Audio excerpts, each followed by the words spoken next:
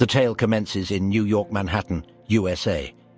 A notification signaling the imminent demotion prevention surfaced.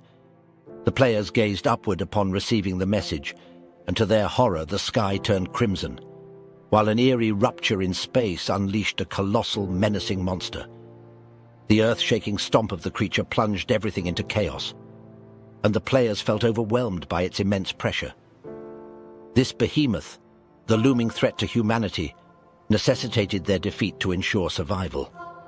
The creature's deafening roar trembled the players, but they knew they couldn't surrender and maintained their formation. Humanity pressed forward against this colossal being, with the fate of the world hanging in the balance. This tragic chain of events traces back to 2010, when BattleNet began as a competition between nations, only to transform in 2022 when the Space League emerged, turning the contest into a battle for survival against space creatures. As losses mounted, only 10 nations survived by 2023. The attacking behemoth was one of these formidable opponents from other representatives.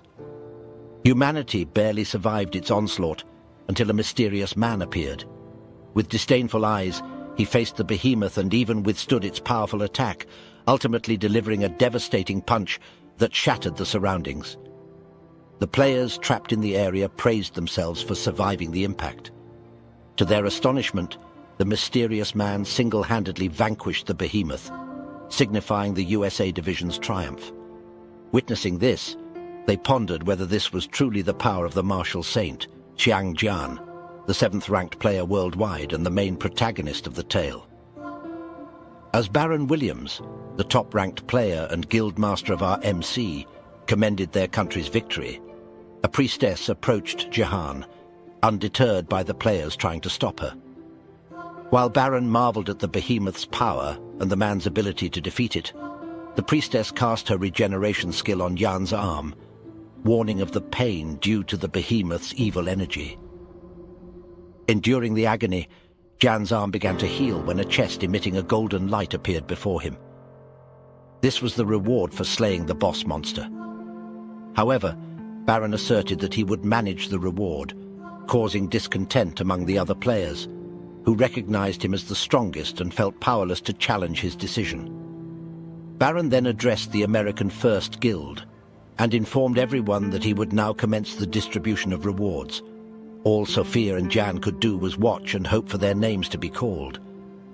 Unfortunately, only the top 5 players received rewards, leaving RMC empty-handed. The priestess tried to protest, pointing out that Jan was the one who defeated the boss, but Baron stood firm on his decision not to give Jahan anything due to his non-American citizenship, despite being naturalized. In a brief flashback, our MC acquired a formidable SSS rank skill called the Nameless Divine Arts. This skill allowed him to climb up to the impressive 7th place in the world ranking. Despite facing various forms of discrimination due to not being American, he remained largely unaffected. However, the burden of surviving alone in the world, as the last Korean and feeling powerless during that time, still haunted him. Jahan then proceeds to heal himself. As the mission results were about to be revealed, a notification appeared, indicating that only 2 out of the 10 countries had survived the Bronze League demotion mission. The USA and China passed, while Russia and other nations failed, including Japan. Humanity's loss in the demotion prevention led to notifications announcing that they would have to face the other species that also failed in this mission, the formidable orcs. Panic swept through humanity upon hearing this news. Sophia urged Baron to include Jin in the final battle, since he was the only one who had previously defeated the orcs. However, Baron's prideful stance led him to insist on proceeding without Jin. Summoning players from each planet, Baron and 4 others prepared for the showdown. Baron and 4 other players stepped onto the stage, greeting their formidable orc opponents. Even in the face of such powerful adversaries, Baron exuded confidence, branding arrogance as he checked his team. A combination of the top 4 players from his guild and 1 highly skilled Chinese ranker. He declared that he would take on the fight alone, convinced they didn't need any additional help. The ranked 1 player, full of determination, emitted a powerful aura and charged towards the orc group. However, in a shocking turn of events, a colossal orc swiftly intervened, accomplishing the seemingly impossible by defeating the top-ranked player. The other rankers, including Baron's companions, were stunned, and those watching the broadcast, including Jan, witnessed the fall of Earth's mightiest player. A notification confirmed Baron's death, plunging humanity into despair as one by one, the players faced the same tragic fate. The orcs' unmatched power proved to be too overwhelming for Earth's best. As the last surviving player, a priestess, struggled to match the orcs' might. The orcs expressed gratitude to humanity for their perceived weakness before delivering their final attack. The game concluded with humanity's loss, resulting in their demotion from the Bronze League. Unfortunately, with no leagues below this one, humanity was deemed worthless and expelled from the Space League, leaving them in a dire and hopeless situation. A dark aura materialized on Earth, rapidly expanding and engulfing everything in its path. Our protagonist found himself helpless against its force, fearing the world's demise. The dark aura transformed into a miniature black hole, devastating the planet within seconds, leaving no one with the power to survive. A notification confirmed humanity's total deletion, except for an anomaly, one lone survivor. Jan, the protagonist, realized his nameless divine arts. A skill of S rank was somehow resisting this fate. However, he remained unaware of the true situation and contemplated if being stronger could save everyone. A series of notifications appeared, indicating a conversation from mysterious beings observing the events. They offered Jan another chance, and he was transported back to the League's earliest entry era. The darkness around him dissipated as he awakened, still dealing with a hangover. Confused, he gradually recognized his surroundings. Jan realized he was back in South Korea in the year 2020. Observing children imitating the Sword King Yoon and hearing people discussing a game, Jan felt a spark of excitement, knowing he had been granted a fresh opportunity. Checking his status, he found himself at level 2, the exact point when he first entered the League. Armed with knowledge from his previous life, Jan was determined to change the future and save humanity. As he looked at a family portrait, he vowed to alter the course of destiny, being the only human who had witnessed the end game, and now returned to rewrite the fate of humanity. In the year 2020, South Korea boasted a formidable position among the world's rankers, with the top 11 players considered the best. Among them, Yoon Se-jin, the Sword King, held the prestigious third place. Renowned as the treasure of Korea and the mightiest warrior globally, his status changed dramatically in July 2020, when he abruptly changed his nationality to become a naturalized Japanese citizen. On the day Jan regressed, the news of Se-jin's decision shook Korea to its core. The repercussions were evident as chaos ensued, and concerns about their standing in the League surfaced. Jaya understood that without the Sword King's support, the country was left vulnerable. Although some held on to hope, the brutal reality of BattleNet, once a mere game turned deadly, took its toll. The BattleNet became a survival of the fittest scenario, where players faced real-life consequences upon death.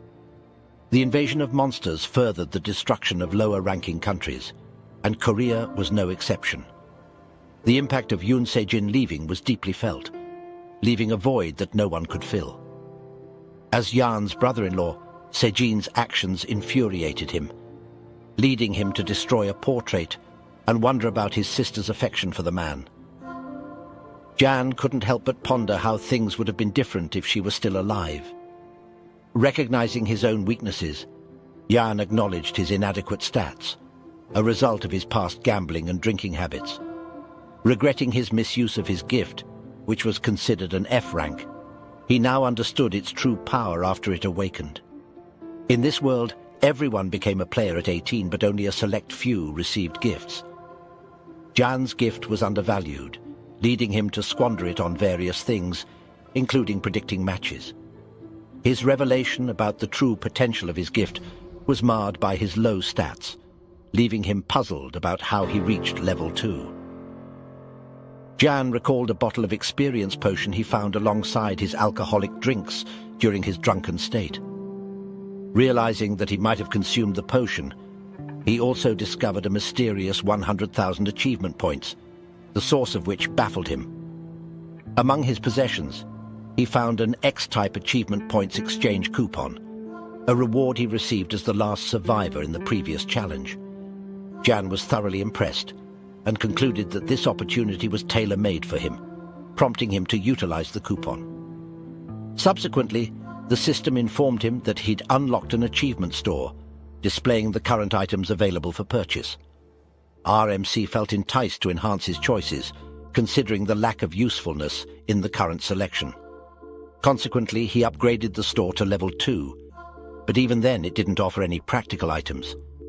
Despite this, he proceeded to elevate it to level 3, but luck wasn't on his side. The upgrades came at a cost, deducting 50,000 points initially, and the subsequent ones were even more expensive. Jan deliberated between gambling or purchasing the available items, but his inherent gambling nature led him to upgrade the store. That decision proved fruitful when he discovered the urgent restoration skill, allowing him to repair faulty items to perfection. The moment he struck the jackpot, excitement washed over him. Jan then accessed the room using his fingerprint, recognized as a family member, which belonged to Yoon Se-jin. He marveled at the advanced technology in the room and used his access to open the inventory of the BattleNet connector. His target was Dongfang Shu's broken brush, an A-rank item. But with the help of the urgent restoration skill, it transformed into a double S-rank item, revealing its link to the martial god. As he held it, the item reacted, and soon after, he received a notification about the tutorial for the Bronze League. Realizing that time was limited, he quickly checked his status window and utilized the brush to combine his basic stats, a process that made him the 7th-ranked player in the world and earned him the title of Martial Saint. He repeated this process to gain the martial power once again, a power that awakened him in the first place. His base stats merged into 1, but the timer was running out. Just as it reached 0, he logged into the BattleNet League, where survival was his primary mission. The Colosseum housed 100 players and monsters, and the game ended when half of them were eliminated. Jan found himself amidst players with higher levels, causing him to panic momentarily. However, checking his status window confirmed that his awakening was complete, granting him a unique stat and 10,000 achievement points.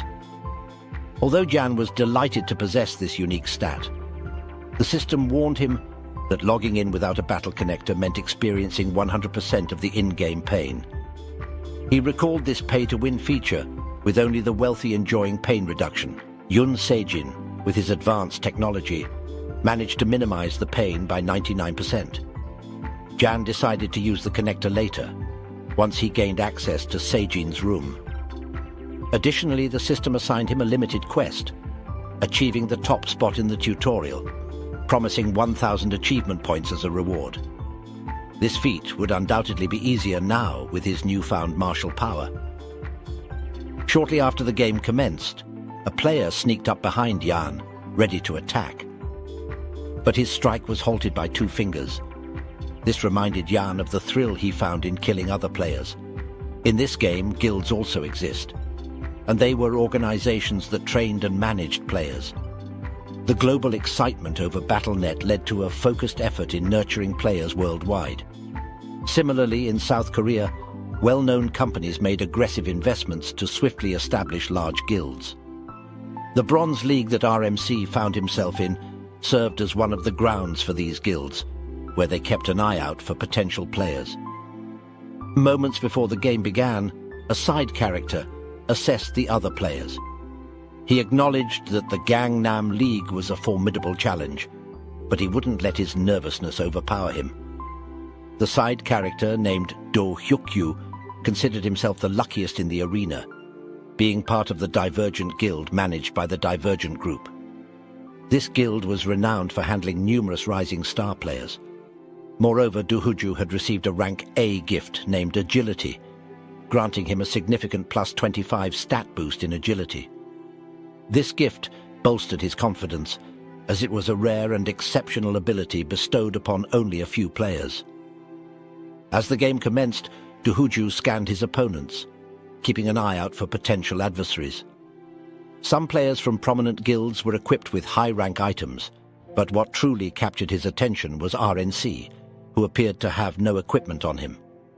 Duhuju couldn't believe what he was witnessing, realizing it was a golden opportunity. He saw Jan as an easy target for a swift kill. Duhuju lunged towards Jan, but to his astonishment, Jan effortlessly intercepted the attack with just 2 fingers. RMC not only matched his speed, but also deftly evaded all of Duhuju's attempts to strike. Jan's nimble movements left Duhuju feeling frustrated and incensed. Despite Duhuju's confidence in the Bronze League, thanks to his gift, he couldn't match Jan's exceptional abilities. Ultimately, RNC vanquished Duhuju with a single swift strike, leaving him swearing vengeance for their next encounter. Jan earned 100 achievement points for securing the first kill in this mission, and as a consequence, his defeated opponent's weapon disappeared. After the intense encounter with Duhuju, Jan assessed his surroundings to locate his next opponent and strengthen his position in the league. He noticed that nobody had ventured towards the monsters, as they yielded fewer points. However, Jan's mindset shifted when a quest materialized, demanding him to vanquish all the orcs. This quest offered a substantial 500 points, far more than what he had gained from the first kill, providing him with the motivation to confront the formidable monsters. Harnessing his martial power to gain an early speed boost, Jan charged towards the orcs. The sight of his rapid movement sent the orcs into a state of panic. Despite the orcs hurling 2 axes at him, Jan effortlessly caught them and demonstrated the proper way to wield those weapons. With his formidable strikes, he triumphed over the orcs one by one. Jan strategically positioned himself in the heart of the orcs, granting him the perfect vantage point to dispatch them with greater speed and efficiency. Upon witnessing Jan's impressive skills, all the orcs attempted to attack him, but Jahan's knowledge of their attack patterns allowed him to easily deflect each attempt. In addition, he skillfully reduced their numbers.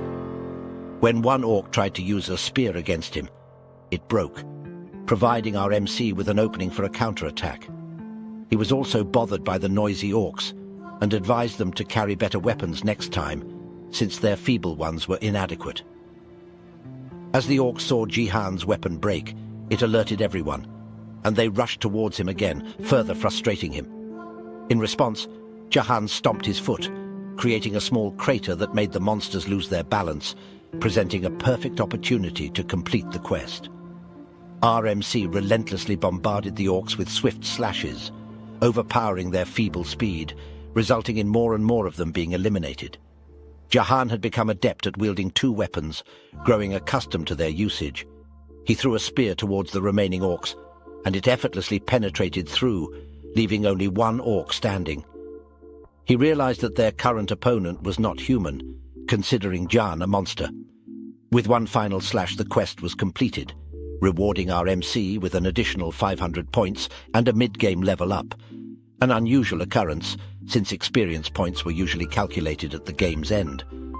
Without questioning the anomaly, Jahan checked his status window to find a stat to allocate his points to, and he noticed the martial power stat, a combination of strength, agility and stamina that doubled the effect of the basic stats. Reaching 30 stat points in martial power would grant him access to the nameless divine arts again. He decided to invest his points in martial power, though he found it confusing how it could be increased so easily now. In the past, becoming a well-rounded warrior with battle experience and training was required to raise this stat. Nonetheless, he welcomed the progress. However, his thoughts were interrupted when an archer launched an arrow at him. Jahan effortlessly dodged it, and he noticed that the arrow came from 2 players, who seemed impressed by his evasion. The duo then decided to swiftly finish the battle. Jan suspected they may have teamed up, though the game allowed for player-formed teams in this PvP-style map. Moreover, they belonged to the prestigious Turtle Guild, one of the top 10 guilds in Korea. The game system notified all players that only 60 players remained, signaling the game's imminent end. Jan realized that if he could dodge their attacks, he had a good chance of surviving. However, he observed that the two players were disregarding him, with the warrior even trying to riz up the archer. Consulting the scoreboard, Jan saw that he currently had 6 kills and maintained the top spot, but he wanted to ensure he secured that position. An idea struck Jan when the archer attempted to reload her bow while mocking him, but he swiftly struck her down. The warrior was left alone, filled with fear and anger after witnessing the ease with which Jan defeated his crush. Jan approached the warrior, and despite the warrior's boast about his durable equipment, Jan repeatedly struck the same spot, eventually destroying the armor.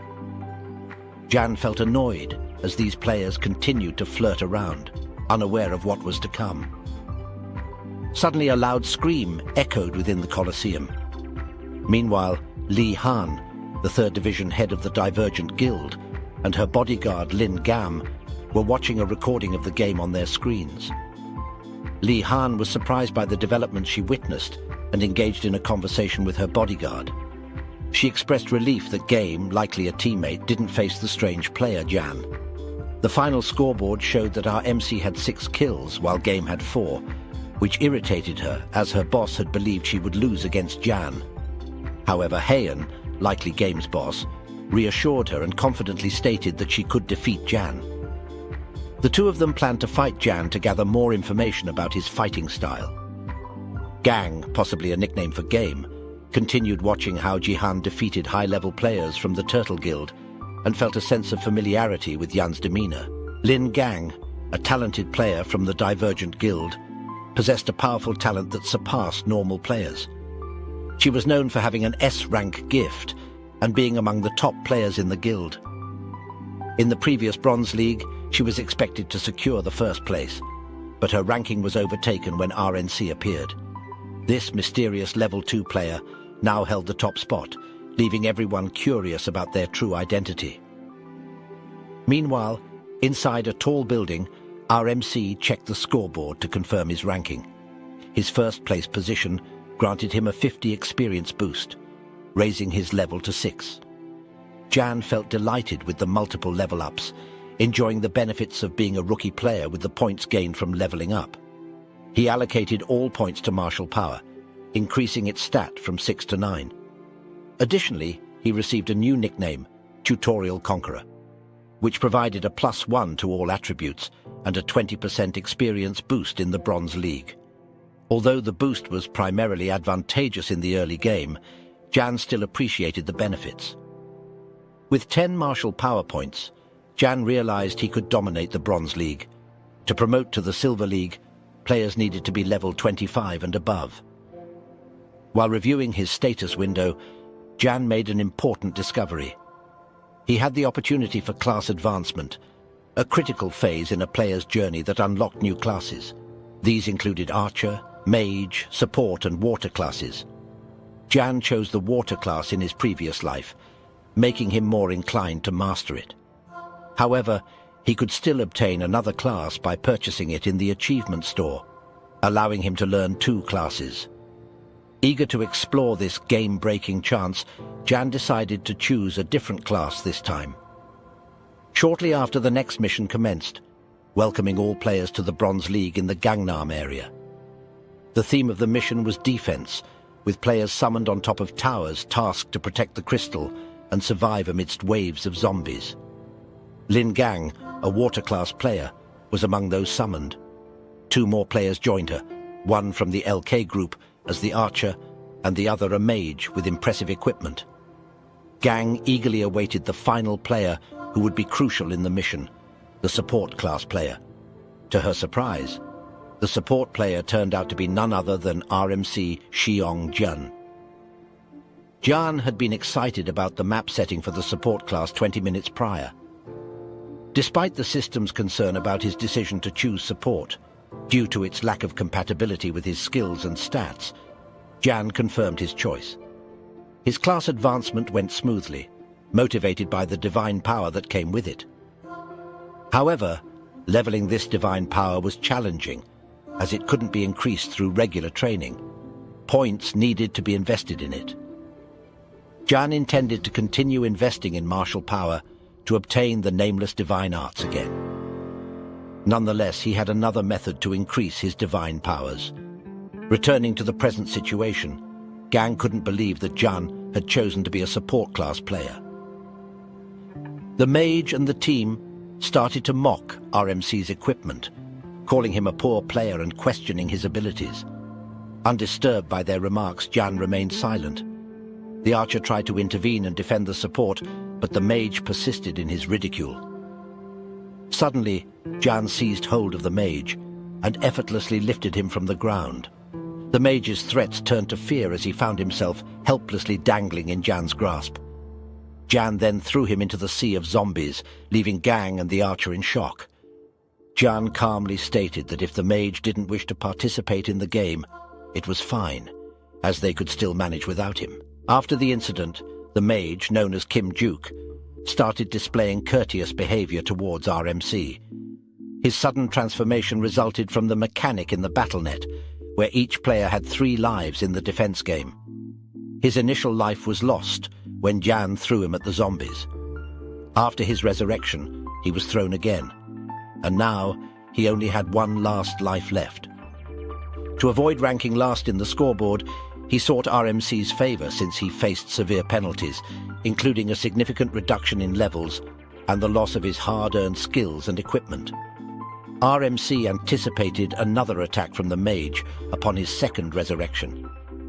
Jan praised the mage's fire magic, which led to a change in his mood, believing he could be crucial in repelling the zombies. With increased confidence, he boasted about his level 15 status. Gang continued to observe, and that's when she recognized the mage, Duke, as someone who used to belong to a top guild. He was once respected, but his reputation declined due to overconfidence and repeated mistakes. Both Gang and the archer considered Duke to be hopeless. While Jan was willing to cooperate with him for the mission's sake, Duke went too far, demanding an apology from Jan. The archer believed that reconciling would be natural for the team, but that wasn't the case. Duke ticked something, prompting Jan to grab him once again. RNC was impressed by Duke's persistence in seeking an apology. However, it was too late, and Duke was thrown upwards again. Jan, holding a bat, refused to apologize, fearing it might appear as if he started the fight.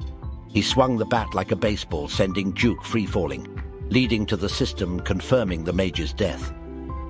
Gang and the archer were speechless while dealing with their own tasks, and the zombies began to climb up. Players in other towers had an easier time, as their mage could cast fireballs on the zombies. The archer realized their need for a skilled mage and nagged Jahan about how things could have ended better if their MC had asserted his ego. However, Jahan wasn't listening, as he focused on an interesting quest he found in his status window along with a linked quest. Despite the challenging time limit, Jian was determined to achieve the 3,000 achievement points by scoring the highest among the towers and killing 1,000 zombies on his own. He acknowledged the difficulty of the task, but didn't want to miss out on the rewards. While Jian pondered how to tackle the quest, Gang remained astonished by his actions, thinking he might be a troll player due to his behavior. She couldn't believe he chose the support class, despite his impressive specs, and questioned about the divergent guild's decision to recruit him. On the other hand, the archer grew frustrated with Jian's continuous disregard for him and asked RNC to fight the zombies alone. This inspired Jian, who felt thrilled and believed he could complete the quest during the mission. Gang offered to be the frontline fighter, allowing the others to stay behind, but Jian surprised her by insisting on taking the front and assigning Gang to protect the archer.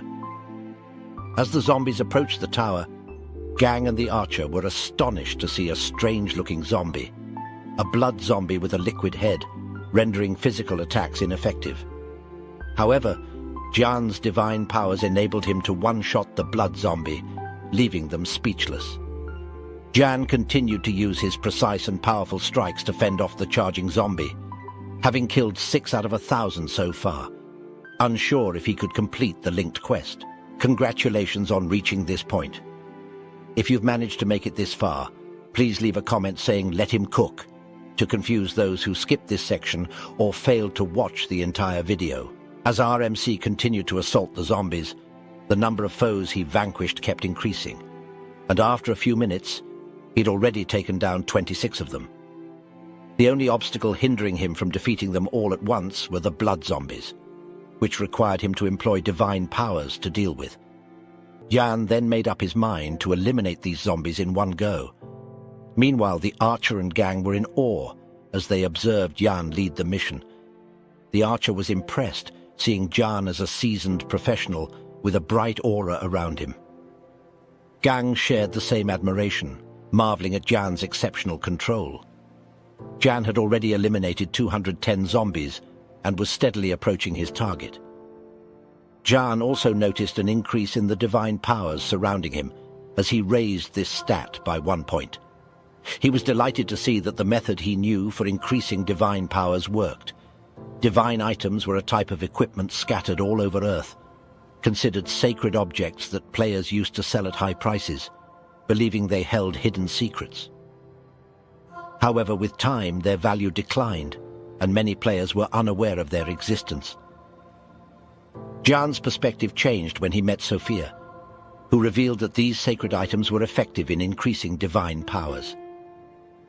Sophia, who became one of the saints, would hold a divine item and pray for an extended period, significantly boosting her divine power stat. Some items required different methods, but they were still effective. Jan was amazed at how easy it was to increase this stat. Sophia managed to buy many of these items at low prices, since they were unwanted by others. However, she informed Jan that someone else knew about this method too. RMC discovered that this person was none other than his sister, Chiang Jaya, considered the best support player in South Korea, and who fought alongside the Sword King before they both tragically passed away in the past. Among the divine objects she left behind was a steel pole that didn't have much divine power but was still useful. Jan used it as his main weapon in this map, smashing skulls and absorbing its divine power. Gang couldn't help but be amazed by the skill and control displayed by this support player. The archer then informed Gang about a nearby tower that had failed the mission. As they watched the other player struggle, the archer was unaware that a zombie was approaching him. However, Gang's swordsmanship skills saved him from danger. Jan turned his head toward Gang, recognizing her as the Plum Blossom Sword, a name he remembered from his past life. She was the interim Sword King but met a tragic end, being killed by the original Sword King Yoon Sejin. While RMC was reminiscing about this information, Gang approached him and asked if she could also participate in defeating the zombies. She believed that it would be easier for them to reach the top spot with this approach. Jan checked their current rank, finding they were in 5th place with 398 kills, with 397 of them done by RMC. With only 1 hour and 28 minutes remaining, RMC knew they had limited time. He was confident that Gang could handle it without his assistance, and since he was also aiming for the top spot, he agreed to let her join. He then plunged into the sea of zombies, leaving the defense to Gang. This decision surprised them both, but RMC had a plan in mind. He intended to gather all the enemies and eliminate them in one powerful strike. After some time, the archer was astonished to see that they were the sole survivors of the mission, securing the top spot. Jahan felt relieved for completing the limited quest event, but he couldn't complete the linked quest, only managing to defeat 560 zombies, officially ending the game.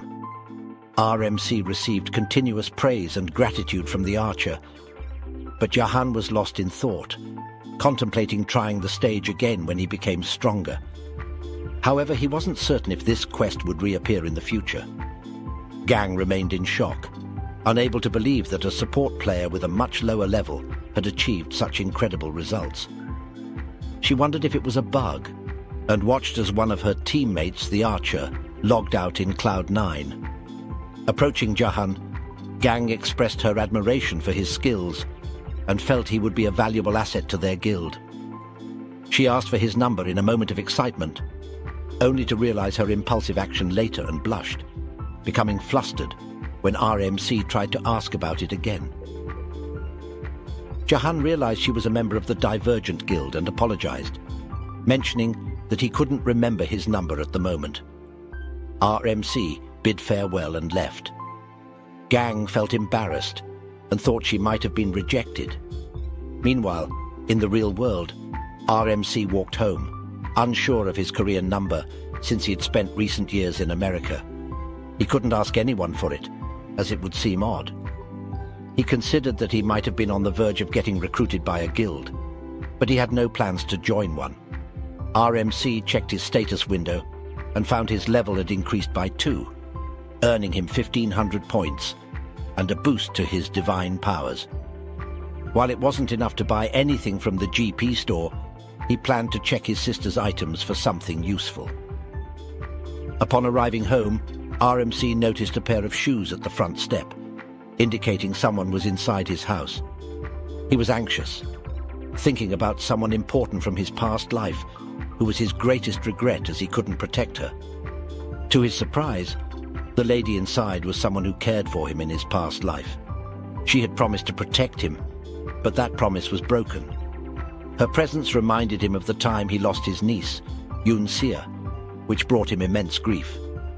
However, seeing her alive and well in the present filled him with joy and nostalgia for her sweet smile. She turned 18 this year and was the daughter of the Sword King and Jahan's sister. Jahan asked if the group living in Jeju had already disbanded.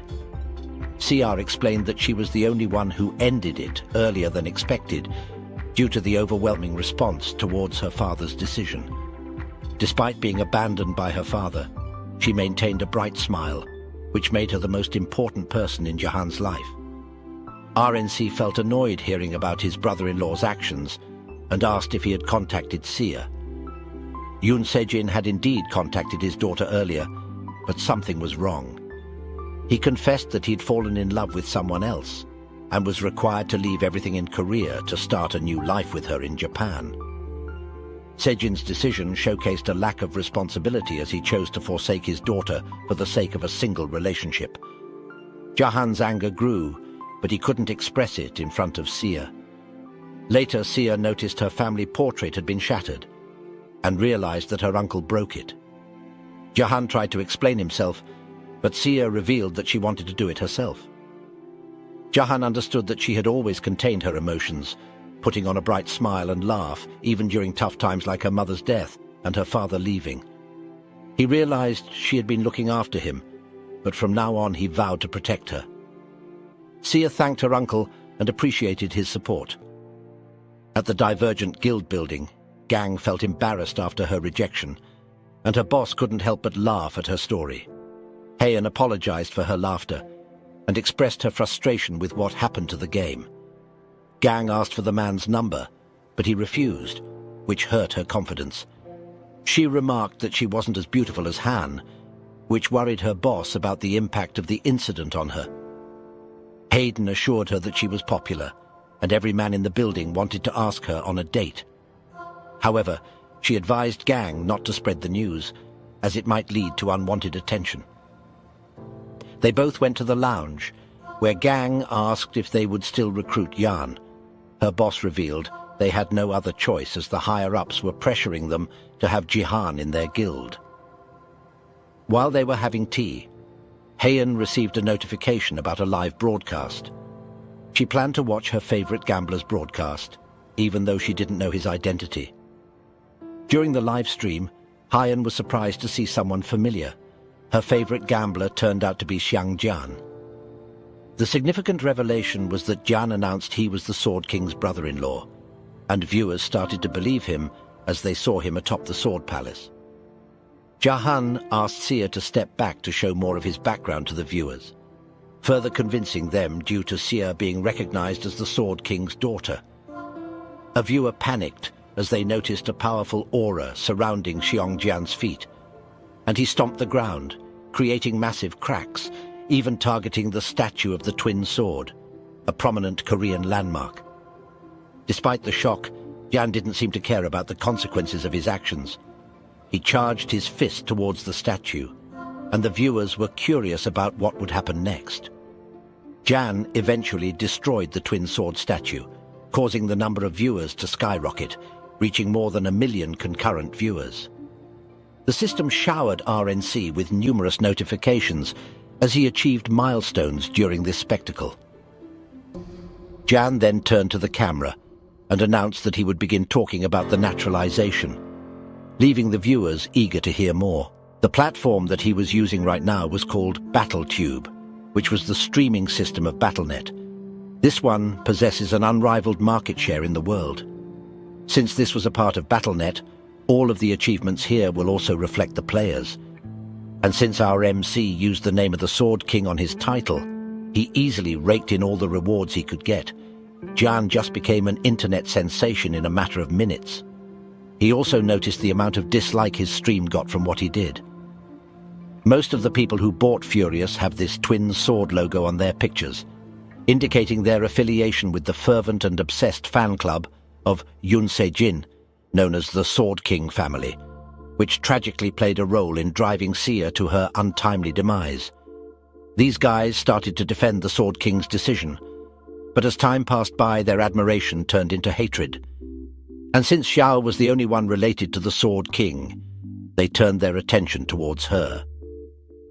Consequently, this sequence of events culminated in the tragic passing of SIA. RMC seethed with anger as he recollected the past, but his current mission was to alter the future and garner attention, whether positive or negative. Jan addressed the viewers, declaring that Yoon Se-jin wouldn't return. With a solemn expression, he presented a recording revealing that the Sword King had abandoned his daughter for another woman. The revelation stunned the nation, leaving Heian, Gang, and the chat window in silence. After playing the recording, Jan checked his niece's expression, and Sia smiled, relieved that the whole country now knew the reason behind their abandonment. She then introduced herself as the Sword King's daughter and announced her decision to donate the Sword Palace to the government of Korea, refusing the inheritance from someone who deserted his country and family. The building would be repurposed to nurture players in the country. 30 minutes prior, Sia was taken aback by the suggestion of donating the house.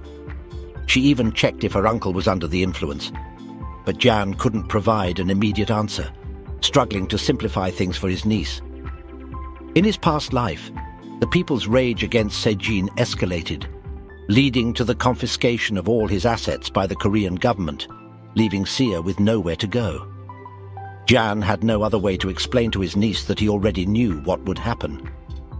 Fortunately, CR unexpectedly agreed, confusing RNC as the suggestion seemed nonsensical. However, the lady revealed her trust in her uncle's decision, impressed by this side of him she hadn't seen in a long time. Xiang Jan was amazed at how much his niece had grown. Meanwhile, members of the Sword King family persisted in warning Saya about Jen, aiming to shield her from further harm. As for the final act, our ANC took over the camera, discussing Se-jin spontaneously, even though it wasn't part of the script. The statement that the Sword King was a has-been caught everyone's attention, indicating Se-jin's loss of importance in the country. RNC personally addressed Se-jin, mentioning his move to Japan due to his struggles in Korea, leaving viewers dumbfounded. RNC advised the Sword King to remain in Japan, as he would eventually be the one to defeat him, sparking excitement about Korea versus Japan matchups. When the stream ended at sunset, Sia questioned if her uncle needed to go to such lengths, causing an uproar in both Korea and Japan. This development made her feel that her uncle had truly changed, appearing like a different person now.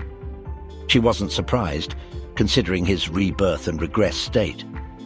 During their conversation, the doorbell rang, leading to Sia's panic, thinking people were coming after her uncle. But this guy knew that this was not the case.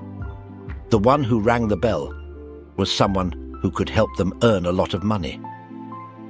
Meanwhile, in Tokyo, Japan, Yoon Se-jin was in a room hearing news about Japan and Korea. Shizuru, his new lover, woke up beside him.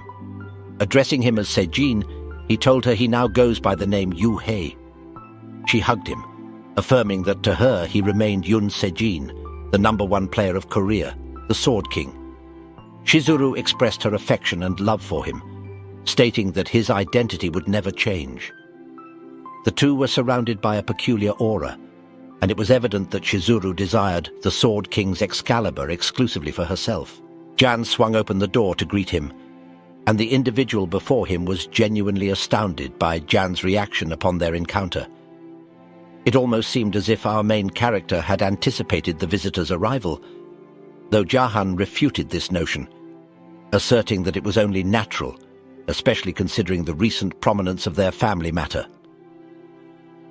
The visitor in question held the position of department manager at the South Korean BattleNet branch, identified by the name Park Yun-sik.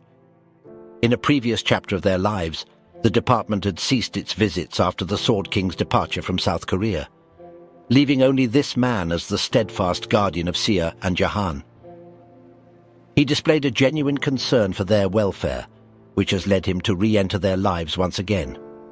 Sia extended a warm and inviting welcome to Yun-sik, her gestures imbued with sincerity. As this newcomer crossed the threshold of their home, Jan's lips curled into a smile, recognizing that the stage had been meticulously prepared for the forthcoming events. Simultaneously, he harbored a desire to gather all that he needed for the upcoming journey. Their discourse commenced, centering around the enigmatic figure known as the Sword King. Manager Yun-sik relayed to Jahan that the government had already conceded that Sejin would not return after his live stream. However, this admission was intended to remain undisclosed to the general public. Furthermore, Manager Yun-sik voiced concern about the impending clash between South Korea and Japan. The RNC, Resonance Network Control, was already privy to these developments, prompting Yun-sik to concisely convey his message. Jahan was also aware of the government's desire for the two of them to reassume possession of the Sword Palace. They were advised to withhold their donation until the Sword King's situation had reached resolution. The enigmatic figure now pondered how Jahan seemed to possess a prescient understanding of his purpose. He marveled at the transformation of our main character, who had previously been known for indulging in alcohol and gambling. Manager Yun-sik then divulged that the government's relinquishment of the Sword King's return wasn't a definitive abandonment. Instead, he proposed a different approach, opting for a contract-based agreement rather than a donation.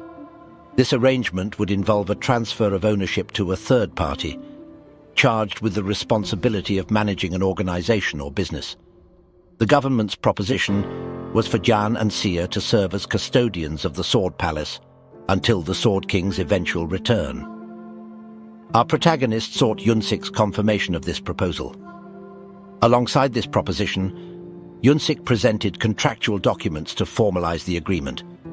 Beyond these formalities, he held a genuine concern for our protagonist's well-being, suggesting that they take up residence at the Sword Palace. He meticulously detailed the clauses within the contracts, underscoring their mutual benefit. Our protagonist was duly impressed, recognizing the substantial efforts put forth by the government this time. Although they had been willing to relinquish the Sword Palace immediately, this setup ultimately better suited their circumstances. In a display of concurrence, Jan voiced his agreement with all the terms, yet he apprised Manager Yun-sik of one final requirement. Sia found herself bewildered, unaware of her uncle's impending revelation. Simultaneously, a notification sprang to life, announcing that a player by the moniker of Golden Light had commenced a live stream. Those who had arrived early to the chat were abuzz with excitement upon witnessing this spectacle. The reason for their delight was evident, as this player was perched atop the head of the Colosseum statue, an audacious feat that amused the audience. The player in question was none other than Golden Light, who greeted his viewers with a radiant smile and a captivating aura. He announced that the day's stream would unfold within the blood and dusty Colosseum. Making a grand entrance, he strolled into the arena, reintroducing himself as the streamer Golden Light. A viewer even made a generous donation of 100 GP, urging the streamer to impart valuable lessons to the bronze-level players. This gesture evoked a gasp from Golden Light. However, the players surrounding him reacted with disdain, having long recognized his infamous persona. This player was widely known for his handsome appearance and cheerful demeanor, but his most distinct characteristic was his penchant for trolling. Despite being originally classified as a Gold League player, he deliberately demoted himself to the Bronze League to target less experienced players. He referred to this strategy as deep-sea traveling, an approach that demonstrated his indifference to the game itself as long as he derived amusement. Golden Light had earned a reputation as the epitome of trolling. Despite his stats and equipment still being on par with Gold League players, he effortlessly dominated the Bronze League competitors. Consequently, he had become synonymous with recklessness. After a while, he decided to shift the mood of his stream, revealing his intention to search for his first in-game residence. While undertaking this task, his attention was snagged by the sight of Xiang Jihan. Our main character stood there in sweatpants, clutching a peculiar weapon. Addressing him directly, Golden Light perceived an opportunity to incorporate Jan into his content for the day. Swiftly approaching him, he inquired about the Sword King, hoping to glean information. Meanwhile, the RNC found Golden Light's constant chatter irksome, deeming the streamer quite noisy. Observing this stream also sparked an idea in Jehan's mind, prompting him to open his status window. Golden Light humorously informed his audience that he was being brushed aside by Jan, yet our MC remained engrossed in his own activities. Jan's own live stream had commenced, causing viewers to divert their attention from Golden Light's stream to his. This turn of events set off panic within Golden Light, who believed he had inadvertently granted Jan free publicity. He desperately needed viewers to focus on his own content rather than Jan's. However, his concern was momentarily overshadowed by a new notification that captured his focus. A mission had been assigned to him to eliminate Jan within the Game League, ensuring he ended up in last place. The reward was a staggering 2,000 GP, a sum equivalent to 2 million won. Golden Light soon noticed the icons associated with the Sword family, recognizing them as the orchestrators of this mission. More and more members of the Sword family joined his stream, collectively increasing the bounty reward. While Golden Light was aware of the Sword family's grievances with RMC, the extent of their vendetta surprised him. The bounty reward continued to escalate, sparking trepidation within Golden Light as the GP tally steadily climbed. Eventually, the bounty reached a remarkable 31,978 GP. Suppressing his excitement, he yearned for it to reach the coveted 50,000 GP mark. However, his anticipation was abruptly cut short as the system announced the initiation of the game. The final bounty settled at 42,713 GP. In a sudden outburst among the Colosseum's participants, Golden Light voiced his frustration, his disappointment evident as he desired the reward to hit 50,000 GP. One member of the Sword family pledged to donate an additional 10,000 GP should Golden Light succeed in his mission. This promise fueled his determination, prompting a swift change in his demeanor. With renewed determination, Golden Light began channeling his skill. A radiant glow enveloped his form as he prepared to engage Jan. His chosen move, Charge, enabled him to dash forward at remarkable speed. Closing the distance rapidly, he grinned with anticipation, convinced that he was on the brink of securing easy money. However, his assault was thwarted as Jan expertly countered, the impact of their exchange evident. Golden Light found himself bewildered by the pain in his hand, realizing that Jan had wielded a mere cooking set club, a D-grade item. Jan had expended all his resources to deflect an attack from a Gold League player, and in response, he readied himself to unleash his own prowess, preparing to employ his sword. In a matter of moments, Golden Light found himself subjected to a barrage of hundreds of slashes, the assault intensified by his mid-air position. His screams of agony reverberated through the arena, leaving viewers in Jan's stream in awe. They bore witness to Jan executing a move known as Sword Kai, an impressive feat for a Bronze League player. RNC was awarded for achieving the first kill in the match, intriguing observers who hadn't anticipated his role as a support class. Jan's weapon of choice, a kitchen knife, now served as his sword. Having triumphed over a Gold League player, Jan's expression seemed to reflect his realization that he hadn't engaged in cooking for a while. A familiar voice echoed through the Colosseum. I fell into the pitch of darkness of death. I couldn't see anything, and it felt like all of my light disappeared. However, the deeper the darkness, the brighter the light. It was the voice of Golden Light. Now revived, he returned puzzled those unaware of the game mechanics, leading to speculation about cheating or system hacking.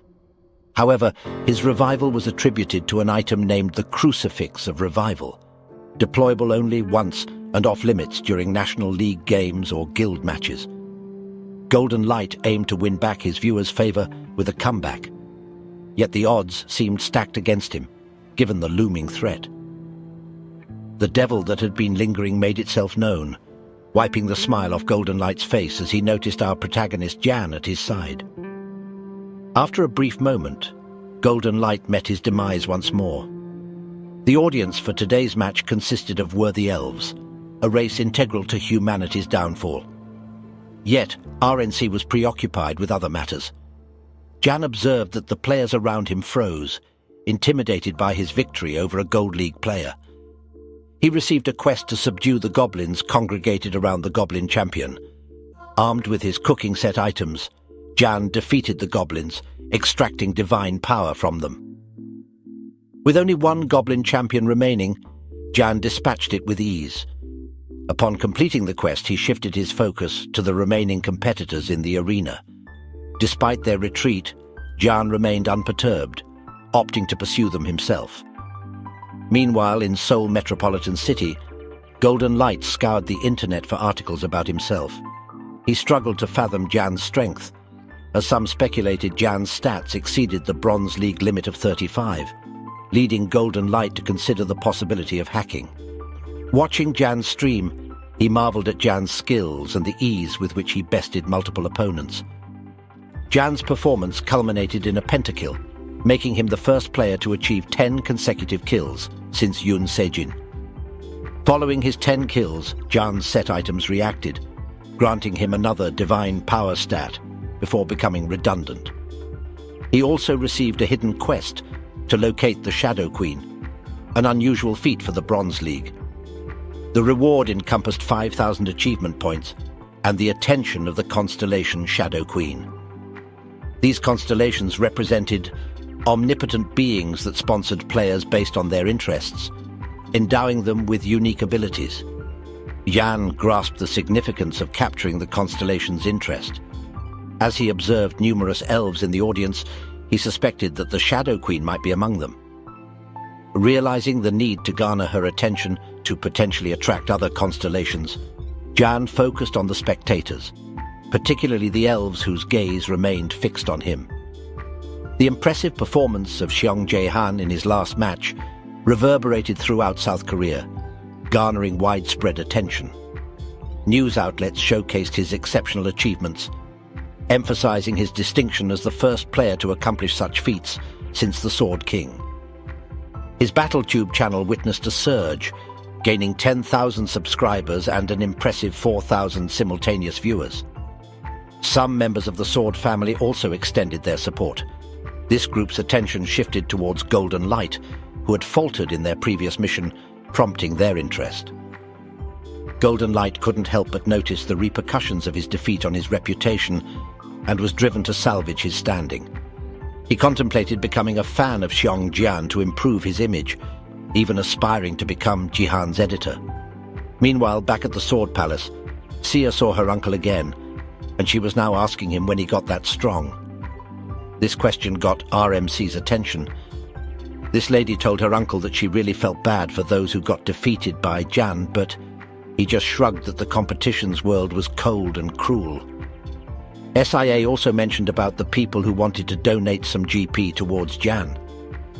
This guy forgot to set this feature beforehand. She also mentioned it to her uncle that he should also set a minimum donation for his stream.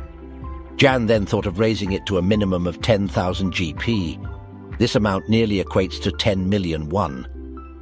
Sia was shocked, as this amount was just too much. But along with this thought, Jan was still thinking about the epic quest he got. He really needs to find the Shadow Queen, and based on his last battle, he still had no idea how to locate her. His brainstorming was then cut off by Sia. She asked her uncle if he needed some help for something. This lady knew the face of her uncle, and things weren't going his way. Jan smiled as he remembered her sister. She also used to have this trait, but since his niece has offered help, he gladly accepted it. RMC then started to explain the epic quest to Sia. He told her that he needed to find some clue about this Shadow Queen, and the only thing he knew was this person was among the audience. Sia was really determined to help her uncle, and she had this bright aura around her. Following this interaction, Jan retreated to his room to consider involving his niece in his quest further. As he contemplated the idea, he experienced a mix of pride and uncertainty. With a renewed focus, RMC tackled more pressing matters.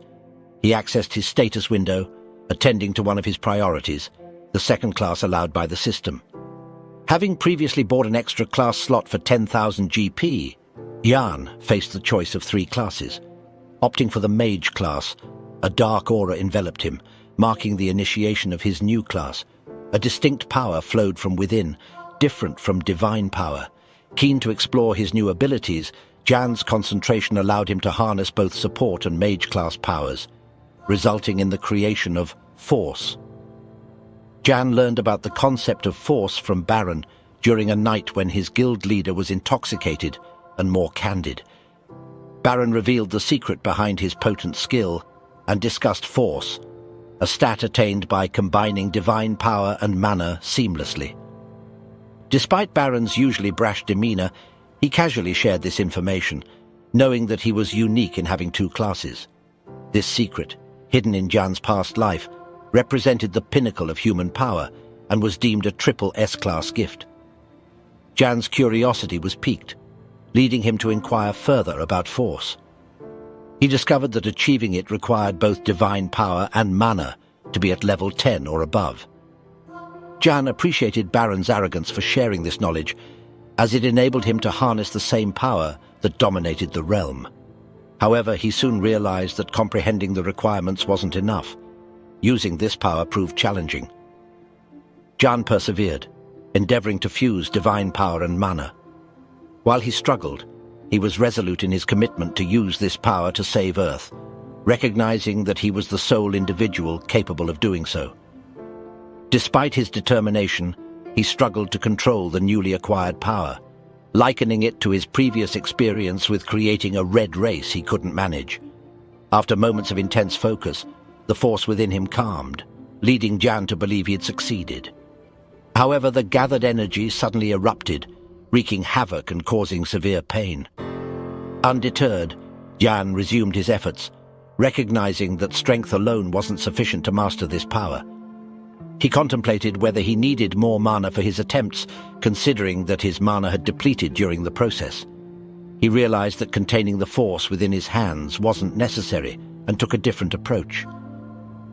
Closing his eyes, Jan envisioned the interaction between divine power and mana. He decided to concentrate the power within his body, fusing mana from his central denshin with divine power from his lower denshin. This fusion aimed to eliminate any leaks in the process. Despite his efforts, an attempt to further compress the force ended in failure, resulting in pain. The system intervened, issuing a red notification signifying danger. Jan had unintentionally combined 3 tensions, surpassing his limits and putting his life at risk. This endeavor underscored the hazards of pushing his boundaries. Sia, meanwhile, sensed something amiss while in her room, prompting immediate concern for her uncle. In each individual's physical form, a convergence of the 3 dimensions occurred. In the case of RMC, he endeavored to amalgamate his divine abilities with mana. Yet he also subconsciously harnessed his martial prowess to encompass and compact these 2 energies. Venturing to unite these powers, was already deemed exceedingly perilous due to the stringent nature of each kai with their distinct essences. The prerequisite for this undertaking was that the player must possess a minimum of 100 points across all their attributes. Such an endeavor was fraught with the potential for loss of life. The current predicament Jae-han faced mirrored this. The energies within him were reacting, engendering chaos. Sia was alerted by the resounding screams emanating from her uncle's chamber. She promptly hastened towards it, fearing for his safety. Upon flinging the door open, she cried out her uncle's name, only to be rendered speechless by the sight before her. Moments later, Sia arrived with a towel wrapped around ice cubes. As it turned out, RNC survived the mishap, attributing it to a severe headache. He persevered in concealing his plight from his niece, aiming not to unduly distress her. Sia tendered her apologies for her outburst, erasing the tears from her eyes. She elucidated that her fright arose from the prospect of harm befalling him. Jan then recognized his insensitivity, having neglected to consider his niece's emotions. Sia's tears abated as she inquired of Jan's improved condition. RNC reassured her of his well-being, expressing remorse for having caused her concern. Sia was taken aback by his words, subsequently transitioning the atmosphere with a gentle blow to her uncle. This gesture symbolized their mutual intent to move forward. Bid farewell by Sia, RMC mused that he should endeavor to not reveal his vulnerabilities to her in the future. Revisiting his earlier attempt, the system verified his failure, attributed to a deficiency in experience and level. Yet, a measure of solace was derived from this outcome, for he now possessed the ability to wield the Force. His triumph lay in merging divine power and mana, his sole shortfall being the fusion of the three forces. This setback conferred a deeper comprehension of these unique attributes, fostering a tenuous link between the three. RNC was flabbergasted as he scrutinized the present level of his Force attribute, commencing at the same value as his martial prowess, namely 12 attributes. The system apprised him that this tenuous connection between the three attributes enabled them to interact, exchanging their potential values. Jan was stupefied, grasping the enormity of this development. Elevating one unique attribute would concomitantly augment the other. As a result of his experiment, both his unique attributes stood at 14 attributes. RNC pondered this boon akin to discovering a cheat code within a game, yet resolved not to dwell on it, recognizing his current underleveled state. He ventured that miscalculation might culminate in his demise. Jan proceeded to employ a basic mage skill, conjuring a fireball that manifested as a modest flame. The system divulged that this diminutive fire was a byproduct of his depleted mana reserves. The subsequent day, RNC roused in response to the sun's rays filtering through the curtains. A system notification proclaimed his acquisition of 10 divine powers, simultaneous with the realization that he could no longer garner divine power from holy items of D rank and below. The holy items he had placed beside him the previous night had turned obsolete. Jan experienced regret for his investment in these items using his accrued points. Venturing outside, he assessed his niece's condition, discovering that she had persevered through the night, while engrossed in the task he had assigned. This attested to the daunting nature of uncovering clues about the Shadow Queen, yet Sia's diligence yielded positive results. She showcased a video from another streamer that focused on the Colosseum audience, with an emphasis on other species present. Jan's irritation mounted as he discerned that a player exploited their gift to record other species, yet Sia's discourse captivated his attention. The video spotlighted the royal elves, two figures resembling high-ranking elves, with a dark elf standing out notably. Jan surmised that this would be a perfect disguise if the Shadow Queen intended to conceal her identity. RNC commended Sia for her commendable efforts, though beneath the surface he harbored skepticism about the simplicity of deducing the Shadow Queen's identity. Sia pledged to continue her search, delving into videos from international streamers, even undertaking the task of editing and compiling them for Jan's perusal. This revelation unveiled Sia's hidden talent for video editing, the same skill she employed in editing her father's match videos. The thought evoked recollections of Yoon Se-jin for both RMC and Sia. Gazing upon their portrait, a realization dawned upon Jan. He contemplated whether Se-jin truly possessed the qualities to forsake his daughter for another woman. 2 days prior, this introspective moment coincided with a visit from manager Unsek to their abode. The manager unveiled Shizuru's identity, disclosing her as Ito Shizuru, endowed with a triple S gift termed a woman of matchless beauty. This ability bestowed upon her the power to induce adoration from the entirety of a single nation. Both Jan and Sia were flabbergasted by this revelation. Jan entertained the notion that Shizuru could have manipulated her gift to ensnare Se-jin's affections, rendering him infatuated. This guarded secret was vigilantly shielded by the South Korean government, explaining their unwillingness to relinquish the Sword King. Manager Unsek cautioned Jan, underscoring that Shizuru's influence was not limited to Se-jin. Other rising players had altered their nationalities to Japan after encountering her, and with Jaehan attracting attention, he could very well be her next target. Post-meeting, RNC scoured the internet for information about Shizuru to no avail, highlighting Japan's thorough concealment of her identity.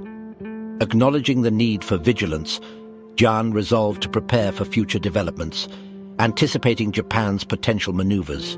His foresight proved accurate, as the Neo Self-Defense Force of Japan arrived in South Korea. On the following day, Sia appeared resplendent in her elegant dress, prompting her uncle to hasten their departure as they risked being late. RMC, dressed in a suit, reassured Sia and declared their readiness to leave. Anticipation filled the air as important guests awaited their presence. Within the elevator, Jan noticed Chion's preoccupied state, her nerves evident. He offered a soothing reminder that there was no cause for concern and encouraged her to relax. This marked their first official public appearance since the Sword King's predicament. Jan urged her to summon the same confidence and boldness she exhibited during their last stream. His words proved effective in quelling her anxiety.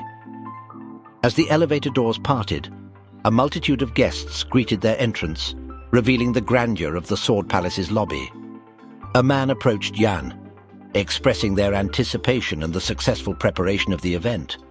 RMC expressed gratitude to this individual, recognizing his meticulous management. This man was none other than manager Yunchik, orchestrating every aspect of the event. Jan acknowledged that he had sought a favor from Yunchik, requesting South Korea's government to host an auction for the former Sword King, Yoon Se-jin's possessions.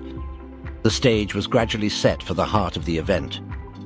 Jan's intention all along had been to lure Japan's forces to the event, tempting them into purchasing Se-jin's items.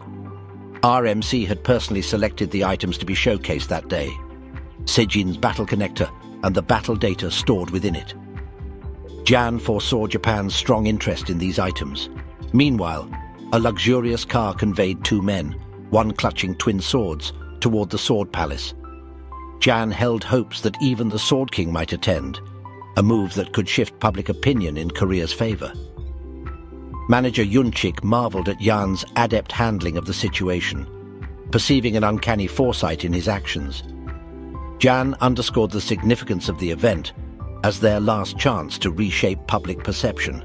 He implored the reporters to observe Japan's table closely. Amidst their strategic planning, a group of people began shouting Sia's name. Sia turned to find her aunts and uncles attempting to gain entry.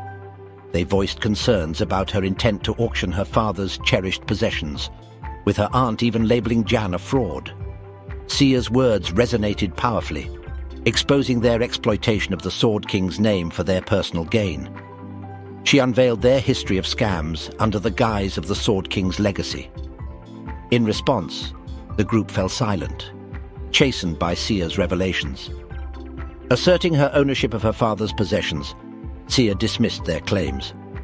Turning to the guards, she instructed them to remove the group. Jan commended her for her courage and unexpected resilience. Manager Yunchik declared their readiness, guiding them into the auction room and onto the platform. The presence of Sia and Jan elicited excitement among reporters and news outlets, who immediately barraged RMC with questions about the auction's purpose and influences behind the decision. Exhibiting composure, they calmly advanced. When the questioning persisted, Jan employed his newfound power, shattering the cameras of one reporter's. The crowd puzzled over the sudden camera malfunction. Jan emphasized that the event was an auction, not a press conference, quelling the unnecessary inquiries. Jan signaled the commencement of the auction, introducing 3 items from Yoon Sejin's collection. The first item was a battle connector, capable of reducing in-game damage by 99%. The others contained Yoon Sejin's analyses of his battles against other players, detailing their battle styles and information. The elite attendees from various companies vied for these priceless items, all eyes set on the upcoming South Korea versus Japan matchups. A hand raised in the crowd captured RMC's attention, and he was taken aback upon recognizing the person who had signaled. The individual was Takeda Kazuo, the recruitment manager of Japan's Neo Self-Defense Force, accompanied by someone bearing a striking resemblance to Yoon Sejin. The individual swiftly initiated his bid as the auction's commencement was announced. The Japanese recruitment manager promptly entered the fray, offering 5 billion yen. This proclamation drew the attention of everyone in the room towards him. He declared this bid applicable to all items in the auction. Additionally, he expressed a desire for a private meeting with Jan and Sia. However, our protagonist had anticipated this maneuver from Japan. RMC approached Mr. Taka, suggesting that if a discussion was warranted, it could transpire right there. Jan held reservations about private discussions, given the potential for misinterpretation by the public. Nonetheless, Mr. Taka dismissed these concerns, urging RMC to temper his glare and cautioning against aggressive actions, citing the possibility of intervention. Almost immediately after this warning, a figure brandishing twin swords materialized before Yahan. This individual was Shadow, Mr. Taka's personal bodyguard, and a standout player named Shadow. Though not on par with the Sword King, he ranked among their best players. This theatrical display aimed to unnerve RMC, yet Jihan's gaze remained steadfast, unwavering. In that moment he pondered whether the person confronting him bore resemblance to a duplicate of Yoon Sejin. "All right, son, it's your turn." He gazed down at her. He proceeded to strike a blow against a high-level player. However, the opposing player was compelled to retreat, leaving her bewildered. After a brief pause, she clenched her teeth in frustration. Jane inquired Shadow whether she desired to continue their mini-duel, yet the pressure surrounding Jam was already enough to make even this powerful foe quiver. He also reminded her that his Battle 2 account was streaming their encounter globally. This assertion held true. The worldwide audience had their attention fixed on Japan's strategic moves. An elderly man, an ardent admirer of the Vate, also chose to withdraw. He reassured the audience that Japan would not engage in such tactics. Mr. Takia, displaying humility, extended a bow and offered an apology to January, yet beneath these polite gestures, the elderly man subtly conveyed to RMC and Sia his lingering expectation for full compliance, particularly in securing a private meeting with Jan and Sia. He asserted that the substantial 5 billion offer should suffice to warrant his request, and most crucially, he sought to hear Sia's final decision personally. The viewers discerned the intentions of the Japanese individual. He aimed to exert pressure on Sia. Jan too found himself caught off guard by this maneuver. Mr. Takia asserted that Sia's voice carried greater weight in this matter due to her direct relation to the Sword King. Moreover, he indicated that the private meeting was specifically intended for her. He alluded to divulging her father's current location as an enticement. Sia found herself rendered speechless by this proposition. He also assured her that he was prepared to address any inquiries she had concerning her father. Mr. Takia's behavior could only be described as reprehensible. His intent was apparent in his eyes. Now he anticipated Sia's acquiescence to his terms. While most people would swiftly accept the 5 billion offer, Sia's response was unexpected. She declined the offer, a decision that left the Japanese man incredulous. He even appeared pixelated, unable to fathom the rejection of 5 billion yen due to his solitary private meeting. Sia's subsequent responses led him to make peculiar hand gestures, illustrating his bewilderment. She concurred with her uncle's counsel, advocating for heightened caution, and stated that she did not require her father's communication if it came at such a cost. Being a minor, she entrusted all decisions to her uncle. Attendees hoping to secure auction items felt a sense of relief, believing that their chances had improved. After hearing her remarks, Mr. Takia fell momentarily silent. His tone underwent a subtle change as he remarked that since she declined the meeting, he was unable to alter the situation. While many anticipated the withdrawal of his offer, the Japanese individual adhered to his bid of 5 billion yen. His offer remained unaltered, even in the absence of the private meeting. Jan's irritation with this man was palpable. He sensed they were being manipulated. Mr. Takia then revealed that the 5 billion offer was Japan's initial directive. He presented a letter to Sia, conveying that it came from the Sword King himself. Sia was taken aback by this unexpected correspondence from her father, evoking a sorrowful expression as she examined its contents. The name penned on the letter was a novel choice by her father. Subsequently, Mr. Takia indulged in boasting, speculating whether he had secured victory in the auction due to his unmatched bid. After several minutes of silence, Japan was declared the victor of the Sword King's items. Jan recollected this man's identity from a past life, recalling that the Neo Self-Defense Force had been banned in the USA. This individual displayed adeptness in recruiting players from different countries. Mr. Taka, also known as Japan's Calamity, potentially had connections to the Triple S skill user, warranting wariness. Recognizing the discontent in the venue, RNC perceived the abrupt conclusion of this pivotal auction, suspecting premeditation. The prevailing mood shifted when Sia's voice pierced the air. All eyes converged on the platform's center as she began reading aloud. It transpired that she was reciting the letter her father had given her, addressing everyone present. The Sword King conveyed that this would be his final gift to her, advising judicious use. The letter also marked the cessation of their father-daughter relationship. A heavy silence enveloped the audience as they absorbed this revelation, watching as tears welled in Sia's eyes. The authenticity of the letter was apparent to her, evident in her father's handwriting. In this moment, Jan found himself powerless to assist his niece. He conjectured that Japan had orchestrated this move, potentially influencing the Sword King through the enigmatic woman of great allure. RNC had first-hand knowledge of Sijin's character. He may not have been a perfect husband, but he was an exemplary father. Witnessing Sia tear the letter, he hoped that Mr. Takia might convey a message from her father. She aimed to inform her father that she was relieved to sever their bond. Despite her remorse over the mess she created, Sia's spirits lifted when Uncle Jan assured her it was acceptable. Employing a red orb, RNC collected the torn pieces of paper, assuring her he would handle it. Jan then closed his fists, incinerating the suspended paper fragments. Onlookers were agape, struggling to fathom that Jihan had harnessed mage skills. Puzzlement arose as they recognized RNC's dual strength as both warrior and wielder of mana and divine powers. Mr. Takia's attention was recaptured. His excitement was palpable, driven by his desire to recruit this remarkable individual. However, his reverie was interrupted as influential guild representatives queued to offer their contact information to January, the fervor to enlist him in their ranks ran high. Jan, taken aback, conveyed his lack of interest in joining a guild at the moment, directing his attention to Sia. He wanted her to go first as he was still dealing with these people, but Sia was not able to comply. She was not feeling well. She told her uncle that her head hurt so much. This scene was then followed by Sia falling on the ground. Jan was clearly shocked. He then immediately ran towards his niece. As Mr. Takia attempted to approach, guards intervened, blocking his path. He shouted apologies to Jan, extending a business card for a future invitation. However, the card was unexpectedly torn into shreds by an unseen force summoned by Jihan. He conveyed that this was his response, firmly declining aid offer. Viewers of the stream relished this turn of events, astonished that the leader of the fourth-ranked guild in the world had been rebuffed by a bronze player. Internally, Mr. Takia remained quiet, his excitement still palpable. He recognized the genuine power possessed by January RNC's display of an unknown force to assure the business card hinted that Jan had much more to unveil.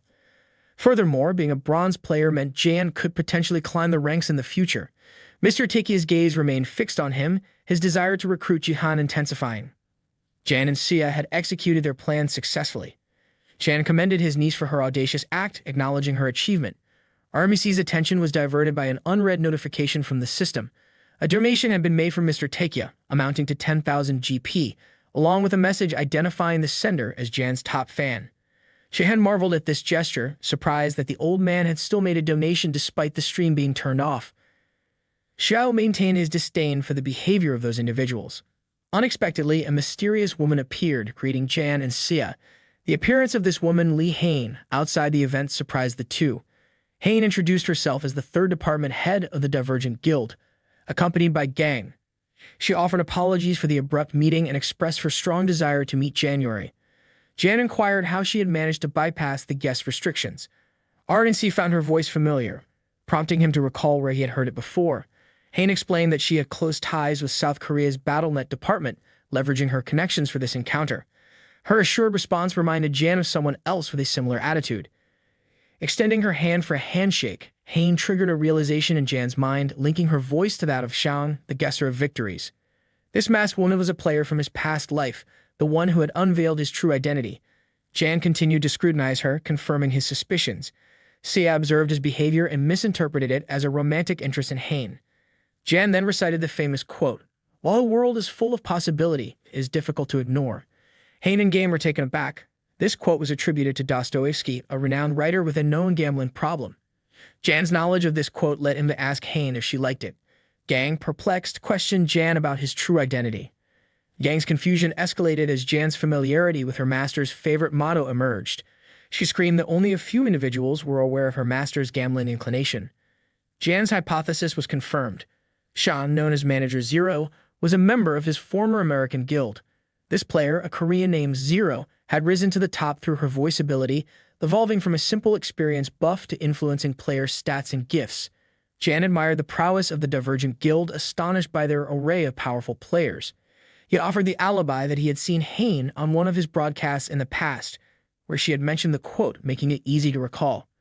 Game, seeking to protect Han, questioned if her master truly engaged in chat during streams. Hain continued speaking, aiming to dispel any discomfort, using the moniker Gambler. Jan appreciated her response, and Sia noticed his smile. Convinced her uncle was interested in Hain, she assumed that Jan liked her. Hain exuded charm, expressing that she didn't mind being treated as a gambler to foster a friendly atmosphere. She handed her phone to Jan, prompting Sia to believe they were exchanging numbers. In the midst of this, Hain revealed her desire for Jan to join the Divergent Guild and meet again. Sia was overjoyed, imagining the possibility of having an aunt. Hain felt a sense of accomplishment in her approach, exuding confidence and allure. While conversing with January, she directed a glance at Gon, intending to demonstrate her charm prowess. However, Gon remained completely oblivious to the unfolding situation. This was Hain's display of charm, but despite her beauty, Jan remained resolute in declining the offer. He explained to Hain that he couldn't recall his phone number. This response left both Hain and Gon utterly confounded. RNC even attempted to inquire about his number from his niece, which caught Sia off guard. Sia began concocting various scenarios, believing that her uncle was deliberately playing hard to get. Sia continued her act, maintaining her facade of feeling unwell. Jan found himself puzzled, unsure whether CR was still feigning illness, but he decided to go along with it, informing Han that they would be departing. Hain was then left standing there, rejected, still clutching her business card. Sia wore an expression that suggested she believed she was aiding her uncle in his romantic endeavors. Meanwhile, Gon began to tremble, holding back her laughter. She realized that her master had experienced the same fate as her, being rejected by Jan and receiving the same response. Faced with the awkwardness of the situation, Hain grew irritated and requested her bodyguard to laugh, seizing the chance to lighten the mood. The bodyguard complied, breaking into laughter as the scene played out. After the meeting with Hain, Sia shared her thoughts with her uncle, commenting on his unexpected actions lately. She noted that it was the first time she had seen Jihan in a suit, and that too was her father's attire. The topic shifted to his interactions with Han earlier. Sia expressed her opinion that Jan's approach was outdated and too tacky, referring to the strategy of "You're the first man to ever reject me." Jan found himself puzzled by her words. Sia continued, suggesting that playing hard to get and the phone number alibi were terrible tactics. Jan was genuinely perplexed, his serious expression attesting to his honesty. But Ermisi told her that he really doesn't know his number. Sia was shocked and asked if he was for real. With that, they stared at each other for a moment. The silence was loud. Sia amusingly questioned if he was developing dementia. Following the incident, a new game began involving the same defense mission. Jan found himself transported, tired from the recent event and still preoccupied with consoling Sia. Sia regretted her performance in front of Han, fearing that she had sabotaged her uncle's chances at a relationship. Jan sighed, realizing that Sia genuinely believed he had feelings for Han. He hadn't expected to encounter someone from his past in that manner. Zero was someone he considered important in his mission to save the world. The two had grown close as refugees who lost their home country. They had shared experiences like watching sports and making bets, with Zero's tendency to bet on the wrong teams.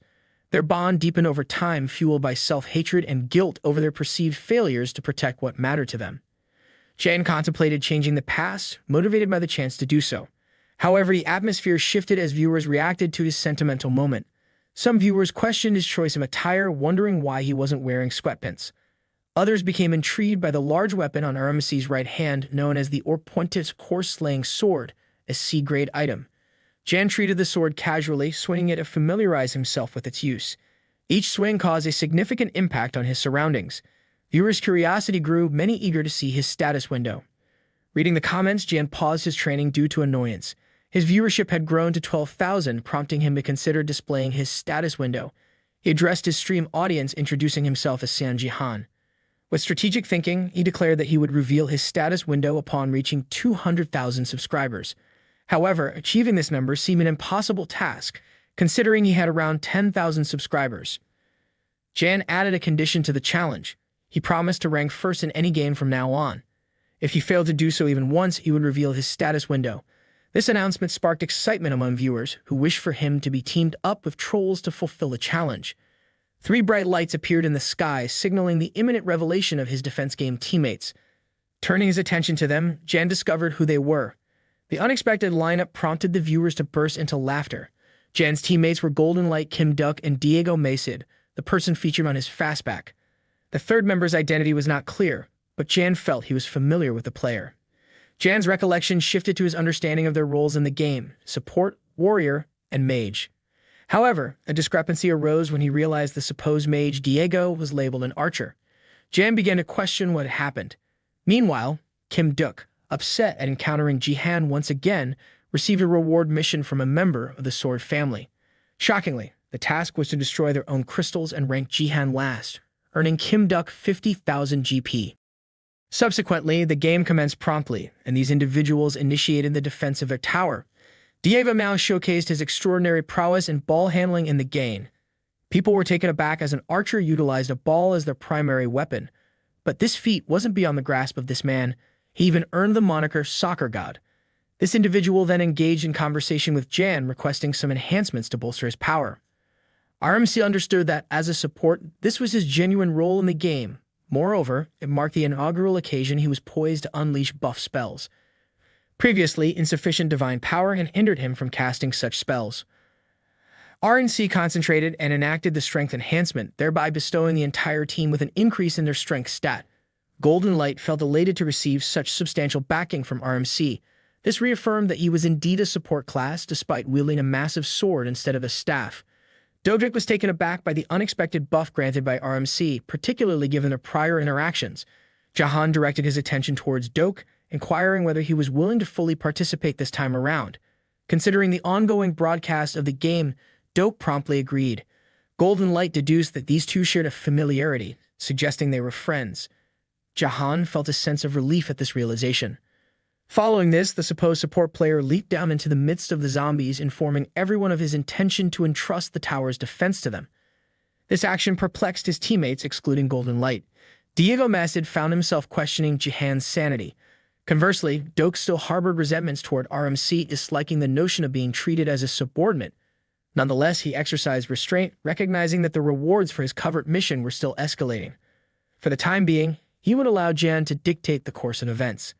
Meanwhile, this individual proceeded toward the throngs of zombies, capturing their attention as they awaited his approach.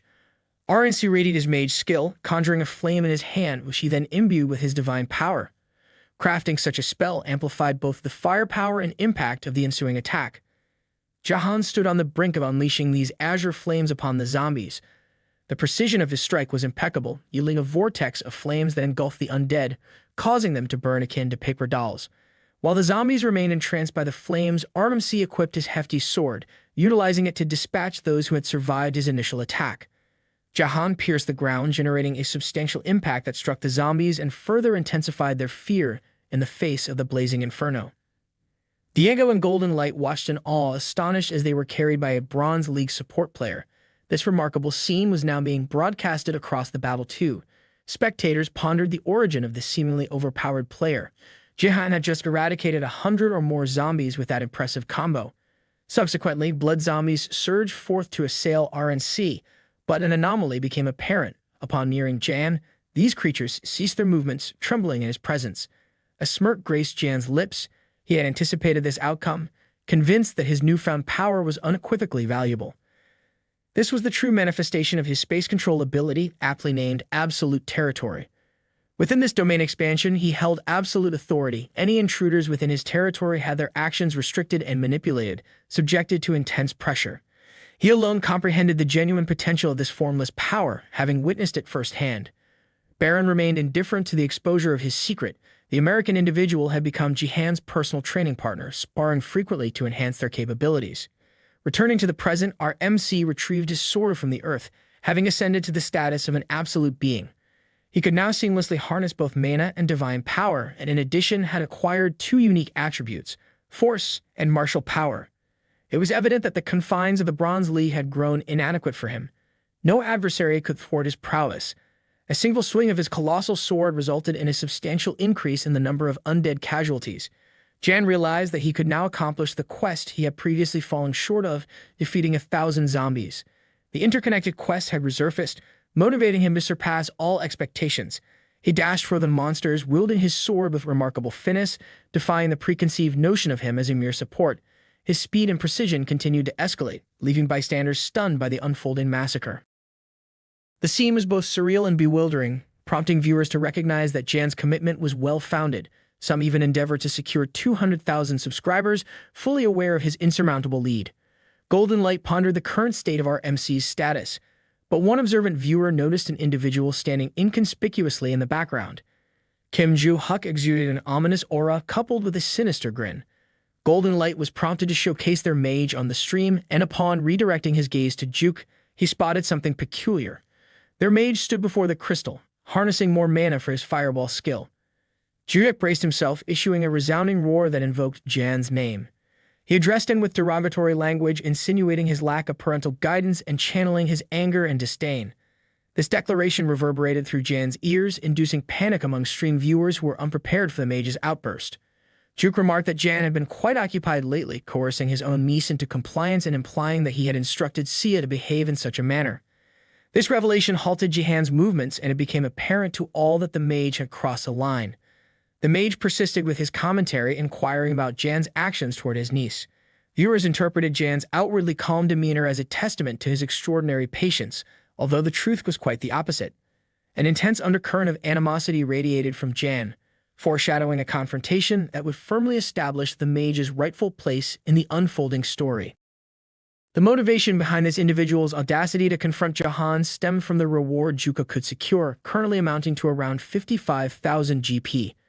This sum was sufficient to aid his recovery and regain the skill he had lost previously. RMC halted his quest to listen to this significant discourse, discerning Jugek's underlying intentions. The crux of Jugek's actions was the involvement of someone behind him. It was evident to RMC that this individual had a bleak future ahead of him. Jan surmised that Juzek planned to flee after shattering a crystal. RMC was unperturbed by the insults hurled by Jugek, but his stance shifted drastically when his niece was dragged into the altercation. No one had the right to utter derogatory remarks about Yoon Xia. Her innocence and purity rendered her impervious to such low tactics.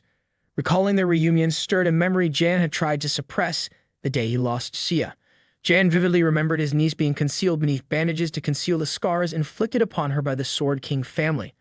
On that fateful day, he cradled her in his arms, her injuries casting a shadow of despair. Since then, RMC had borne the weight of regret, haunted by his inability to rescue his beloved niece who lay dying before him. This was the driving force behind Jan's commitment and his solemn vow to prevent history from repeating itself. This individual emitted an intense aura as reflected in the chat where Xiang Jihan's fury was palpable. Simultaneously, he realized he could now harness the power he had long awaited, the nameless divine arts. In this critical moment, he intended to remind everyone that Sia was not to be trifled with.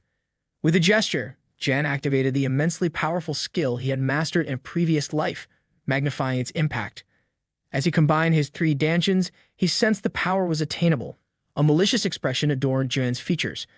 Meanwhile, zombies attempted to converge upon him, yet he sensed electricity coursing beneath his feet. A simple tap triggered a lightning discharge, causing the zombies to be struck. RNC metamorphosed into a thunderbolt, a technique reminiscent of his method of shattering the sky, known as the flashing sky thundersteps. Meanwhile, their allies remained atop the tower, and Juyek's primary sponsor donated an additional 100 GP to alert him of Jan's advance. Satisfied after venting his frustration, Juyek resumed his effort to destroy the crystal, only to be interrupted. Golden Light attempted to approach him, but Juyek repelled him, warning Sparkly not to obstruct him. Capitalizing on the situation, Golden Light urged his viewers to subscribe, aiming to thwart the mage, but met with limited success. Juyek initiated mana accumulation for his next fireball, resolute in culminating his quest with this attack, his expression tinged with menace. He was jubilant at the prospect of finishing last in the game. His fire skill engulfed the crystal, but a surprise ensued as a soccer ball materialized, absorbing the flames. The unexpected turn of events left everyone astounded. Juyek turned his gaze toward the culprit, Diego Macy, who had effectively safeguarded the crystal. The soccer player divulged his enduring passion for gaming and his determination to thwart Juyek's attempts at sabotage. He also couldn't let go of the fact that this mage had disparaged the teammate who had been carrying the team, further fanning Juyek's ire. The initial plan was derailed, yet the time bought by Golden Light and Diego proved sufficient for the arrival of the hero. A lightning bolt struck near Juyek, generating a sense of relief as they realized a divine figure had descended. Juyek turned to ascertain the situation. Jan greeted Juyek, observing that the latter seemed to have much to say about him. An overwhelming sensation of rage emanated from our MC, causing Juyek's thoughts to race wildly. He recognized the gravity of his misstep. Juyek attempted to hurl more curses at Jihan, but an unseen force prevented him from speaking. Our MC maintained his intense gaze, employing his forceful pressure, while simultaneously unveiling a world unknown to Juyek. Jan hoisted the mage onto his shoulder. Juyek believed that even if he met his demise, his level wouldn't diminish, rendering the move futile. He regarded his capacity to enrage this individual as a triumph, yet his satisfaction was short-lived. The mage found himself gripped by an unexplainable agony, surpassing his comprehension. RNC persisted in his unwavering gaze, questioning Juyek's profound discomfort. The latter merely hinted that the ordeal had yet to begin. In essence, it was a universal lesson. Guys, just remember, never mess with Jan's niece. The mage's agonizing screams echoed as he pleaded with Jihan to stop, the desperate cries reverberating everywhere. Even Golden Light shuddered at Jihan's cruelty, a sentiment shared by Diego. Puzzled, Golden Light questioned the strangeness of the situation, considering that people usually employed BattleNet connectors, which shouldn't inflict such excruciating pain. Diego pointed out that Jihan was utilizing a heal skill with one hand, causing Golden Light to wonder if this was a side effect. A side effect, Golden explained, was a bug, where a healing skill used on a long-lasting damage over time effect overloaded the connector, intensifying the pain. Golden Light's credibility was bolstered by the mage's anguished expression. The horror deepened as Golden Light realized the technique Jihan employed, a bone-crushing and muscle-twisting martial art known as disjoint. With every fiber of his being ravaged, the mage's internal monologue revealed his use of a top-tier battle connector that should have diminished pain by 95%, leaving him baffled. The pain felt like organs being torn apart, leading him to curse Jihan and request death. Jihan complied, beheading him with a determined expression. As the viewers bore witness, Jihan scanned for the mage's impending resurrection, while Golden Light, still traumatized, failed to notice a zombie approaching him. Golden Light, as a fan of Jihan, experienced firsthand the chilling extent of Jihan's power. Upon resurrection, the mage displayed terror and pain, prompting viewers to speculate on the familiarity of his expression. The mage implored for salvation, but met his demise again, one viewer attributing it to shock. Jihan claimed the mage couldn't handle his power, adjusting his approach. After yet another resurrection, the mage crawled backward, pleading with Jihan to stay away and expressing remorse. Jihan responded with seriousness, indicating that the mage should have been prepared for the consequences. Jihan's attention was diverted by a 10,000 GP donation from Sia, urging her uncle to stop as he was going too far. She warned that he might lose viewers if he continued, a sentiment echoed by the audience who expressed concerns about PTSD and excessive violence. Sia's call for Jihan to focus on the game surprised him, acknowledging her calm demeanor. With a piercing gaze, Jihan admitted he still thought the punishment wasn't enough, but decided to halt, reasoning that they were in peaceful times, and this lesson was sufficient. The mage, still on the floor, begged to be saved or killed. Jihan felt a need to investigate and asked the mage who instilled the courage in him. Panicked, the mage confessed it was Sword King FC 898, who offered 50,000 GP, revealing he'd lost his mind due to the amount and deserved death. The Sword family members comment that the mage is ungrateful, but even though they failed today, it will be different next time. Jihan sensed an oddity in this, suspecting an organization's involvement due to the hefty payment. He grabbed the mage, thanked Sia for intervening. The mage becomes happy and thanks Sia. Then Jihan threw the mage out of the tower, ending his life once more. Holding a 10-score sign, Golden Light highlighted this as a lesson in educating a troll player, encouraging subscribers to like and subscribe if they had fun. He is right. You guys should like and subscribe if you are enjoying the video. Jihan contemplated continuing zombie hunting despite the interruption, reflecting on his progress of killing 921 out of 1,000. He realized he could efficiently eliminate 80 more. An unread notification startled him, revealing the completion of the chain quest Zombies source. Looking outside, he understood that his previous leap-generated electricity had eradicated the zombies. Although the outcome was positive, he felt embarrassed for not using his optimal skills and resolved to train harder. Golden Light's call caught Jihan's attention as he sparkled and asked to accompany Jihan down. Ignoring Golden Light, Jihan directed his attention to Diego and they exchanged a handshake.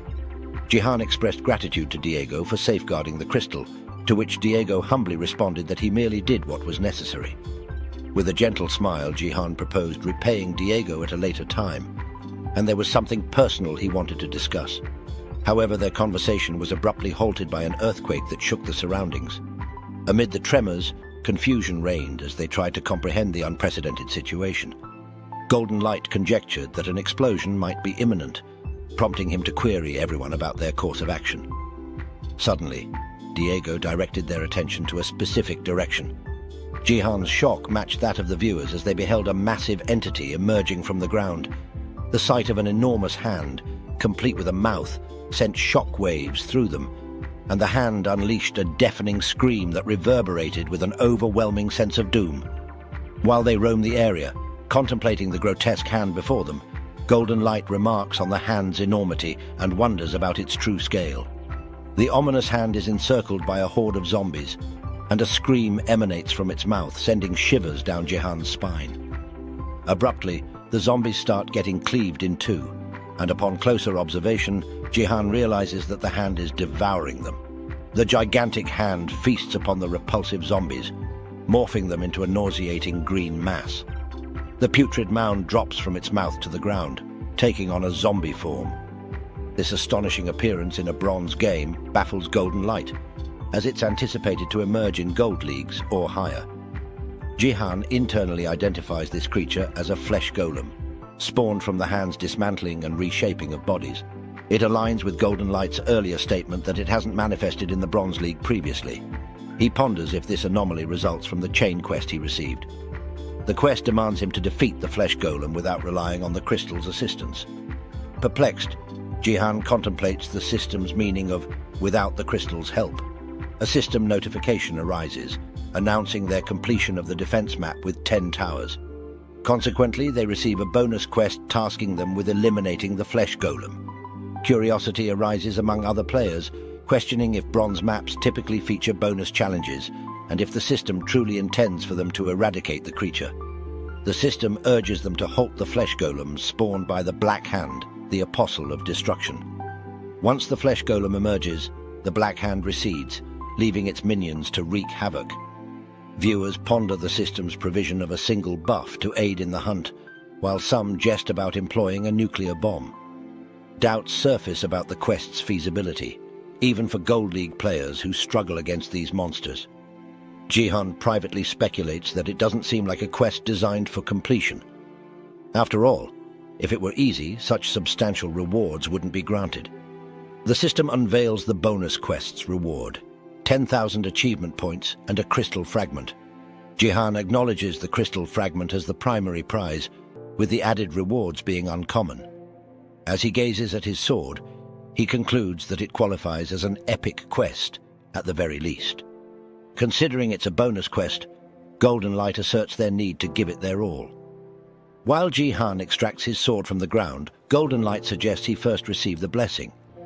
Jihan inquires if it's necessary, prompting puzzled looks from his two teammates and speculations among viewers.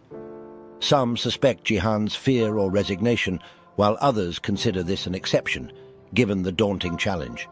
Suddenly, sparks envelop Jihan's foot, and as he advances toward the flesh golem, his movement is accompanied by an electrical aura. The narrative shifts to describe the flesh golem in detail, an undead entity known for its resilience. Its core must be destroyed to defeat it, but with its composite of numerous corpses and massive form, this is no easy feat. The flesh golem is classified as a mid-difficulty boss in the Gold League, presenting a formidable challenge even for someone surpassing Bronze League level like Jihan. In a bold move, Jihan instructs his teammates to step back momentarily. With remarkable speed, he dashes forward, leaving an indelible mark on the ground. Golden Light and Diego stand amazed by the imprint. Golden Light gazes upward, spotting Jihan soaring through the air toward a flesh golem. At the core of the nameless divine arts lies a foundational technique, 3 talents. This martial art draws inspiration from heaven, earth, and man. In this context, heaven symbolizes the sky, correlating to a vertical cut.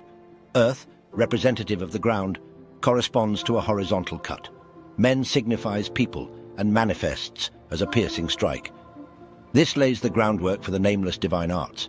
Building upon this foundation, there's the Mount Tai Crush technique, an embodiment of overwhelming power. With this understanding, Jihan executes the 3 talents technique Mount Tai Crush, cleaving the towering flash golem from top to bottom in a single strike. The sheer astonishment leaves both Golden Light and Diego speechless. Their amazement is so intense that Diego drops his soccer ball.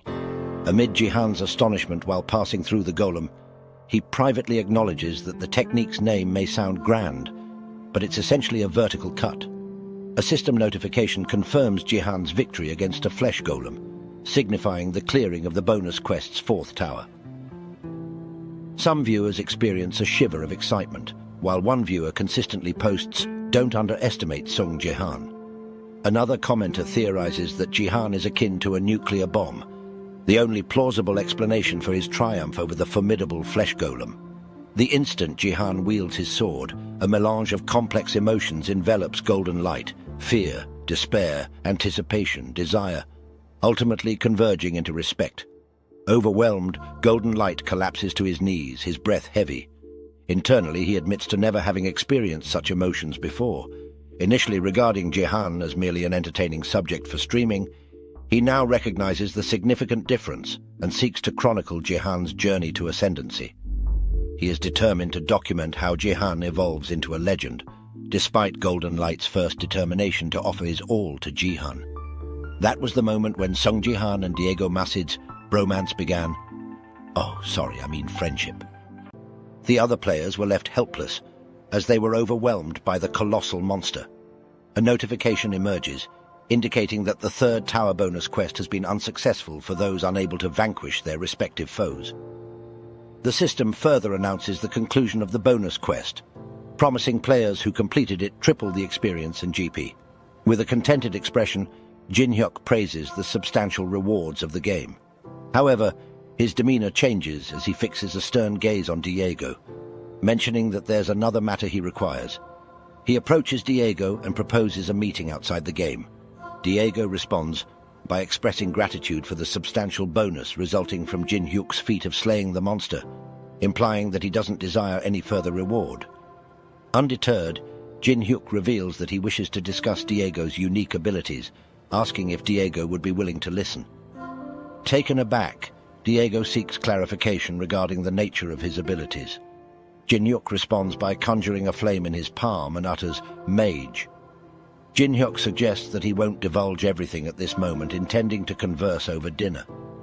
Internally, Diego questions the potential meaning of becoming a mage. While he might have dismissed such a notion from anyone else, Jihan's astonishing display captivates Diego's interest. Considering the possibility of finding a suitable class, Diego eventually agrees, sending a message to Jihan. Jihan responds positively, inquiring about Diego's culinary preferences to select an appropriate venue. Golden Light expresses interest in joining the gathering, but Jihan politely declines, deeming it troublesome. He explains that the occasion is meant as a reward for Diego. Persistently, Golden Light attempts to broach the subject of streaming, yet Jihan stands firm in his decision. Undeterred, Golden Light proposes to be Jihan's steadfast partner, and even offers to serve as his editor. Jihan remains disinterested, stating that it's all right. Golden Light momentarily believes his plea was accepted, but Jihan clarifies his refusal before logging out of the game. Golden Light is left stunned, as the chat mocks his rejection. The scene transitions to the Twin Sword Building, where Jihan receives a notification confirming the completion of the chain quest involving zombies. As a result, he gains 10,000 achievement points and a crystal's fragment. The system additionally assigns Jihan another quest, directing him to trace the whereabouts of the Apostle. However, this particular quest will only be accessible once he reaches the Silver League. Observing the substantial reward of 10,000 points, Jihan remarks that the quest's difficulty is justified by the enticing reward it offers. He's content that he had acquired the power in advance, though he finds the crystal fragment slightly underwhelming.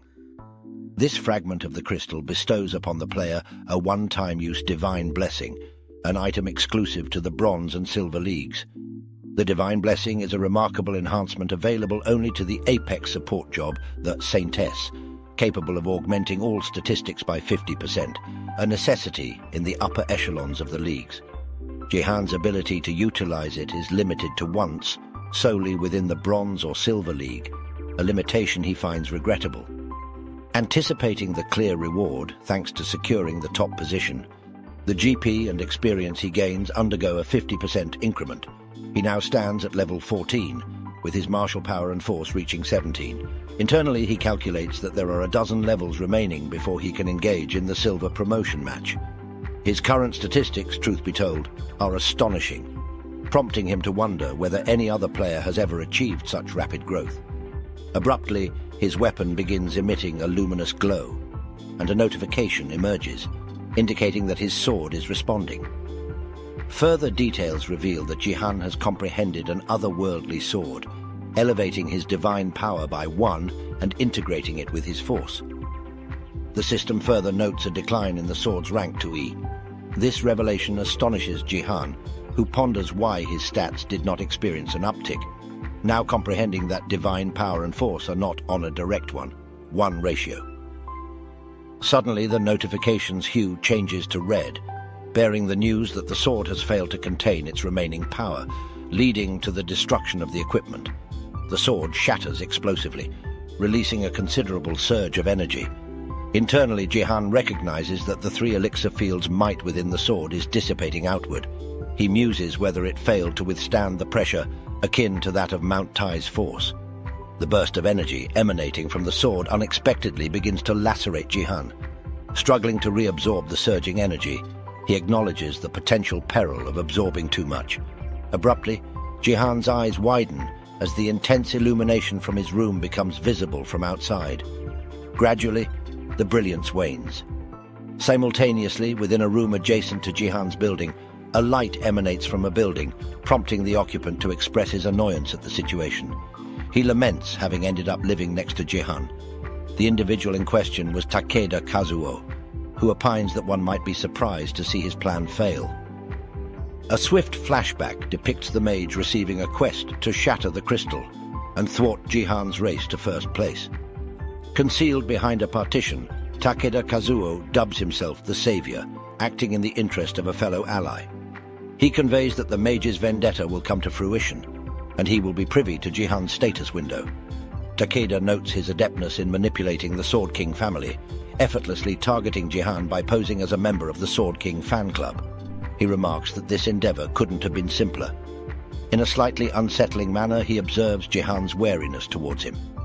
Takeda Kazuo suggests Jihan should be more concerned about his own circle. Casting a gaze at the mage, he asserts that the mage ought to impart a lesson in defeat to Jihan. Returning to the present while relishing his fried chicken, Takeda contemplates the failure of his elaborate plan. He acknowledges that it's time to suspend his game-disrupting efforts temporarily, yet he laments the missed opportunity for success. labeling the mage as inept after his misstep. He derides the mage's inability to even feign a loss, asserting that the mage should have promptly shattered the crystal instead of squandering time. In frustration, he takes a vicious bite of chicken, uttering a profanity aimed at the mage. Frustrated by the deviation from his plan, Takeda finds it irksome, as someone else might apprehend Jihan to their guild before he does. With a forceful slam of his hand on the table, the narrator elucidates that Takeda Kazuo of the Neo Self-Defense Force found himself ensnared in a vexing situation. This ordeal led him to the realization that recruiting Jihan was imperative. However, his superiors demanded concrete evidence before taking action. Consequently, they sought more substantiation for Takeda's assertions. His foremost requirement was Jihan's status window, which would serve as the bedrock of his claims. The portly individual expresses a sense of urgency, remarking that his time is limited. He acknowledges the inadequacy of employing such amateur tactics any further. He advises that Jihan should exercise patience and bide his time. Once he obtains Jihan's status window and secures approval from his organization, he plans to implement a method akin to the Sword King's unique approach to claim Jihan as their own. Basically, Bro is saying that they will use puss to make Jihan one of them. Jihan receives a notification indicating a rise in his divine power by 1, which has now been seamlessly integrated into his force, causing an increment of his force by 1. Seated on the floor, he reflects internally that his force experiences a growth of 1 for every 3 units of divine power. A subsequent notification emerges, informing him of an elevation in both force and connected martial power by 1. Expressing gratitude, he notes that his martial power has now reached 18. He ponders whether the remaining divine power absorbed by the sword was eradicated, lamenting that while it's unfortunate for the weapon to meet this fate, the substantial rewards he's gained make up for it. In a sudden shift, his train of thought is disrupted by a notification indicating that his force points have surpassed 17, and from this juncture onward, he can only assimilate divine power from A-rank relics or higher. Frustration takes hold as he finds this to be excessively demanding, as the restriction to A-rank feels akin to urging him to continue dreaming for the foreseeable future. Labeling it as a regrettable circumstance, Sia enters the room, beckoning to him. With a cheerful demeanor, she exhibits her phone and exclaims the balance of 50 billion in her bank account. However, upon observing Jihan's disheveled state and his room, she inquires about his appearance. He responds with a smile, explaining that his weapon unexpectedly exploded, accompanied by a trickle of blood from his head, assuring her that it's inconsequential. Sia's anger flares, and she tugs at her uncle, expressing her exasperation and asserting her inability to tolerate his condition. She urges him to promptly freshen up, so she can provide treatment. She remarks that she had thought Jihan was displaying more mature behavior lately, but he remains the same youthful individual as always. These words leave Jihan momentarily stunned. The scene transitions to him and Sia at a restaurant, during which he reflects that this is his inaugural experience consuming real food since his regression. The notion of occasionally dining out like this doesn't seem disagreeable to him. He conveys his preference for Korean cuisine. Sia, still somewhat perturbed, informs him that she's treating him. Thus, he should have taken the opportunity to request something luxurious and costly. He dismisses the idea, asserting that they will be sharing 3 meals a day for the time being anyway. Unexpectedly, Sia interjects, suggesting that they might not even manage to share a single meal together. This statement leaves Jihan perplexed. Sia clarifies that she's returning to school, highlighting that despite her appearance, she holds the position of student president and doesn't feel justified in taking a break. Jihan contemplates whether it might be more prudent to take a week-long respite, as the instructor had suggested. She said that the day when she will be getting the blessing in the gift hall is coming soon. Now that he thinks about it, he now realizes that Sia's birthday is rapidly approaching, specifically on August 22nd, marking her transition to 18 years of age. Bro will be legal. Even amidst the current challenging circumstances, Sia has consistently looked forward to this milestone. She has fervently awaited this day, a beacon of hope throughout these arduous times.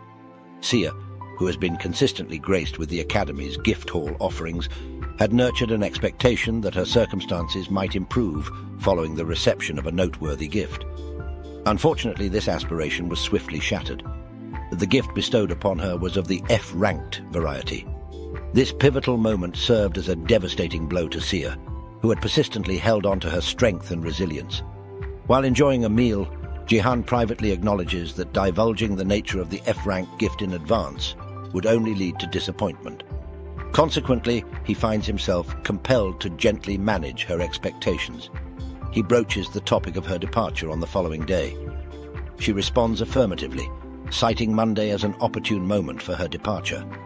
Jihan expresses his concurrence and commits to personally driving her henceforth. Sia reacts with astonishment, asserting that she's no longer a child and thus requires no such special treatment. Jihan, however, underscores the current circumstances and firmly asserts that he has already made up his mind. He encourages her to acquiesce to his arrangement. Although she wears an expression of dissatisfaction, she inquires about Jihan's uncharacteristic display of assertiveness, as such behavior appears incongruous to her perception of him. His response comes in the form of a meaningful gaze followed by laughter, prompting her to query the reason behind his mirth. Jihan clarifies that his amusement is unrelated, urging her to focus on the meal. Sia asserts her intention to independently utilize public transportation the next day. Jihan, however, urges her not to adopt that stance, and to instead comply with his plan, reiterating his intention to help her. As the following day dawns, both Jihan and Sia find themselves bewildered by the sight that greets them in the parking lot. They question the fate of the myriad parked cars and luxury vehicles that had previously occupied the space. Sia reveals that their collaborators had indicated an intention to sell the cars, although she had not anticipated the wholesale liquidation that had transpired.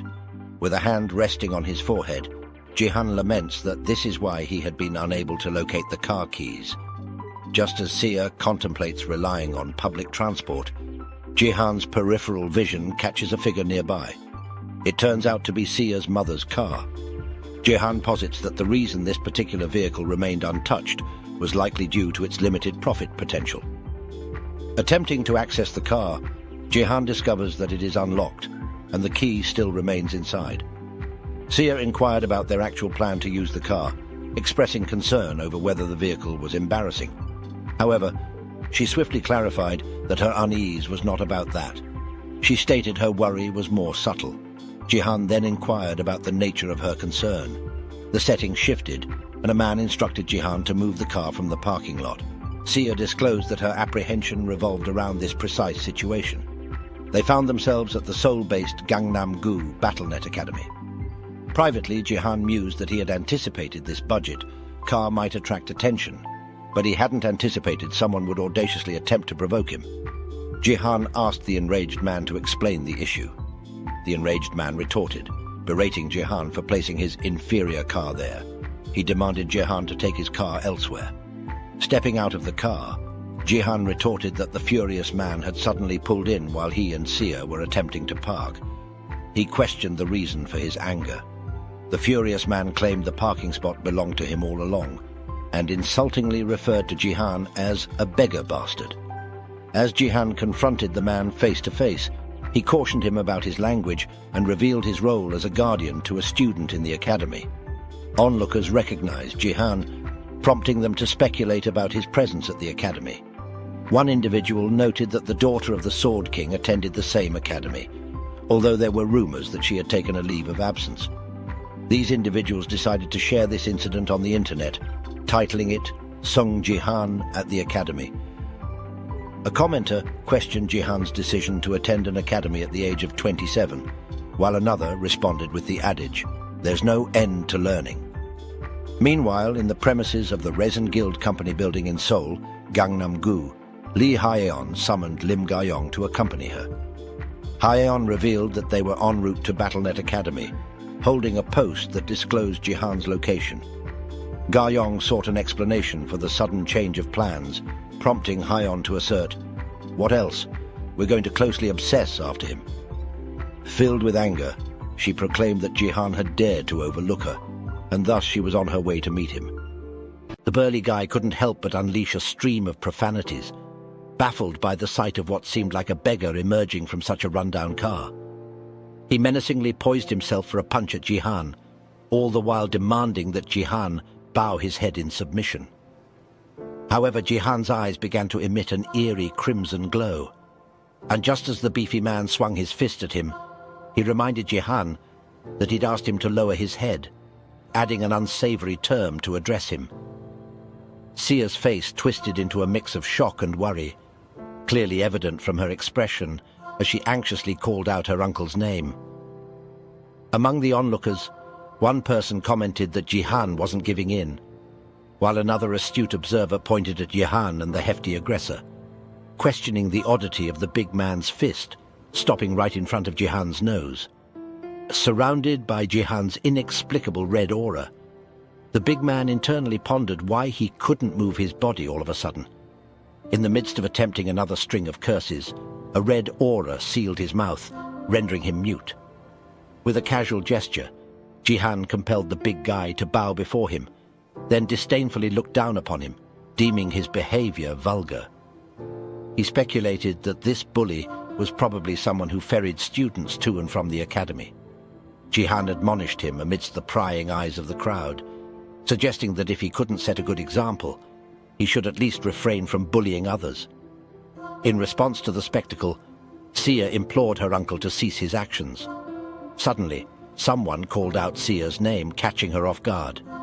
It was a girl seated in a car, expressing disbelief at the sight of Sia.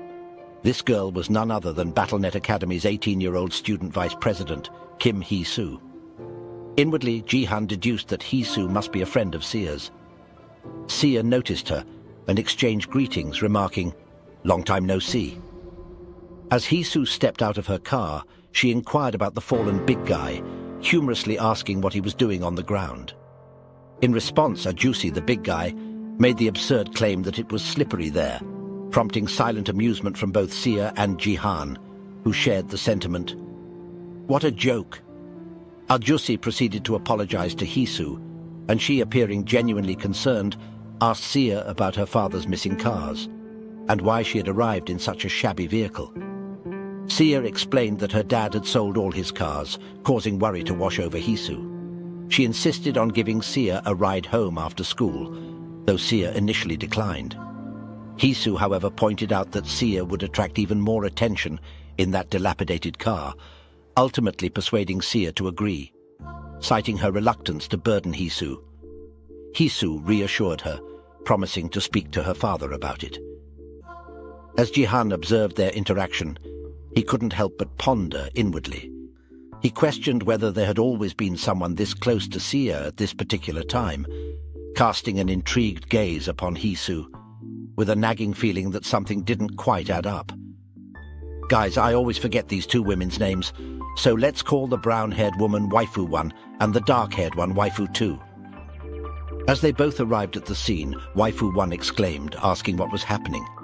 She inquired about Jihan's whereabouts as he had just arrived 10 minutes ago, and it seemed unlikely he'd already left.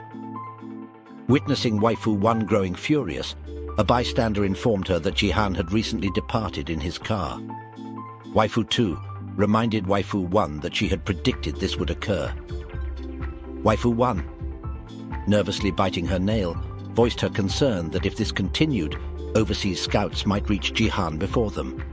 Suddenly, Waifu 2 urged Waifu 1 to stop and withdrew her fingers from her mouth. Waifu 2 mentioned that Waifu 1 had requested her assistance, explaining that merely biting her nails wouldn't solve the problem, so she had asked her to intervene. Waifu 1 nodded in agreement, inwardly admitting that she fell for her. Turning to leave, Waifu 2 inquired about Waifu 1's plans. Waifu 1 questioned if they had any alternative options. She opened BattleTube and began watching Jihan's live stream, wearing a smirk as she declared they would track Jihan in real time now. The chat was lively, with viewers expressing confidence in Jihan's victory as he effortlessly dismantled opponents, showcasing his formidable power by shattering shields and armor with his bare hands. Jihan paused briefly, closing his eyes to employ his nameless divine technique. Footwork heavenly thunder steps.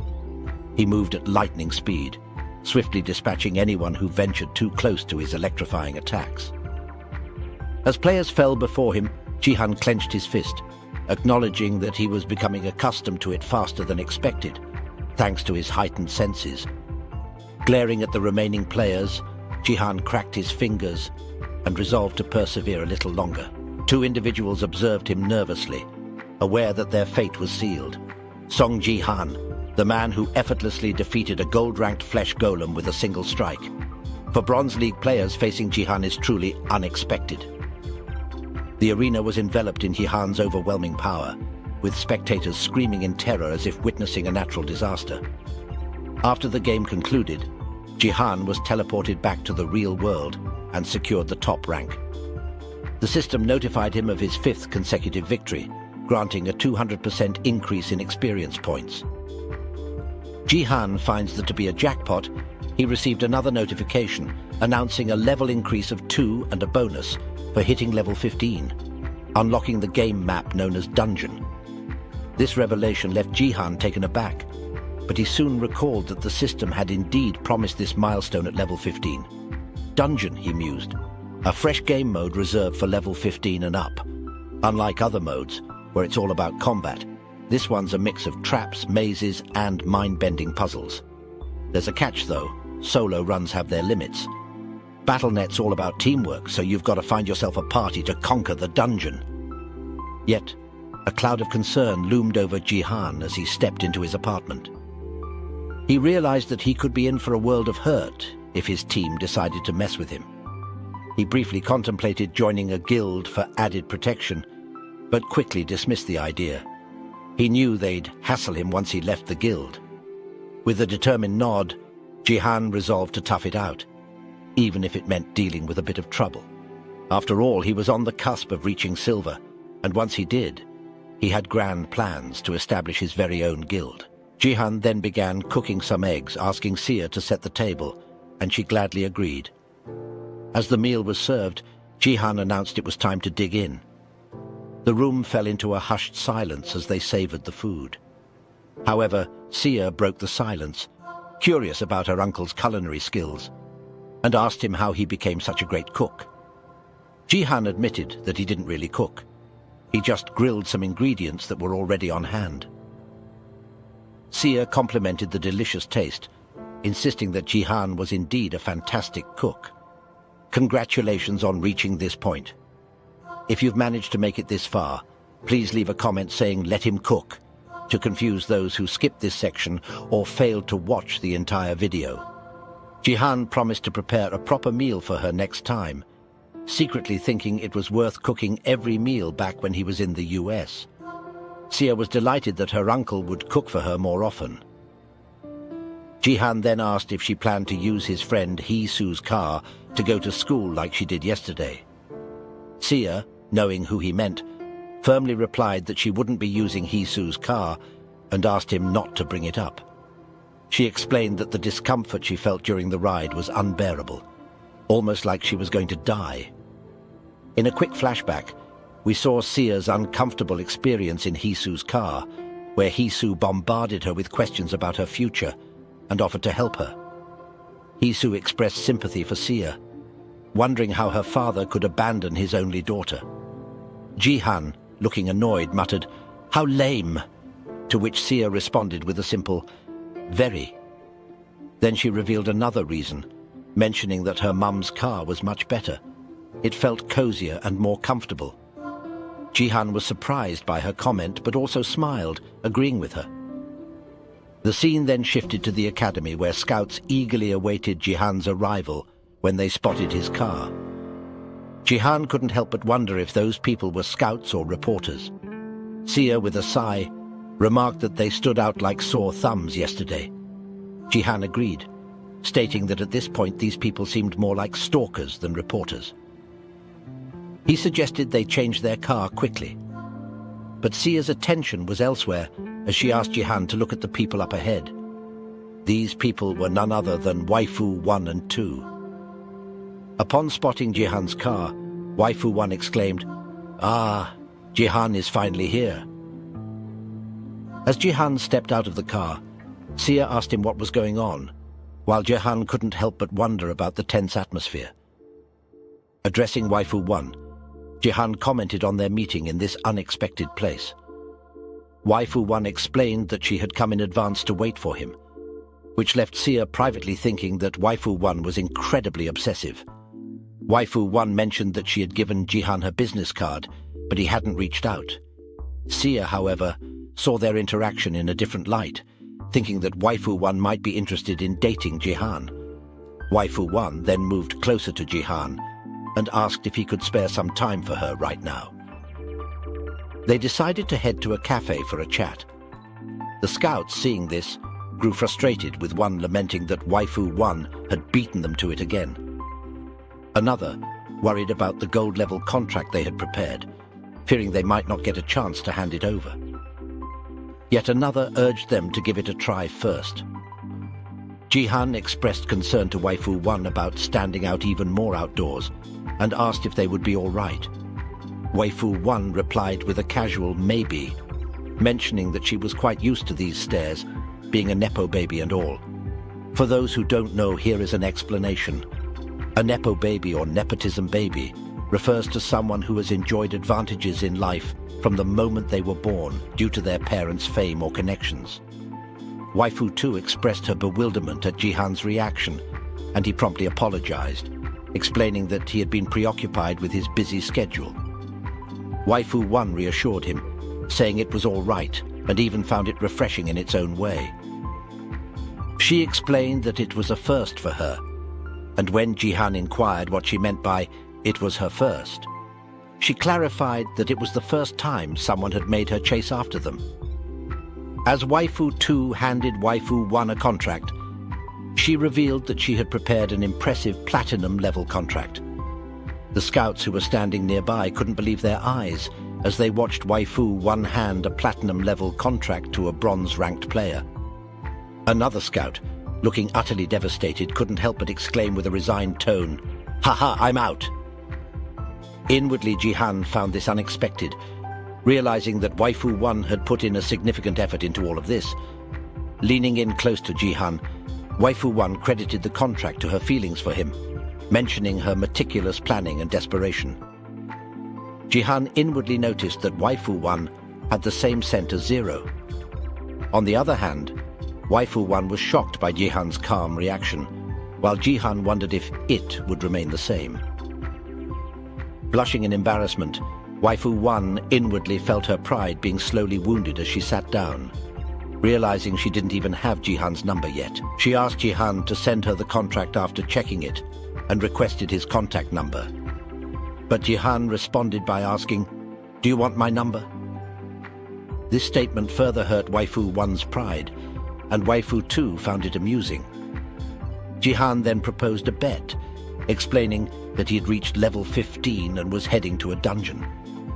This left Waifu 1 and 2 astonished, wondering how Jihan had reached level 15 so quickly. She couldn't believe that Jihan had reached level 15 in less than a month, and on top of that, he wanted to make a bet. She asked Jihan about the conditions of the bet, and he explained that he planned to connect to the BattleNet without using any pain reduction machines. He stated that if he didn't rank first, he would sign a contract with the Reason Guild and provide her with his number. Confused, Waifu 1 mentioned that many people were eager to recruit Jihan. Meanwhile, Waifu 2 wondered if Jihan was going into a dungeon without a guild or party. Jihan responded that it was worth a try, and Waifu 1, still surprised by his unusual offer, asked him what the catch was. Jihan, needing to confirm if Waifu 1 was Zero, told her that if he won, he wanted to see her status window. He inwardly wondered if she possessed the cultivation gift and the same skills as before. Waifu 1 questioned if it had to be her status window, and Jihan affirmed. He inwardly says that it was because cultivation acted like an exp buff during this period, making it embarrassing for others to see. Judging her reaction, Jihan assumed she had it, but wanted to confirm with his own eyes. Waifu 1 sighed in agreement, cautioning Jihan not to regret it later. She suggested they move, since Jihan had to connect now, but he assured her they didn't have to. As he disappeared while connecting to BattleNet, he instructed them to wait there because it wouldn't take long. Simultaneously, Jihan activated his BattleTube broadcast, and viewers began to comment and prepare, sensing that something significant was about to happen. The game mode Jihan would be playing was Dungeon, specifically the Imperial Tomb of the Conqueror, while showing this bearded, cool old man riding a horse. This old man is trying to be cool like me for real. The Conqueror's Imperial Tomb boasts a high difficulty rating, dwelling deep beneath the earth where a legendary conqueror rests. This underground maze isn't just teeming with monsters. It's riddled with intricate puzzle contraptions like traps and mazes. However, what truly elevates this dungeon's challenge is the requirement for all party members to survive until the end, a real test of teamwork. Now, as the system announces the entry of a player named Sung Jihan, and with the game about to commence, Jihan silently thinks that his team this time doesn't seem half bad. His teammates are taken aback, amazed to find Jihan on their side. While surveying his companions, Jihan privately acknowledges that all three of his teammates hail from the same guild, and their gear is top-notch. One teammate humbly expresses the honor of meeting Jihan, while another warmly extends greetings, vowing to excel in this game. An observant viewer spots the Black Eagle Guild logo on their attire, igniting a spark of enthusiasm. One member proposes they aim for first place, a sentiment echoed by their peers, who believe it's a cakewalk with Jihan on board. When Jihan's teammates suggest they take the lead, Jihan declines their offer. They're puzzled, thinking warriors should be at the forefront. But Jihan reassures them, expressing confidence in his raw strength. Recalling Jihan's epic triumph over the zombies, the viewers chime in, declaring Jihan as the epitome of reliability. The three comrades unanimously rally behind Jihan, pledging trust and allegiance. Jihan breathes a sigh of relief, sensing no trolls in this team, which had been a concern given the strict clearing conditions. With a determined expression, he says, "Well then, shall we get started?" Jihan and his team make their way to the first basement floor of the Imperial Tomb of the Conqueror. As they notice the approaching enemies, the green-eyed man signals the imminent arrival of the Imperial Tomb guards, animated statue sentinels wielding an array of weapons, poised for battle in the hero's path. The green-eyed man turns to Jihan and inquires about their formation, suggesting that he can create a path using his magical skills. Jihan, however, dismisses the idea, striding confidently ahead of the guards. He instructs his teammates to follow closely behind. As the guards rush to attack Jihan, he effortlessly dodges a slashing attack, then swiftly shatters one of the stone guards with a powerful punch. Without wasting a moment, he continues his assault, effortlessly breaking through the remaining foes.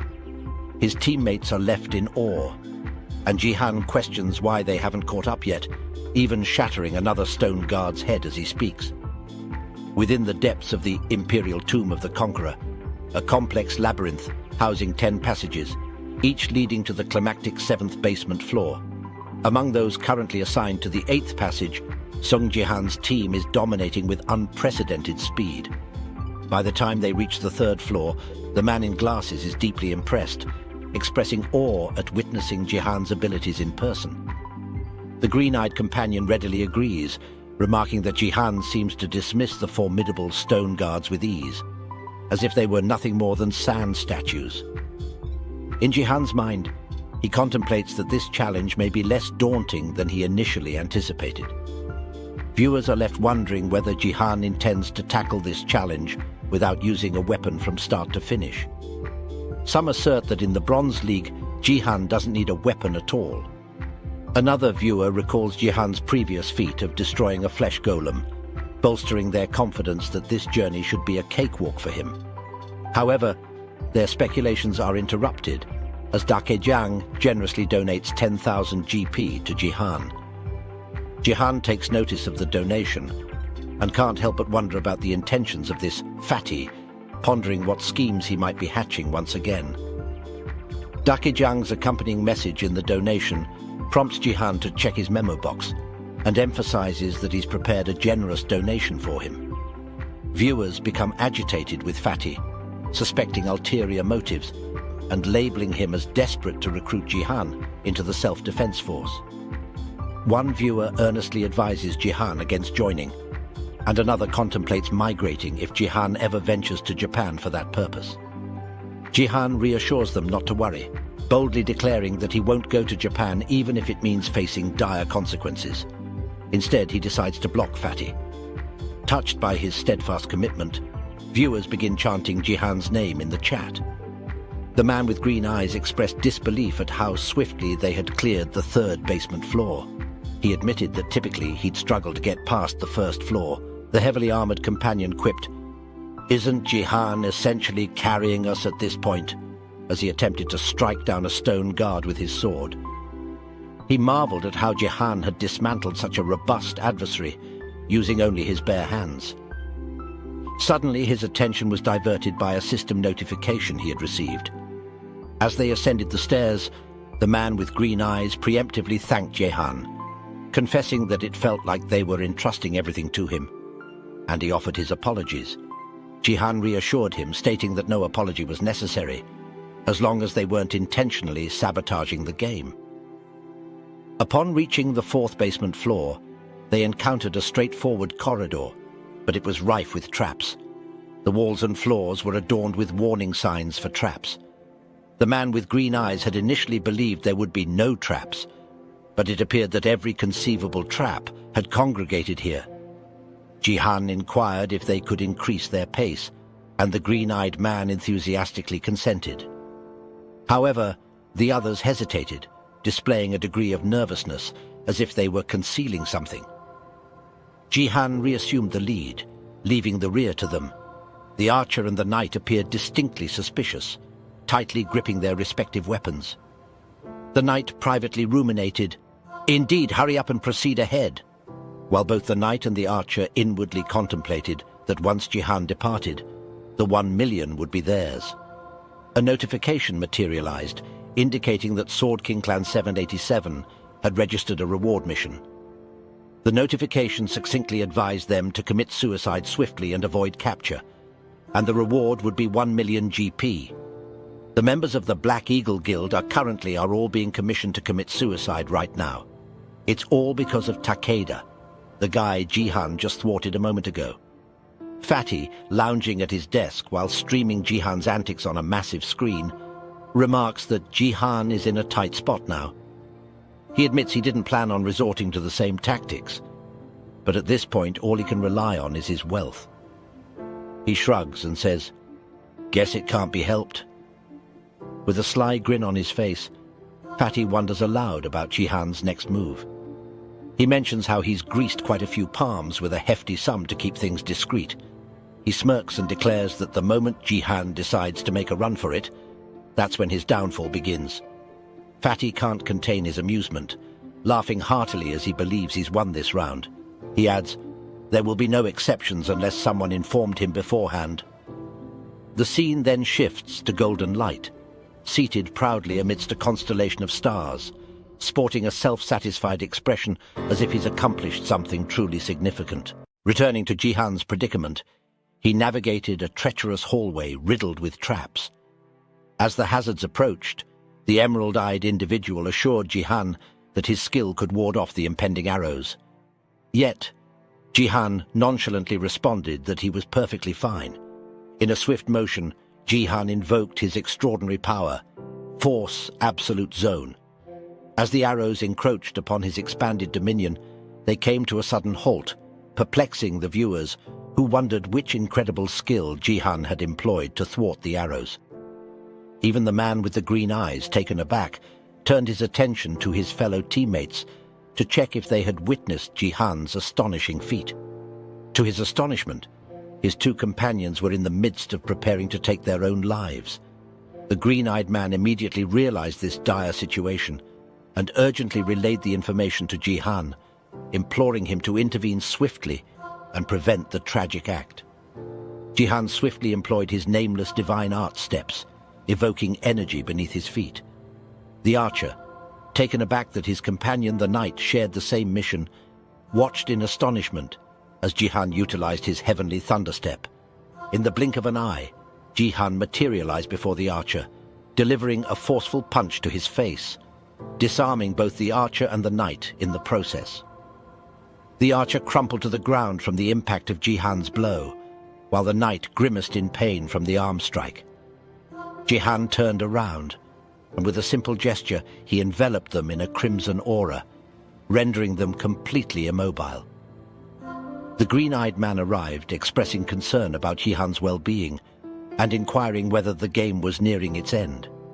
Jihan, breathing a sigh of relief, quipped, "That was a close one." The knight, with a touch of sarcasm, labeled the archer as a fucker, insinuating that he might have been on the brink of fulfilling his mission to end his own life. This revelation startled the archer, leading him to inquire if he had been assigned a similar suicidal task. The knight tersely advised him to keep quiet, asserting that the situation was painfully apparent. The green-eyed man, puzzled by the sudden altercation, inquired about the cause. Jihan explained that it appeared they had received identical missions, wherein the game concluded for the first person to commit suicide. The green-eyed man placed his hand over his heart, sighing in relief, and questioned why anyone would resort to such a dishonorable act. He then extended a heartfelt apology on behalf of his guildmates. With a wary glance, Jihan reassured the green-eyed man that there was no need to apologize, emphasizing that he had prevented the tragedy. As he noticed the green-eyed man preparing to end his own life, Jihan swiftly surrounded his hand with a crimson aura and prevented him from proceeding. He concluded by explaining that it was because he knew the green-eyed man was also part of their group.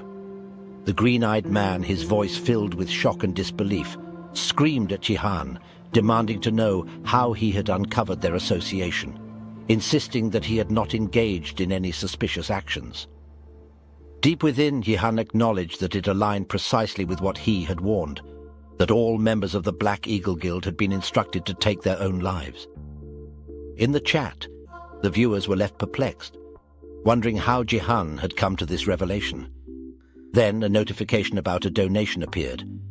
The generous contribution came from Golden Light, who donated 10,000 GP and left a message cautioning Jihan to be vigilant, as someone had paid the entire Black Eagle Guild 1 billion GP to end their own lives.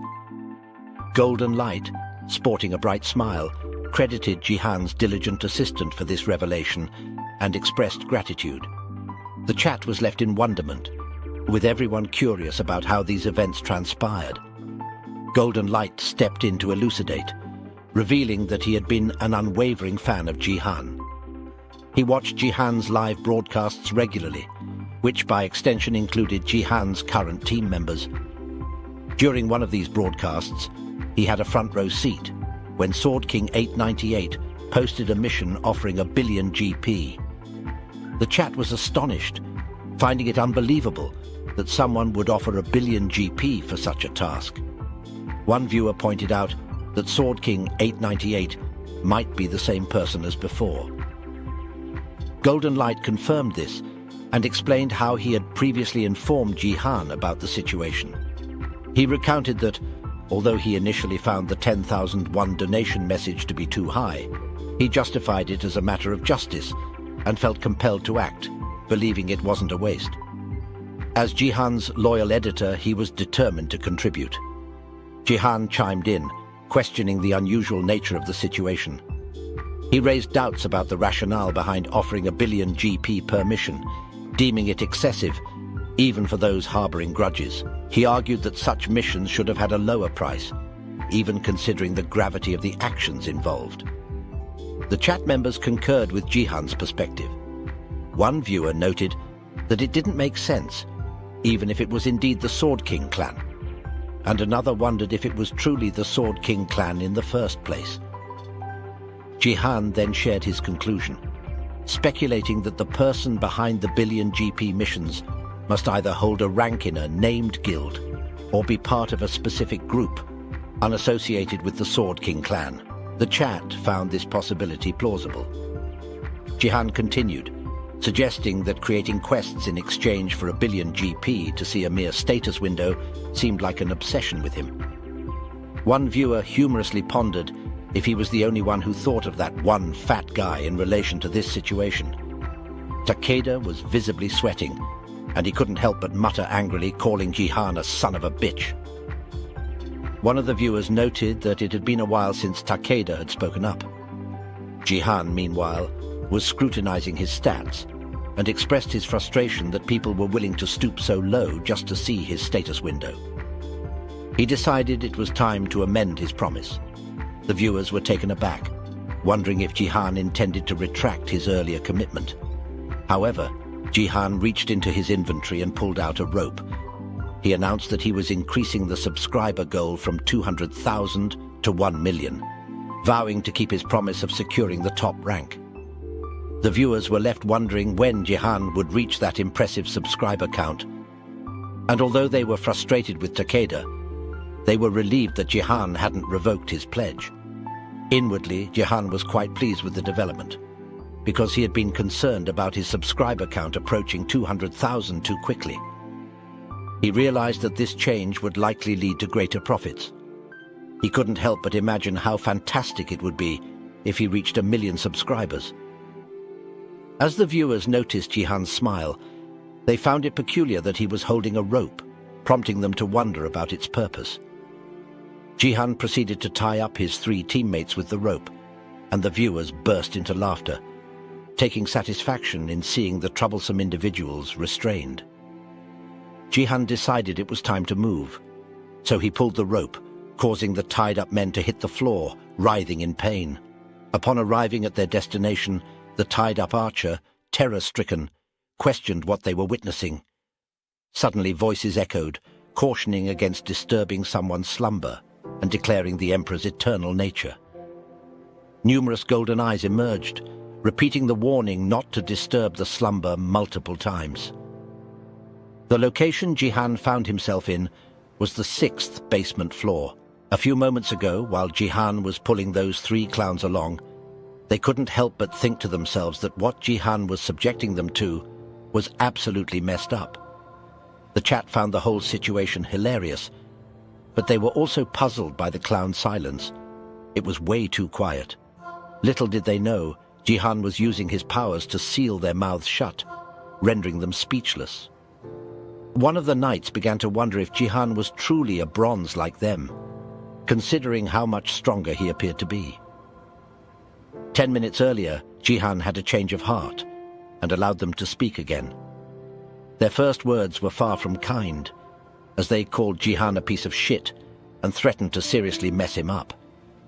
It was their final warning, urging Jihan to release them if he didn't want to make enemies out of the entire Black Eagle Guild. In response to their threats, Jihan effortlessly poked holes in the knight's armor with his fingers. The knight was left in shock, wondering if Jihan was using some kind of secret technique. Jihan questioned whether they genuinely believed their guild would support individuals like them. Suddenly, the strength seemed to drain from the knight's body, possibly due to Jihan's earlier finger attacks. Jihan proceeded to do the same to the archer. Observing Jihan's actions, the knight pondered if Jihan was using the particular attack he had in mind, wondering how it made sense. The knight explained that Jihan was targeting their pressure points, a technique that only advanced warriors in the martial artist class could execute. As Jihan continued applying this technique to the green-eyed man, the knight realized that he had misjudged Jihan's role, thinking he was just a supporter. Now it seemed they were being dragged along by Jihan's actions. With a malevolent grin, the knight recalled a time when the mage insulted Jihan. Believing that Jihan was sensitive about his niece, he had intended to showcase his insulting skills from his keyboard warrior days. However, before he could utter a single word, Jihan swiftly silenced him, rendering him unable to open his mouth and spew any insults. As they were dragged across the ground by Jihan, the knight admitted that he didn't care about anything at that moment, except for the pain he was experiencing from being dragged. Suddenly, Jihan proceeded to heal the 3 individuals, a gesture that the archer appreciated while the green-eyed man told him to be quiet. It was comical how regularly Jihan healed them because he couldn't let them die. Now on the 6th floor, Jihan expressed his hope that if he could clear this floor, he would reach the final stage of his journey. As he entered the underground 6th floor, Jihan was greeted by countless golden eyes, making it difficult to see clearly due to the darkness. These golden eyes belonged to clay soldiers. Suddenly, Jihan's eyes widened as more clay warriors spawned behind him, surrounding him from all sides. The soldiers rushed to attack them, and fear overcame the 3 individuals. Jihan acted swiftly, turning around to block an attack from a clay soldier that was about to strike one of the clowns. He then grabbed the rope and flung the 3 clowns out of harm's way. Jihan continued to block attacks and counterattack, cutting through the clay soldiers as if they were made of butter. The chat was highly impressed by Jihan's swordsmanship, especially because it had been a while since he had used a sword. A system notification informed Jihan that the tomb was in a state of shock, and voices repeatedly warned against interfering with the rest of the Emperor, proclaiming, "The Emperor is eternal. Do not interfere with His Majesty's rest." Jihan noticed the soldiers' glowing eyes and speculated that they must be in berserker mode. Jihan received a notification presenting a limited quest that required him to eliminate all of the guards, with a reward of 1,000 achievement points. Inwardly, Jihan noted that it had been a while since he had received a quest, the last time being during the defense map. He decided to use his shield skill to protect the 3 clowns, ensuring they wouldn't be killed. He also tested the shield's durability, finding it much sturdier with the force field on top. Now that the clowns were safe within the shield, Jihan used his skill, Force Absolute Territory, expressing his continued amazement at how powerful it was. Within the Absolute Territory, all movements of anyone who entered were significantly slowed down, and with just his hand, Jihan could exert overwhelming control, creating a region where he had complete dominance. Inwardly, Jihan felt it was a shame that Baron had used his remarkable skill merely to reinforce mana. Jihan decided that it was time to put an end to the situation. With a swift slash of his sword, he easily evaporated every clay soldier. A grin appeared on Jihan's face as the system notified him that he had successfully cleared the quest. Suddenly, the boss materialized out of thin air, extending a warm welcome to the group. He expressed that gold was both mankind's plunder and the plunder itself, promising to grant their deepest desires. With a casual reminder to maintain their decorum, Jihan couldn't help but think that the conqueror's tomb could only be conquered if everyone made it through the adventure alive. That was because the ultimate test required a reverential bow from each player. The online chat buzzed with excitement at the fact that Jihan had already reached the boss stage, situated in the underground 6th floor, the final frontier. Out of nowhere, 4 small circles materialized in front of the boss, marking the designated spots for their respectful bows. Jihan, in a surprising twist, deftly dispatched the trio of jesters, leaving the chat wondering if that was his unconventional way of making them bow. On the other hand, a viewer speculated that Jihan might employ telekinesis for the task.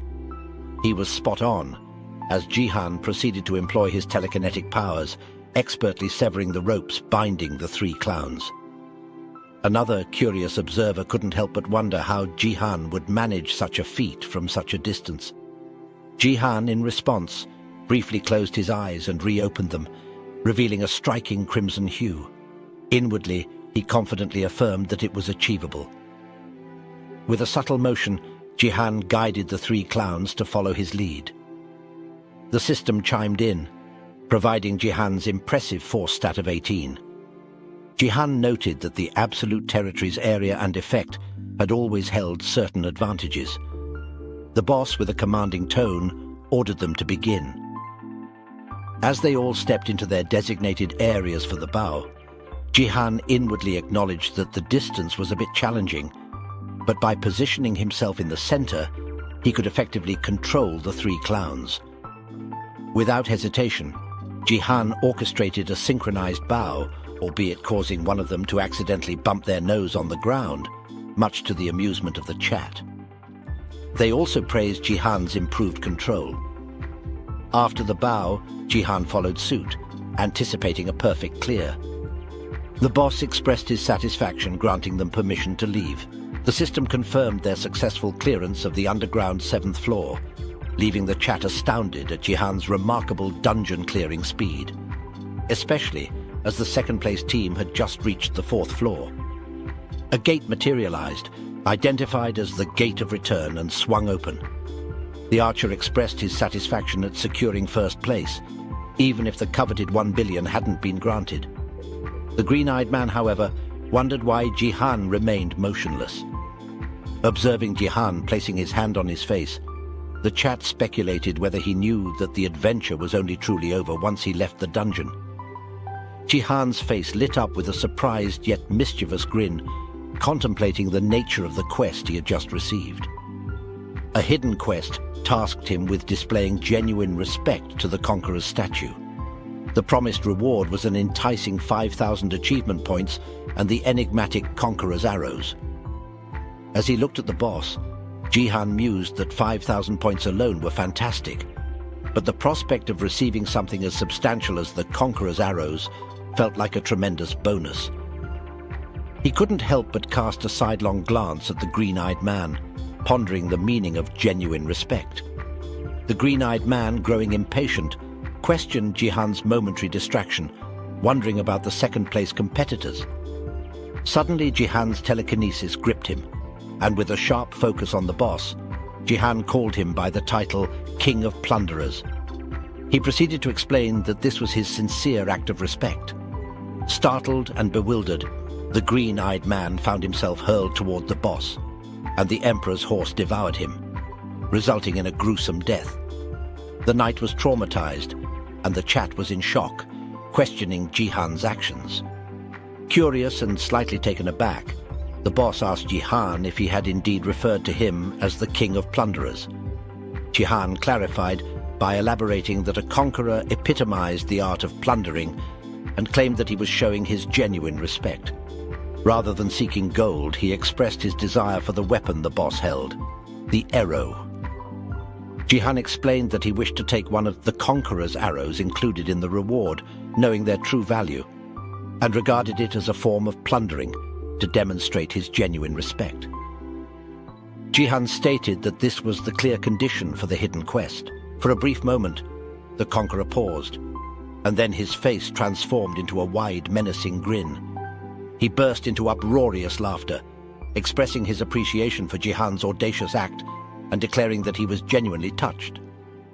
As Jihan reached for the sword, the conqueror commended him and presented his treasure as a reward for the display of genuine respect.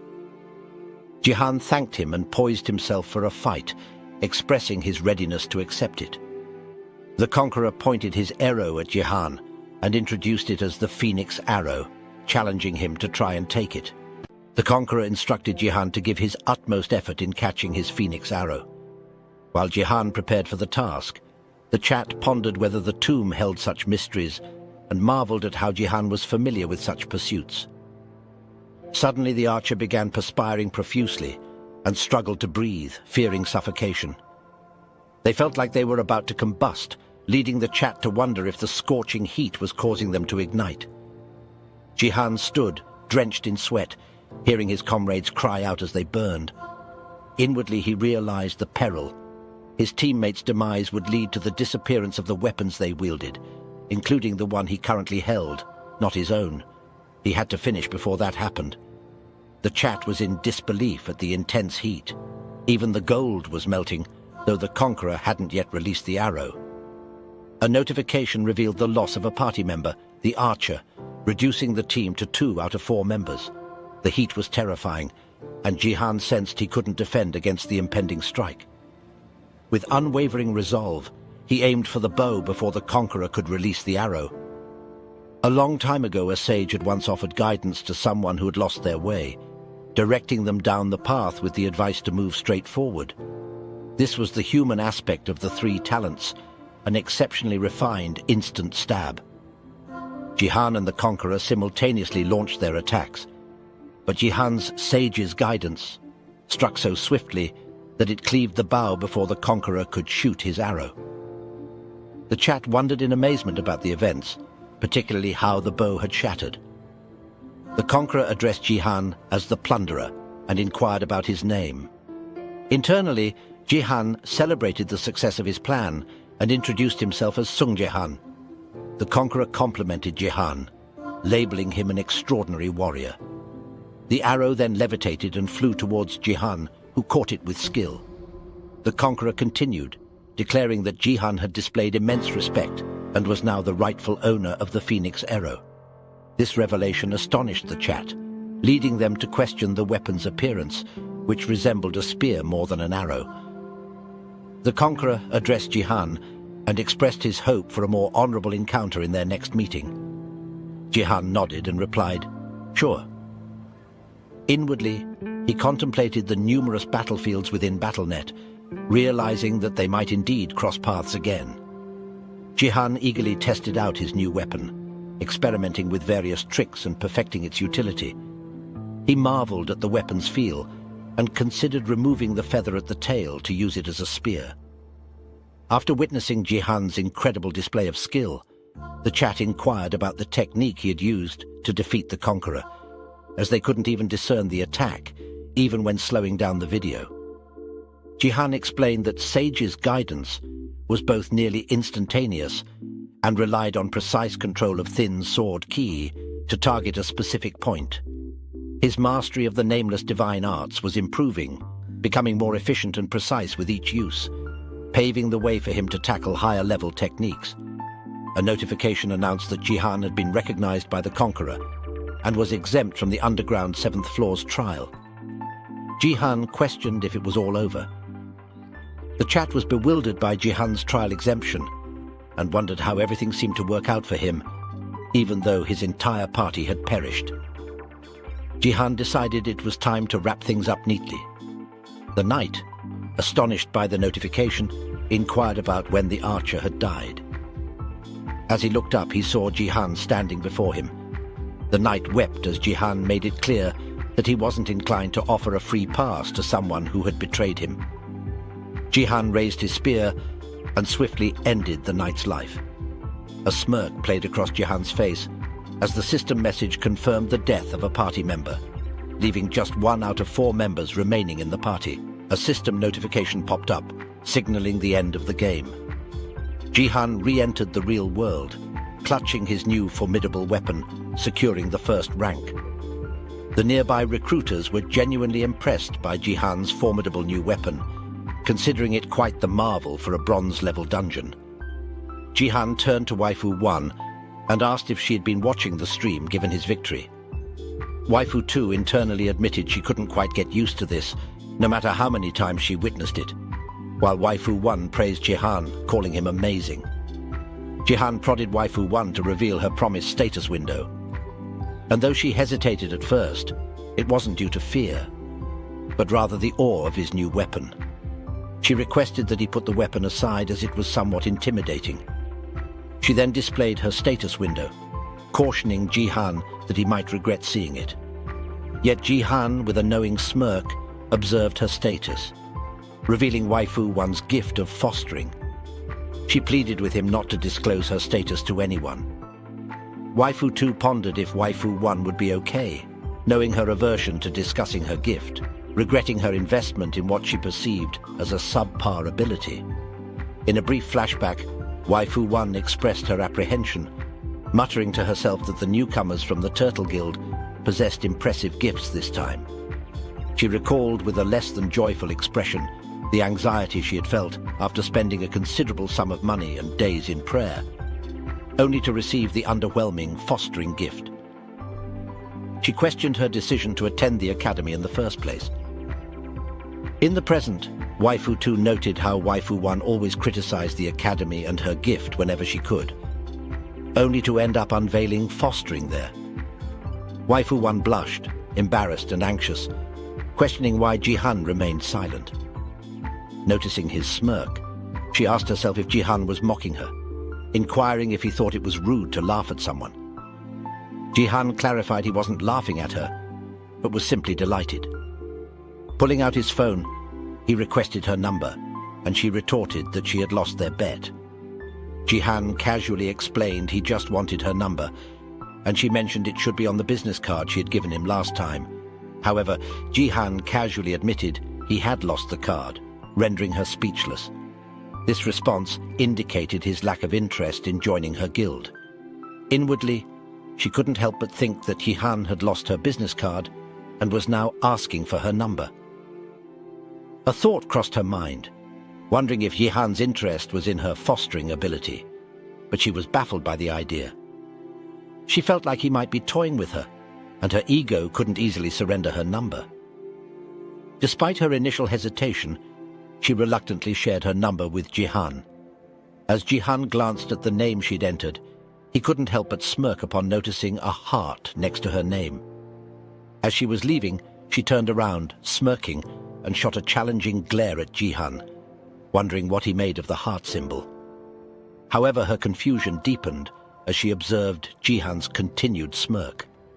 She was taken aback by his demeanor, and as he walked away, she pondered what could possibly be wrong with Jihan, finding him incredibly annoying. Inside the academy, people were engrossed in Jihan's stream, including Sia and her friends. One of Sia's friends praised her uncle's amazing skills, to which Sia commented that it felt like Jihan grew stronger every day, especially given his remarkable performance in clearing the Conqueror's tomb.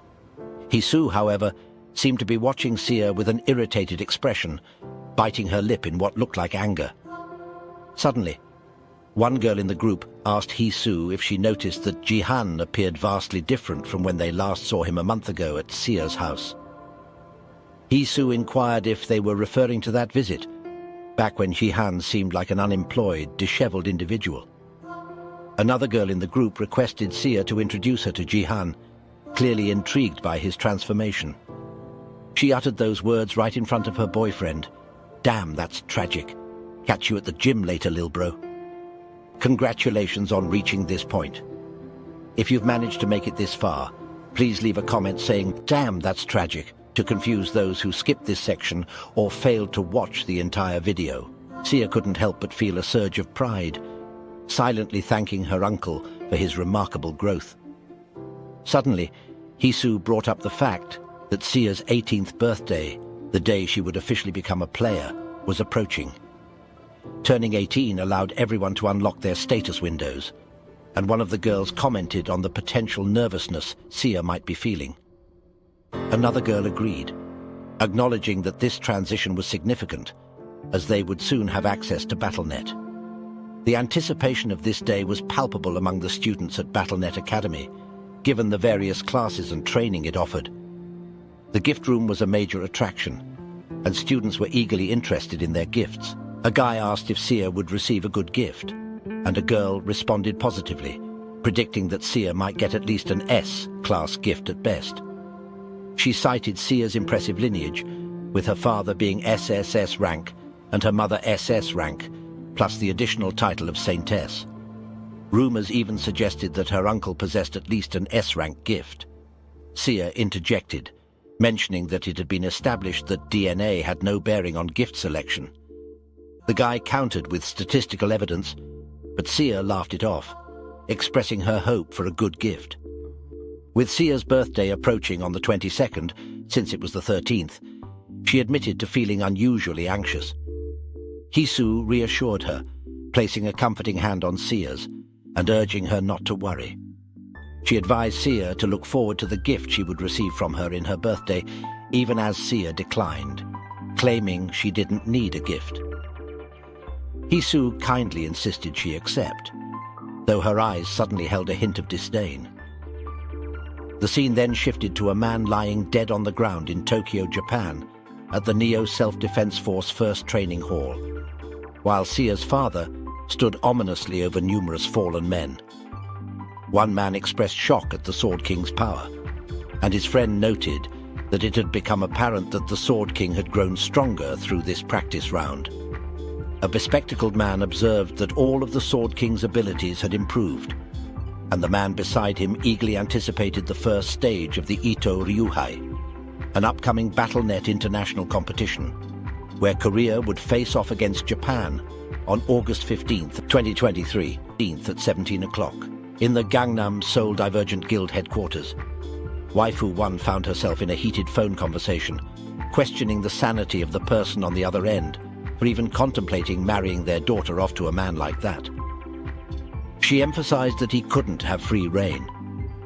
Though the other person's responses remained hidden for some mysterious reason, Waifu 1 retorted, explaining that this was precisely why she had left in the first place, declaring her intention to decide for herself whether she would marry or not. As she hung up, it became clear that she had been talking to her father. Waifu 2 entered the room, expressing concern for Waifu 1's well-being. In response, Waifu 1 admitted she was far from all right. Waifu 2 inquired if she was looking away because of her anger, to which Waifu 1 confessed, and Waifu 2 acknowledged her visible upset. Waifu 1 then vented her frustration, musing that she had initially thought she was meeting Fatty from the Neo Self-Defense Force, and being dragged into an arranged date was already infuriating. However, discovering that her date was a balding man seemed utterly crazy to her. Waifu 2 agreed, acknowledging that the situation was pretty bad and noting that being rich didn't necessarily equate to an easy life. Grateful for the understanding, Waifu 1 thanked Waifu 2. As Waifu 2 suggested that Waifu 1 go home and rest, Waifu 1 declined, insisting she was comfortable there. Waifu 2 gazed at the beautiful city view and simply said, "I see." Unexpectedly, Waifu 1 apologized to Waifu 2. Startled, Waifu 2 asked for clarification.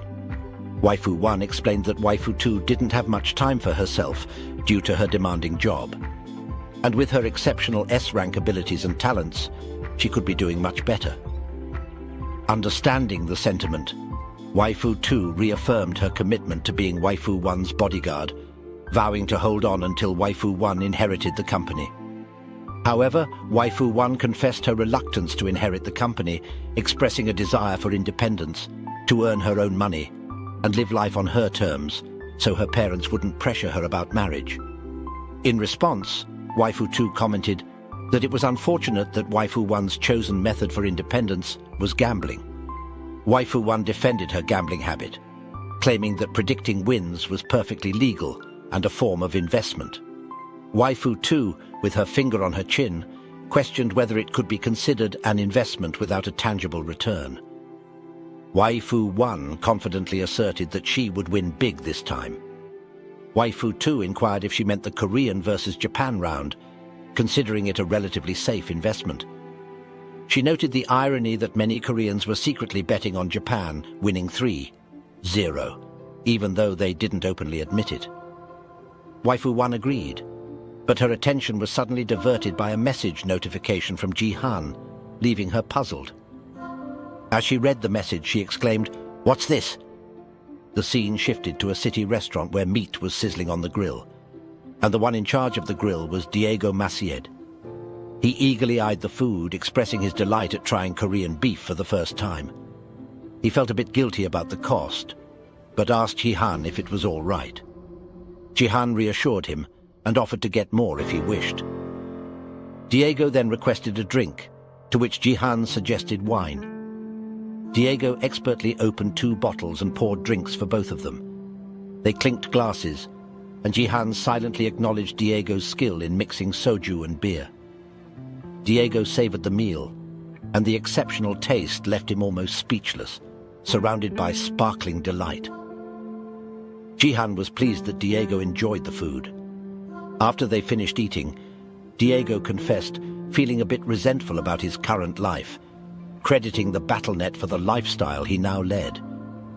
He delved into his own history, once a renowned soccer star, but his world had come crashing down in the blink of an eye. Financial struggles had driven his wife and daughter away. Inwardly, Jihan empathized with Diego's plight, recognizing that Diego Macied had enjoyed the status of a global soccer sensation with everything one could desire. However, the advent of the BattleNet had led to a steep decline in interest in traditional sports, causing him to lose his fans and become a forgotten figure in the world of soccer. Now he found himself in Korea, teaching kids soccer. Diego, eager to get to the point, questioned Jihan about why he wanted him to become a mage. Jihan explained that Diego's gift reinforced all equipment resembling a soccer ball, which was why Diego always carried around a soccer ball. Diego expressed doubts about his potential as a mage due to his poor mana stats. Jihan urged Diego to check out a unique item, and upon seeing it, Diego was surprised. The item in question was the Arachne's Orb, boasting a B-ranked status, a mystical artifact from the spider tribe called Arachne. It was wrapped in spider silk, which lent it remarkable elasticity since spiders only had feet. The beauty of it was that it essentially served as a ball, tailored perfectly for Diego's use. Jihan was curious to know what Diego thought because he found it fascinating. Inwardly, Jihan believed that this item had the potential to unleash the real power of the Diego from his past life, back when he was the mightiest mage to ever exist. Diego's interest was piqued, prompting him to ask about the price of the orb. Jihan revealed it to be a hefty 500,000 GP, roughly 50 million in regular currency. Diego was flabbergasted by the price, even comparing it to a down payment on his house. He felt that even with 10 years of saving, he wouldn't be able to afford it. But he thanked Jihan for the information. Jihan, however, hadn't yet revealed his main point. He expressed his intention to gift Diego the orb, as well as provide financial support when needed. Puzzled, Diego inquired further, wondering why Jihan was making such an offer. Jihan explained that he wanted Diego to join his guild, which he planned to establish once he reached the silver rank. Diego was taken aback, questioning whether Jihan had the financial means for such an endeavor.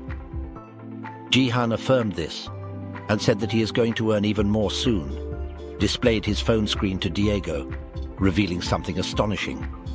Diego couldn't help but ask if Jihan was out of his mind. Meanwhile, Waifu 1 was engrossed in her phone, pondering the perplexing nature of her choices. As she glanced at her phone, she received a message from Jihan, who referred to it as a gift. The message displayed the results of the game, with Korea winning 1 round and losing 3. She couldn't help but scoff, believing that Korea stood no chance against the formidable Sword King. The Korea versus Japan battle was on the horizon. The Sword King, with a steely determination, opened his eyes, and the announcer greeted the audience. He introduced the Korean representative and acknowledged fans worldwide after the BattleNet's global influence. The much-anticipated Korea versus Japan round was about to begin. In the Gangnam Seoul Divergent Guild headquarters, Waifu 1 found herself in a heated phone conversation, questioning the sanity of the person on the other end for even contemplating marrying their daughter off to a man like that. She emphasized that he couldn't have free reign. Though the other person's responses remained hidden for some mysterious reason, Waifu 1 retorted, explaining that this was precisely why she had left in the first place, declaring her intention to decide for herself whether she would marry or not. As she hung up, it became clear that she had been talking to her father. Waifu 2 entered the room, expressing concern for Waifu 1's well-being. In response, Waifu 1 admitted she was far from all right. Waifu 2 inquired if she was looking away because of her anger, to which Waifu 1 confessed, and Waifu 2 acknowledged her visible upset. Waifu 1 then vented her frustration, musing that she had initially thought she was meeting Fatty from the Neo Self-Defense Force, and being dragged into an arranged date was already infuriating. However, discovering that her date was a balding man seemed utterly crazy to her. Waifu 2 agreed, acknowledging that the situation was pretty bad and noting that being rich didn't necessarily equate to an easy life.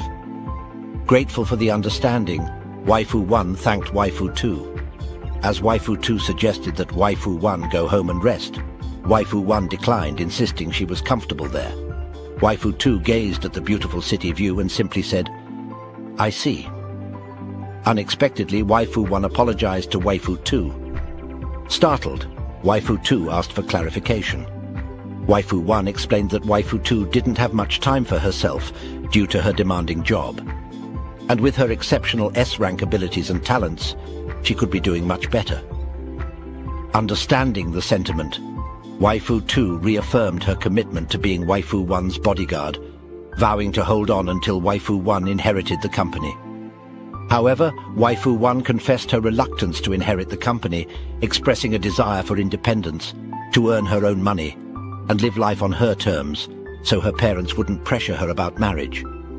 In response, Waifu 2 commented that it was unfortunate that Waifu 1's chosen method for independence was gambling. Waifu 1 defended her gambling habit, claiming that predicting wins was perfectly legal and a form of investment. Waifu 2, with her finger on her chin, questioned whether it could be considered an investment without a tangible return. Waifu 1 confidently asserted that she would win big this time. Waifu 2 inquired if she meant the Korean versus Japan round, considering it a relatively safe investment. She noted the irony that many Koreans were secretly betting on Japan winning 3-0, even though they didn't openly admit it. Waifu 1 agreed, but her attention was suddenly diverted by a message notification from Jihan, leaving her puzzled. As she read the message, she exclaimed, "What's this?" The scene shifted to a city restaurant where meat was sizzling on the grill, and the one in charge of the grill was Diego Maciel. He eagerly eyed the food, expressing his delight at trying Korean beef for the first time. He felt a bit guilty about the cost, but asked Jihan if it was all right.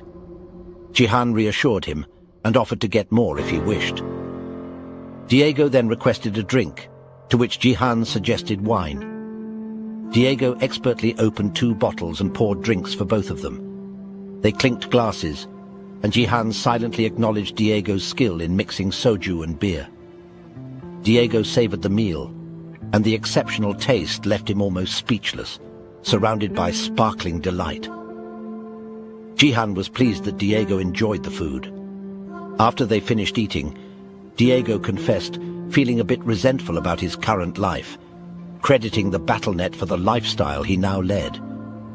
He delved into his own history, once a renowned soccer star, but his world had come crashing down in the blink of an eye. Financial struggles had driven his wife and daughter away. Inwardly, Jihan empathized with Diego's plight, recognizing that Diego Maciel had enjoyed the status of a global soccer sensation, with everything one could desire. However, the advent of the BattleNet had led to a steep decline in interest in traditional sports, causing him to lose his fans and become a forgotten figure in the world of soccer. Now he found himself in Korea, teaching kids soccer. Diego, eager to get to the point, questioned Jihan about why he wanted him to become a mage. Jihan explained that Diego's gift reinforced all equipment resembling a soccer ball, which was why Diego always carried around a soccer ball.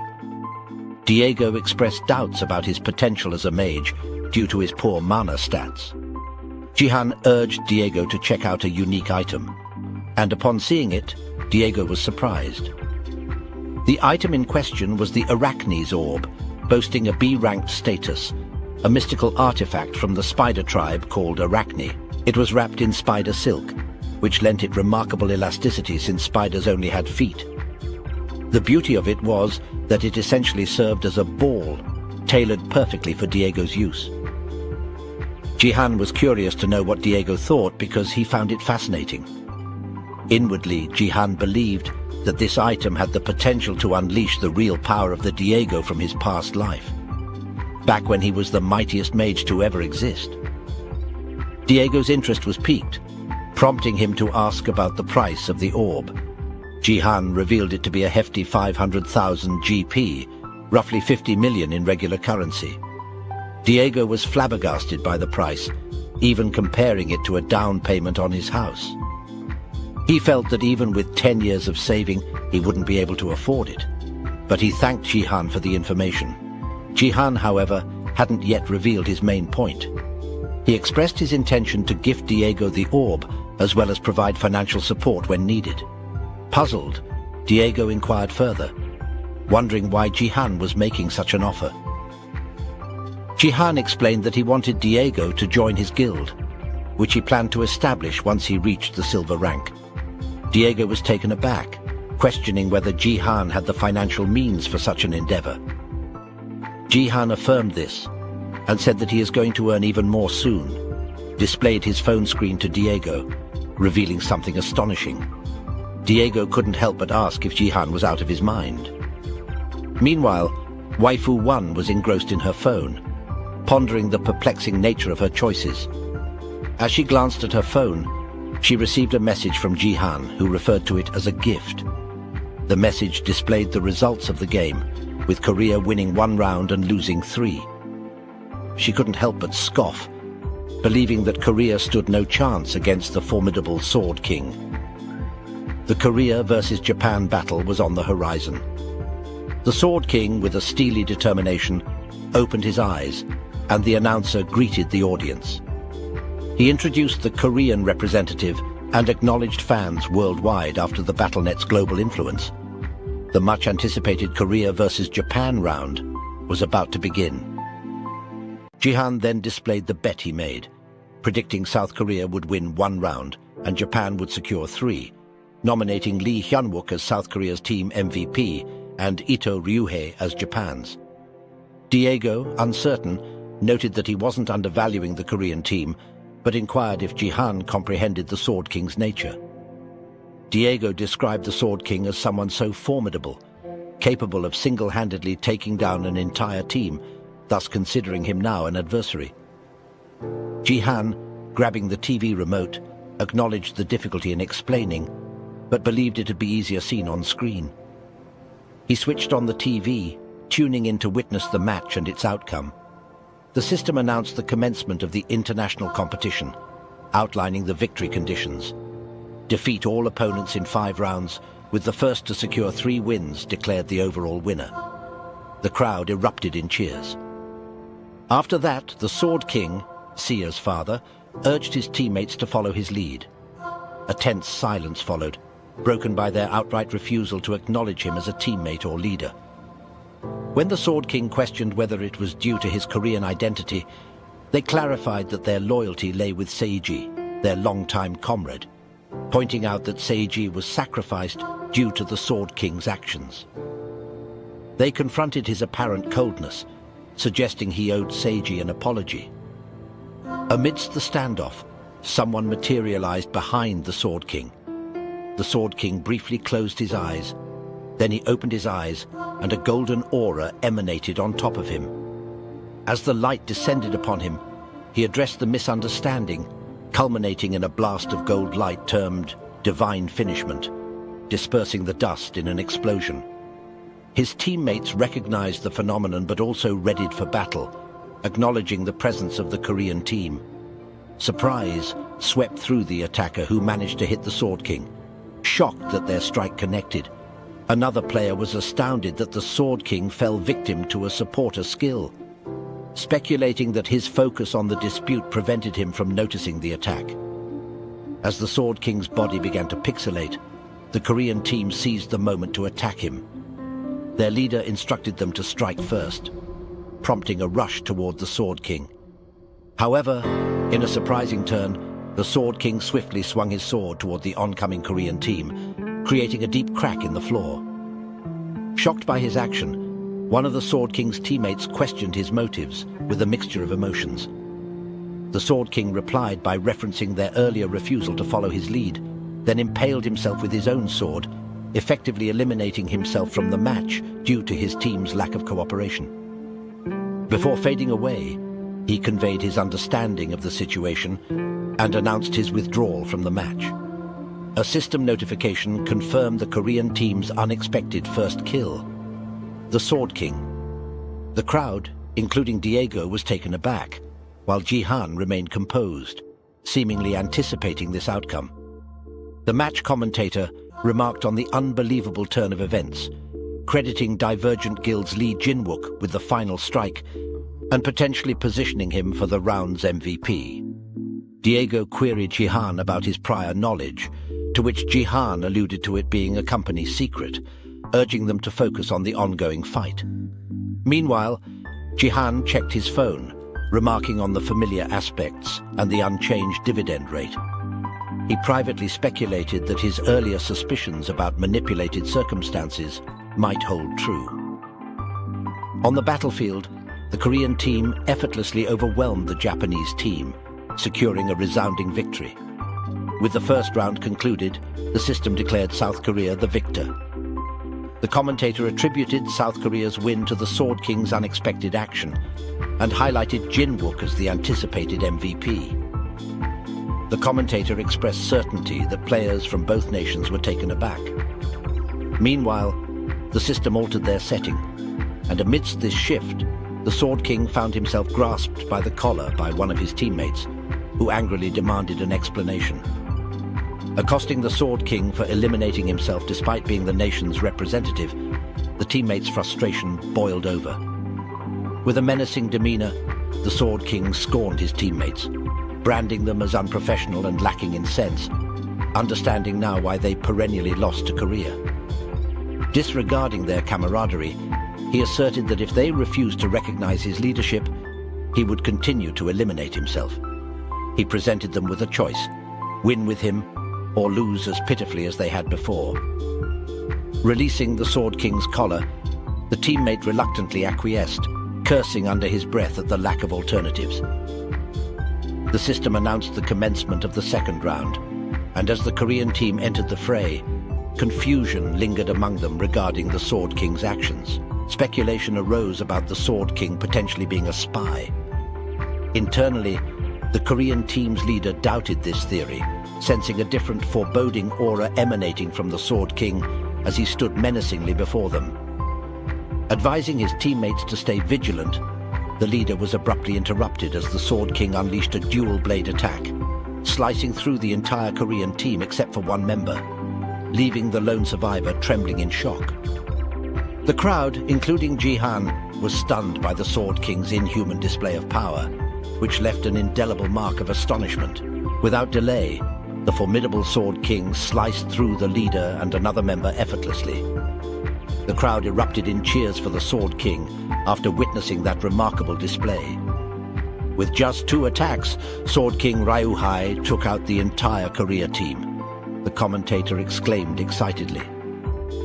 As the 4th round commenced, the commentator announced Japan's victory in the 3rd round, now leading 2-1.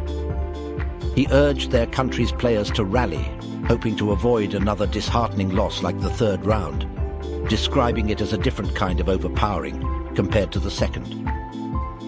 One of the Korean team members swung his sword at the Sword King, who easily dodged it, countering the subsequent slashes, while the Korean urged teammates to keep the Sword King on the defensive.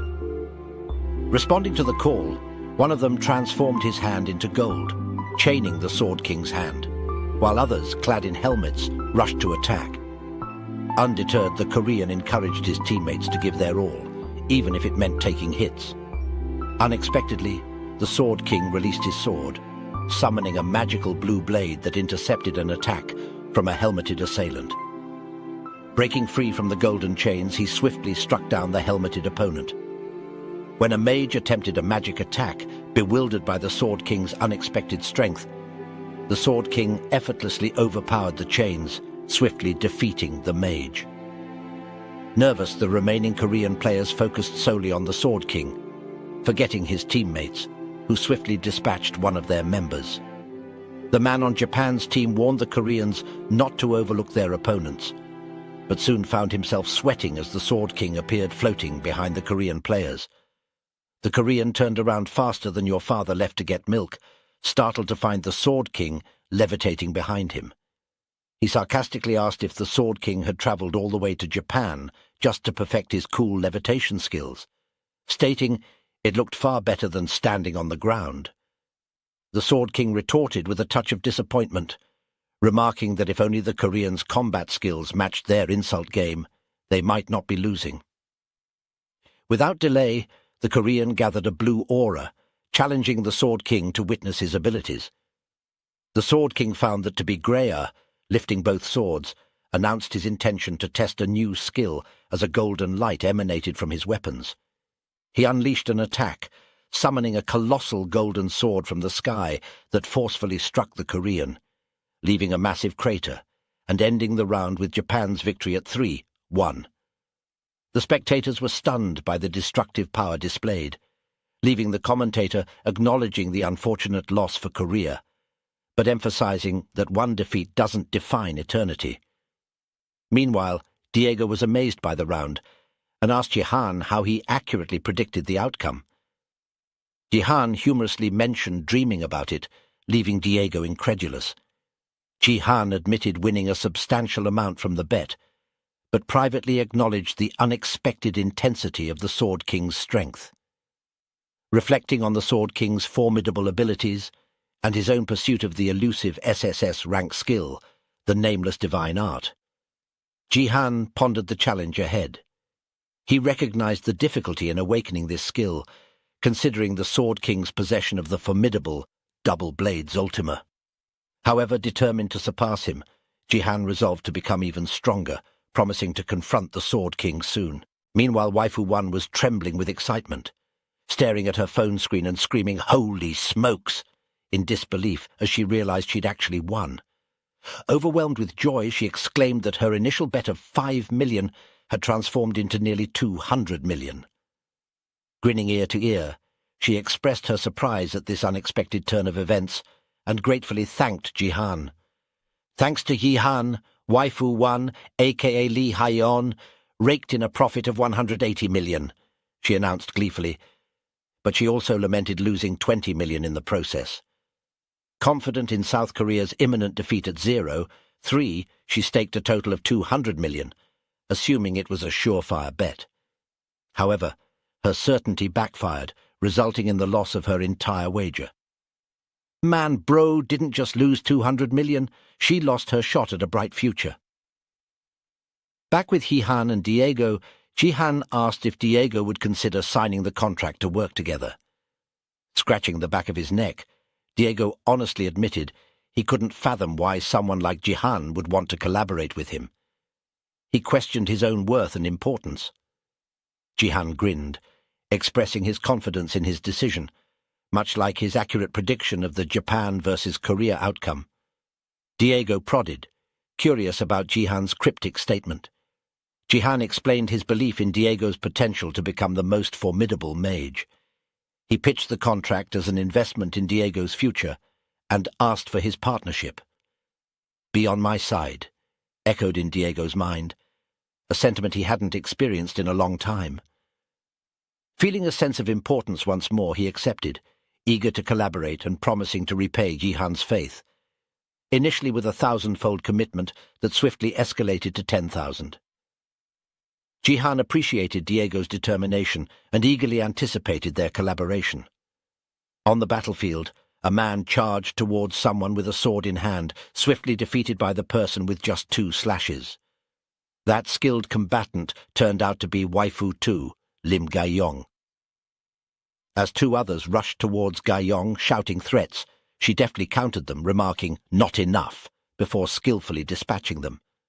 With 50 survivors remaining, the game concluded, declaring Gaiyong the first-place winner with 5 kills. Despite her victory, Gaiyong couldn't revel in it, feeling the urgent need to improve. Comparing herself to the likes of the high-ranking Sword King, who dominated the South Korea versus Japan match, and Jihan building a legendary record of no losses, she recognized her considerable lag behind them. Comfort in the divergent guild had made her complacent, and she resolved to push herself further to avoid falling further behind. Meanwhile, Sia was immersed in an article chronicling her father's victorious involvement in the Japan versus Korea battle. She sat quietly in the car, but her friend broke the silence, asking if she was okay. Sia, wearing a sad expression, replied, saying she was all right, yet her friend urged her not to fib as she didn't seem okay. Her friend then offered to stay with her today, noting it's nice to have company when feeling down, but Sia declined, saying it's okay. Sia expressed gratitude for the ride home, mentioning her uncle's appointment and how she was pondering her return. The driver, acknowledging a previous mistake, asked Sia to let him know if he could help, Sia smiled, acknowledging his awareness. Suddenly her friend asked about something she mentioned, offering to prepare it right away if Sia approved.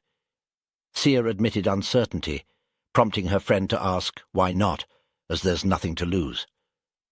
Sia felt it might not turn out great, but her words were interrupted as the driver abruptly stopped the car, causing her friend to hit her head on the seat. The nervous driver explained they had arrived at the Sword Palace, leaving Sia stunned at the sight of numerous people outside, prompting her to ask, "What's all this?" Jihan is seen leaping from building to building. Now high in the air, he lands on top of another building. Testing his agility, he remarks that he definitely feels lighter than before, having improved quite a bit. Glancing into the distance, he remarks, "A high place like this is definitely much better," as he observes the sun rising, illuminating the sky with an orange hue. Sitting and peering down, he observes people walking below, reminiscing that he had ascended to such heights back in the US, and he spaces out. These memories trigger reflections on the past. With closed eyes, he reflects that he now fully understands the kind of person Yoon Se-jin, the Sword King, was during this period. He admits that he had never actually fought Yoon Se-jin before. During the time when half the nation's population had vanished and top rankers gathered, Yoon Se-jin, who consistently held the first position as a warrior, suddenly disappeared. Jihan still doesn't know the reason, but the present Yoon Se-jin matches Jihan's peak strength from his past life. Despite his rapid growth now, Jihan realizes he can't relax. He needs to surpass his past strength.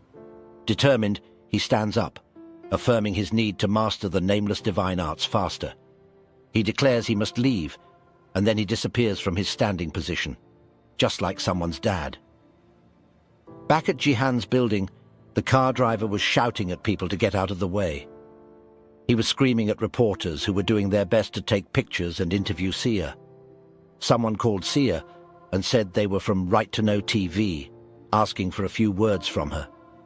Someone asked her what she thought about the Sword King's match and today's interview. Her supposed friend told her to just ignore them. The reporters continued, mentioning that some people believed her previous statement had provoked the Sword King further. They asked her for a few words regarding these claims. The driver, Arjusi, was doing his best to prevent the reporters from getting close to Sia. He asked them what the hell was wrong with the situation. As the reporters requested an interview while Jihan was away, another person mentioned they were doing this for a living. Meanwhile, Sia's supposed friend wore a grin on her face, pretending to pity her. Suddenly, Jihan appeared with a menacing voice, saying, "What the hell?" Every reporter turned around to see who had spoken. Jihan continued, "What do you think you're doing?" With an angry expression and using his powers, he commanded them to fuck off. He sent the reporters flying and they fell to the floor. As Jihan passed them to reach the car where Sia was, a reporter complained about their hurting back. Another person called out to Jihan, asking if he dared lay a hand on reporters, questioning if he cared about his image. Still with a menacing tone, Jihan replied that he did care, which was why he reacted so gently. The reporters got scared and lowered their gaze. Continuing, Jihan mentioned he had gone easy on them because it was their first time. As he passed, he told them they should be grateful that this was all he did. Jihan grabbed the car door and opened it, then called Sia, asking her to get up. With a bright smile, he told her, "Let's go home." As she stepped out of the car, Jihan thanked the driver for protecting Sia. The driver humbly answered that it was nothing. As they were leaving, Hisu advised Jihan to take good care of Sia. Jihan responded with gratitude, saying, "Yeah," appreciating her concern.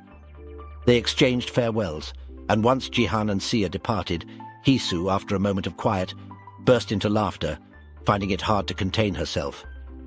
She exclaimed loudly about her struggle to hold back the laughter.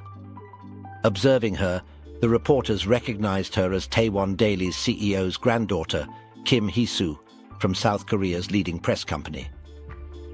As she wiped away her laughter tears, Hisu remarked, "Our dear Sia, it's all over for you, isn't it?"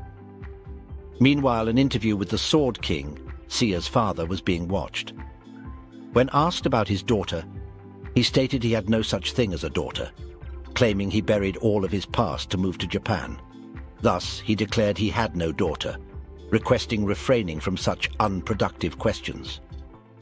Jihan watched the interview, realizing the reason behind these interviews. With an angry expression, he muttered about wishing he could confront the Sword King. Internally conflicted, he wondered what he should do next, noting that Sia seemed to be improving. But this interview had completely dampened her spirits. Suddenly, Sia interrupted, calling Jihan's attention. Jihan looked at her, asking, "What's up?" Sia asked if he remembered promising her a wish. The wish for finding the Shadow Queen? Jihan recalled. Sia affirmed this and expressed belief that she might have found her. Jihan was taken aback, disbelief evident in his expression, upon hearing that Sia claimed to have found the Shadow Queen. The next day arrived, and at the arena, the system announced that the game would commence.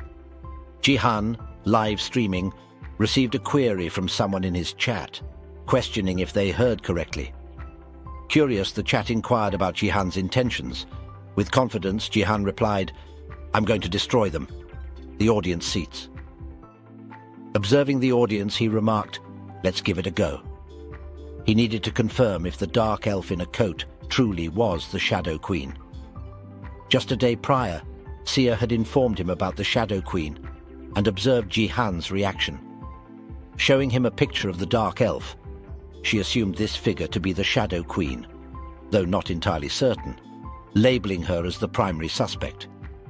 Jihan inquired about her reasoning. Sia explained her doubts about the elf queens seated on the thrones, finding them too conspicuous due to their status.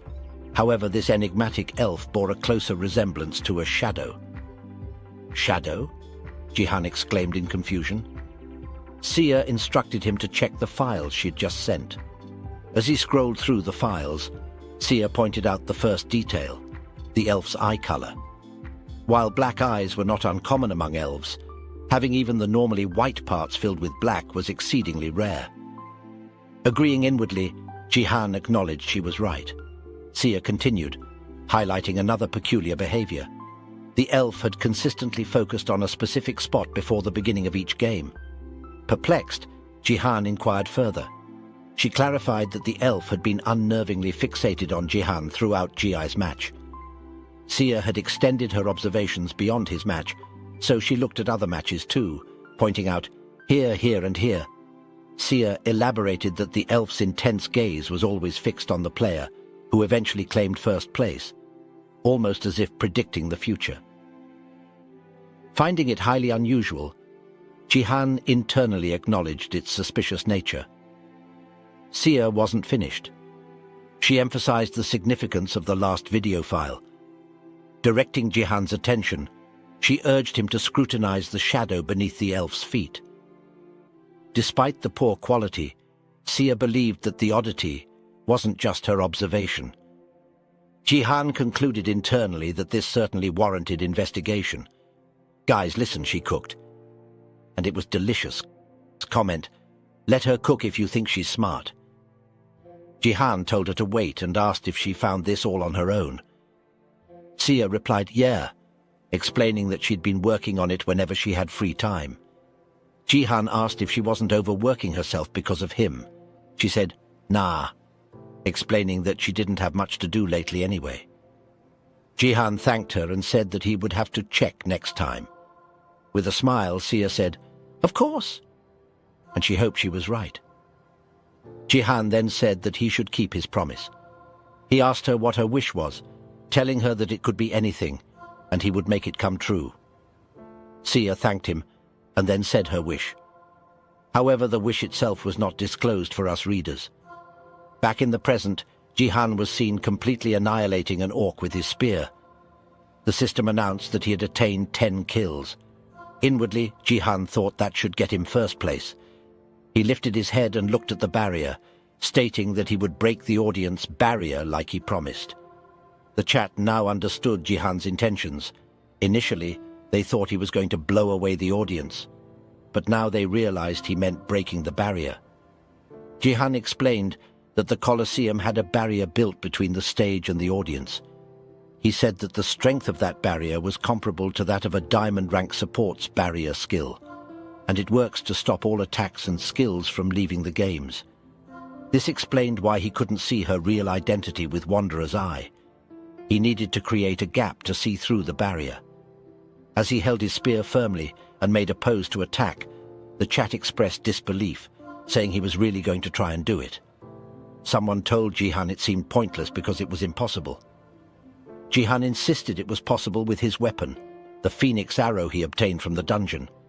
He couldn't unleash its full force when throwing it due to the risk, but for breaking the barrier, just stabbing with it should be enough. He readied himself to utilize the 3 talents of martial devotion to unveil the true identity of the elf. With a powerful attack, he struck the barrier, but to his surprise, not a single scratch appeared. The chat anticipated success, but the barrier remained unaffected. Undeterred, Jihan continued his assault, repeatedly targeting the same spot with determination. Employing the path of the martial sage, he struck again, and finally the barrier yielded impressively. The chat, in awe, exclaimed, "Holy shit, it actually broke!" Now it was time for Jihan to activate his skill, Wanderer's Eye. He needed to check before the barrier regenerated. Focused on revealing the elf's identity, he used it on the elf, only to find himself suddenly in a dark place, disoriented and uncertain of his whereabouts. A glimmer of light emerged behind him, and swiftly turning around, his eyes widened at the sight of 2 large white eyes peering at him from the shadows. Later in the day, Jihan lay on his bed, feeling exhausted. "That was a tiring day," he muttered, unable to relax. There was no way he could unwind after facing something as daunting as that whole incident in the body of a bronze rank. The experience had been terrifying, even if he had been in that body before his regression, he thought inwardly. With a grin, he got up and remarked, "Its power should be very helpful." He opened his achievement store, and with the rewards he had collected until now, leveled up the achievement store to level 5. The feature that came with the level up was Constellation Slot Edition. Now he could choose several constellations, but of course it was still too early for that. The system informed him that Earth was currently in its tutorial season, so even if he purchased Constellation Slot Edition, it would not show up in the status window. Since he didn't need it right away, he decided to postpone buying it and opted to add a title slot first. Opening his status window after doing so, he saw that he'd reached level 22. Now there were only 3 levels left for the silver promotion. With the possessed force, martial power, and a title, he had basically become a silver rank. However, there was a reason he chose to add another slot for a title. It was for the sake of martial god's successor that he would soon obtain. Soon, Jihan's martial power would reach 30, and he would master the nameless divine arts. In the process, he would be linked to the martial god and earn the title Martial God's Successor.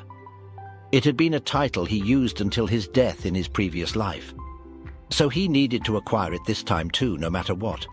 With a fierce gaze, he acknowledged that he would soon have to confront him, this imposing figure, a man standing on a pile of bodies, surrounded by a red or pink aura, or flames. The next day, a man explained that this place was the very center of Gangnam and well connected to public transit. The area housed numerous renowned scholarships and boasted the symbol of success, a top-floor Han River view. The man asserted that this was the best estate he managed and suggested that a 200 SQM space should suffice for both of them. Inwardly, Sia wasn't impressed. Her inner voice echoed, "It's too small." Nonetheless, the man encouraged her to explore other rooms, and hesitantly Sia agreed. Jihan sensed her displeasure. He surmised it was expected since she had spent her entire life in the Sword Palace penthouse. A regular apartment wouldn't meet her expectations. Recalling Sia's wish in a brief flashback, she had expressed her desire to move, to depart from the Sword Palace. It seemed evident she was in a hurry to leave due to the memories tied to her father. Jihan felt the place must be suffocating for her. Returning to the present, the man highlighted the spacious rooms and perfect layout, emphasizing the scarcity of empty apartments in the building despite the price. Jihan glanced at Sia, and mentioned that he needed to find a place she'd like soon. He informed the man that they would require more space, explaining that Sia would soon become a player too, necessitating additional room for the connector. Understanding, the man agreed to search for more options. He remarked how fortunate Sia was to have a strong and dependable uncle like Jihan. Modestly, Jihan admitted that he still had many shortcomings. Expressing his support, the man said he'd always cheer for Jihan as a fan, prompting Jihan to offer thanks. Surprised by the man's gratitude, Jihan inquired further. With a smile, the man revealed his connection to the Sword King family, mentioning the shock of Sword King going to Japan and his subsequent resignation. He had been genuinely worried about Saya when he left, considering how tough it might be for her, but was relieved to see her doing well. He extended advance congratulations for her awakening, emphasizing that she still had a long way to go. He assured her of receiving a good gift. Touched by his words, Jihan felt concerned as attention on Sia increased after the Japan-Korea match. He anticipated everyone's interest in her awakening and gift. However, he worried that once she received her F-rank gift, the attention would turn into poison. He recalled past comments criticizing Sia for receiving an F-rank gift, branding her a failure, with hurtful remarks like S-rank traitor and his F-rank daughter. Jihan needed to stop that from happening, no matter what. He would have to prevent people from approaching her for a while, especially the reporters. The scene shifts to Hee-soo laughing while talking to someone on the phone. She was discussing Sia's birthday, scheduled for the 22nd of August, mentioning that Sia would be at the school gift center. Assuring the person on the other end of the phone, she promised to facilitate an interview. After a laugh, she hung up. She wasn't alone. A man sat on a couch in front of her. He called her a derogatory term and labeled her as fake, perfect for someone in the media family. Hee-soo retorted, telling the man that no one was forcing him to stay. Annoyed, she asked how he would have gotten linked to Sia if it wasn't for her. Then, the man questioned her disdain for Sia. With an annoyed expression, Hee-soo replied that Sia wasn't from a reputable family, yet people kept comparing them. She continued, saying Sia would just be an ordinary person if it weren't for the BattleNet. The man asked why she was arranging an interview for Sia. She giggled and explained it would make a great article, benefiting her family while potentially undermining Sia with a lackluster gift. Hee-soo and the man shared a laugh. He called her a demonic witch. In response, Hee-soo showed him a picture of Jihan, emphasizing the man's crucial role. She questioned if he was confident in winning against Jihan in a fight. The man grinned, stating he didn't care about that insignificant person, urging Hee-soo to keep her promise. Grinning, Hee-soo called him a dirty little bastard, assuring him not to worry. Once her scheming was complete, she vowed to let him do as he pleased with Sia. In Seoul, at the Gangnam BattleNet Academy, on August 21, 2020, at 10 a.m., there were 14 hours left until Sia's awakening. Sia appeared nervous. Hee-soo, who was nearby, tried to reassure her, telling her not to be so tense. However, Sia snapped back, telling Hee-soo to stop because she had already mentioned that she wouldn't do the interview. Hee-soo persisted, pleading for Sia to reconsider, insisting it was for her own good. Sia remained resolute, stating she didn't want to do it. Hee-soo expressed her disappointment, explaining that due to the Sword King's recent controversy, Sia was unfairly receiving criticism despite her innocence. She suggested covering it with a positive spin. Hee-soo mentioned how hard she'd pushed her grandfather to assist. Sia, getting up from her seat, assured Hee-soo that it was okay, thanking her for the concern but stating she didn't need it right now. Sia then excused herself, stating she was going to the restroom.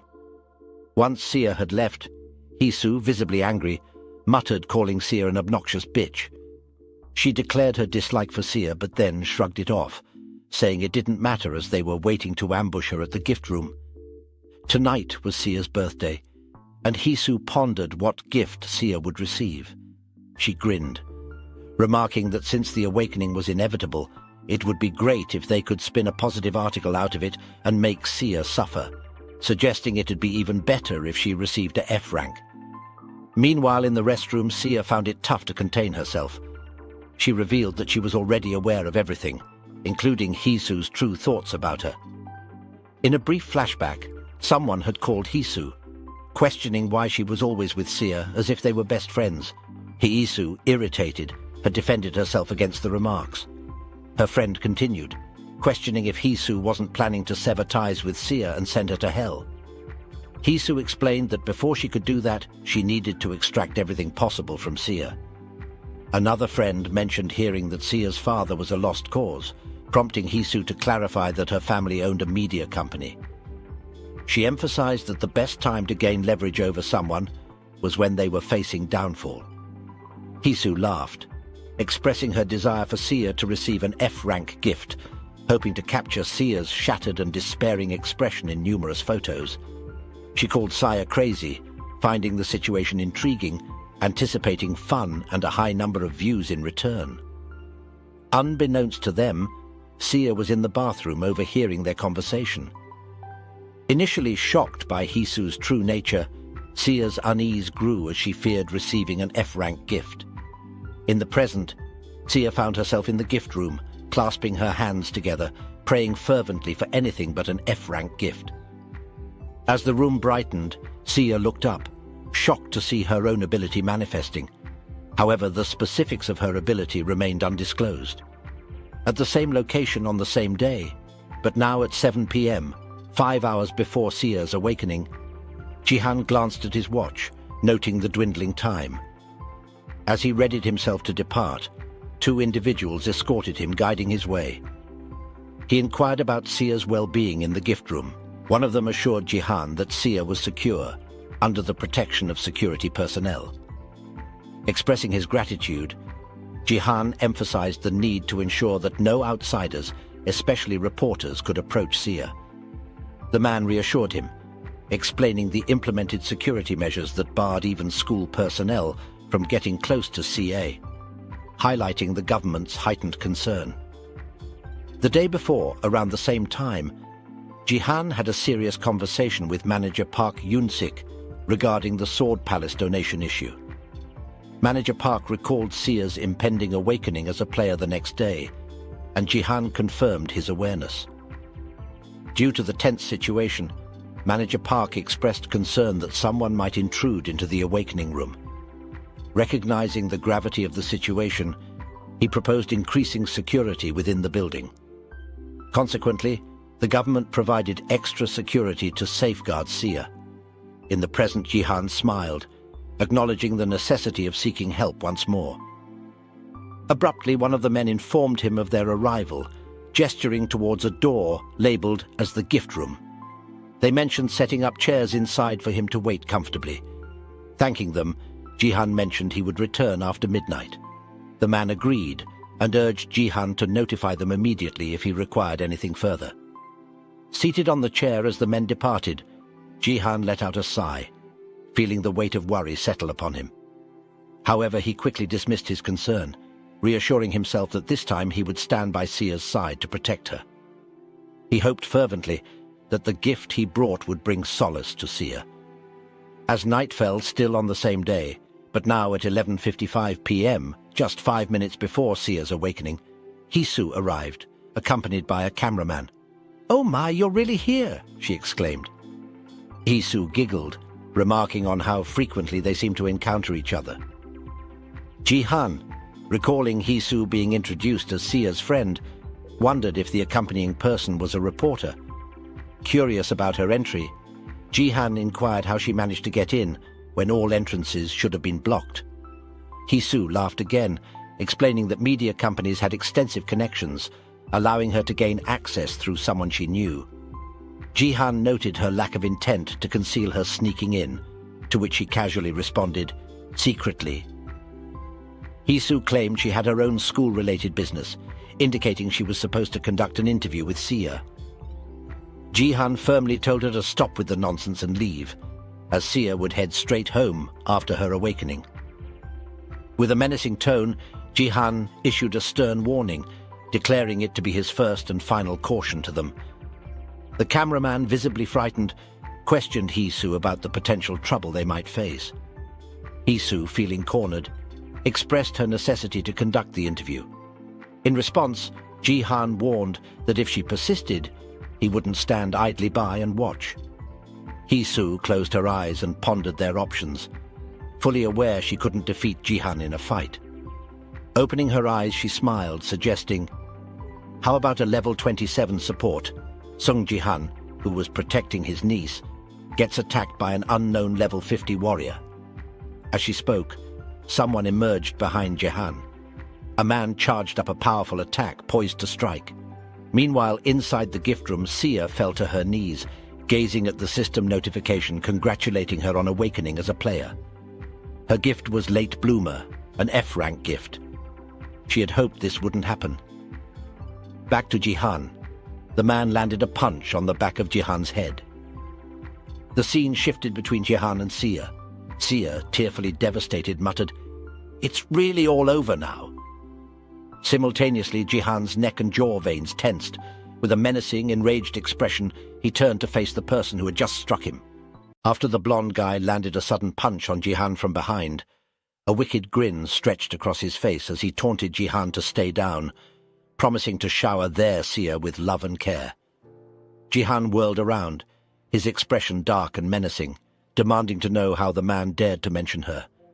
Impressed by Ji-han's resilience despite his blow, the man recognized Ji-han as far tougher than he appeared. In a surprising turn, Ji-han struck the blonde guy on the head without warning, only to notice the man's reaction to the blow, remarking, "Stone skin?" The man grinned, revealing the hardened skin where Ji-han's punch had landed.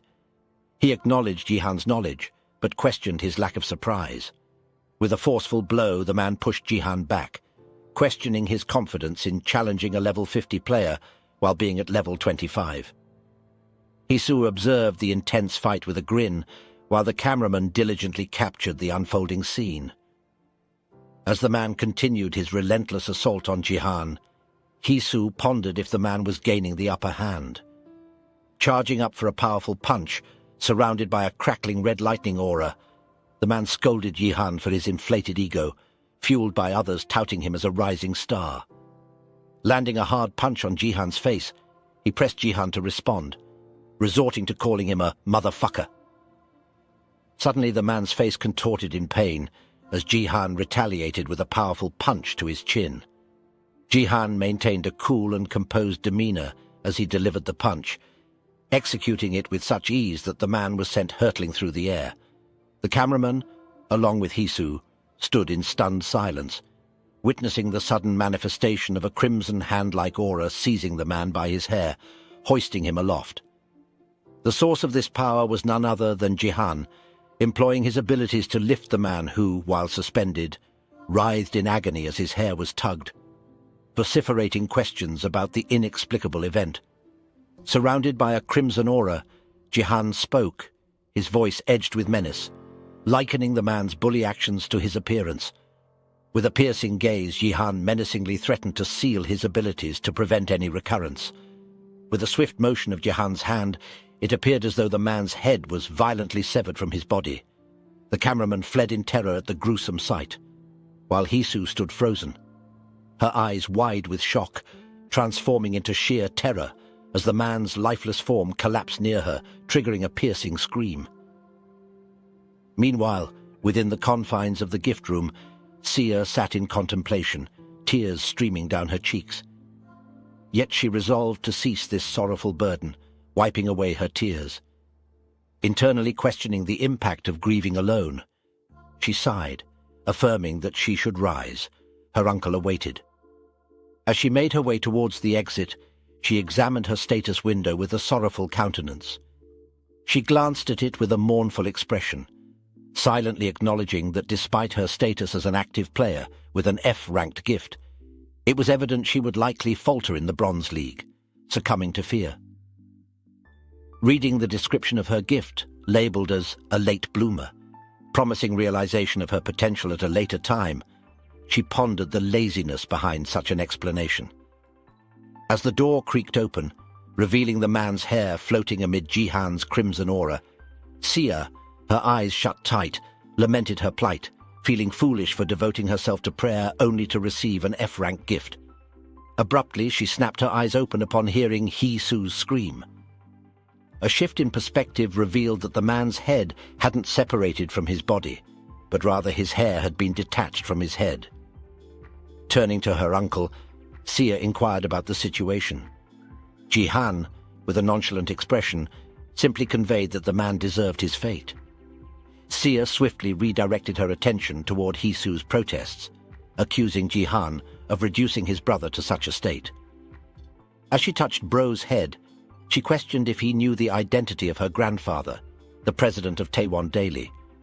In response, Ji-han unleashed a laser-like attack, retorting, "So what?"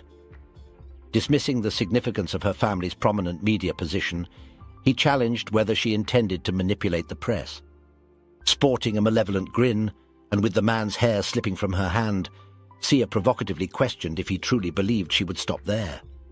She brazenly declared her intent to fabricate and circulate false news, her eyes taking on a demonic glint. Her vow? To tarnish their reputation, transforming them into the most reviled family globally, capable of making people gag merely upon meeting them. She asserts that truth holds little sway over people's concerns, particularly when public opinion is already tainted due to the Sword King's actions. This turn of events plays into her favor, making it easier for her to disseminate false information. Unfazed, Ji-han encourages her to do her utmost, suggesting that leaving Korea remains an option if things take a turn for the worse. In response, her expression turns fearful as she queries, "What do you mean?" Ji-han, flames dancing on his hand, questions her ability to bear the consequences of her current actions. Dismissing his warning as an attempt to appear impressive, Hee-Soo derides him as a lame bastard, attributing their association solely to Battle.net and Yoon Sejin. With a swift gesture, Ji-han envelops her in flames, asserting that self-reflection is not within her nature. He vows to etch into her the repercussions of her actions should she dare to cross certain boundaries. The blaze consumes the room, drowned out only by Hee-Soo's piercing screams. Later, in the parking lot, Ji-han and Sia sit inside the car. Concerned, Sia questions the safety of their actions. Though satisfied with seeking retribution against Hee-Soo, she voices her apprehension. Ji-han, fastening his seatbelt, inquires, "About what?" She cautions about the dangers of antagonizing Taewon Daily, the largest media conglomerate in their country. Ji-han reassured Sia, expressing his belief that the colossal size of the company would deter any hasty action.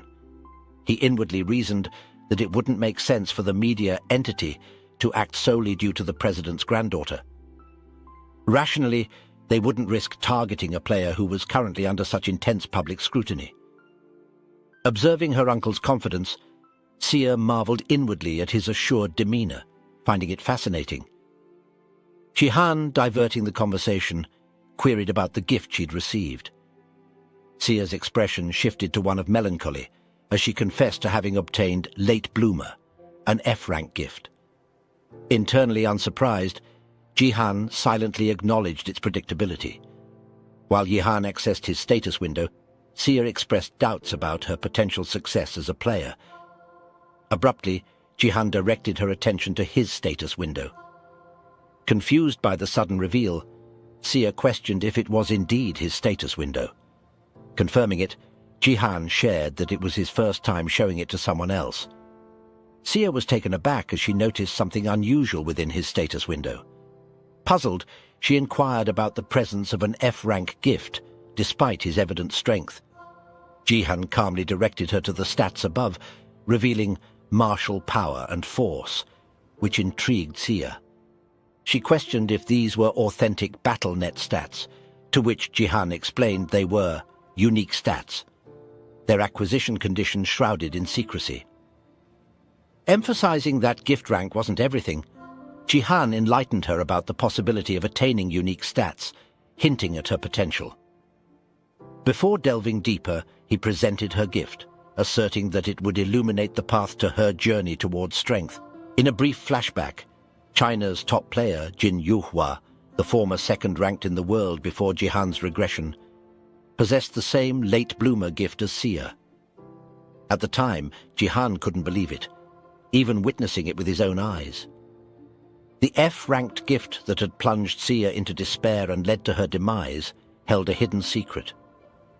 Returning to the present, Sia gazed at her late bloomer gift through the item Jihan had given her. With this mysterious item called Hermes Monocle, a remarkable A-rank tool, the Hermes Monocle from Olympus was a one-time use item capable of revealing the true essence of a gift. Jihan acquired this extraordinary tool after repairing the C-ranked messenger's broken monocle, which he had meticulously crafted a day earlier as Sia's birthday present.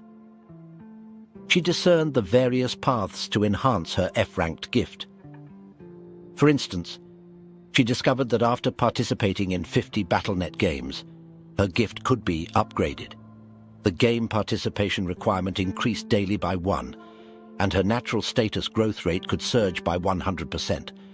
Sia was astounded by the prospect of upgrading her gift and its fundamental effects. Jihan, sporting a smile, confirmed that the item performed as expected, clarifying that it was a special birthday present, the transformed messenger's broken monocle. He explained that while the ability to upgrade her rank was surprising, the inherent ability itself was commendable. By enhancing her training effectiveness by 2x, compared to others, once the 100% growth rate kicked in, Sia would acquire rare stats faster. Then that effect is incredible, right? Sia nervously stammered. Jihan reassured her, affirming the incredibility of the effect and highlighting how it would swiftly help her gain the rare stat he had mentioned before. Upon hearing her uncle's encouraging words, a mix of emotions surged within Sia. Jihan had expressed his belief in her potential to become a top player. However, Jihan was caught off guard by Sia's sudden tears as she questioned the quality of the gift. Despite her doubts, Jihan reassured her with a smile, affirming that it was indeed an excellent gift. Yet inwardly, Jihan couldn't help but wonder about the depth of her anticipation. Sia had faced abandonment from her father, who denied her existence, while others gossiped about her. As more people started talking, Sia must have yearned to rise above it all, not solely as the abandoned daughter of the Sword King, but as a player known as Yun Sia. She likely feared receiving a worthless gift, hoping to overcome the challenges that plagued her past. Suddenly, Jihan employed his powers to float a tissue towards her, acknowledging the hardships she had endured. Encouraging her to let it all out, he gently urged Sia to release her pent-up emotions. Sniffling, Sia replied that crying felt okay. She hardly found time to laugh anymore. Then, in a moment of vulnerability, she confessed to finding Jihan fascinating, as though he held knowledge of the entire future. Nervously chuckling, Jihan attributed it to mere luck. Sia, feeling less anxious now, expressed her hunger. Rising from his seat, Jihan suggested making something to eat. Surprised, Sia exclaimed, "Huh? Right now?" But Jihan reminded her of his promise to prepare an even tastier meal next time, having lined up quite a spread for her birthday. With a cute expression, Sia responded, "Okay." Comment, "Let him cook if you never want this face to be sad ever again." Meanwhile, "Hisu!"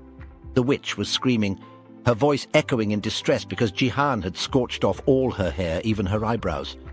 In her room she seethed, hurling curses at Jihan in various derogatory languages. Worried about facing her parents looking like this, she raged, "Oh my God! What am I going to say to Mommy and Daddy?" Just then, the driver barged in, prompting Hisu to hastily throw on a beanie, scolding the driver for not knocking first. He apologized and handed her the CCTV video she had requested, triggering more frustration before she dismissed him. Unseen, her associate couldn't ignore her attitude, inwardly labeling her a rude bitch. Hisu, resembling a drug dealer, couldn't let this slide. She was determined to find something to screw them over. Suddenly her demeanor shifted, a sly grin forming as she gazed at something. "Cute little Sia," she chuckled, eyeing a camera image capturing Sia exiting the gift room. "You really can't hide those facial expressions of yours," she remarked, Observing Sia's vulnerability, an expression on the verge of tears, perfect for an article. Amused, she laughed, noting, "Looks like it's an F rank." Hisu felt elated. Sia's unwittingly captured expression was a perfect tool for her to undermine and screw her over. Hisu, still lost in her thoughts, is about to learn a lesson. Let's leave her be and catch up with Sparkly, who we've overlooked for a while.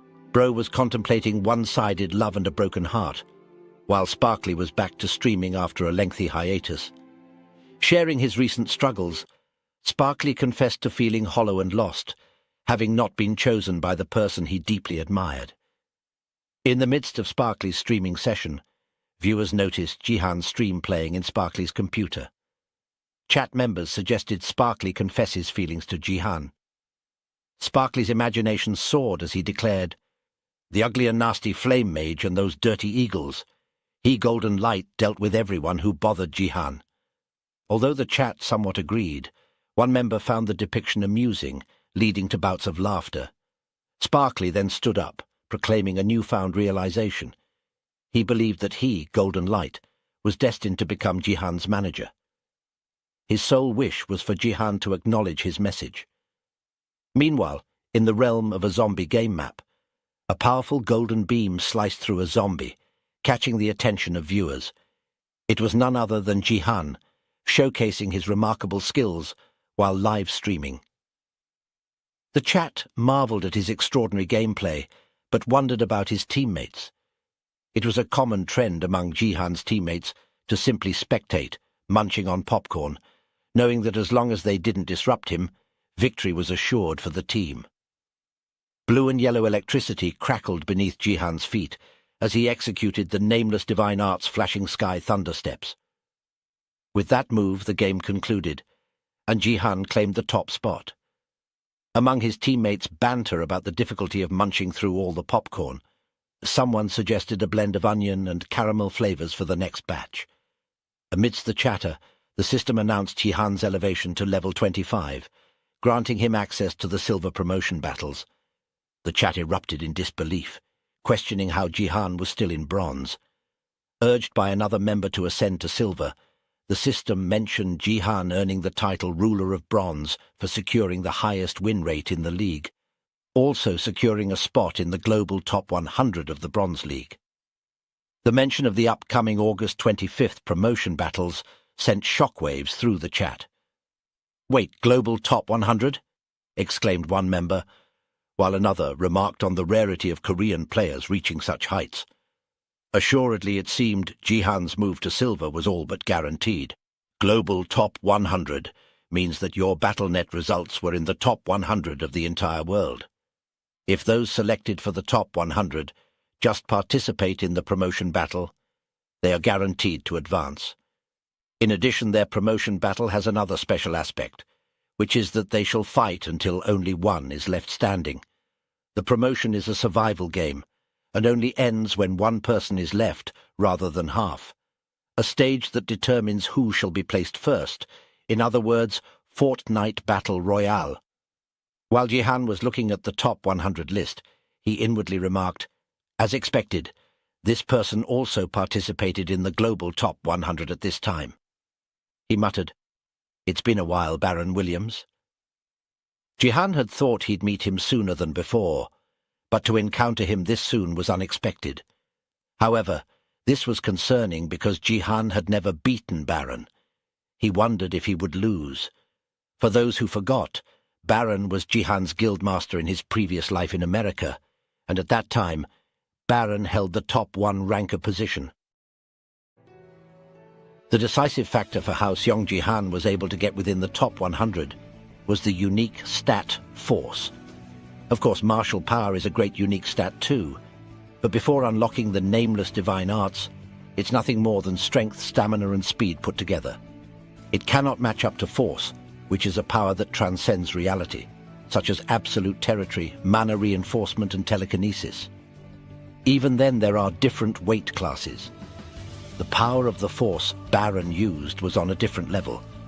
Force is a stat in proportion to mana and divine power. Baron had been born with great mana, so his force is at least double the force of Seong Jihan's. Jihan may have precise control, but that means nothing in front of absolute power. Baron had reached first in ranking with just his power alone. He wasn't keeping his first place because of luck.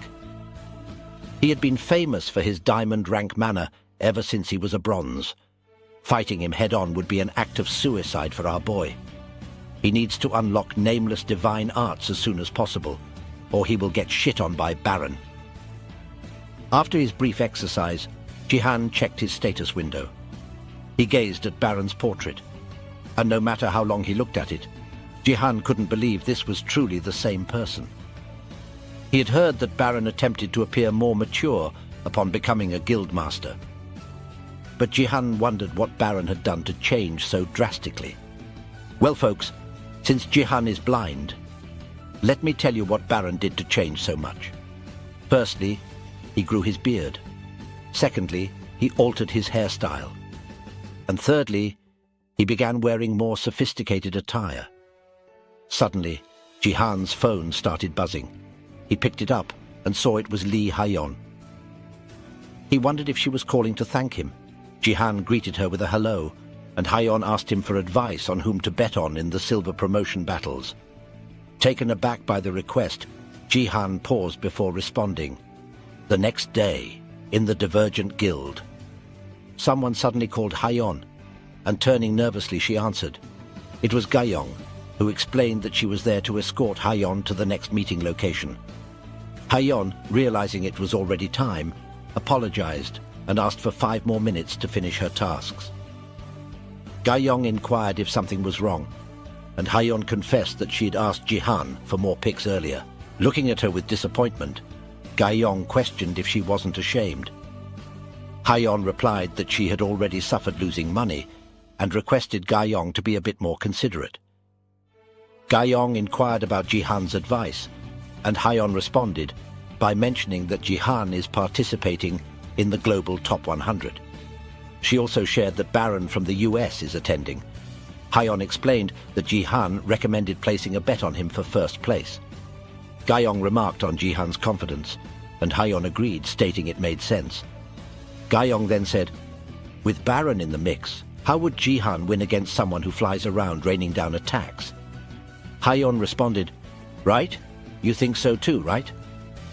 She continued by stating that Baron would be the safe choice, so she was a bit shaken because Jihan predicted the betting results too accurately for the Japan-Korea match.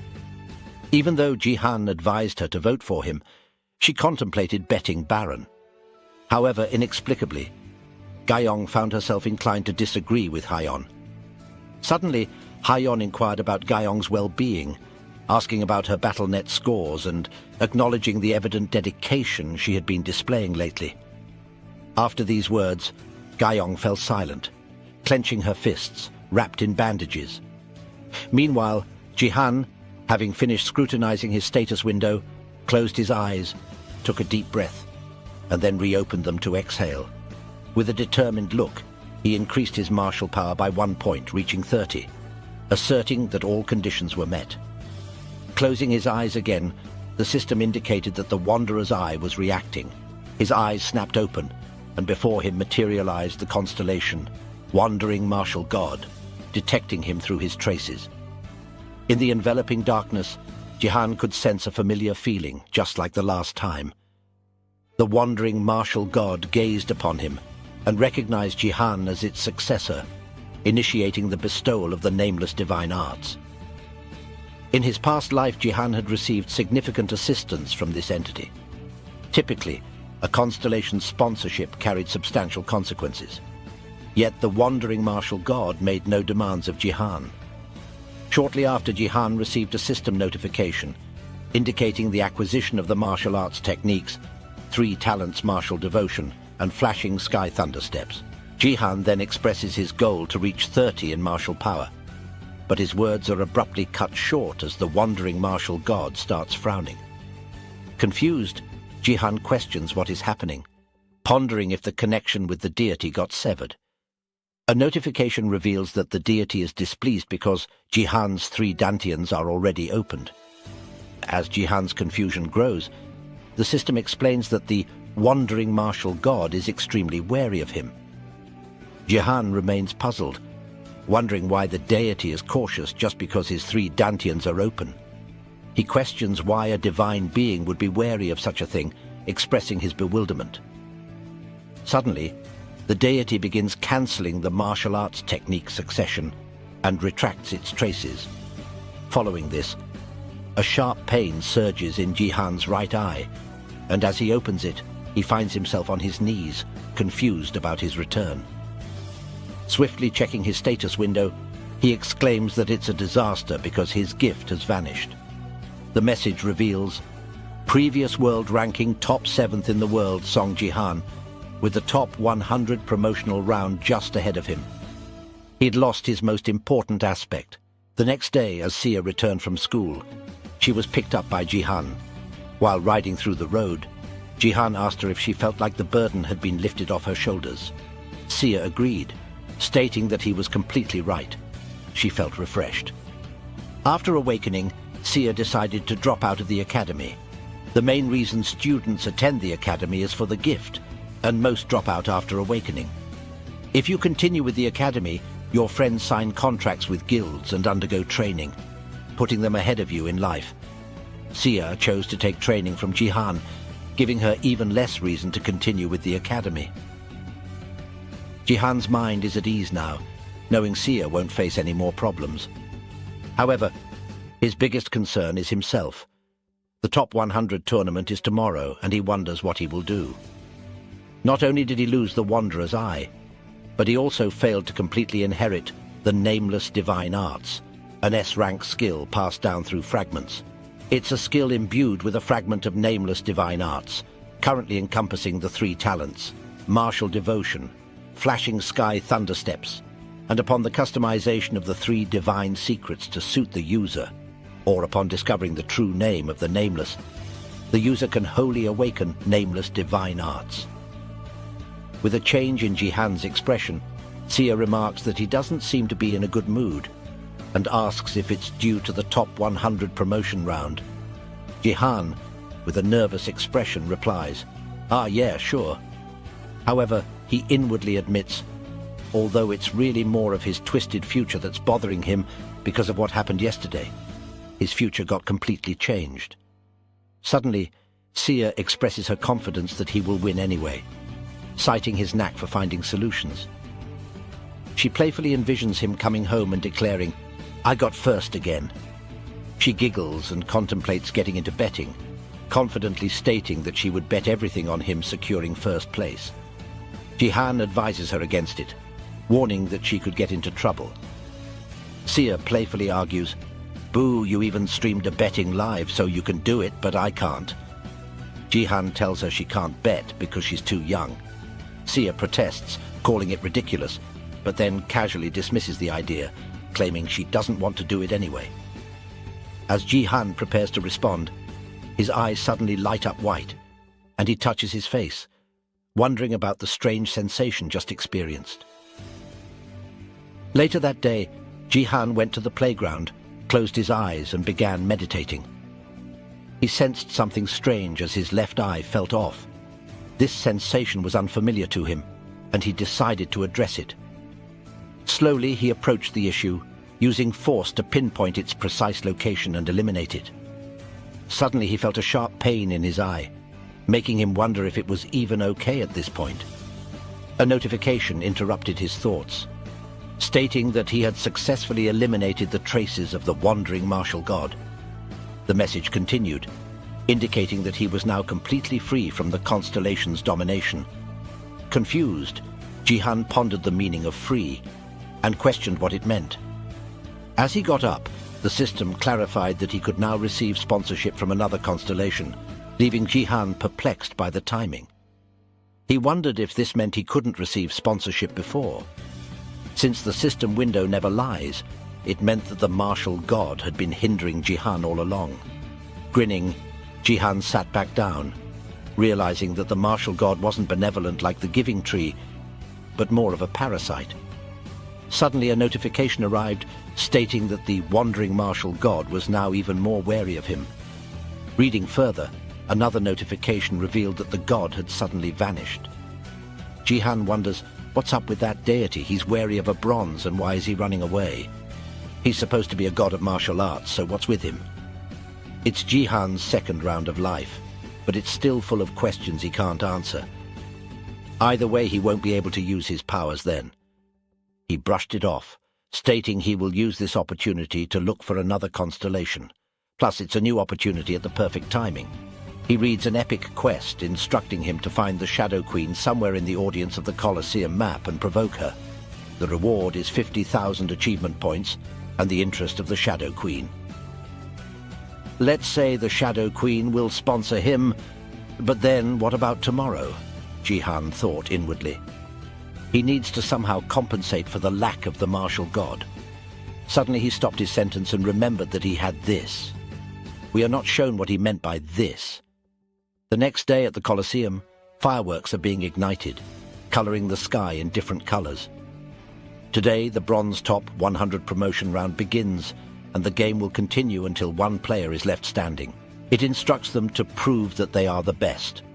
The chat was excited, counting down, and people cheering for South Korea because of Jihan. The round started, and Jihan said that he doesn't have any intentions of fighting each and every extra. So, he tells the people surrounding him to come at him all at once. With a determined expression, he plans to make this quick. Jihan's punches were so powerful that he killed many who came towards him. The chat was confused, wondering why everyone was after Jihan.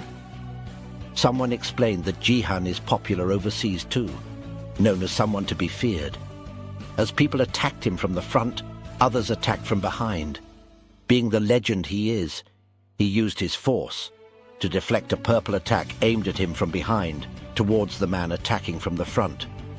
He then rushed towards the purple mage, who charged up multiple magic attacks, only to be punched squarely in the face by Jihan, sending him flying.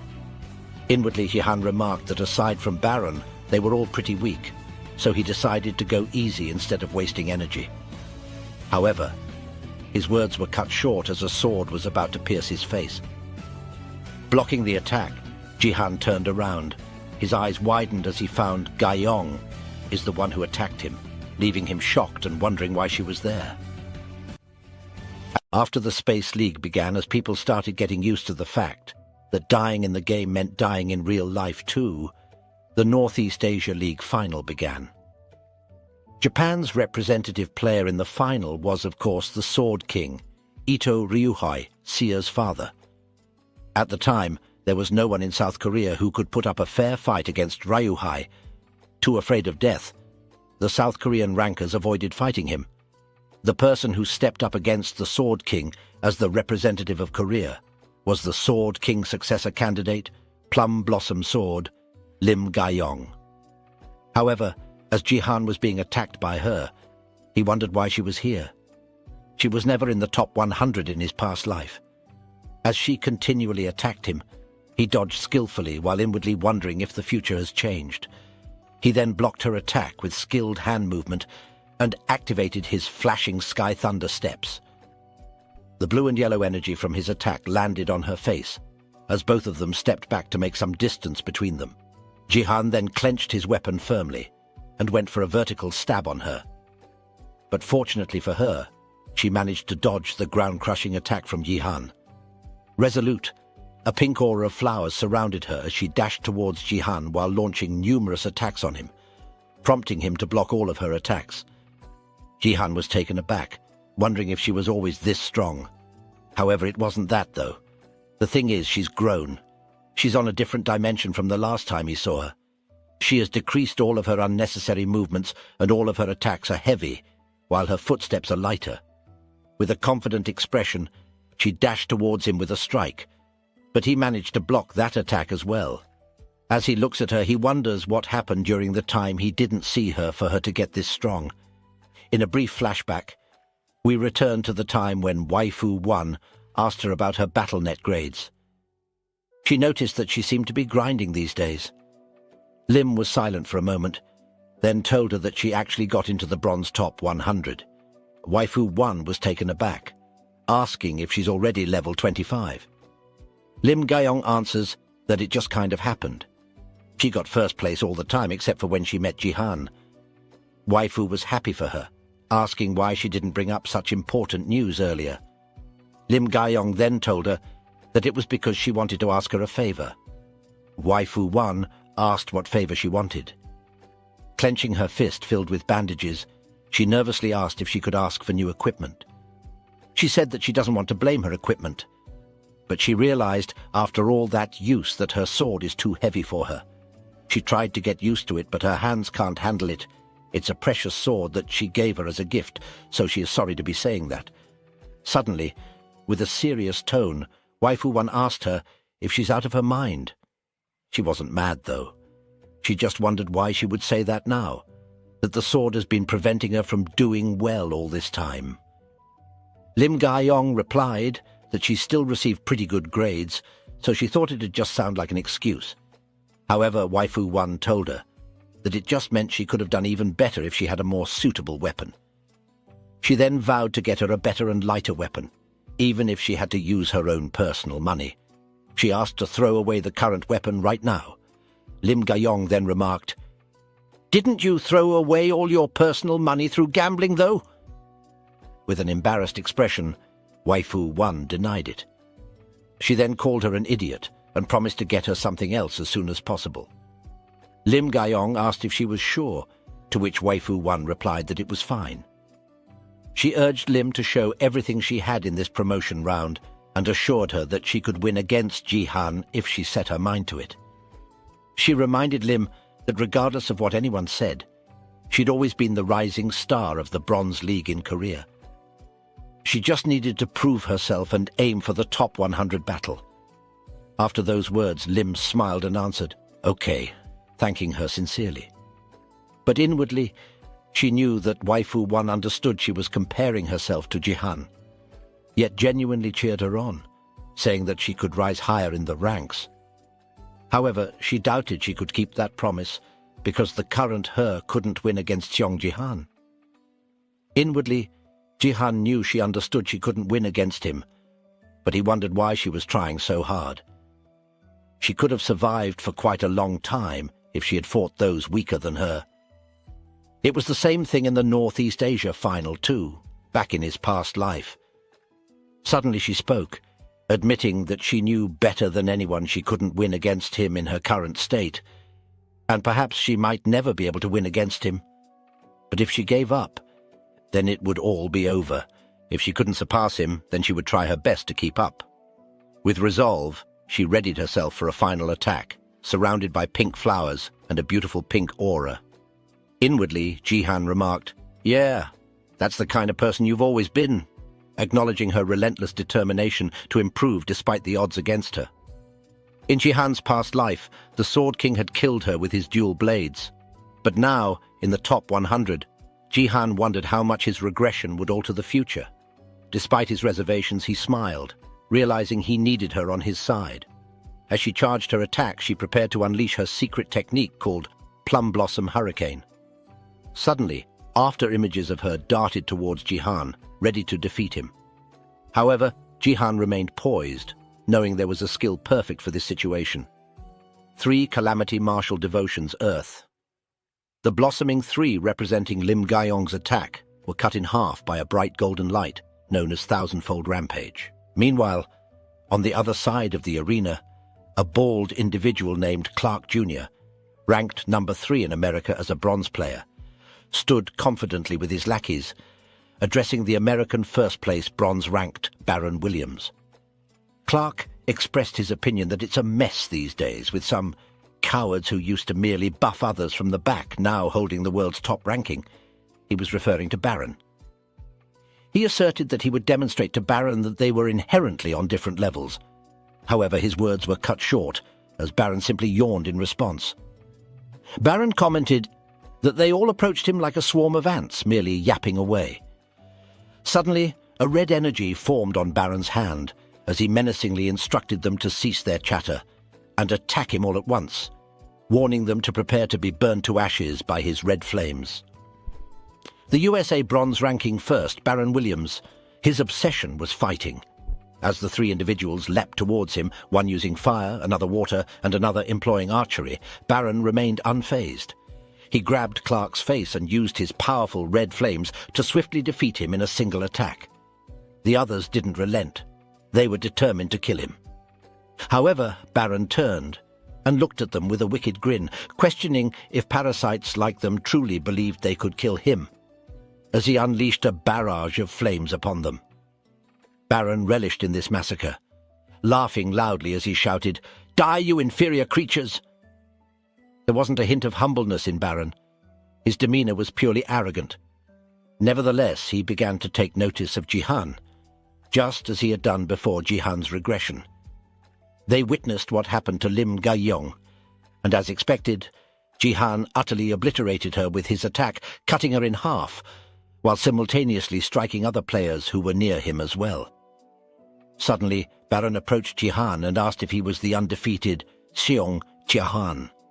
Jihan was taken aback by how he said his name, but he sighed and corrected him, saying it's not Jihan but Jihan. He explained that Jihan doesn't have a good meaning in Korean because it means thief. Suddenly, Baron put his hand on his face, showing one eye, and started laughing, saying that he didn't know the languages of third world countries very well. He then attacked Jihan with a lightning attack, saying, "I hope you'll understand, Jihan."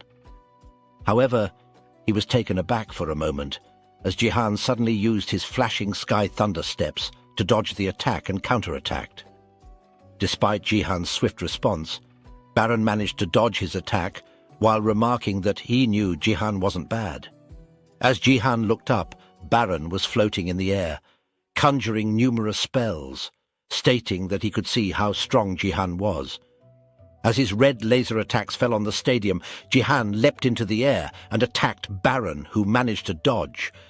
Baron, confident as ever, asked Jihan how dare an insect like him try to come up to where he is, then launched a red beam of fire towards Jihan.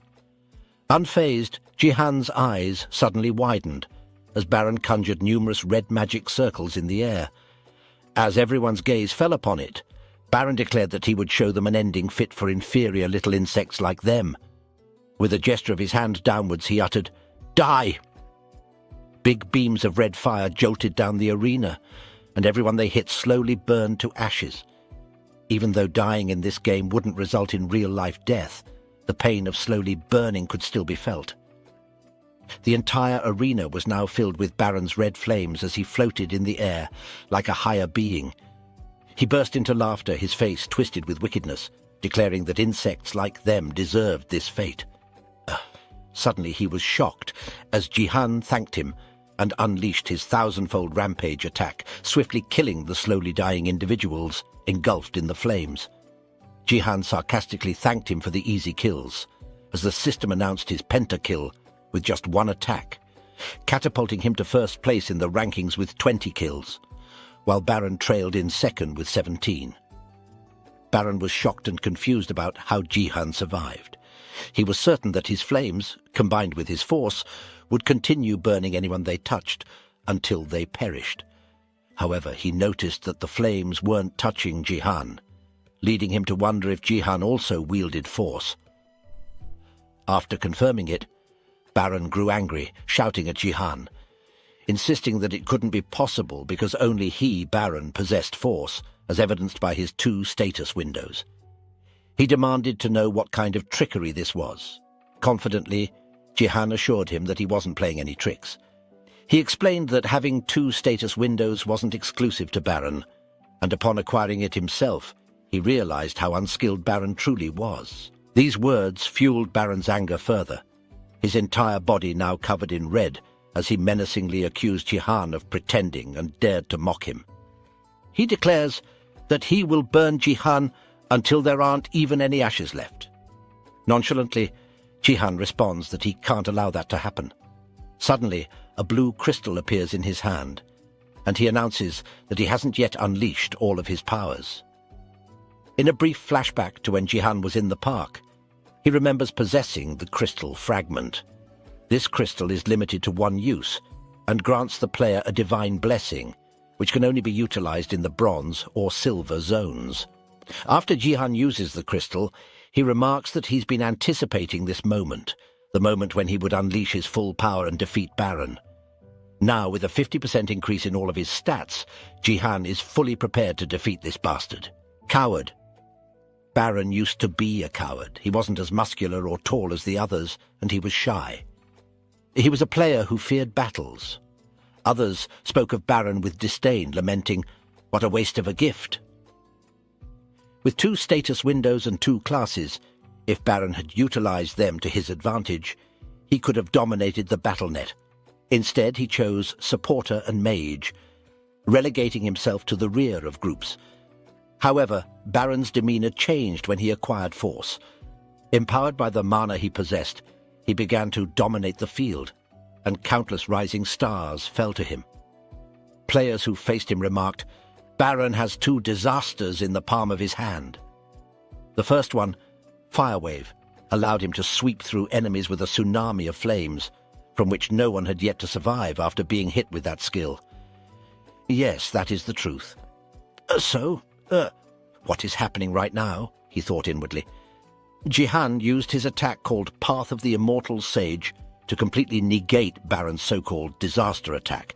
It was just only one stabbing attack that Jihan needed to nullify Baron's attack. How is this possible? Baron thought inwardly. Jihan then smirked, stating that he knew it. Baron seemed strong on the outside, but he was nothing on the inside. He was too busy trying to hide his lack of skills instead of compensating for them. There's no precision at all. That's what Baron is, as Jihan said, while completely beating Baron and sending him crashing to the floor. But Baron wasn't defeated yet. He spoke, saying that Jihan talked as if he knew everything about him. Jihan answered that he was very similar to someone he knew. No matter how much Baron pretended to be strong and act tough, he was full of confidence. He couldn't hide the feeling of inferiority and that guilty conscience that had taken root deep inside his heart. Building muscles, changing his appearance, and using all those fancy skills were all coping mechanisms. There was no point to any of that as long as he didn't change at his core. Baron then got up, saying that he do not appreciate Jihan's arrogance. Jihan answered that he could say the same to him, inwardly hoping this would teach Baron a lesson. Now ready to end this fight, Jihan said that they should end this chit-chat as he dashed towards Baron, who stood there motionless. Suddenly, Baron lifted his hand and made his finger resemble a gun, then shot a lightning attack at Jihan. That attack was point blank, and Jihan couldn't dodge, but he managed to block it at the nick of time. Baron said that people called this the second disaster. Baron's second disaster is lightning. Unlike the fire wave, which is a wide-range mana attack, lightning is a high-level skill that concentrates mana to pierce the opponent. It's a skill perfect for Baron as it emphasizes the amount of power he has rather than precise control. Basically, Bro is someone who uses an unskilled weapon or power in a video game and thinks they are good at the game. Baron is impressed to think that Jihan took it full force and still survive. He inwardly wonders if Jihan blocked it with his spear at the last moment to avoid any lethal injuries. He compliments Jihan's fast reaction time. Although he wasn't able to perfectly block it, it was still an impressive feat. He then says that Jihan may have blocked it once, but not again. Suddenly, Baron's eyes lit up red, and the lightning aura surrounded him. He declares that this time he's going to give it his all. Baron, floating in the air, surrounded by lightning aura and fire aura, readies to launch his most powerful attack towards Jihan. The other players knew that this was going to be the real deal, and thought it was over for Jihan because even he won't be able to block it. Everyone was predicting that Seong Jihan could lose, but Jihan alone predicted that he would win. It was because the Shadow Queen was looking at him. For those who forgot, the Shadow Queen only looks at the person who will win the round and no one else. That's how Jihan knew that he was going to win. So he righted his posture, and Baron used his lightning on Jihan. But as the phoenix arrow left Seong Jihan's hand, it completely obliterated Baron as it passed through his body. Jihan did not hesitate, despite knowing that the phoenix arrow would vanish once it's used 5 times. This was because the Phoenix arrow was not headed towards Baron, but instead, it was aimed at the Shadow Queen. With that, for the first time in history, the Colosseum's barrier was shattered. That's what we call hitting two birds with one stone. The worldwide broadcast of the fight captivated audiences from every corner of the globe. Among them was Lee Hyeon, who had staked her entire savings on Baron emerging victorious. However, she found herself completely astounded, wondering how Jihan could be so skilled in combat. How on earth was he able to outmatch Baron like that? It just didn't add up to her. Frustration brewed within her, knowing that she was on the brink of losing all the money she had earned last time. Unbeknownst to her, Gyeong returned after being defeated by Jihan. She inquired whether Hyeon had even considered the possibility of her winning. Catching Hyeon's attention, Gyeong admitted that she had anticipated the outcome, but still felt a tinge of sadness. Hyeon urged her not to dwell on it, acknowledging that they knew she was essentially defeated the moment her match with Jihan began. She continued, emphasizing the need for her to make a greater effort to grab her attention. Those words clearly embarrassed Gyeong a bit, but Hyeon just smirked and then, with a cheerful tone, advised her to lighten up. It was as if a burden had been lifted off Gyeong's shoulders. Hyeon was spot on because Gyeong truly felt that way, and she also realized she could learn from this conflict, seeing it as an opportunity for growth. She vowed to keep improving, and Hyeon pledged to support her journey towards strength. Suddenly, the commentator's voice from the broadcast caught their attention. Something unbelievable had occurred as he questioned whether they were all witnessing history unfold. Player Seong Ji-han had shattered the barrier. Baron, back at his facility, seethed with anger upon realizing that Ji-han hadn't taken him seriously all along, focusing not on him, but on the barrier. Ji-han's weapon returned to his hand after the attack, which he caught effortlessly. Fixing his gaze on the Shadow Queen, Ji-han grinned and said, "Long time no see, Shadow Queen." Suddenly, darkness engulfed her, spreading not only around her but also throughout the arena, shocking every present player. It was as if she had merged with the stadium, her menacing eyes casting down upon our hero. Then an error message appeared on the system, and the broadcast signal was abruptly cut, leaving those outside unable to witness the unfolding events. And Sia, who was watching, looked completely worried for her uncle. It's pitch black, and the air feels icy and heavy. Breathing feels like a chore, but amidst it all, Jihan knows she's staring him down. Despite the lack of any notifications, it doesn't seem like that counted as a challenge. Nevertheless, Jihan is geared up to tackle this quest. Tightening his grip on his spear, he activates his skill called Path of the Immortal Sage, sending a beam of intense light piercing through the darkness towards her. However, upon contact, his light is absorbed by her, leaving Jihan stunned as his attacks seem futile. As something begins to materialize behind him, Jihan reacts swiftly, landing a solid punch. Yet his expression shifts as he realizes he's punched nothing but shadows. She's really pulled a Sun Jinwoo move on him. Not only do the shadows target Jihan, but they also assail other players who are left bewildered by their presence. While some manage to fend them off, others meet their demise. Meanwhile, Jihan navigates through the shadows, effortlessly blocking their attacks. However, it's frustrating as physical blows seem ineffective against them, prompting Jihan to resort to divine power. Though it doesn't directly damage them, it manages to weaken some of the shadows. Recognizing their vulnerability to light, Jihan notices a shadow lurking beneath him, immobilizing him by grabbing his leg. Another shadow looms before him, ready to strike, but Jihan isn't going down without a fight. Recalling his past experience with lightning, he unleashes bolts all around him, attempting to fend off the shadows. While some are eradicated, others evade the attack. Cornered, the shadows hesitate to approach Jihan, surrounded as he is by light. Just when Jihan starts feeling confident, his demeanor falters as a colossal shadow emerges, brandishing a massive sword. Jihan can't help but think, you kidding, right?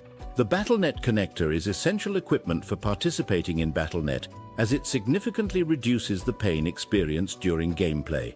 Given that amputations, burns, and other injuries are common in BattleNet, the simulator replicates 100% of real-world pain, making the connector usage highly recommended and necessary. The recommended model diminishes pain by 80%, while many top players opt for models that reduce pain by 90%, enabling them to play more boldly by overcoming the fear of pain. However, Jihan chose not to use a connector for a simple reason. He foresaw BattleNet becoming a reality soon. He understood that reducing pain with a connector would only provide temporary relief, as it would be useless once the real game, Space League, commenced. Jihan faced battles as if they were real-life situations at all times, enduring unimaginable pain such as fire burning through his skin and a 1 million voltage lightning strike to his heart. Jihan endured the pain, something beyond the comprehension of ordinary civilians.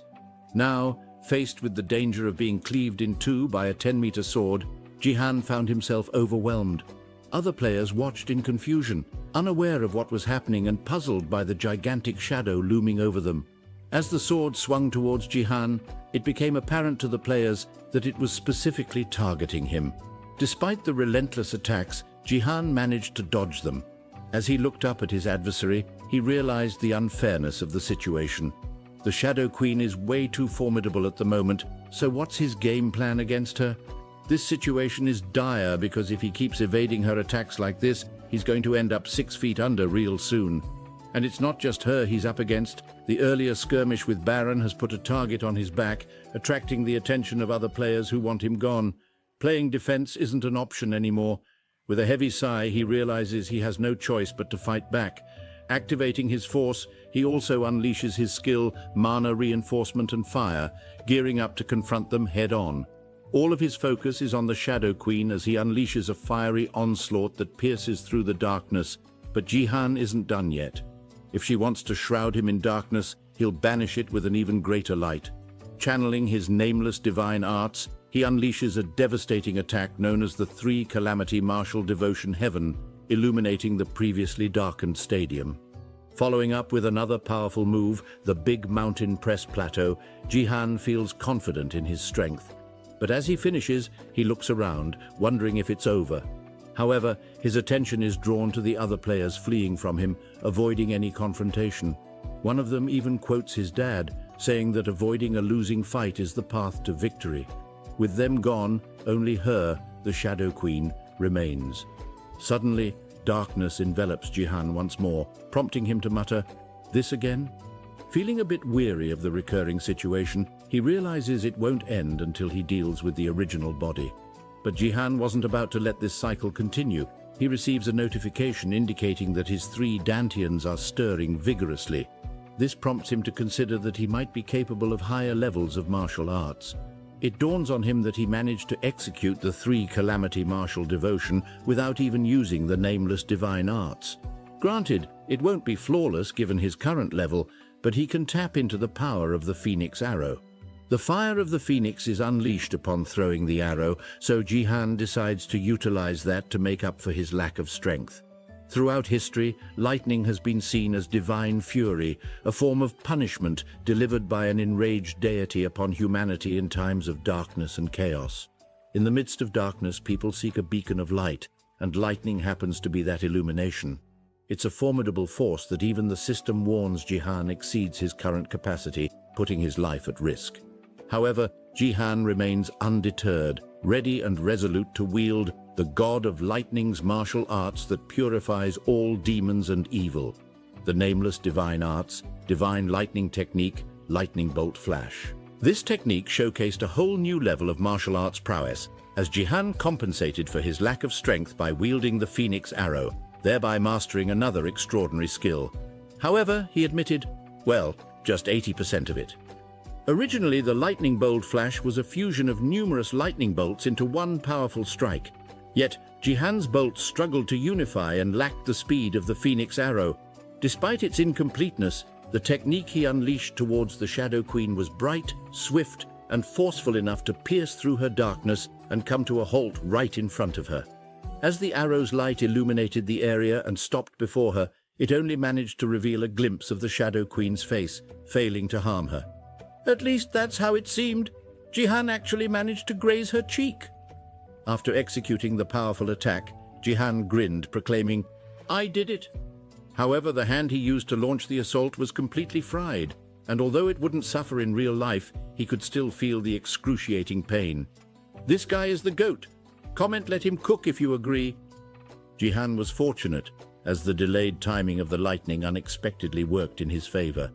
It's surprising to think that his lack of proficiency in his skill would aid him in such a manner. Now, he prepared for his final ultimate attack, wondering if his provocation was enough to grab her attention. Luckily for him, he actually managed to make her want his Excalibur down there. The system congratulated him on having cleared the epic quest, Provoke the Shadow Queen. However, Jihan didn't look really excited by that. But why, you ask? Well, the reason is that the Shadow Queen began to attack him again. He skillfully dodged the initial attack, but soon found himself besieged by more adversaries, leaving him no choice but to defend himself. However, this task proved challenging with one of his hands completely incapacitated from earlier exertion. Overexerting himself prior to this had left him with limited endurance, especially with his hand in such a state. More alarmingly, he noticed an ominous darkness enveloping the surroundings, not just around him but also ensnaring his fellow players. Their expressions betrayed their suffering, and Jihan realized they were being held captive rather than outright harmed. What's her game? Jihan pondered inwardly, but his moment of contemplation allowed the Shadow Queen to exploit an opening, seizing his legs and encasing his entire body in darkness. However, this sudden move clarified her intentions for Jihan. She intended to eliminate him first and deal with the others later. Despite his predicament, Jihan wasn't ready to give up. Attempting to employ his signature flashing thundersteps proved futile as he found himself immobilized. As the looming, shadowy sword materialized before him and advanced slowly, Jihan couldn't help but wonder at the deliberate pace of the impending strike. Why the slow approach, he mused. It seemed she derived some twisted pleasure from prolonging his demise. What twisted taste she has, he thought. Looking back at the other players, he inwardly lamented the possibility of losing his first-place spot if things continued this way. He's got to make the others fail first, their faces showing they can't wait for her to kill him so they can take a shot at winning. But Jihan won't go down easy, even with most of him tied up. If he can wiggle his fingers, he can still pack a punch. The other survivors are feeling pretty confident, clueless about what's going down, but thinking luck's on their side. They're stuck thinking she's aiming for Jihan first, but then their joy turns to terror as they can't even talk or catch a breath. Their bodies just gave out on them, and then they died. With their demise, only Jihan's left standing. The Shadow Queen's whole plan's blown to bits, and Jihan throws in a sarcastic jab. Oops, my bad. Looks like I ruined up your plan. The system gives him props for snagging the top spot in the top 100 and scoring that sweet victory royale before booting him out. But, unlucky for him, the Shadow Queen's not ready to call it quits. She's all about dishing out pain. So instead of taking her time, she moves her hand down to ramp up the torture. Jihan's still standing, asking if she doesn't think that's a bit much. But sadly for Jihan, that sword of hers isn't backing down. Now this one's gonna hurt like hell. After the massive, ominous sword struck its mark, the battlefield lay empty, quiet, and dim. The Shadow Queen peered down at her strike and then raised her hand to dispel the shadow, checking if Jihan was down for the count. To her surprise, instead of silence, she heard Jihan's voice. What a pity. Astonishingly, Jihan narrowly evaded her attack at the very last moment, escaping with just the loss of one hand instead of his life. He winked at her and remarked on how the game's power waned once it concluded. Too bad, he repeated, mentioning he hoped his remaining arm would suffice this time. The system reappeared, notifying him that the game had ended and he'd be logged out involuntarily. Grinning at her, he bid, "Until next time." As he logged out, the Shadow Queen seethed with anger. The once blue notification turned red, signaling an error. It revealed that the shadow of the sun had been imprinted on his left arm. Back in the real world, Jihan found himself back in his room, sprawled on the floor, exhaling in relief. That game was seriously draining. Lim Gayong, Baron, and then the Shadow Queen. Facing all of them was like running a marathon. The aftermath lingered, though. It was a close call. He'd have been toast if he'd been just a second slower. Right before the Shadow Queen's blade made contact, he focused all his energy into slashing at the other player's heart's arteries with his fingers. He feared she'd catch on, but she didn't seem to. It was a stroke of luck that she only took his left arm. He shuddered at the thought of being crushed by her sword. He didn't want to risk a gamble like that again, He smiled and then glanced at his status window, happy that he at least got rewarded handsomely for it. Since he won in the top 100, he had been rewarded 1 million GP. He also received bonus exp and leveled up. As expected of the top 100, the rewards were on a whole different dimension. He also received a new title called King of Kings, Bronze. That shocked him, but he remembered this was a reward too. It's a title given to the winner of the top 100 promotion game. This title would increase all of his stats by 5 in the Silver League, and EXP earned would be increased by 50% more than usual. Jihan smiled because it was about time he switched out his title of Tutorial Conqueror. He decided to use the title and inwardly said that he would be able to improve much faster in the Silver League with this. He then decided to see the special achievement rewards. He was shocked to have received 10,000 achievement points for winning the top 100. He also received 50,000 achievement points for being first place without a gift. He was flabbergasted that he received 60,000 points. In the end, losing the martial god actually helped him out. That's a nice thing. Suddenly, he noticed something strange had occurred to his arm. He was taken aback as he looked at his ripped sleeve, which got cut off, but he was confused because it was totally fine just a moment ago. Suddenly, a thought flashed in his mind. Is it the effect of the battle net? He pondered. Can that happen, though? As far as he knew, the battle net was still in the tutorial stages. He also pondered if it was because a constellation is a different dimensional being. But he didn't have any injuries on his arm, though. It was only his sleeve that was cut. What the hell is happening? He said in confusion. Suddenly, Sia burst into the room, visibly worried, and called out her uncle's name. Jihan, catching sight of her, reassured her that he was all right. She explained that she was anxious because the live stream abruptly cut off. Jihan was surprised to hear this, and Sia elaborated, revealing that the stream stopped after he broke the barrier. Media outlets are buzzing with reactions, with some expressing disbelief that the barrier could be breached. Others are astounded, admitting they've watched countless ranker videos but never witnessed such an event. Some are advocating for Jihan's promotion to diamond rank, given his accomplishment. Sia speculated that everyone is in shock. Jihan confirmed that he's receiving numerous direct messages too. Suddenly, Sia remembered something and asked if the elf was the Shadow Queen. Jihan affirmed it, crediting Sia for helping him uncover the Shadow Queen's identity and clear the quest. Sia expressed her happiness, deeming the effort worthwhile. However, she then noticed something peculiar and inquired about the discoloration on his arm. Jihan dismissed it as nothing, attributing it to his sleeve getting cut. But to his surprise, Sia was referring to his arm turning black. Jihan was bewildered, wondering what was happening as his hand began to take on a shadowy appearance. The system notified him of a detected curse. Meanwhile, at Gangnam, in the Discovery Guild headquarters, Hyeon watched Jihan's astonishing feats. She marveled at his victory against Baron and was even more stunned by his breaking of the barrier. The prospect of a bronze tier achieving such feats excited her about Jihan's future. She knew that his triumphs would garner attention from guilds worldwide. Hyeon also acknowledges that Jihan is growing stronger every day, making it imperative for her to recruit him no matter what. However, with Jihan's newfound fame from the match, it will be harder than ever to scout him. Meanwhile, at the American First Guild Tower in Manhattan, New York, members of the guild discuss Jihan's value as a player and unanimously agree to contact him immediately. In Tokyo, Japan, a group of suited individuals questions a man about the truth of Takeda's statements regarding Jihan. The man confirms Takeda's claims and emphasizes the need to scout Jihan. One of the suited men expresses concern about Jihan's reluctance to join, despite any monetary offers. The man reassures them, mentioning their special measures. Another suited man raises the issue of controlling the Sword King without her cooperation. The man assures them he has a plan to entice Jihan to join while retaining control over the Sword King. He confidently asserts that there's a way to keep the Sword King with them and lure Jihan into their ranks. The suited man questions the seriousness of the plan, to which the man bows and confirms his seriousness, stating that she's on her way.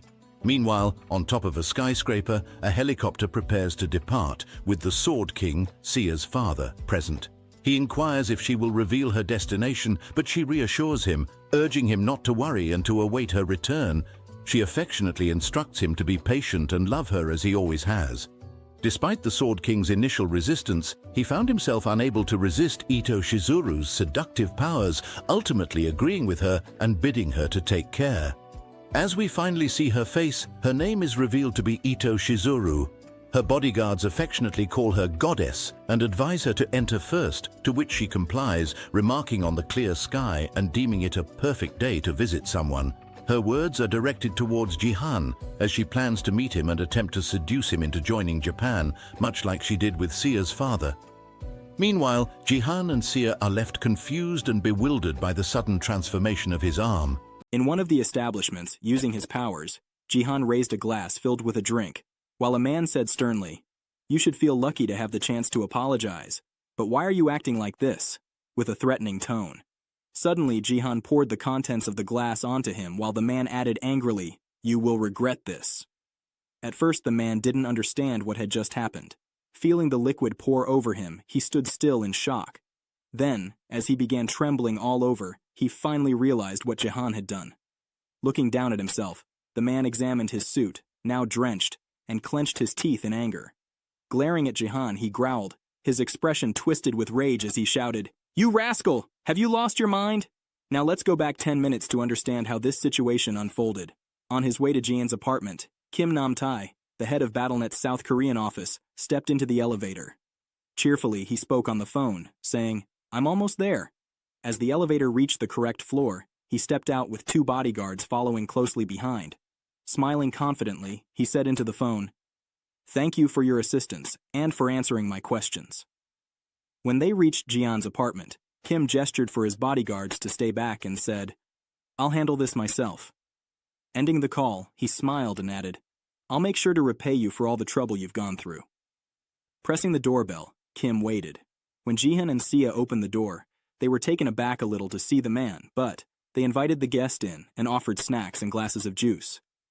Surprised by the visit, Jihan remarked, "I didn't expect the head of the BattleNet ministry to come here personally." Kim laughed politely and replied, "I'm sorry I couldn't visit sooner. How are things going here?" To this, Sia, Jean's niece, replied casually, "Not bad." After a casual attempt to start a conversation, Jihan asked, "What brings you to our home?" Nervously, the visitor replied, "Oh, about that." Moments later, Kim Nam-tae confidently chimed in, "The ministry has decided to reward you for your achievements. Isn't that great?" Jihan, surprised, expressed his gratitude and thought to himself, "This feels like nothing special." Right after this, the head of South Korea's battle department placed a glass of juice on the table and extended his hand to Jihan, saying, "First things first," as he prepared to discuss the conditions for receiving the reward. With a slight smile, Kim Nam-tae added, "You and Sia need to formally apologize to Taewon Daily." Hearing this condition, Sia was shocked. "Apologize?" she asked, to which Kim Nam-tae explained, "Apparently you've offended a family member of the CEO of this company. If you sign a contract to become their model and publicly apologize, they're willing to overlook what happened." Smiling smugly, he added, "Isn't this a generous offer?" Without hesitation, Jihan firmly responded, "I refuse." Kim Nam-tae, taken aback, stammered, "Wait, what?" But Jihan stood up, cut him off, and said, "If that's why you're here, you can leave." He walked away from the table and headed out of the room. As he was leaving, the furious head of the ministry shouted, "Hey, I'm still talking to you. Where do you think you're going? I'm the head of the ministry." The man then yelled a threat. "Do you know that Taewon Daily is preparing an article about your niece? This company isn't like other publishers. They have the power to ruin reputations." Rising from his seat, he continued to threaten Jihan, his voice filled with anger. Sia sat at the table, quietly observing the man's outrageous behavior as he sneered, "You might have salvaged Sia's reputation with donations, but people still despise her because she has the Sword King's blood." Kim Nam-tae ranted loudly, "You should be grateful for the chance to apologize. Why are you acting like this?" But Jihan, remaining calm, activated his powers. The glass of juice lifted into the air, and with a flick of his hand, he poured it over the man's head. The head of the ministry, drenched and humiliated, glared at Jihan while dripping with juice. Jihan pointed at him and declared, "You're using Sia to blackmail me. Don't think I don't see through your schemes. The man, insulted and enraged, gritted his teeth and shouted, "You brat! Have you lost your mind?" Slamming his hands on the table, Kim Nam-tae yelled, "How dare you treat me like this? Do you even understand the consequences of your actions?" Pointing angrily at Jihan, the man warned, "You've just made the South Korean government and the media your enemies. I'll ensure the article about Sia's gift is published everywhere, and forget about forgiveness." The man then left, closing the door with a loud thud. Jihan turned to his niece. Both looked at each other for a second, and then he asked with a smile, "Does this bother you?" She smiled back and replied confidently, "Not at all." Later, the head of the South Korean Ministry of Battle left for the Taewon Daily headquarters, still wiping juice from his face with a napkin. His anger boiled over as he muttered, "Those ungrateful, uneducated brats!" Tossing the napkin aside, he raged, his eyes clouded with fury. "No one has ever humiliated me like this." At the company, Kim Yoon-chul, the CEO of Taewon Daily, sat calmly with a cup of coffee. Hearing his colleagues' angry complaints, he asked, "Did Jihan insult you, Director? If so, you've done well." Just then, Kim Hyo joined their conversation, showing her phone to the director. "Look, Daddy, everyone's talking about Sia's gift," she said cheerfully, referring to the article she had just published. In the article published, the people were making fun of Sia, finding it impressive that she received a F-rank gift in a family of S ranks. Others were assuming that it was because of this that the Sword King cut ties with her. Referring to the article, the girl says that if she knew it would turn out like this, she would have thrown this bomb sooner. She also says that Sia used to brag a lot about being the Sword King's daughter. "Serves you right," she exclaims. Kim Hunchul remarked that there was no need to delay its release. The man then added, "Well, if that's the case, there's no need to feel sad anymore. Even if Jihan was acting all high and mighty, once he learns his lesson, he will become humble. Those who are lacking manners will learn humility once they face the repercussions of their actions." Hearing this, his friend, the head of South Korea's Ministry of Battlespace, laughed and agreed, saying, "That's true, you are—" But before he could finish, the door burst open, and an aide rushed in, exclaiming, "Sir." Noticing his aide's nervousness, Kim Hunchul asked sharply, "What's the rush? Can't you see I have a guest?" The aide apologized hurriedly and said, "Forgive me, but this is urgent. You need to see this right away." He turned on a live broadcast of Jihan speaking on a rooftop with Sia. The aide, visibly anxious, revealed, "This is Son Jihan, and he's exposing something related to Taewon Daily and the BattleNet administration." In the broadcast, Son Jihan played a voice recording of his conversation with a representative from the Ministry of Battlespace. In the recording, the voice demanded an apology, stating, "You've just made enemies of the ministry and the publishing company. Forget about any articles about Sia. I'll make sure it gets published everywhere. So prepare yourself." Basically, everything that the old fart screamed at Jihan back when he was at their apartment just got leaked by Jihan as he was recording their conversation. When the recording ended, Son Jihan addressed the camera directly, saying, "I think that sums it up. This is how Taewon Daily and the Ministry of Battlespace tried to intimidate me and Sia. They even attacked me using the CEO's family member, who attempted to release a defamatory article about her. The ministry and the company tried to exert pressure, but they failed. Their plans to control the narrative backfired, and now, they can only publish articles about Sia's gift."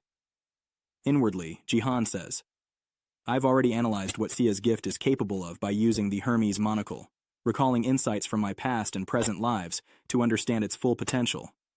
Now, it's time for the world to see the truth." As the live audience tuned in, Jihan tells them that since things are like this, he will show everyone watching the stream Sia's gift once and for all.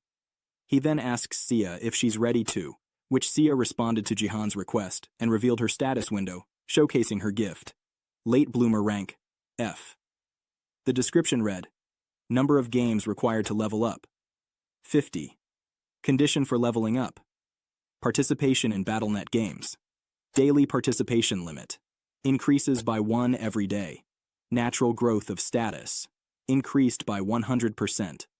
Upon seeing this, her former classmate Kim Hyo exclaimed in shock, "A gift that can level up? Is that even possible?" Other viewers chimed in with similar disbelief, questioning what benefits might come at higher ranks. This gift that increased with every extra game seemed to be too overpowered, making them question if this gift should be F rank. To them it should be SSS.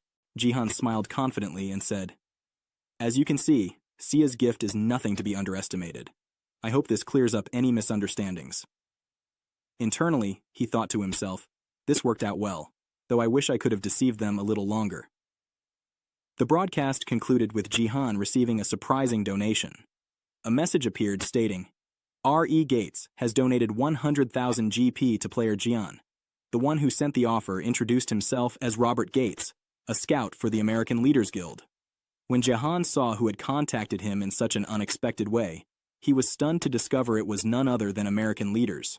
Immediately afterward, another donation from the same source appeared, accompanied by a message. "I am impressed with your fights in today's broadcast. I'd like to offer you a deal. Could you enable access to personal messages?" Internally, he mused.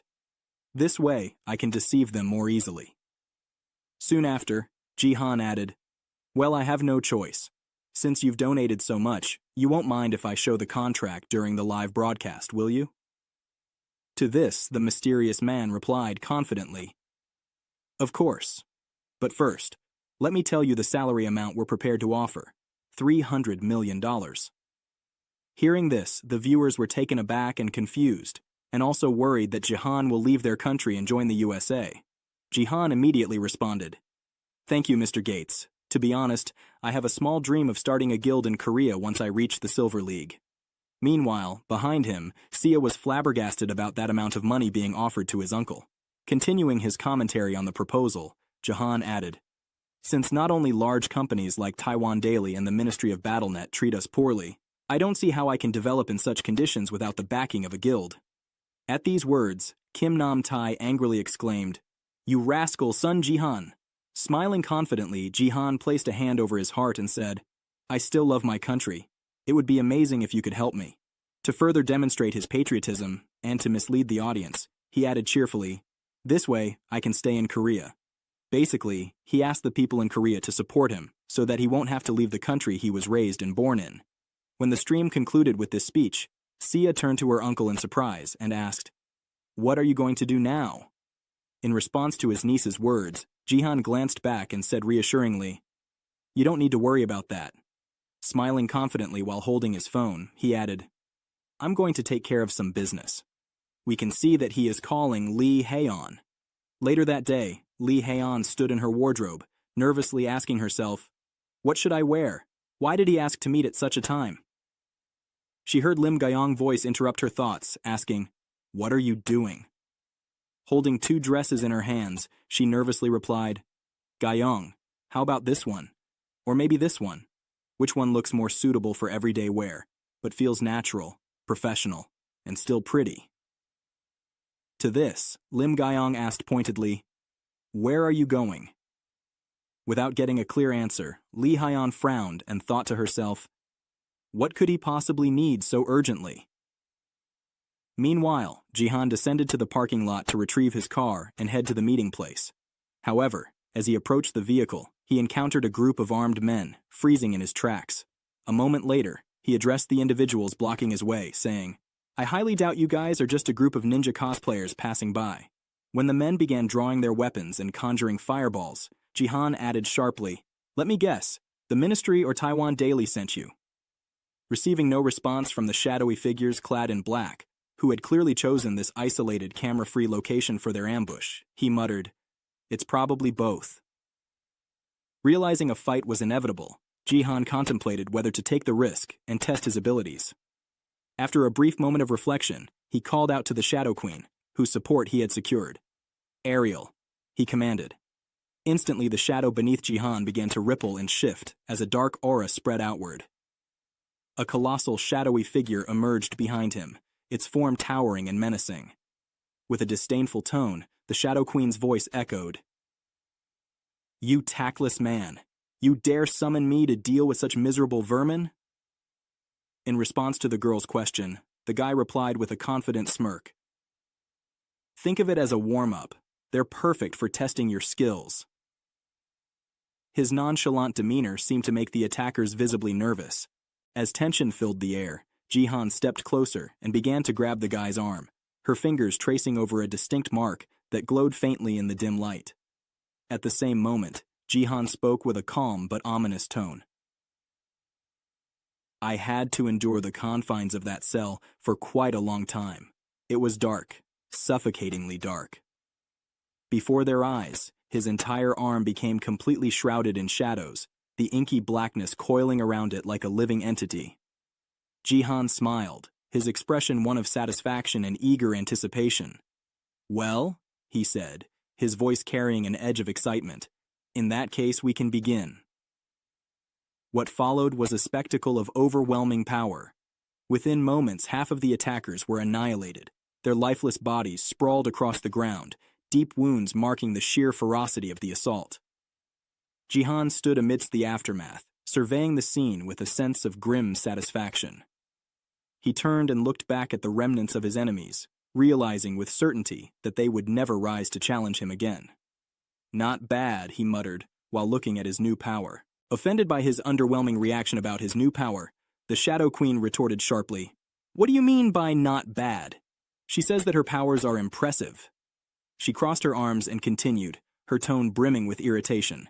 Be grateful to me for this. Standing before Jihan in her incorporeal form, the girl angrily exclaimed, The Shadow Sword, the constellation bestowed upon you is a special gift.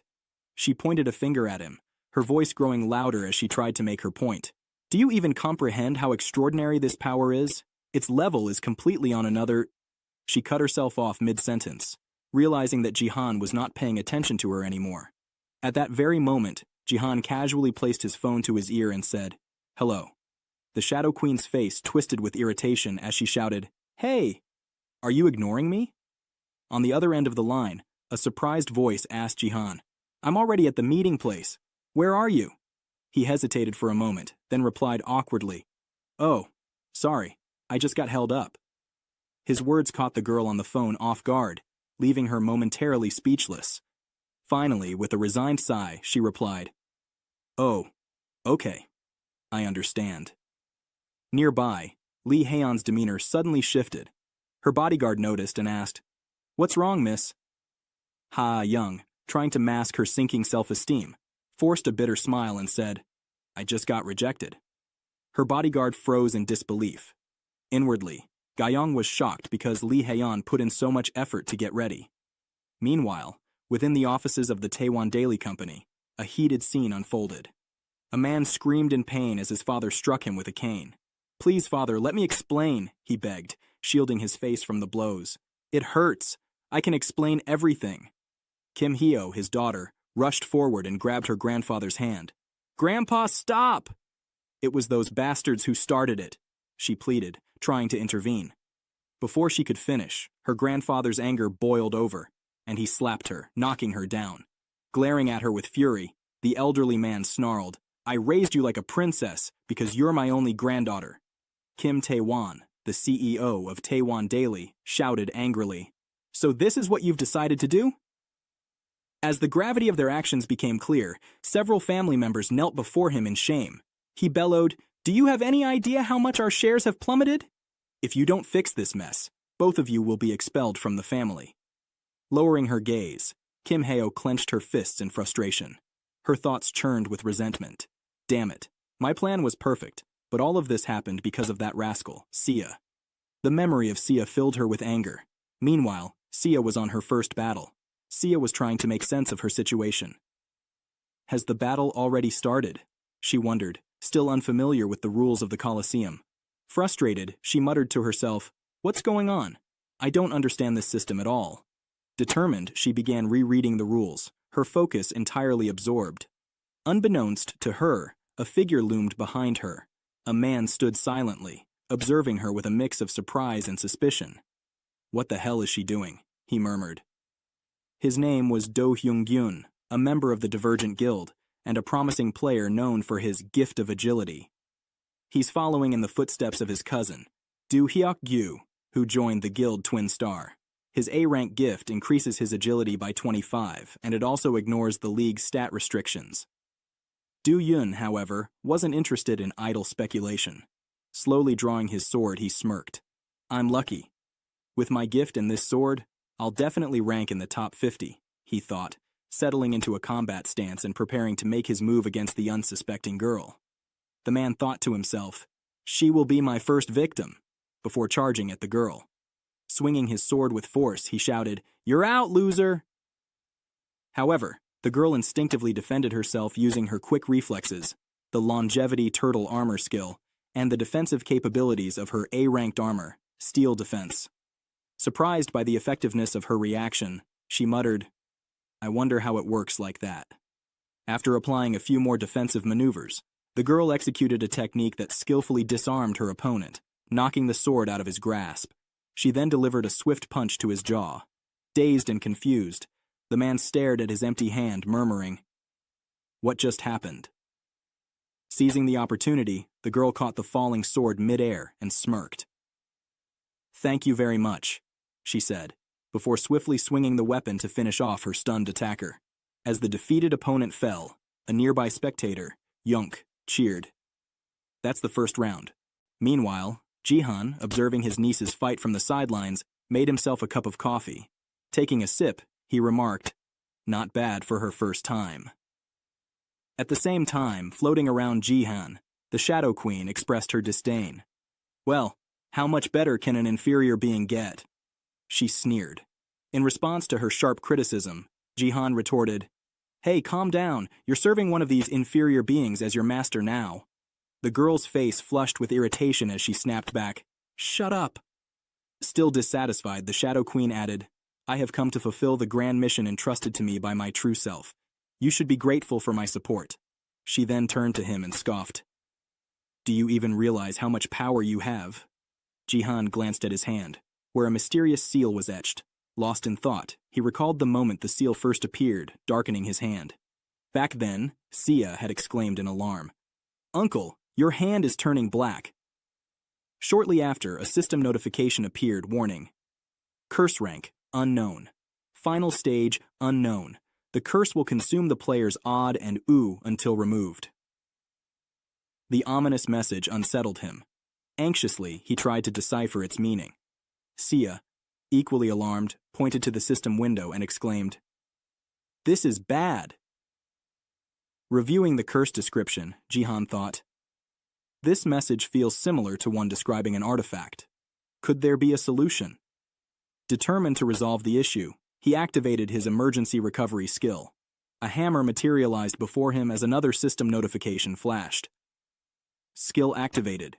Restorative Shadow of the Sun.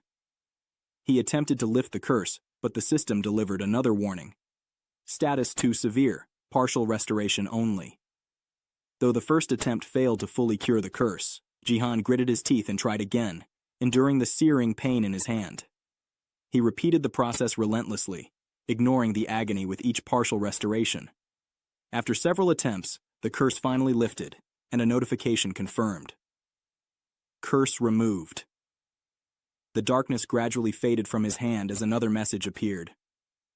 True feature unlocked, Shadow of the Sun, rank SS. It links him to the constellation of the Shadow Queen. It can evolve into Shadow Sword of Eclipse, with the power of the constellation Queen of Shadows. Sia, noticing the change, nervously exclaimed, "Uncle, your hand is fine now." Jihan flexed his hand and replied calmly, "Yes, it's fine." Just as they began to relax, a menacing voice echoed from the shadows. "What an impressive person he is." Alarmed, Jihan pushed Sia behind him and yelled, "Stay back, Sia!" From the thickening shadows emerged a figure. A little girl formed entirely of darkness. She stepped forward, locking her gaze on Jihan. Her voice was steady as she introduced herself. "I am a clone of the constellation Queen of Shadows." Pointing her finger at Jihan, she continued, "The Queen has taken an interest in your abilities and has sent me to assist you in your endeavors." The girl added, "That is why, from now on, I will serve you as my master."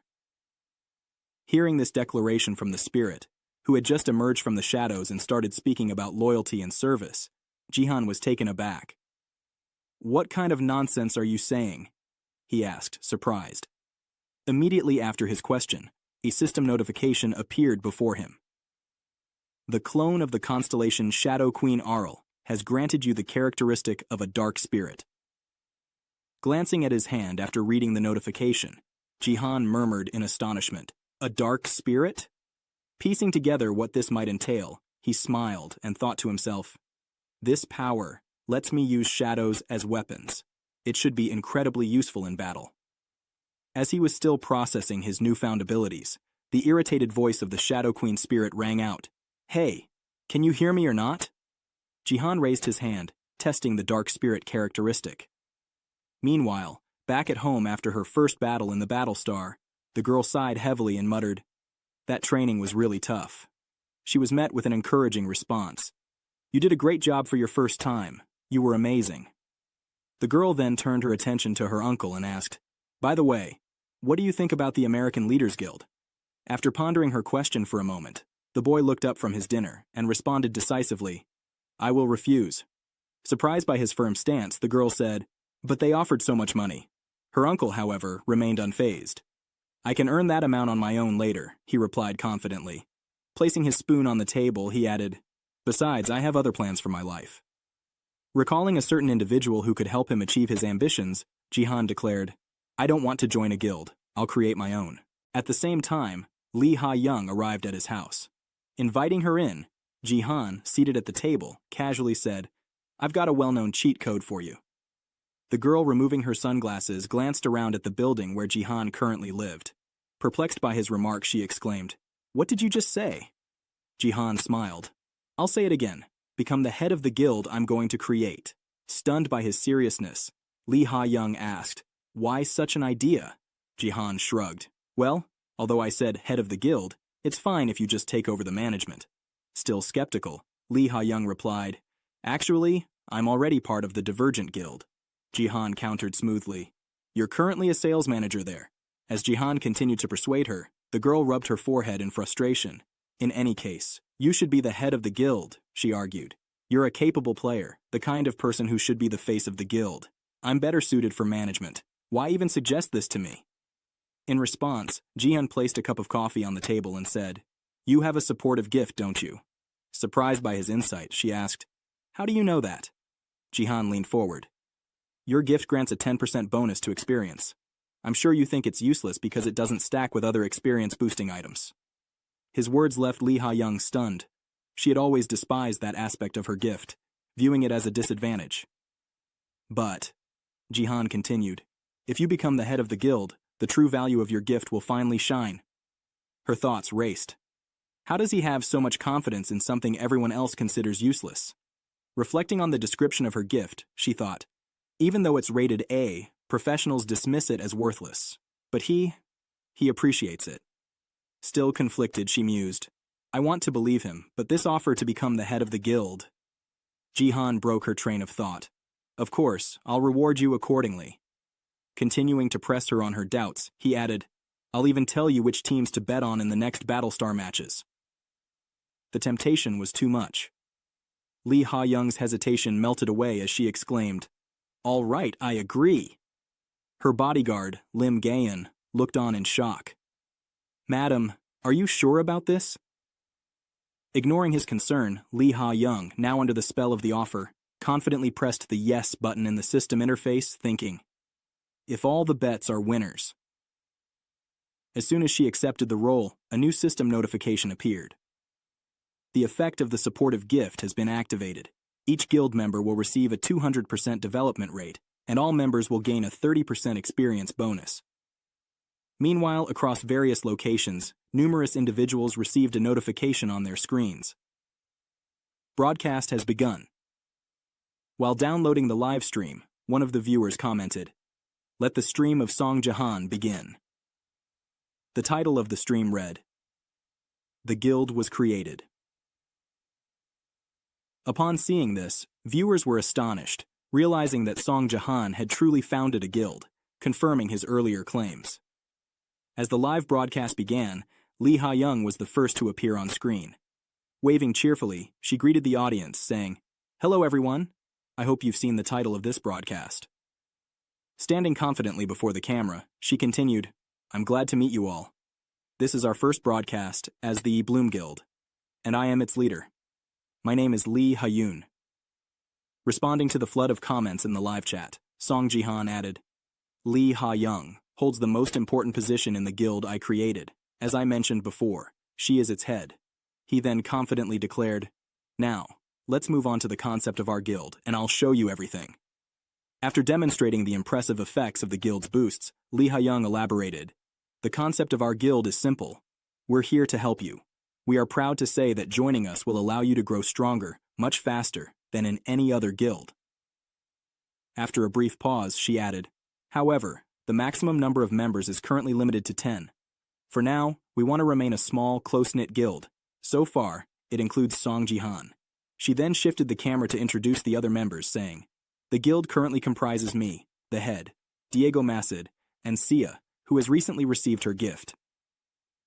Turning her gaze to the last girl in the group, Yunseo sensed the tense atmosphere and heard, "The last one signed the contract." Trying to suppress her emotions, Lim Gayong silently wondered, "Where am I? And why am I here?" Pointing to Lee Ha-young, Song Ji-han addressed the audience, saying, "You'll be able to follow our successes through these broadcasts. Anyone interested in joining the guild or signing a contract should contact our head, Lee Ha-young." If you've made it this far, Please step forward and press the button.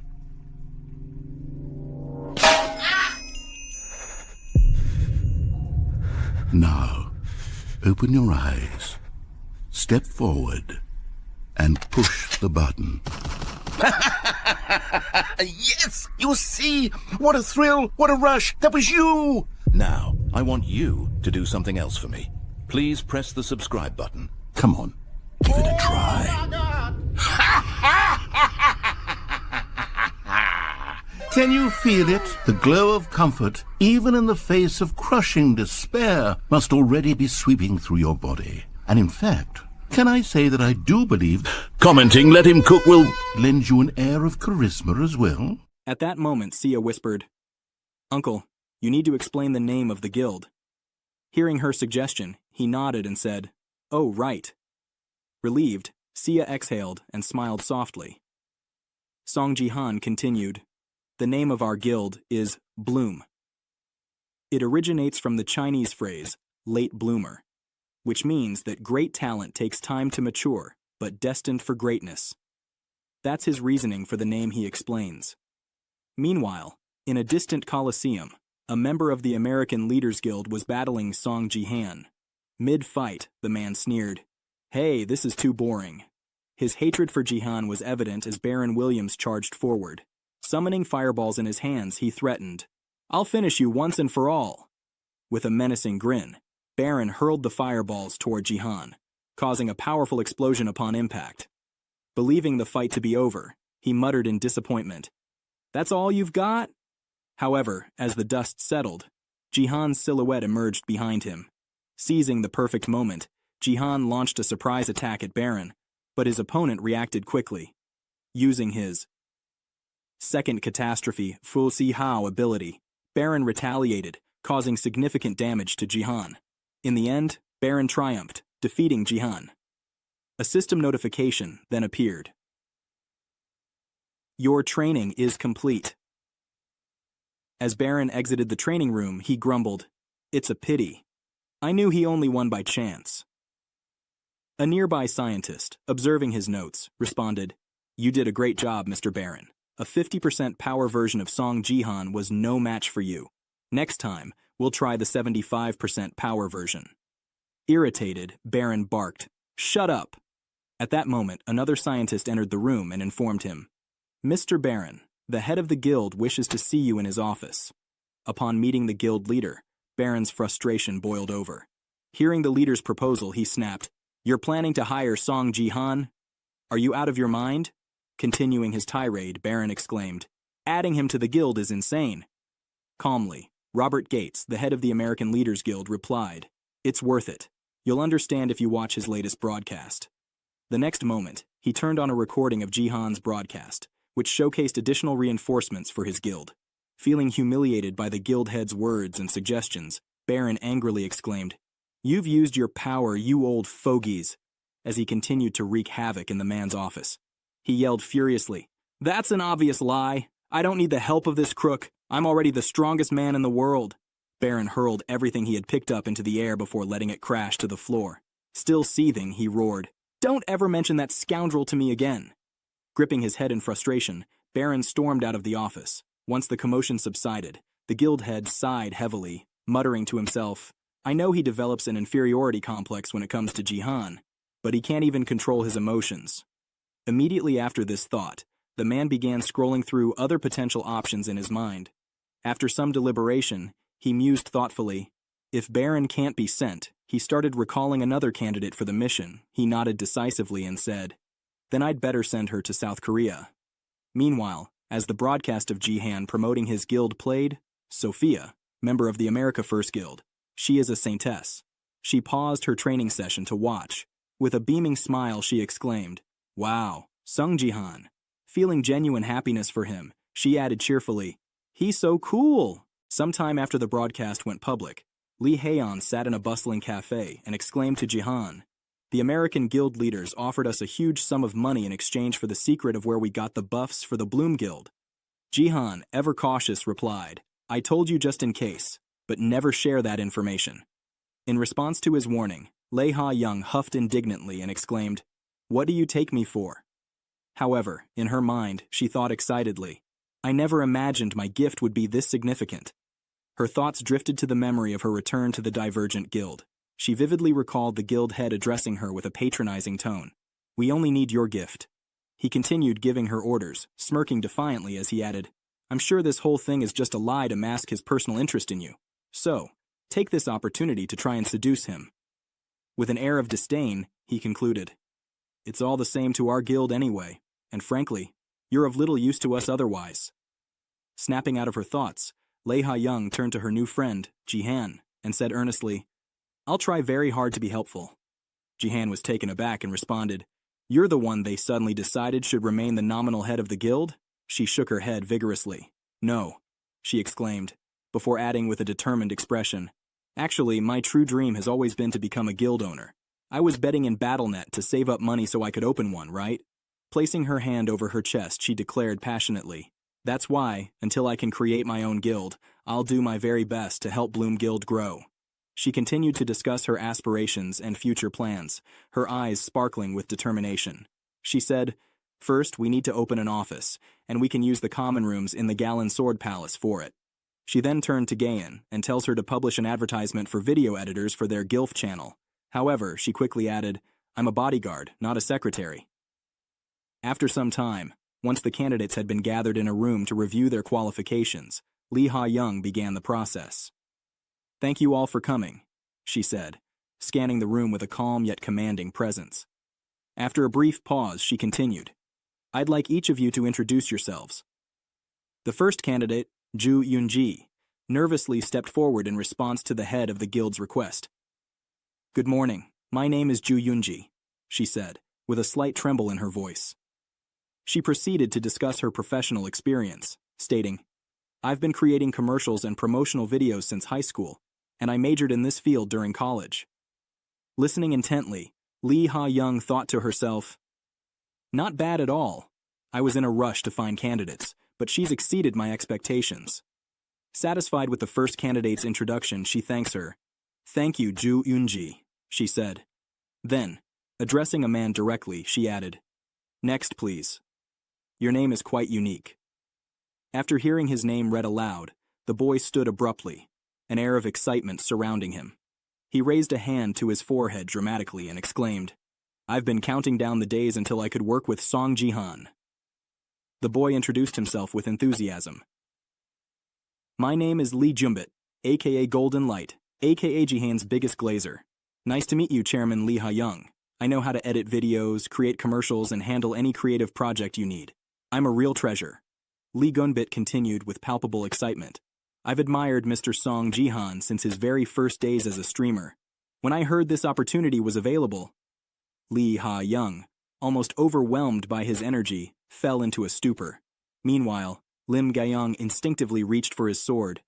Unfazed, Golden Light continued passionately, "My head is bursting with ideas on how to make his channel perfect. If you hire me, I'll dedicate every part of myself to the Bloom Guild." Still in shock, Lee Ha-young barely managed to say, "Thank you. Please sit down." "Yes, that's right," he shouted as he took his seat. "I invited him for an interview because he's a famous blogger," she thought to herself. But what's wrong with his head? Trying to regain composure, she added, "All right, next candidate, please." The third candidate, Kim Gong-wo, stood and began his introduction with a confident tone. "Hello, I am Kim Gong-wo. I've been a video editor for Guild Venix for 4 years, and I take pride in calling myself a veteran in battle tubing. If you hire me, I'll bring my experience to your team and ensure I'm a valuable member." Intrigued by his credentials, Lee Ha-young asked, "Guild Venix is quite famous. Why did you decide to come to us?" Kim Gong-wo smiled and replied, "Bloom Guild is a new guild, but with Mr. Song Ji-han as its owner, it's already gained significant recognition." Continuing to market himself, he added, "I believe joining this guild will help me further improve my skills." Hearing this, Golden Light grew visibly uneasy, thinking to himself, "My competitor has some serious experience." After listening to Kim Gong-wo's confident pitch, Lee Ha-young silently acknowledged his qualifications. "He's definitely a strong candidate," she thought. Then she said aloud, "Thank you. Do you have any questions for us?" Kim Gong-wo responded with a polite yet eager tone. "Will Mr. Song Ji-han be participating in this interview?" Lee Ha-young, slightly caught off guard, replied, "Oh well, I'm responsible for the guild's management here. I assume you're a fan of his as well." "That's correct," he replied, a hint of disappointment in his voice. Then, pressing further, he asked, "Could you tell me which floor of this building he lives on?" Lee Ha-young, taken aback by the personal nature of the question, hesitated. Before she could respond, Lee Jin-bit abruptly stood, his energy once again filling the room. "Wait," he said, his voice sharp and firm. Still visibly annoyed, he grabbed the man by the shoulder and yanked him closer. "You may be a fan of Jian," he continued, "but it was me who wanted to meet him the most. Don't try to meddle in his personal life." Just as he finished speaking, a sudden metallic clatter echoed through the room. Startled, the golden ray turned toward the sound, his face lighting up with confusion. "What was that?" he asked in surprise, not immediately recognizing the source of the noise. Lumit, also perplexed, glanced down at the floor and spotted the object. With a puzzled expression, he said, "What is this?" At that moment, he bent down and picked up the item, a knife that had slipped from Ju Yuni's pocket. "You vile henchman of Jian!" Ju Yuni suddenly shouted, his voice filled with venom. "Do you really think you can run this guild in peace after ruining the reputation of the Sword King?" His hand gripped his weapon as he stepped forward aggressively. Drawing his sword and shoving a nearby lady aside, he roared, "Because of you, the Sword King cannot return." The rest of the room grew tense as the audience pieced together the situation. Guyan and the others listened intently to the man's tirade, realizing he was a fan of the Sword King. Fixating on Song Jan's followers, he pointed the knife at them and bellowed, "I'll finish you bastards! Let me teach you a lesson!" Before he could act, Golden Light stepped in. Grabbing Ju Yuni by the collar, he effortlessly hurled him backward, abruptly defusing his fervor. "You think you can fight with that attitude?" Golden Light muttered. Rubbing his bruises, Ju Yuni glared at his opponent, fury blazing in his eyes. "You little—" he spat.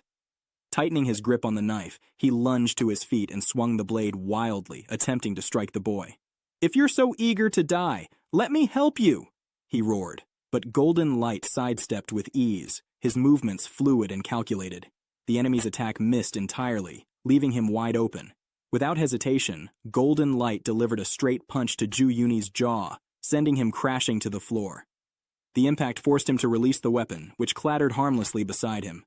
In one clean blow, Golden Light had neutralized the would-be assailant, preventing what could have been a bloody massacre in the recruitment office. As the tension dissipated, everyone stared in stunned silence, processing what had just transpired. Inside her office, Lee Ha-young observed the scene through the glass. Her gaze lingered on the rescuer, her thoughts swirling. "Stop this guy!" she mentally commanded, though she couldn't help but admire his skill. She considered his reputation and recalled whispers about his rank. He's part of the Golden League, but he downgraded his rank on purpose. He's strange, but his abilities are undeniably impressive. Just as she was forming her final judgment, the boy suddenly broke into a grin. "Wow, that was cool!" he exclaimed, pulling out his phone. He began snapping selfies, posing enthusiastically. "Oh man, this is gold. I need to film this," he announced. Holding the phone up, he declared loudly, "The title's going to be How I Defended Mr. Jian from a Terrorist." Grabbing the defeated Ju Yuni by the collar and shaking him slightly for emphasis, the boy added, "Hey, don't bother me. I'm broadcasting this live." Lee Ha-young continued to watch the spectacle unfold with a mix of disbelief and irritation. She turned to Ga-young and said sternly, "Call the police. Now." Ga-young, startled and embarrassed, stammered, "Oh, okay," before hurrying off to follow the order. A short while later, Lee Ha-young arrived at Jihan's home. She recounted the chaotic events, leaving no detail untold. Jihan, his face darkening with anger, exclaimed, "He came for me, and not Sia? What a disgraceful punk." Trying to calm him, Lee Ha-young nervously replied, "It's okay, we'll handle it." Picking up his phone and taking a deep breath, Jihan said, "I'm sorry, but we need to tighten security. We might have to hire another editor." But Lee Ha-young shook her head firmly. "No," she said confidently. Lee Ha-young confidently declared, "There's a good candidate, and I've already contacted her." At the same time, the young man, visibly nervous, was chewing on his nails. He suddenly stood up from his chair, exclaiming in confusion, "When will the results come out?" It had already been a day since the interview, and his emotions were in turmoil. Tears began to well up in his eyes as he tried to reassure himself. Mentally, he told himself, "They won't reject me. I didn't overdo it. I should have handled that rascal in a more impressive way." Just then, his phone buzzed with a notification. He eagerly opened it, and his heart raced as he read the message. "Congratulations on passing the interview for the position of assembler in the Bloom Guild.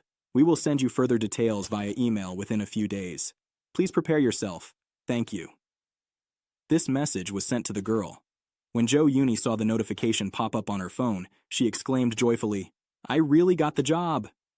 Hearing her excitement from the adjacent yoga room, Takakazuo rubbed his hands together and said with admiration, "As expected of a goddess." However, his expression quickly turned puzzled, and he added hesitantly, "Wait, is it really okay for you to take on a position at the palace while also working as an editor? Video editing is no easy task." With a confident smile, she adjusted her glasses and replied, "Don't worry about it." Then, as if reclaiming her original aura, she removed her glasses and added firmly, "Trust me, I've got this." After failing to receive any job offers, Golden Light sank into a gloomy state. Seeing his despondence, one of the viewers in the chat asked, "What's wrong with him?" Another replied, "He wasn't hired as a video editor for the Bloom Guild." Golden Light sighed heavily, throwing his arms in frustration. "Why did they reject me? I proved my loyalty to Mr. Jihan, and even exposed the spy from the Sword King's fanbase. On top of that, I defeated him flawlessly. What else could they possibly want?" Moments later, a fan donated 10,000 GP to him, leaving a comment. "Why don't you apply to be a bodyguard instead? You'd probably have more stories to tell." Inspired by this unexpected suggestion, Golden Light clenched his fists and exclaimed, "That's it. I'll try to become his bodyguard." Though anxiety about potential threats from other killers lingered in the back of his mind, the idea reignited his determination. As he fantasized about his new role, imagining himself as a glorious warrior, he confidently announced his decision. Meanwhile, his favorite streamer, Song Jahan, was live streaming. One fan sent another 10,000 GP and commented, "Hey, Jihan is in-game now." Upon seeing the notification, the entire Golden Light chat erupted in excitement. Fans began typing frantically, "Jihan is live. Let's go watch him." A flurry of "bye" messages filled the chat as viewers left in droves to watch Jihan's broadcast. Golden Ray panicked. "Wait! Don't leave me!" he shouted, but his words couldn't stop the flood of viewers heading to Jihan's stream. Over at Jihan's broadcast, he had entered the arena where the day's task was to take place. The announcement boomed. "Welcome to the Silver League of the Gangnam Zone." Jihan surveyed the familiar terrain, a wave of nostalgia washing over him. "It's been a long time since I was here," he murmured. Lim Gayon, a friend standing nearby, was puzzled.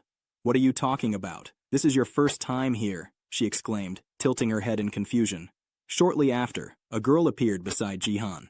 The two were tasked to work together in pairs to make the challenge easier, or, as Lee Ha-young explained, You'll both team up to increase your audience reach and raise your levels. With that, the duo braced themselves for what lay ahead, ready to tackle the Silver League's challenges together. Trying to justify himself after blurting out without thinking, Jihan smiled brightly and said, "I've seen this map on streams, but it's new to me," continuing to perfect the image of a fresh-faced newcomer. Stretching out his hand to the girl, he added with a cheerful tone, "I'm looking forward to working with you. This is our second time, right?" In response, the girl extended her hand and shook his. "Let's do our best," she replied, though mentally she added, "I never thought I would end up being recruited by the one I originally tried to scout." As other players joined the competition, Jihan exclaimed, "Wow, it seems the rest of the team has arrived." At that moment, Gayong silently thought to herself, "I'll just use this as an opportunity to practice." When the Twin Star Guild's promotion party arrived, one of its members expressed surprise. "Gayong, is that really you?" they asked. Noticing who had shown up as team members, Gun turned her attention to the girl's reaction and said with mild astonishment, "Wow, there are a lot of people from Divergent in our team." A girl from the arriving squad approached Gun and asked in surprise, "I heard you were invited to the Great Vessel Guild?" Gun greeted the archer who had just spoken, and he returned her greeting. Then, continuing the cheerful conversation with her former guildmate, the girl asked, "Well, how are you finding things in the Bloom Guild? Do you like it there? You didn't leave us for good, right? When are you coming back?" While this interaction was happening, the mage behind them observed Gayong and mused internally. "She's as beautiful as ever. It's only been a few days since she left, and I'm already miserable." As jealousy stirred within him, he added in his thoughts, "I wanted to guide her when she made it to the Silver League." At the same time, the boy's fantasies ran wild, imagining himself helping Gayong, also them getting close, dating and then getting married. Unbeknownst to him, this caused Gayong to shiver involuntarily. Confused, she thought, "Why do I suddenly have goosebumps?" Meanwhile, the wizard from the Divergent Guild squad glared at the Jihan and seethed inwardly. Gayong left the guild because of that bastard. Determined to learn more, the girl from the squad asked Gayong and Jihan, "Is this your first time on this mission?" With admiration, she urged them to explain how things worked. Jihan replied, "Let's keep it brief." She explained, 10 players participate in this game, split into 2 teams, angels and demons. It's a 5-on-5 group battle. Imagining the map in her mind, the girl added, "The left side is called the top line, the middle is the center line, and the right side is the bottom line. The goal is to destroy the opposing team's base first." She continued, "There's also a forest outside the main lines where players can defeat monsters to gain power-ups." After listening, Jihan mentally noted, "This time we're on the demon side." He raised his hand and asked, "Is anyone from our team going to the forest?" The archer awkwardly replied, "You probably don't know this since it's your first time, but the monsters in the forest are at least level 65. It's unlikely a pair like you would succeed there." Surprised by this, Jahan responded, "Really? I thought our team could handle Silver League level challenges." The magician interjected confidently, "You're a beginner, so you wouldn't understand. Just follow our instructions." Turning to his teammates, the magician added, "I'll give you some advice. You two will take the bottom line." Okay, they replied hesitantly. As he watched Jihan and Gayong head off, the magician thought smugly, "You may have gotten popular recently, but you're still just a beginner. I'll use this chance to show Gayong how impressive I am." Approaching a group of enemies, the magician said, "See those little guys? They're minions. Their attack style is simple, but they're tough for Silver League players to beat. Work together to defeat them. If you die, you'll respawn, but it'll cost us, so don't be reckless." Adjusting his glasses dramatically, he added, "And?" Before he could finish, Sun Jihan interrupted, "That sounds simple enough." Activating his shadow hand skill, Jihan confidently thought, "This will be a good warm-up before the real battle. You just have to fight strategically and avoid dying." Taking a step forward, Jihan asked, "Isn't that right?" The magician stared at him, flustered. "What are you talking about?" Reaching the right distance, Jihan extended his hand and prepared to use shadow magic. As he summoned the Shadow Queen, he thought, "I've never used a dark spirit in battle before. Let's see how effective it is." The Shadow Queen appeared, wielding her sword. She swiftly dispatched the minions with ease, demonstrating overwhelming skill and power. Watching this, Jihan mentally noted, "This isn't even close to the Shadow Queen's full potential."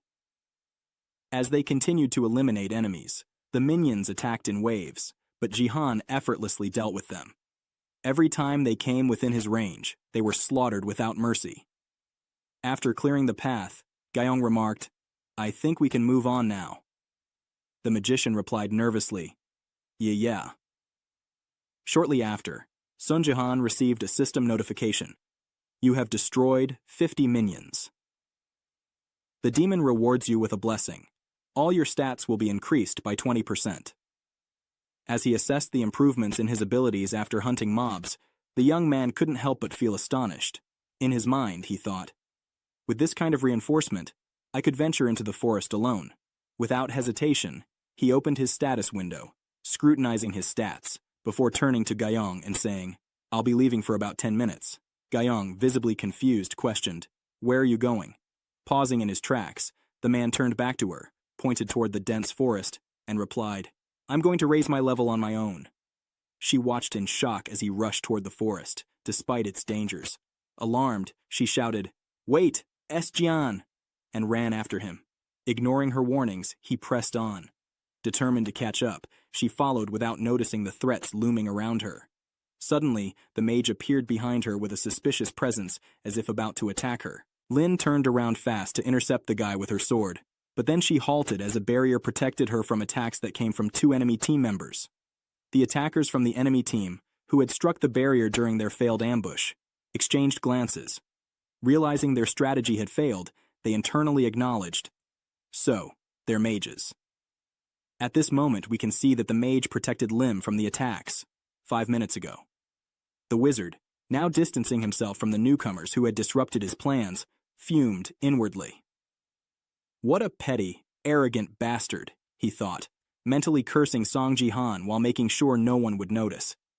Bitterly, he added, He ruined everything. I wanted to show off my skills to Lim Gayong, to prove how cool I am. Pausing momentarily, he visualized the map displaying the players' positions. He thought about staying with Gayong on the top lane and then send Jihan in the middle of the map. After thinking about this plan, he thought he was a genius by sending someone who does whatever they want like Jihan to the solo lane is the right decision. Resolving to change his approach, he concluded, I'll stay in the top lane while Song Jian takes the mid. Energized by his plan, the wizard hurried back to his friend, exclaiming confidently, I'm a genius. If he doesn't listen to me, then let him play on his own. His excitement grew as an idea struck him, and he shouted triumphantly, Wait for me, Gayong, I'm coming! But his elation was short-lived. To his shock, he noticed a couple of enemies creeping up on the girl from her blind spot. Alarmed, he realized the gravity of the situation. They're attacking from a blind spot, he thought, panic setting in. His mind raced as he muttered to himself, Things aren't looking good. My Gayong is in danger. At the very last moment, he managed to conjure a protective barrier, intercepting the attack and shielding the person he cherished most. The girl, startled at having narrowly avoided the attack, stared at the enemies in disbelief. She silently berated herself. I didn't expect the opposing team to attack like that. How could they have predicted this? She also wondered if the mage anticipated this and came to save her. Struggling to maintain the barrier, he addressed the girl with determination. Don't worry about me. I'll protect you at all costs, no matter what. But before long, the enemy mage retaliated. With a swift and devastating lightning spell, they struck down the girl's protector, shattering the barrier and leaving her vulnerable. Seeing her teammate collapse, Lim Gayong rushed to his side, crying out in alarm. Sorcerer! Dropping to her knees beside him, she leaned over and asked, Hey, are you okay? The boy groaned weakly, his voice heavy with regret. I'm sorry. I really wanted to protect you. He stretched a trembling hand toward her face, his eyes filled with sorrow yet tinged with relief. With a strained voice, he added, I think it's too late to say this, but... A soft, bittersweet smile spread across his face as a tear rolled down his cheek. I've always really liked you, from the bottom of my heart. The strange scene left the attackers frozen in confusion. One of them, breaking the silence, thought to himself, He'll revive in a minute, but what's wrong with him? His companion shrugged, equally baffled. I have no idea. Bro thought he was in a movie or something. He is going to revive in a minute. The warrior threw the sword from his shoulder and said with a smirk, If we're done admiring, let's move on. The mage, standing nearby, added a word of caution. Don't let your guard down just because it's 2 against 1. That's Lim Gayong. the Eastern Star of the Divergent Guild. Lim Gun, hearing this, shot an irritated glance at her opponents. In her mind, she fumed. Where did that bastard Song Ji-han go? This is a team game. He should be playing with his allies. Her frustration was quickly replaced with confusion as she noticed the eerie shadows coiling around her. What? She muttered in surprise, unable to understand the sudden shift. Meanwhile, Song Ji-han had left his allies behind to confront the first enemy lurking in the forest, a monstrous two-headed wolf. The beast was a terrifying sight, with its towering 3-meter frame and jaws capable of crushing a human skull with ease. This particular type of monster was a common threat in the forest, but no less deadly for its prevalence. As the wolf lunged at him, its jaws snapped hungrily, attempting to devour him in one bite. Ji-han caught the creature's teeth mid-air, straining to hold its massive jaw open. The sheer force pressed against him, but he stood firm, refusing to back down. With a sudden burst of strength, he shoved the beast aside, lifting it momentarily before slamming it into the ground with tremendous force. Ordinarily, it would take at least 3 silver-ranked players to subdue such a creature, but Ji-han was holding his own remarkably well. That jump almost scared me, he said with a wry grin as he adjusted his stance. The wolf lunged again, leaping with renewed ferocity. This time, Ji-han dodged with ease, counterattacking using his shadow art. His shadow sword materialized in his hand as he struck back, slashing the creature in a seamless motion. When the wolf finally fell, he glanced at the weapon in his hand and murmured, "This sword, it's incredible." Recalling its origin, he thought to himself, "It's an SS-ranked weapon, one used by the Shadow Queen during a campaign match. A shadow sword of this caliber could only be summoned by someone possessing a dark spirit." Inspecting the weapon further, he noted, "Its form destabilizes the moment control is lost. Managing it is difficult, but the power it provides is unmatched." Despite the challenge, he grinned with satisfaction. "A force like this is worth it," he said aloud. After defeating the wolf, Ji-han received a series of system notifications. Achievement cleared. Silver League Jungle. You have earned 1,000 achievement points. Smirking to himself, he thought, I knew I'd rack up points here. Clearing the forest of monsters will probably net me even more achievements. His thoughts turned darker as he added silently, but it's not just the monsters. I'll have to take down the players too.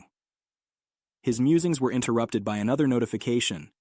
The demon team has made the first kill and earned 100 achievement points. This surprised him, and his focus shifted back to the battlefield.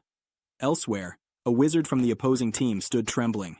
Left alone after his ally's destruction, his fear was palpable as he stared at the Shadow Queen's spirit. In a moment of panic, he blurted out, "What's going on?" Then wondered frantically, where did that damned spirit come from? Glancing back at Lim Gayong, who was locked in battle, the spirit called out, "What are you doing, swordswoman? Take them down." "Yes, ma'am," Lim Gayong replied without hesitation. Dodging a fireball hurled by an enemy, she moved with precision and struck her opponent down with a single, lethal blow. The wizard fell, eliminated in an instant.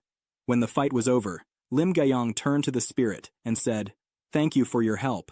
The spirit, unimpressed, replied coldly, "I don't need gratitude from an inferior species." Stung by the remark, Lim Gayong narrowed her eyes. "Who are you?" she demanded. With a slight edge to its tone, the spirit responded, "Song Ji-han asked me to stay here." Then she realized that Ji-han probably wanted her to fight in his place while he was away. "What a rude guy," she shouted, not fully understanding the words spoken by the spirit that Song Ji-han had summoned. After completing her thoughts, Gayong sheathed her sword and said aloud, "Well, I'm glad he came up with this plan instead of foolishly leaving us alone." The Shadow Queen's projection replied with a touch of sarcasm, "You must be sad if he left you alone." Gun shook her head and answered firmly, "No, not sad. I'm more curious about when he'll return." The spirit's voice carried a faint indifference as it replied, "I have no idea. I can't stay in this form for long." The Shadow Queen's projection added in a more reassuring tone, "But I'm certain he won't die." Elsewhere deep in the forest, Song Ji-han was dealing with another two-headed wolf. After a fierce battle, he finally emerged victorious. Wiping the sweat from his brow, he suddenly felt a strange wave of dizziness wash over him. Confused, he murmured, Why am I so dizzy all of a sudden? Almost immediately, the smell of gas hit his nostrils, and a system notification appeared before him.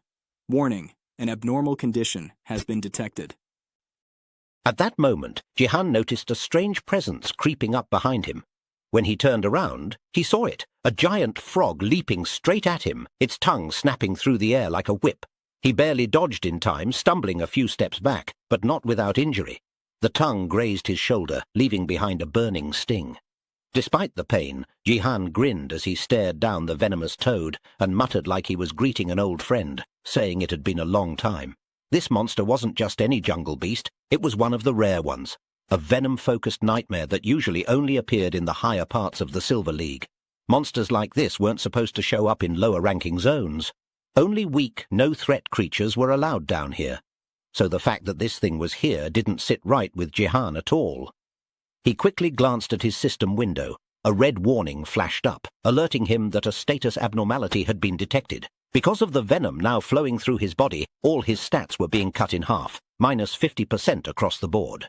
While he was still processing that, the toad prepared another attack. This time it launched a crazy number of venomous slime balls at him. Jihan rolled out of the way and then summoned his shadow sword, jumping into close combat without hesitation. He was actually fighting the toad pretty well, dancing between its attacks and looking for an opening.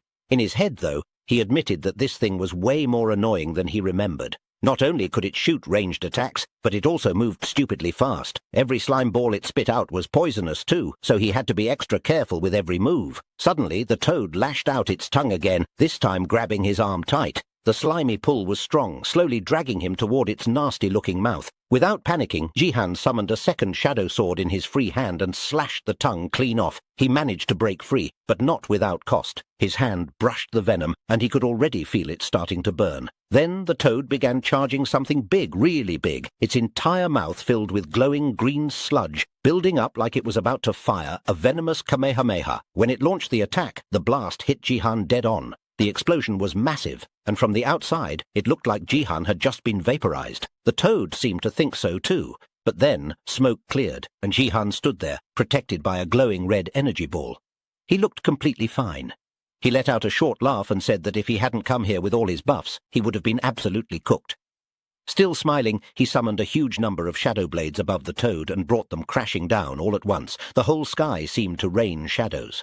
But when the dust settled, the toad was still alive. Jihan was honestly shocked. Its defense was way better than he expected. He thought that attack would have been the finisher. Now he knew he had to end this quickly and get out. Suddenly the toad jolted upright, its body tensing. Its eyes started glowing like crazy. It wasn't going down without dragging Jihan with it. What came next was a full-body explosion of venom. The entire area was covered in the stuff. Everything was soaked. Even Jihan, who now dropped to his knees, was dripping in poison. He cursed in his head, realizing the stupid frog had self-destructed. Now, because of the damage and poison overload, all his stats had dropped by 90%. He forced himself up and started walking slowly, mumbling that he should have finished it earlier. At least, he thought, the debuff would only last 5 minutes. He just had to survive until then. But something felt off. He glanced at his system. No achievement popped up. That was weird. He figured beating all the jungle monsters would give him a bonus or something. As he scratched his head, his question got answered in the worst way. Another venomous toad dropped behind him. Jihan froze. He was definitely cooked if he had to fight another one of those things like this. If he died now, all his hard-earned buffs would vanish. Still, he didn't want to give up the chance at clearing the jungle completely, unless he could find a new buff fast. Then he heard the sound of battle nearby. He quickly opened his map to see where he was. When he realized it, a smirk formed on his face. He said to himself that it was about time he made his return.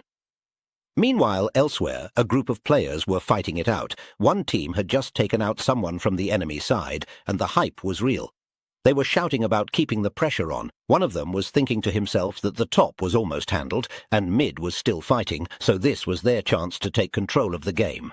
But suddenly, a loud noise grabbed everyone's attention. When they turned around, they saw Jihan landing gracefully with a giant toad beside him.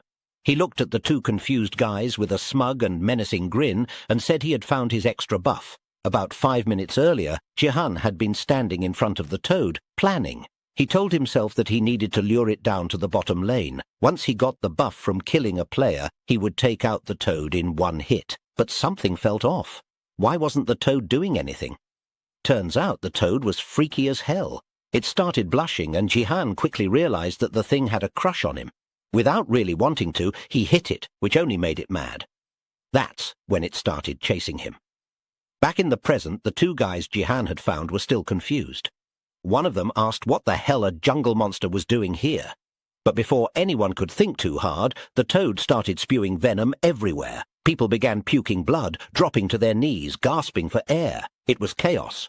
One of the guys yelled at Jihan, asking if he was out of his mind for bringing something like that here. But when he looked up, he saw Jihan smiling and calmly saying, "Sorry," then immediately killed them, leaving the toad standing there confused. Just then, a system notification popped up. It said the poison had been cancelled from Jihan's body. He looked at the players he had just killed and thanked them for the buffs they gave him. His stats had just gone up because of the double kill. Right then, the toad attacked again, launching a bunch of venom balls his way. But Jihan dodged them all with clean, fast movements. Through the chaos, Jihan burst forward with insane speed, sprinting straight through the venom storm. Then he used an attack called 3 Calamity Martial Devotion Press Plateau. The move sliced the toad clean in half, shocking the one guy who was still alive and watching. That guy stood there, wide-eyed, wondering what in the world just happened. A notification popped up again. Jihan had defeated the venomous toad. His stats went up a lot, and the system said he had cleared a hidden quest called First to Clear Jungle.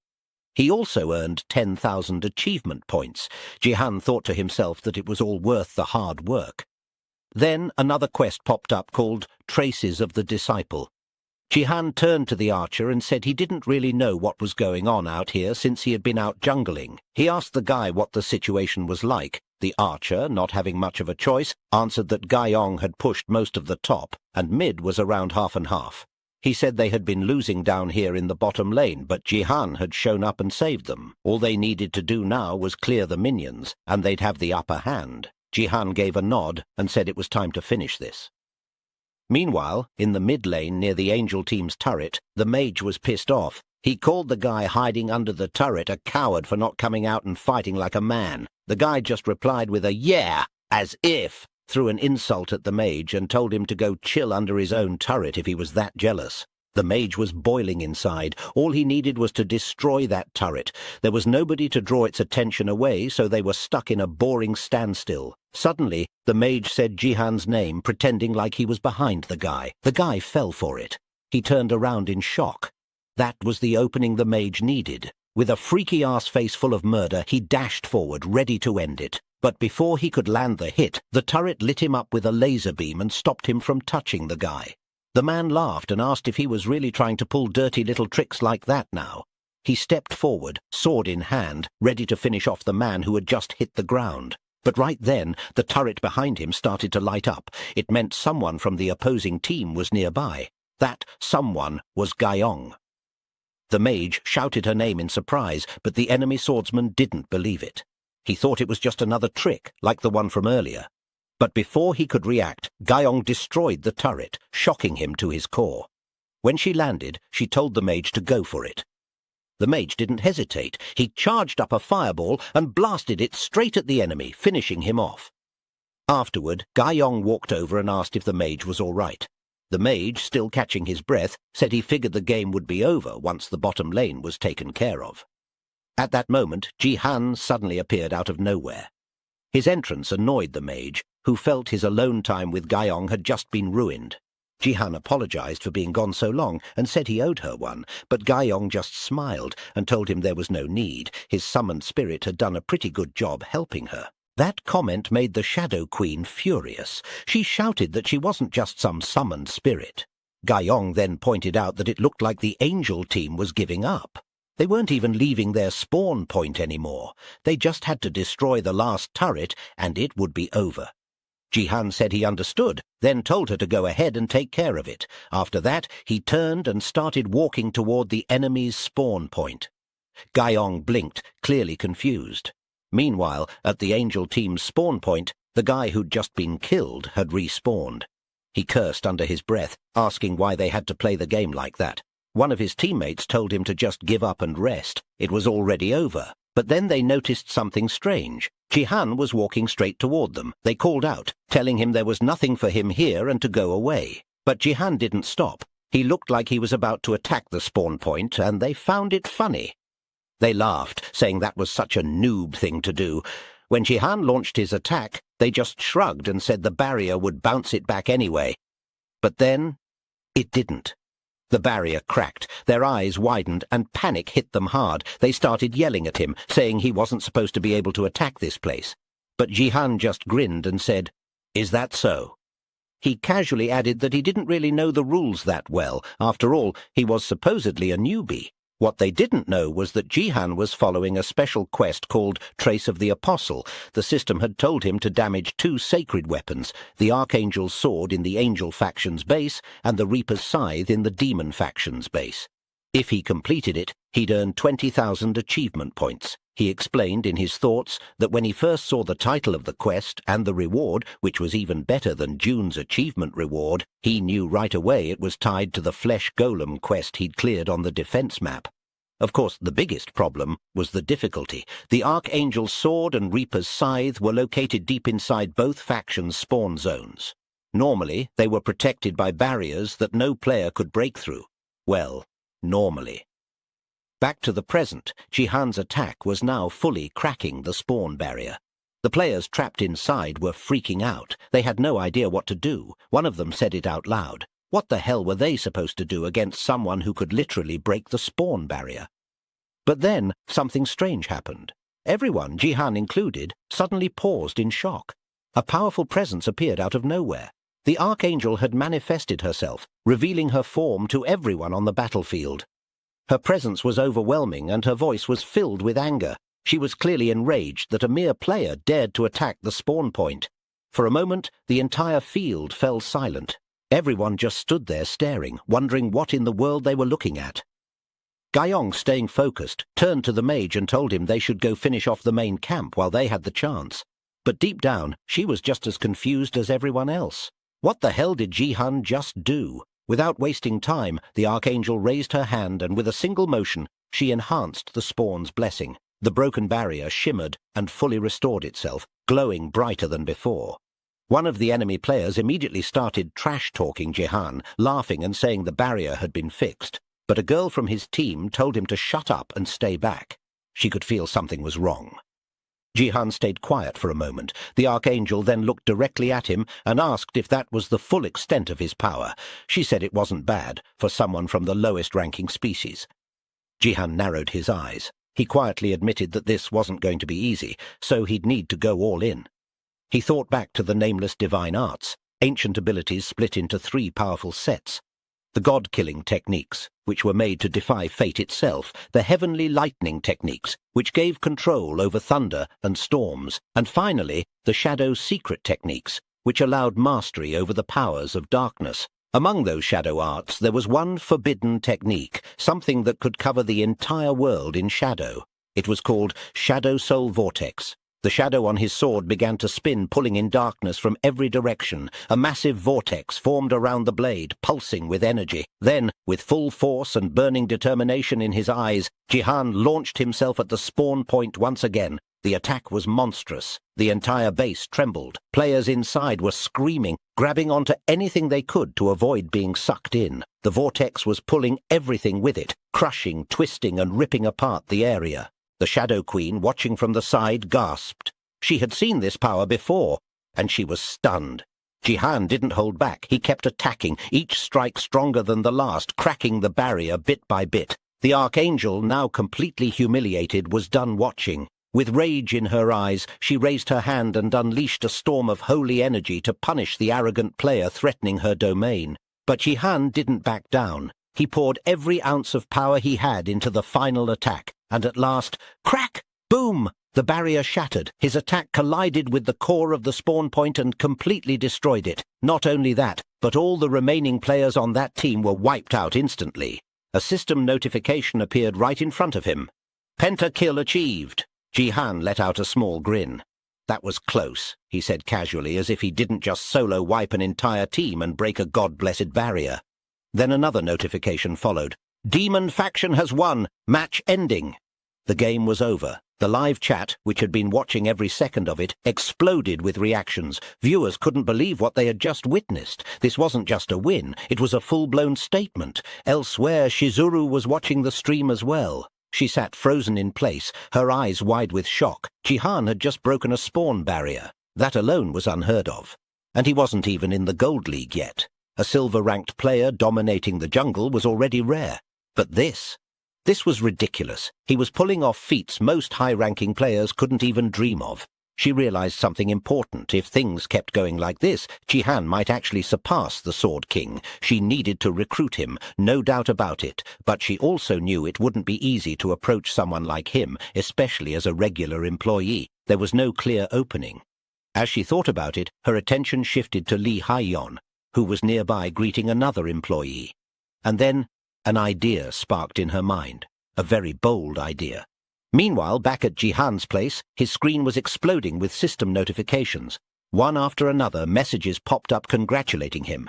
He had cleared the hidden quest, Pentakill, which gave him a load of achievement points. Right after that, he unlocked Destroyed Spawn, another hidden quest that also dropped more achievement points on him, and to top it all off, he finished first place in an invasion-type game. As a bonus, the GP he earned would now be increased by 50%. Jihan chuckled and said the rewards were way better than he expected. Inwardly, he noted that after clearing that part of the quest, the system had already added the quest item to his inventory. Now all that was left was to destroy the divine object inside the demon faction's base. But then the Shadow Queen interrupted his thoughts. She appeared beside him and asked something strange.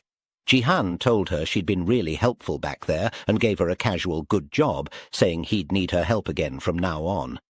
But her reply was weird. She narrowed her eyes and asked, "Who are you?" Then, without blinking, she demanded to know the truth about the power he had just used to destroy the barrier. Jihan immediately got suspicious. Inwardly, he thought this was getting troublesome. He definitely couldn't tell her the truth, that the move was a technique he learned before he regressed. So, staying calm, he told her that he couldn't go into the details. Best they say it was just something connected to his gift. He was about to ask her why she wanted to know so badly, but then she suddenly summoned a dozen shadow swords and pointed all of them right at him. Jihan stood there totally confused. What was she even doing? She spun around in a slow dancing motion and then, in a weirdly creepy way, told him to explain everything about that power in detail. He raised an eyebrow and said he had no clue why she was acting like this, but if she really wanted that skill so badly, she was willing to threaten him over it. Then that was kinda wild. She replied with a serious tone. She said she was sure that the skill he had just used came from the power of the Shadow Queen. "Guys, I guess I was wrong. This spirit is not the Shadow Queen." She went on to explain that the technique he used wasn't ordinary shadow magic, it was black magic, the kind that could purify pure darkness. That kind of energy was extremely rare and nearly identical to the Shadow Queen's power.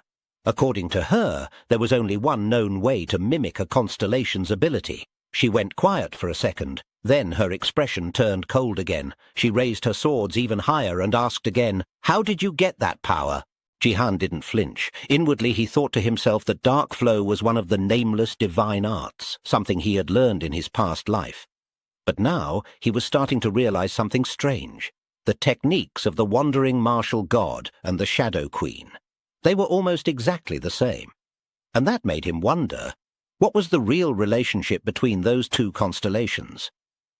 Still, he kept a calm face and told her he'd like to explain, but he really didn't have anything more to say. He added that his gift was gone anyway. He wasn't lying. He explained that the constellation he tried to sign a contract with had actually taken his gift away. He figured he might be the only player ever to have his gift stolen like that. So he offered to prove it. "If you think I'm lying," he said, "do you want to see my status window?" She paused. Then she asked him what the name of the gift was. Inwardly, Jihan decided that giving her the name wouldn't hurt, so he told her it was called Wanderer's Eyes. She narrowed her eyes again and said it was still suspicious, but she'd let him off for now. Jihan sighed in relief. He'd really thought she was about to make his house explode or something. Just then his phone rang. It was Hyeon. She sounded half shocked, half annoyed as she said she had just seen the stream. "What on earth happened out there?" she asked. She didn't even wait for his answer. She said every site was blowing up with articles about him. Then she added that if he had told her in advance he was going to pull something like that, she would have recorded it and uploaded it right away. But even with the surprise, she thanked him, because now their guild's channel had some fresh gold to post. She admitted she had been worried about uploading too much Battle.net content lately, but now, thanks to him, they had fire content without even trying. So Jihan asked her if she wasn't worried about the guild channel. She looked confused and asked what he meant, saying that having diverse content was actually a good thing. Then she told him there was something important she wanted to say, something that was actually a favor he could do for her. Fast forward to nighttime in a dark alley. Haeyeon sat on a chair, tied up tight. A group of goons showed up, and their boss stepped forward, saying it took a while to bring her here. He then asked if she was really the guild master of Daegi Guild. One of the goons next to him said, "Yup, that's her," and added that all the guilds currently making moves were offering money just to get their hands on this woman. The boss grinned and said, "Good. If we use her right, we're going to be filthy rich." But Haeyeon suddenly shouted at them. She told them they must be out of their damn minds if they thought they'd get away with this. If they thought she'd cooperate with them, then they were clearly dumber than they looked. She didn't become a guildmaster just to be used by trash like them. The boss laughed and said if she had that much energy to shout, she should go ahead and shout louder. Then it began. She roasted him hard, called him a shameless bastard, an unpleasant-looking punk who acts all high and mighty. She asked why in the world he was even wearing sunglasses at night, but the real killer, the final nail in the coffin, was when she called him a trash baldy that's disgustingly ugly. That one broke him. The boss went off to cry in the corner. One of the goons stepped up to her and told her to shut it. He said the boss wasn't bald, it was just his scalp, and she better get that straight. He then told her if she was expecting anyone to come rescue her, she was wrong. This place was an abandoned building that didn't even show up on the map, and GPS totally messed up here. He told her if she didn't want to die, she better... But he didn't finish his sentence. Because suddenly, right behind him, Jihan appeared. He calmly said, "Finally found you." The goons freaked out. They were sweating bullets, shocked out of their minds. They pulled out their guns and shouted at him, asking how the hell he found them, and started shooting. But of course, regular bullets weren't doing a damn thing to our boy. He stood there, blocking the bullets, while casually aura farming like it was a side quest. The goons dropped their guns in panic, but one of them pulled out a bazooka and said it was all or nothing. He fired it and yelled that he'd blow Jihan up with the building. Didn't go as planned. Jihan casually changed the direction of the missile mid-air, flipped it right back at them. Boom! A cinematic explosion lit up the alley. While the smoke settled, Jihan walked over to Haeyeon and started untying her, asking if she was okay. Just like in those over-the-top action movies. She stared at him and asked how he even found this place. The goons had said this spot couldn't be tracked on GPS. Jihan pulled out a phone and said it was all thanks to this Space 23. He explained it gave super-accurate measurements and GPS tracking, meaning he could find her no matter where she was. Haeyeon gasped and asked if it was really the new Space 23, the one with the flexible display and shock absorption layer. Jihan gave a thumbs up and smiled. He told her it was smoother and more durable than any other foldable phone on the market. Then, looking right at the camera, he told everyone watching to pre-order their Space 23 now. Turns out, the whole thing was an ad. Back in the living room, Jihan, Haeyeon and Sia were sitting on the couch watching the commercial on TV. Sia was literally dying of laughter. She started teasing Jihan, saying he looked way too good on camera and should probably quit everything and become an actor. Jihan turned to Haeyeon and said he did what she asked, but couldn't help wondering if the commercial was a little too over the top. It might make the guild's reputation look kinda weird. But Haeyeon shook her head and said not at all. She then asked if he even realized how amazing that electronic device was. She asked Jihan if he knew that they actually used something called an Akashic page to make this new device. She explained that the Akashic page was an SS-grade item that could only be obtained in the Platinum League.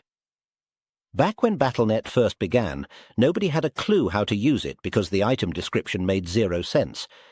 But after one company figured out how to strengthen electronics using it, the price skyrocketed. Out of nowhere, the Shadow Fairy popped into the scene. Her name was Ariel, by the way. She floated in with a sigh and asked if humans really wasted an Akashic page on that junk. She said, just like she expected from lowly humans, a complete waste of something so precious. You could practically hear the disappointment in her voice. Jihan looked over and asked her if there were other ways to use an Akashic page. Ariel responded right away, saying, of course, like it was obvious. But before she could go on, the doorbell rang. Hayon stood up and said it must be the recording team. While Sia went to open the door, Jihan asked Hayon what kind of video they were going to film today. She replied it was a training video. They wanted to record him while he trained at the Sword Palace. Then she casually dropped the info that the editing team from their guild was also there to help with the shoot. Just then, a woman walked into the room. She greeted Jihan with a soft hello while giving off that charm she was known for, the same charm that had apparently lured even the Sword King. She introduced herself as Unji from Daegi Guild's editor team and said she was really looking forward to working with him. Jihan stared at her, frozen like he was caught in some kind of trance.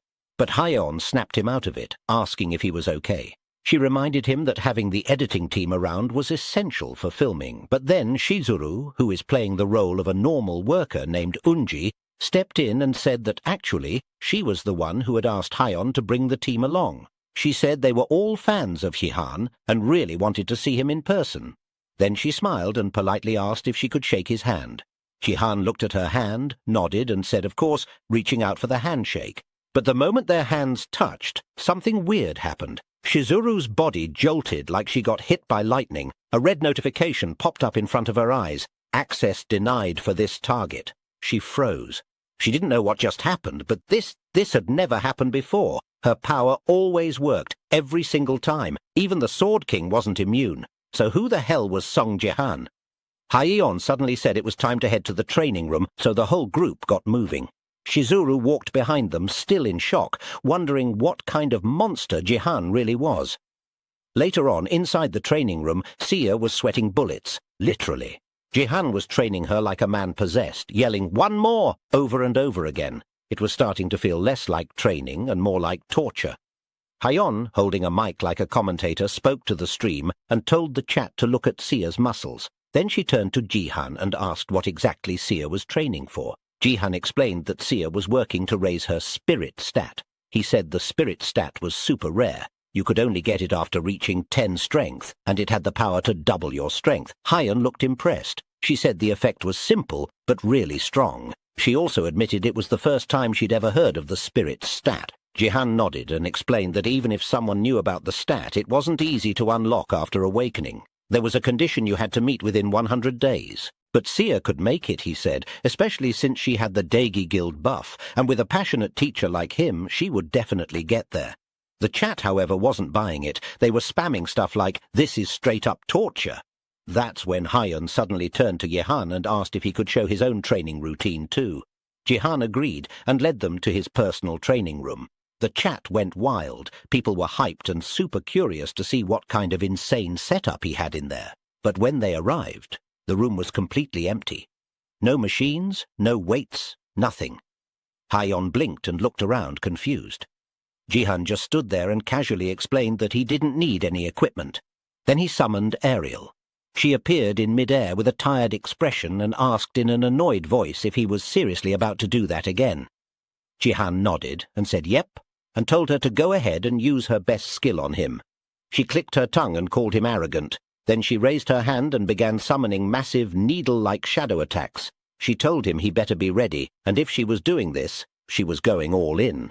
As she launched the attacks toward him, Jihan dodged smoothly, each move fast, sharp and clean, getting closer to her step by step.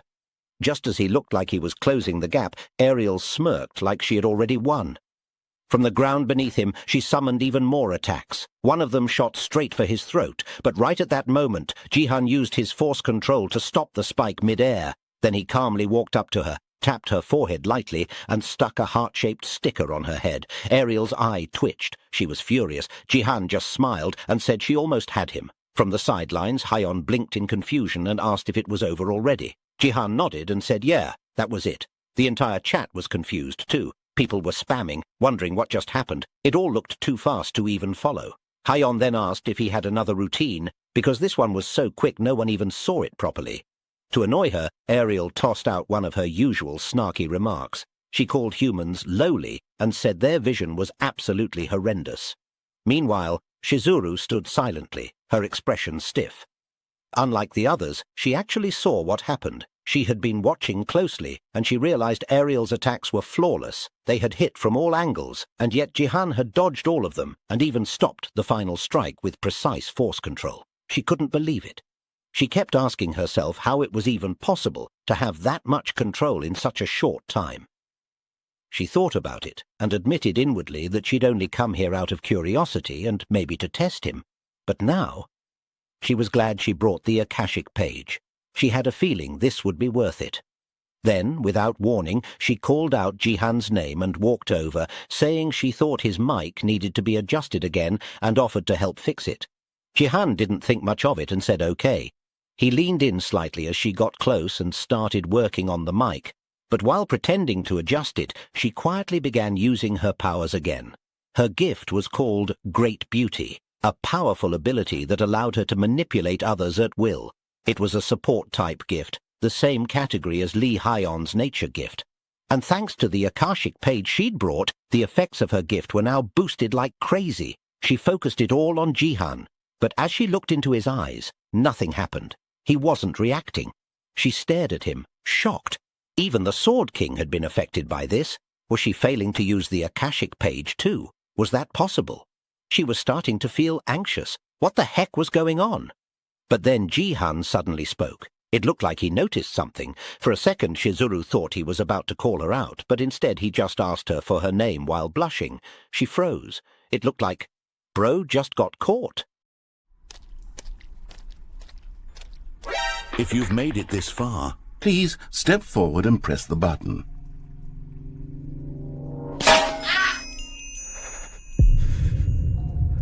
Now, open your eyes, step forward, and push the button. Yes! You see! What a thrill! What a rush! That was you! now I want you to do something else for me. Please press the subscribe button. Come on, give it a try. Can you feel it? The glow of comfort, even in the face of crushing despair, must already be sweeping through your body. And in fact, can I say that I do believe Commenting "Let him cook" will lend you an air of charisma as well? While all this was going on, Sia was hiding behind a wall, quietly watching the two. She was completely shocked. Her uncle was actually getting a girl's number. She stared at his face, confused. She had never seen him look like that before. This was the same guy who didn't even blink at someone like Lee Hyon, and now he was out here acting like a whole romantic lead. She always thought he had zero interest in dating. Honestly, she found it amazing. Meanwhile, Hyon was mad. Like, mad. Jihan never asked for her number, not once. Even worse, when she straight up asked for his, he had the nerve to say he didn't have one. Back with Jihan, after Shizuru handed over her number, he politely thanked her. He told her she must have been a little flustered, but said if anything comes up to let him know any time. On the outside, Shizuru kept up her sweet fan act, but on the inside she was getting annoyed. Controlling Jihan was way harder than she thought. The fact that he was standing right in front of her without dropping to one knee like some mindless fanboy told her something important. He wasn't fully under her spell, not even close. She expected him to be way more brainwashed by now, and it was even more annoying when she remembered her powers didn't work on the Sword King either. Honestly, she was starting to find the Sword King flat-out irritating. Shizuru glanced at Jihan and thought to herself that she'd need one more solid move, one more reliable strike to make him hers. Later that night, back at Jihan's place, he walked out wearing some surprisingly nice clothes, a proper outfit. Sia saw him and blinked in confusion. She asked what was going on, pointing out that it's not like him to head out this late for work. Plus, she'd never seen him wear a full suit before. She tilted her head and asked who he was going to meet, then narrowed her eyes and said, "Wait, is it that editor lady from the other day, the one who gave you her number?" Jihan's response was kinda cold. He told her something vague like, "It's just today," then paused and changed the subject. He told her not to wait for him and to make sure she eats. When he left, Sia just stood there, frozen. He spoke like someone who wasn't planning to come back, and that hit her harder than she expected. The scene shifted to a high-class place where Shizuru was looking at a message Jihan had sent her. It said he was arriving soon. Standing next to her was the one and only Fatty Takeda, who stared at her like she was a goddess. He asked if it was really okay to rush like this and expose their identities. Wasn't it too risky? She told him that if someone was at Jihan's level, they couldn't afford to wait. They never knew when the charm would wear off again. She reminded him that even someone like the Sword King could start acting up if they didn't keep him in check regularly. Fatty admitted she was right, but said it still felt risky, especially since she even used the Akashic page. "There's no way this will be easy," he said. She cut him off and told him to stop worrying so much. Everything was going according to plan, and even if things got messy, their shadow would take care of it. Soon after, Jihan arrived. He greeted them and apologized for being late. That's when he noticed Takeda standing nearby, laughing like some side character trying to act cool. Jihan asked what he was doing here, but before he could get an answer, Shizuru spoke up and told him not to worry. Takeda was just there to help her with her job, and apparently that job involved bringing Jihan to Japan. Suddenly, Takeda pulled out an Akashic page from his vest. He activated his ability, and a wave of green energy started floating toward Jihan. Takeda's power was useless in battle, but when paired with Shizuru, that's when things got dangerous. His gift allowed him to share his emotions with the target, basically flooding them with feelings that weren't even their own. And when they combined that with the Akashic page, resistance was almost impossible. As the energy crept closer to Jihan, Shizuru smirked inwardly and whispered in her thoughts, "This is checkmate. Jihan will be mine." But suddenly, just before Takeda could use the Akashic page, something strange happened. The page floated up out of his hand like it had a mind of its own, and that was all thanks to Jihan. He had used his force ability to pull it away, and just to be safe, he ripped it apart like it was junk mail. Jihan then looked at them calmly and said he'd been wondering why so many players were recruited by someone as plain and unremarkable as Takeda. He glanced over at Shizuru and called her out by name, straight up, saying he knew she was behind this whole thing. Shizuru froze. Her eyes widened as she realized something terrifying. The brainwash didn't work on him at all, not even a little. She asked him if he had been acting this whole time. Inwardly, she was panicking. Not only was he pretending, but he also knew her real identity. This situation had officially become dangerous. Jihan gave her a half smile and replied, "Who knows?" Then he added that he wasn't obligated to answer her questions. What mattered more, he said, was that her mind control nonsense had zero effect on him. He stepped closer and said in a low, serious voice that he didn't want to make a mess in the restaurant, so if she was smart, she'd quietly follow him outside. Shizuru stayed quiet for a moment before sighing and admitting it was her mistake. She said she should have done more research on him before making her move. Then, with a sly smile, she asked if Jihan knew that she still had one more card left to play. She was talking about the shadow she had mentioned earlier, and just like that, the shadowy figure appeared right behind Jihan, ready to take him out. But before the hit could land, the entire restaurant window exploded, and out flew Jihan and the shadow girl, crashing through the air like a live-action anime scene.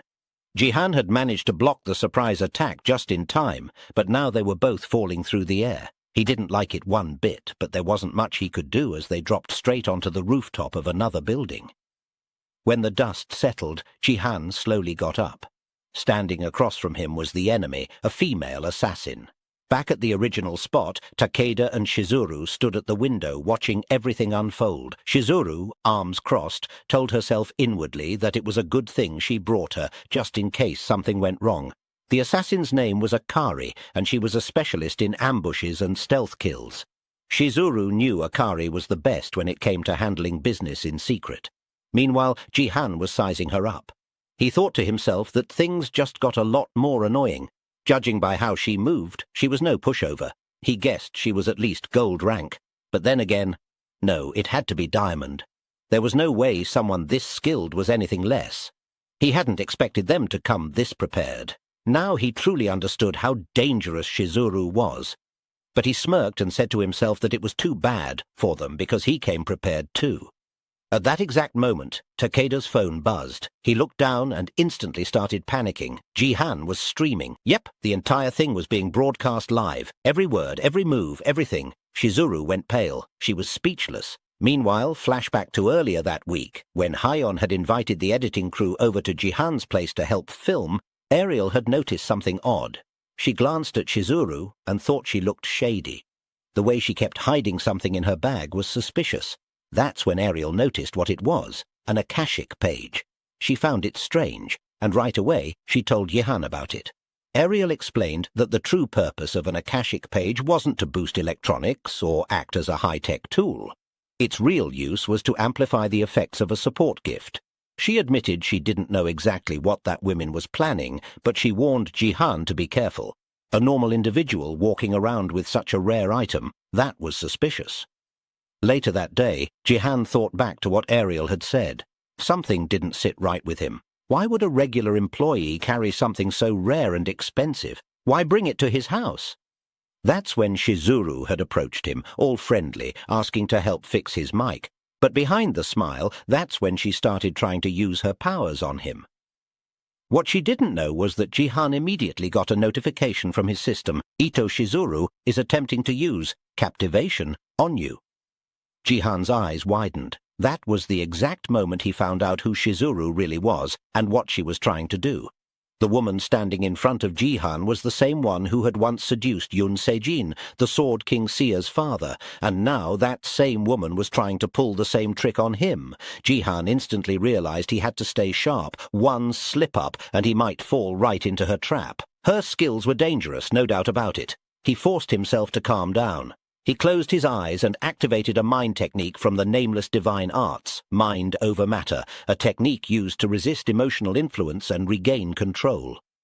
Slowly, the pressure she was putting on his thoughts began to fade. Inwardly, Jihan wondered how she even got all the way here without the Sword King. Why was she going this far on her own? He wanted to expose her right now, right here, but the fact that she went through so much effort to disguise herself told him she wouldn't go down easily, so he made a choice. He decided to pretend.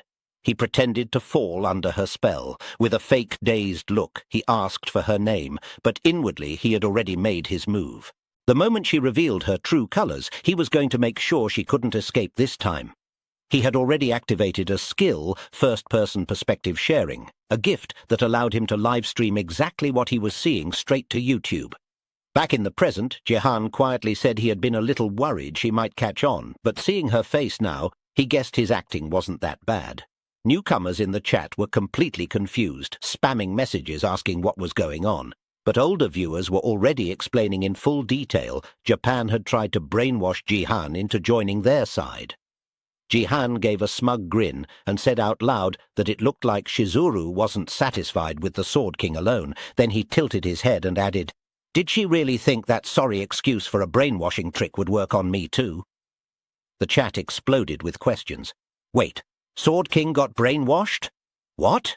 Viewers were losing it. Shizuru was clearly pissed. Her eyes narrowed, and she snapped at Akari to proceed as planned. Akari, calm but deadly, stepped toward Jihan. In a low voice she said that, as Shizuru wished, she would take him back to Japan, even if it meant breaking all 4 of his limbs. But she spoke in Japanese. Jihan blinked, confused. Huh? He quickly opened his system and accessed the real-time translator to see what she had said, but before he could finish reading, Akari charged at him without warning. He barely managed to block the strike and countered with a clean hit, cutting her in half, but it was just a shadow clone. Suddenly, the atmosphere shifted. Everything turned pitch black. It felt like Jihan had been dragged into another realm. Akari was nowhere to be seen. Only her voice echoed around him. She calmly said he was as good as they claimed. But she reminded him that she was an assassin, and on a night this dark, the shadows were hers. Without warning, she launched a flurry of attacks from every direction. Jihan gritted his teeth and began blocking them rapidly, one after another, trying to keep up. Akari watched from the darkness, impressed but confident. She thought to herself that he was barely managing to defend. If that was his limit, she would end this quickly. But something strange happened. Out of nowhere, her shadows started getting pulled away, sucked into Jihan's body like water into a drain. He grinned. "So, you said the shadows are on your side?" he asked. "Because from where I'm standing, they're clearly on mine." He dashed toward her with a sudden strike. She blocked it, shocked, and backed off. Jihan smirked and teased her. "What, surprised? You're not the only one who knows how to play with shadows." The two stepped back, taking distance from each other. The air between them tightened. Jihan then asked if she was shaken. "Didn't I tell you?" he said. "I came prepared too." 2 hours earlier, Jihan had been going through his system menu when he noticed something new. A special notification popped up saying his achievement store had been upgraded to level 6. He also saw that a new gift slot had been added and the monthly random chest had arrived. He figured he'd organize all this before meeting Shizuru, maybe get something useful, but as he scrolled through the store and the chest rewards, he muttered to himself that so far he hadn't really found anything worth using. Jihan stared at the screen, confused but also curious. He couldn't help but wonder what the random chest was. As a former gacha addict, he got excited, maybe a little too excited, and instantly bought the chest. When it opened, a gift popped up. Dexterity A. His jaw dropped, but not in a good way. That wasn't what he wanted at all. He didn't need it. But then, a sudden notification hit him like a surprise twist in a drama. The system said the constellation Shadow Queen had just paid a huge amount of coins to substitute the content of the random chest. The Dexterity A gift got replaced with something else entirely, something called Shadow of the Moon. Jihan blinked, stunned. Before he could process it, Ariel exploded. She started yelling at the Shadow Queen, asking if she had lost her damn mind. Why would she give a busted skill like that to an inferior creature like Jihan? She shouted that if the Shadow Queen kept handing out overpowered gifts like this, she was going to mess up the entire power balance. Jihan realized just how serious this was. Shadow of the Moon wasn't just a cool-sounding name, it was an SS rank gift. And the way Alice reacted made it clear. The Shadow Queen wasn't playing around. It looked like she wanted Jihan for herself, no matter what it took. That's when he overheard Alice mutter something wild, something that made his ears perk up. She said that this was the very skill that allowed the Shadow Queen to become a constellation in the first place. Jihan turned sharply to her and asked what she meant. He had always thought constellations were born that way, like gods or spirits from the beginning. Did that mean if he became strong enough, he could become a constellation too? Alice shrugged like it wasn't a big deal and said there was no point in telling him all that right now, but then she added, half annoyed, half serious, that the Shadow Queen must be out of her damn mind for giving him such a powerful ability. That was when Jihan started to walk away. He bumped into Sia for a moment, and during that small interaction he had a thought. Inwardly he wondered if now was the right time to tell Sia the truth about Shizuru, the woman who had taken her father away from her, and now that same person was in Korea. If things went bad, if he got brainwashed like the others and left Sia all alone, it would be a disaster. He wanted to tell her everything, he really did. But he stopped himself. Instead, he told her not to wait for him, then walked off with heavy steps. Inside, he thought to himself that Shizuru was probably trying to take him away too, even though she knew he was the only family Sia had left. That made him clench his fists. He wasn't going to let that happen. Not now, not ever. Back on the battlefield, the chat was going crazy. People in the stream couldn't believe it. A diamond-ranked player was actually losing to Jihan, a silver player. Jihan smiled and admitted he hadn't expected to use this skill so soon. Then he launched a shadow blade projectile at the assassin, who barely managed to dodge it. She snapped back, summoning several kunai and throwing them at him with a smirk. She told him to try absorbing those too, but Jihan locked in, deflecting the flying weapons while closing the distance in the blink of an eye. When he got close enough, he went in for a strike, but she dodged again. She was stunned. How was she struggling against a silver-ranked player? She was supposed to be way stronger than him. Meanwhile, Shizuru was watching everything unfold from afar. Her eyes narrowed. None of her predictions were coming true. Jihan had somehow resisted the brainwashing, even though she used the Akashic page, and now even Akari, a diamond player, was losing to him. She bit her lip hard and glared at the screen. That boy was ruining everything. With a dark voice, she called Akari and said she was removing her restriction. After performing some shady ritual or technique on Akari, her body suddenly exploded with energy. A thick, powerful aura burst out, making Jihan step back in confusion. The system explained it all. Restrictions were a system used to lower a player's stats during the tutorial phase. It existed so players wouldn't abuse their powers in the real world. But now that Shizuru had removed it, things were about to get serious. Shizuru had just activated a skill that temporarily removed Akari's restriction. The moment it took effect, a wave of power surged out of Akari's body. Her whole presence changed. Oozing menace and standing tall with confidence, she looked like a different person entirely. Round 2 had officially begun. Jihan noticed the shift right away, her aura, her stance, even the way she looked at him, it all screamed danger. That's when Ariel appeared beside him, whispering that her restriction had been undone. Jihan blinked, saying he didn't even know that was possible. His eyes narrowed as he looked toward Shizuru. If her powers went beyond just brainwashing, then what else could she really do? The live-stream chat exploded with confusion. Viewers were shocked.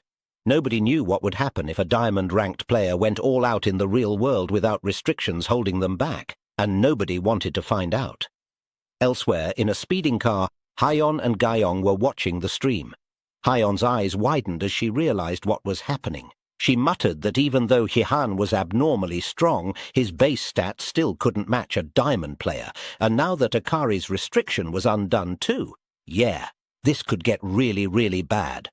Back on the battlefield, Akari began charging her next move. She warned Jihan that he might not be able to block this one. Her voice carried weight. It wasn't a bluff. The skill was called illusionary hand blades. Jihan understood instantly that blocking it wasn't an option, so instead he used force control to try and slow it down.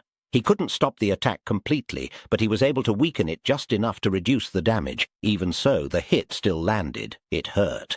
And if she kept launching attacks like this, he wasn't sure how long he could keep up. Akari was surprised too. She hadn't expected him to survive that. She glanced at the timer in her system. She had about 3 minutes left before the restriction returned. If she was going to win, it had to be now. Then she noticed something. He always summoned that shadow sword with his left arm. Her eyes locked onto it. With a calm yet ruthless voice, she told Jihan that she was sorry. Then she added that she was going to take that arm. She launched a brutal move called Ghostly Slash. It connected clean, cutting through his left arm like butter. The impact was so strong that it even sliced through the building behind him. A shockwave followed. Akari watched him drop to his knees. In her head she admitted he was tougher than expected, but he was still a silver player. There was no way he could beat her. It just wasn't possible. That's when she got the system notification. Her restriction had been restored. Looking down at Jihan, she sighed and said he'd probably give up now that he'd lost an arm. Unless he was completely insane. She was about to tell him to surrender, but she never got the words out. Her legs wouldn't move. She looked down and saw shadows wrapping around them like ropes. She froze. Jihan's voice came out steady and annoyed. He asked aloud how many times he was going to lose that same arm. Then he told her she should have aimed for his leg or torso instead. He couldn't turn those parts into shadows yet, although he would have done his best to dodge anyway. And then he said something that made the chat go silent for a second. Since she had given it her all, he guessed it was time he did the same. He summoned a glowing golden spear and charged it with everything he had. Then, with perfect aim, he hurled it straight at her. Akari's eyes widened. She knew she was cooked. The impact caused a massive explosion, sending up a cloud of dust and shaking the whole area. When the smoke cleared, she was still alive. The chat went wild.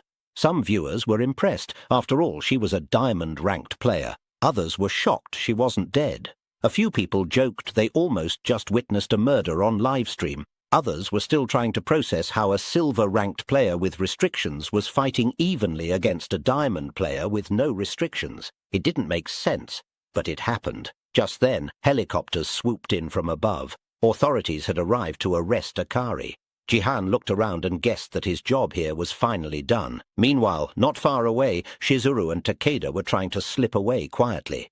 But before they could vanish, a blinding light flashed in front of them. They stumbled back. And standing in the center of it all, blocking their path with a calm but serious expression, was Jihan. He said they had a lot to talk about. Suddenly, Shizuru went quiet. For a second, it looked like she froze up, but then she started laughing. She said her cover had been blown and that she wasted a bunch of Akashic pages for nothing. She said it was a pretty big loss. Out of nowhere, she called out Akari's name. Akari seemed to hear her and replied without speaking. Then Shizuru told her it was time to leave. Right after that, Akari activated a skill called spiritification and started fading from view like a ghost. The people in the helicopter panicked and opened fire, but as expected, they didn't hit a single thing. Jihan noticed the mess, but before he could react, Shizuru turned to him and said she had hoped to talk more with him. Shame they ran out of time.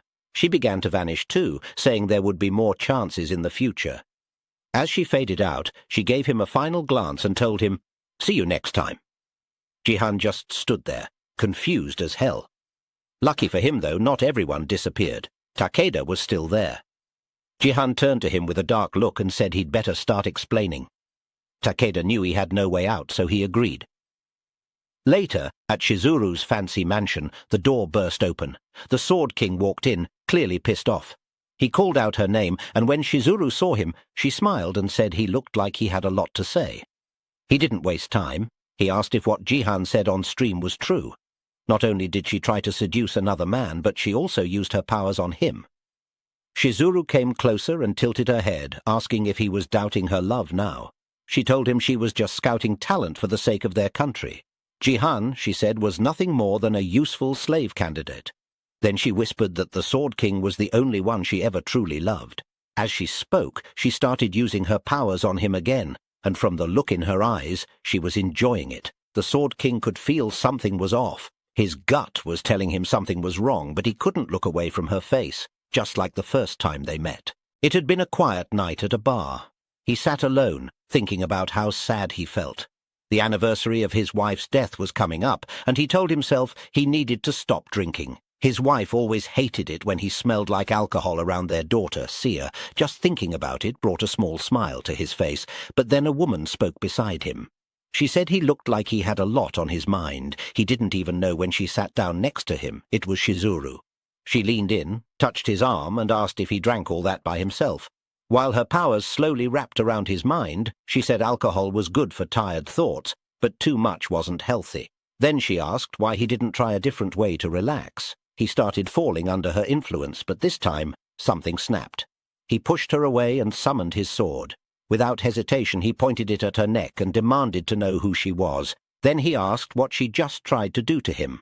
At that moment, a system notification appeared in front of his eyes. It said, "You have activated the exclusive trait of Ganjiang and Mo Ye, Disobeyer." Those were his twin swords, weapons only he could wield. Turns out their trait cancelled out all status abnormalities, so her charm powers were completely useless now. Shizuru hadn't expected that. She didn't know the swords could do that, but instead of panicking, she just smirked and thought to herself that he was harder to crack than she thought. Then she smiled again and told him she didn't try anything, said she was just an old fan of his.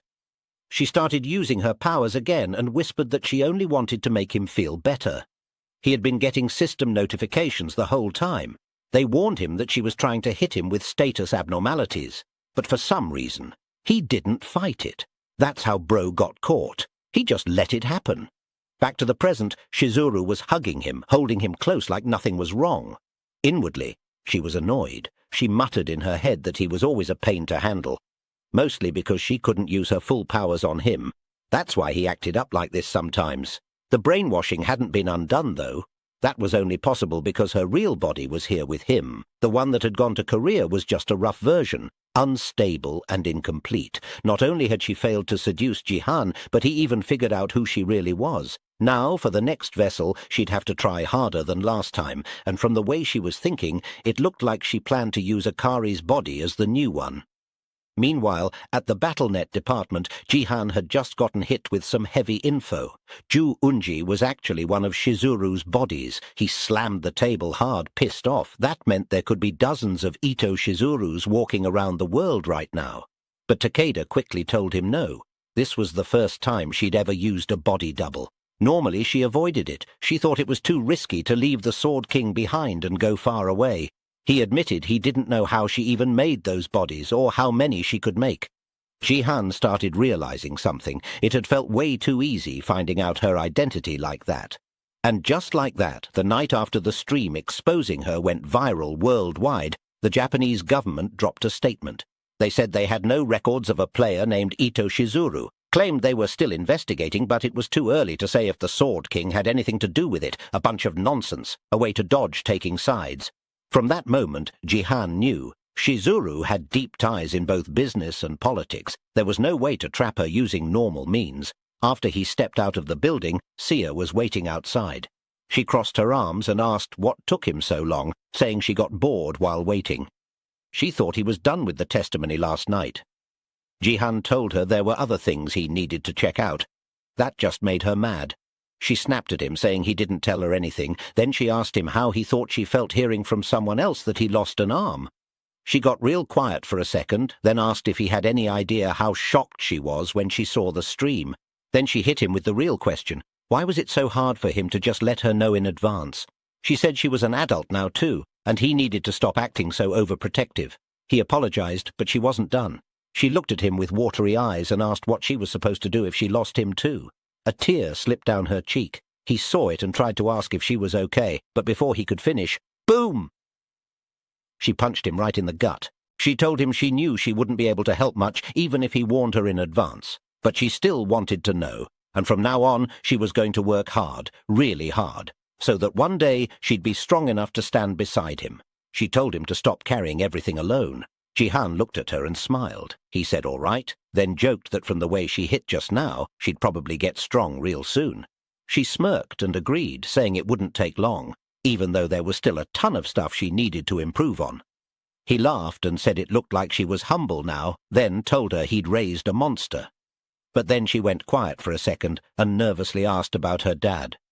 She asked if he was sure, if her father was really brainwashed by that woman in the stream. She then asked if there was a way to undo it. Jihan paused. He knew why she was asking, no matter what people said about Yoon Se-jin. No matter what he had done, that man was still her father. Of course she hadn't given up on him. He was about to say he didn't know, but then Ariel showed up out of nowhere. She told them it was possible. She could undo the brainwashing, but for that, they'd need someone named Yu Il-shin, a person from the most arrogant species in the universe. If you've made it this far, Please step forward and press the button.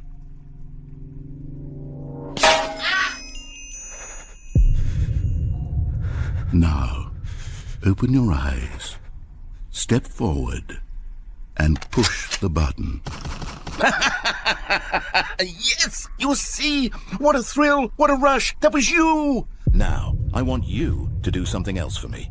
Please press the subscribe button. Come on, give it a try. Can you feel it? The glow of comfort, even in the face of crushing despair, must already be sweeping through your body. And in fact, can I say that I do believe Commenting Let Him Cook will lend you an air of charisma as well? Sia looked confused and asked what species Ariel was talking about. Ariel said it was the elves. That caught Sia off guard. She didn't expect elves to be arrogant. Then she looked at Ariel and asked, wasn't she an elf too? Ariel shook her head and said, nope. She explained she was a shadow elf, which was way different from regular elves. Jihan, listening quietly, thought to himself that the Elf Alliance, also known as the World Tree Union, would do anything to protect their kind. Even in his past life, they were cold and ruthless. In fact, they managed to grab the top 5 spots in the Space League like it was nothing. Sia was still trying to process everything Ariel just said. It didn't match what she'd always seen in movies or read in books where elves were peaceful, wise, and gentle. Ariel said, sure, elves are kind, just to each other. But when it comes to other races, nope, no mercy. They're cruel, unfair, and low-key terrifying. Then Sia asked about the person Ariel mentioned earlier, the one they needed to find, the one called the One God. Ariel said it wasn't exactly a person. She said it was a tree, the World Tree. It's the source of all life, and it's basically the elves' entire world, their god, their everything. She explained that the World Tree could undo any kind of status effect, brainwashing, mind control, curses, you name it. If her dad could eat even one leaf from it or touch one of its branches, he might go back to normal. Sia looked hopeful and asked if that meant her dad could really be saved. Ariel said yes, but it was going to be very hard. Jihan, still listening in silence, started wondering if that's why Sia's dad had acted so weird around an elf before he regressed. Maybe the tree was involved even back then. Sia, on the other hand, was just happy there was still hope. She looked over at Jihan, who hadn't said a word the whole time. That made her worry just a little. Meanwhile, in a totally different place, Hayeon went live on stream. She smiled and greeted her chat, asking how they'd been. The chat lit up, greeting her back, but most of them were just asking the same thing. Where's Jihan? Is he okay? She laughed and told them they must have been shocked by what happened last stream. But Jihan was fine, she said, so they didn't need to worry. She added that the Hunter Department promised to be more serious about player safety moving forward. The chat wasn't impressed. They started roasting the government, saying if someone ends up stealing Jihan, their whole country would be cooked for real. Hyeon said she just wanted to update them on Jihan and also fulfill the pledge they made on this stream. That pledge was to reveal Jihan's full status window once he hit 1 million subscribers. And guess what? He hit it. She told them Jihan was actually in a match right now, and they'd show his stats during the game. The chat went wild, surprised he hit 1 million so fast. Then Hyeon looked over at her screen and saw Jihan was already in a lobby. The map was called Invade Dungeon, and this time Jihan was on the Angel team. She tried hyping up the match, but the chat wasn't even listening. They only cared about the status window. Getting annoyed, Hyeon started yelling at Jihan through the screen. She reminded him he promised to wait until more viewers joined before showing it. If he revealed it now, people might just dip right after. But Jihan, yeah, he didn't care at all. He went ahead and dropped his full status window like it was nothing. Every detail was revealed on the screen, no holding back. When people saw Jihan's status window, they were shocked. Nobody said a word at first. Then the questions came flooding in all at once. Everyone wanted to know how he was a mage, an archer, and a supporter at the same time. Some pointed out he had 2 nicknames. Others stared at his stat called Martial Power, wondering what it meant. Dozens of questions flew in, and it became very clear. No one was leaving the stream anytime soon. A few days earlier, after the stream where he exposed Shizuru, Jihan had gotten a massive amount of achievement points. He got them for hitting 5 million and 10 million views in under 24 hours, and for crossing the 1 million subscriber mark. While thinking about how to spend all those points, a question popped into his head. Right now, he already had supporter and mage classes. But what if he also added archer and warrior? What would happen if he had all types of classes at once? Back in the present, Jihan told the chat to calm down. He started explaining that 3 RD rate martial artist, the weird stat showing up in his window, that was actually a warrior subclass. He had just completed all the requirements for it, so he picked it up recently. That just made the chat even louder. Now they were asking if he used to be a supporter before that, or how the hell he got access to all those classes. They expected his status window to be crazy, sure, but not like this. This was some next-level stuff. So they turned to Hyeon for answers. They even started sending donations just to beg her to explain what was going on. But even Hyeon was staring at the screen in shock. She was just as lost as the rest of them. That's when the chat realized they were all in this confusion together. Jihan thanked everyone for the donations, but reminded them he couldn't answer every question while he was in-game. The chat suddenly figured it out. He probably revealed his stats mid-game on purpose just to dodge all their questions. Smart move. Then Jihan ran off, saying the game was about to start and he'd be taking a lane solo. Without wasting time, he headed straight for the demon side team and started wrecking them. Players on that team saw his stats and called it unfair. To them, Jihan was basically an invasive species messing up the whole Silver League ecosystem. Jihan took that as a compliment. In just 5 minutes, he had already racked up 10 kills with 0 deaths. But one guy on the enemy team wasn't ready to give up yet. He stepped up and said it was way too early to surrender. The guy said he'd heard all the hype about Jihan, and now he was ready to face him. As he got ready to attack, he started talking weird, saying every time he saw Jihan's beautiful swordsmanship, he felt the dark dragon inside him twist. Yeah, dude was glazing hard. He shouted at Jihan to come fight him and see which of them was the true top swordsman in the Silver League. But he got one-shotted right after that. Then, right as Jihan thought the match was under control, he got a notification. It said, "The Reaper is wary of an aura threatening the demon's spawn base." Right after, a figure manifested out of nowhere, just like the angel did in the last match. Jihan grinned. He knew exactly what this was. He said it was about time he cleared this quest. But right before he charged in, Ariel popped up and warned him. She said the demon's element was darkness. That meant Eclipse wouldn't be a good match against it. Fighting with dark spirit power would also be tough. Jihan just smirked. He said it was obvious what he needed to do. Then suddenly, bright light started shining from him. He said, "Darkness is weak to light," and with that, he charged in. Jihan summoned his spear again. This time, he wrapped it in light energy and said he wanted to see if hellfire could burn through that demon's darkness. He activated one of his divine lightning god techniques, lightning bolt flash. Then he threw the spear with so much power it shattered the spawn point barrier like it was made of paper. The Grim Reaper couldn't even react. Right after that, Jihan got a notification. He had destroyed the divine relic and obtained a fragment of the Reaper's scythe. Not only that, he also cleared the linked quest, Traces of the Disciple Phase 1. Phase 2 was now in effect. Meanwhile, somewhere far from the battle, Sophia from the America First Guild had just landed in Korea. She was watching Jihan's stream at the airport, smiling to herself. She said she was excited to finally meet him in person. But then she got nervous, wondering what if she stuttered when she saw him. She told herself she needed to make a good first impression. After all, she came here representing her whole guild. But just as she was daydreaming about that, a massive shadow fell over her. She looked up and realized the airplane she just got off was being lifted into the air by force control, and then it crashed to the ground right in front of her. It scared the life out of her. The one who caused all that chaos was Baron. Dude was mad, really mad. He claimed he couldn't wait to show Jihan what real strength looked like.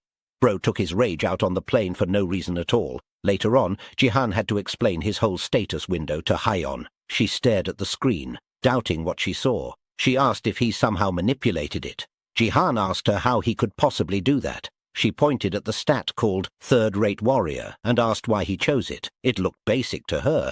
Jihan told her it didn't give bonus stats, but it boosted his growth rate and gave him more experience points. When that combined with the guild buff, it helped him grow even faster. But inwardly, he said there was another special effect that applied only to him.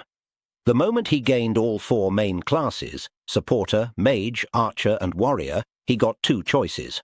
The first one was Master of All, which gave him balanced growth in every class.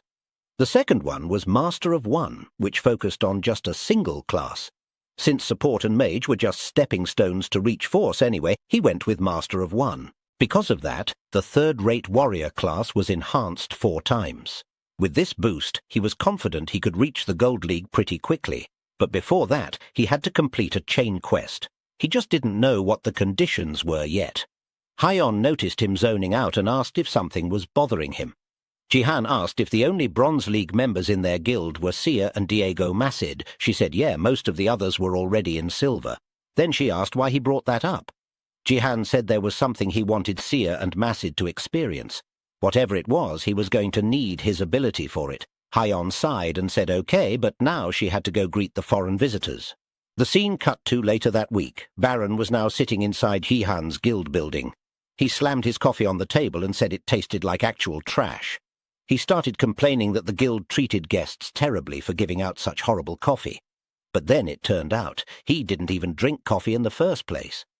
Sophia looked at him and asked why he was acting like this and causing a scene, especially since he was the one who changed his mind and decided to come at the last second.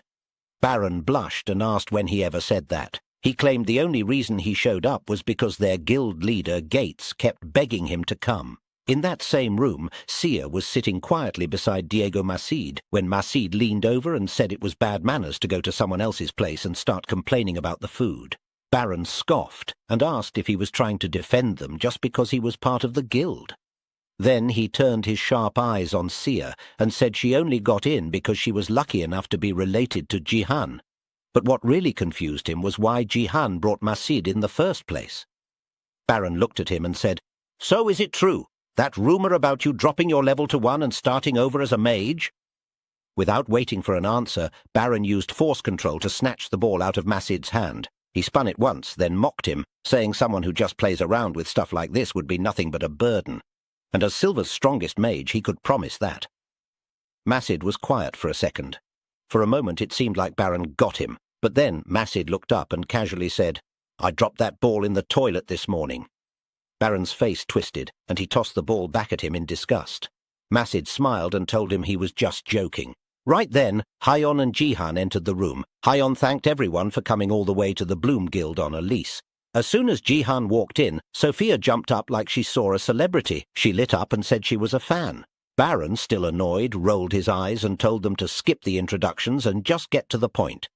Jihan didn't seem bothered. He said everything would go according to procedure, so there was no need to rush. But inside, his thoughts were locked on Sophia. It was his first time seeing her since the regression.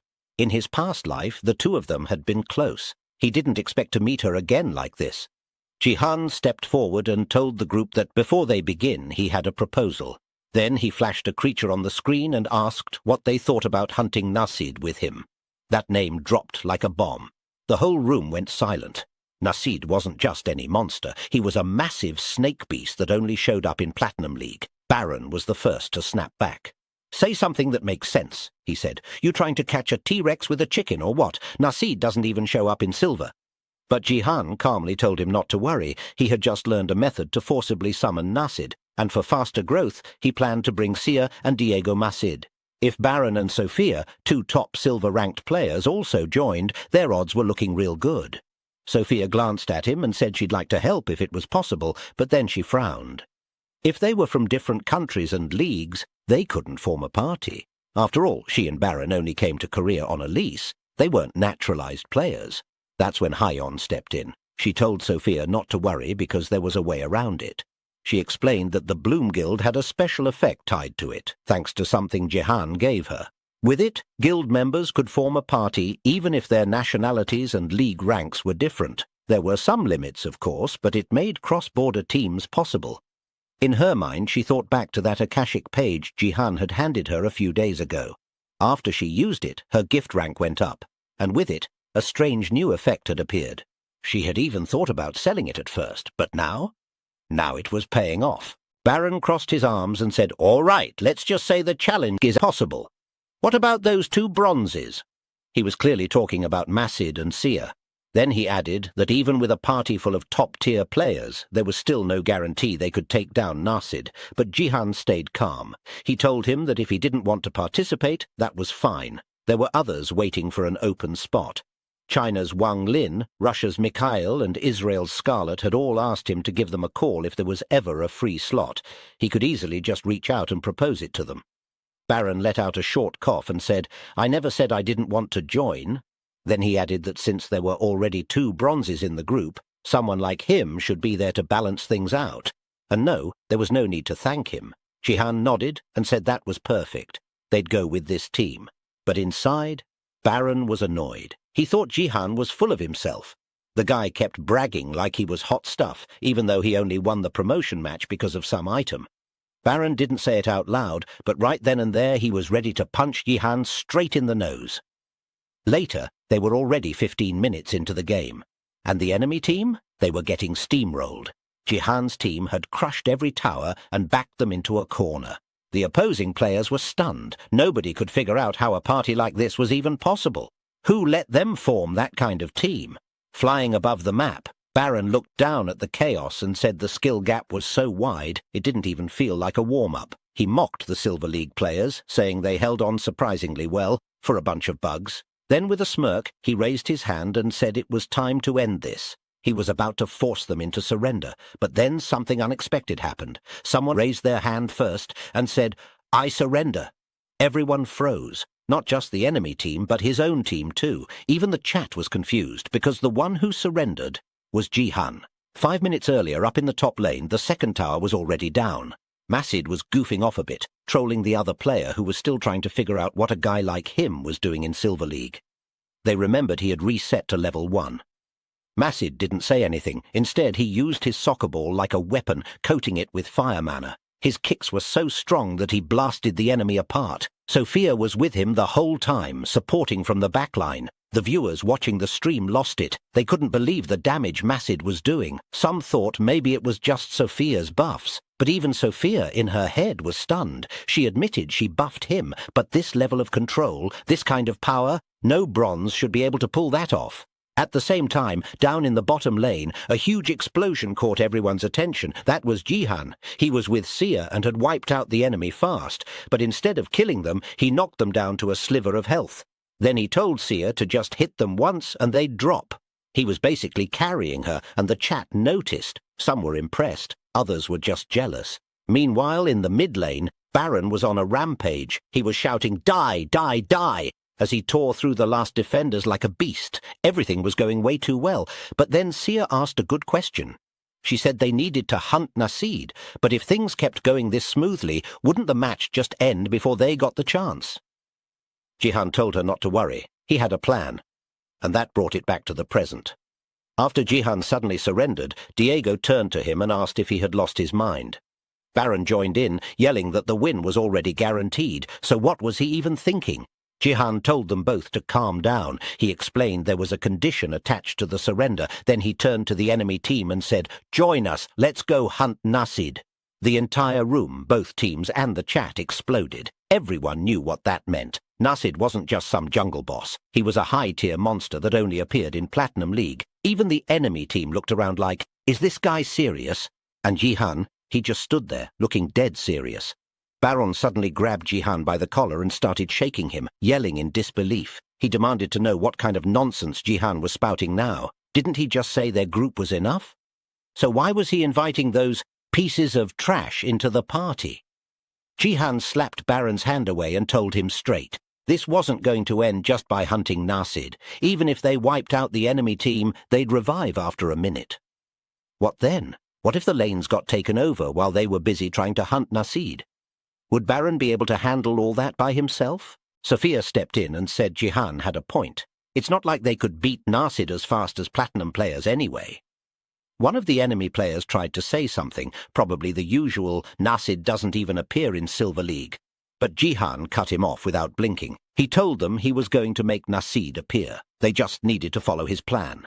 The chat exploded. Some were laughing, saying Jihan didn't even let people finish their sentences. Others were starting to get curious. What exactly was he planning? Jihan then turned back to the enemy team and said, "If you agree to help us hunt Nasid, we'll surrender. You get the win."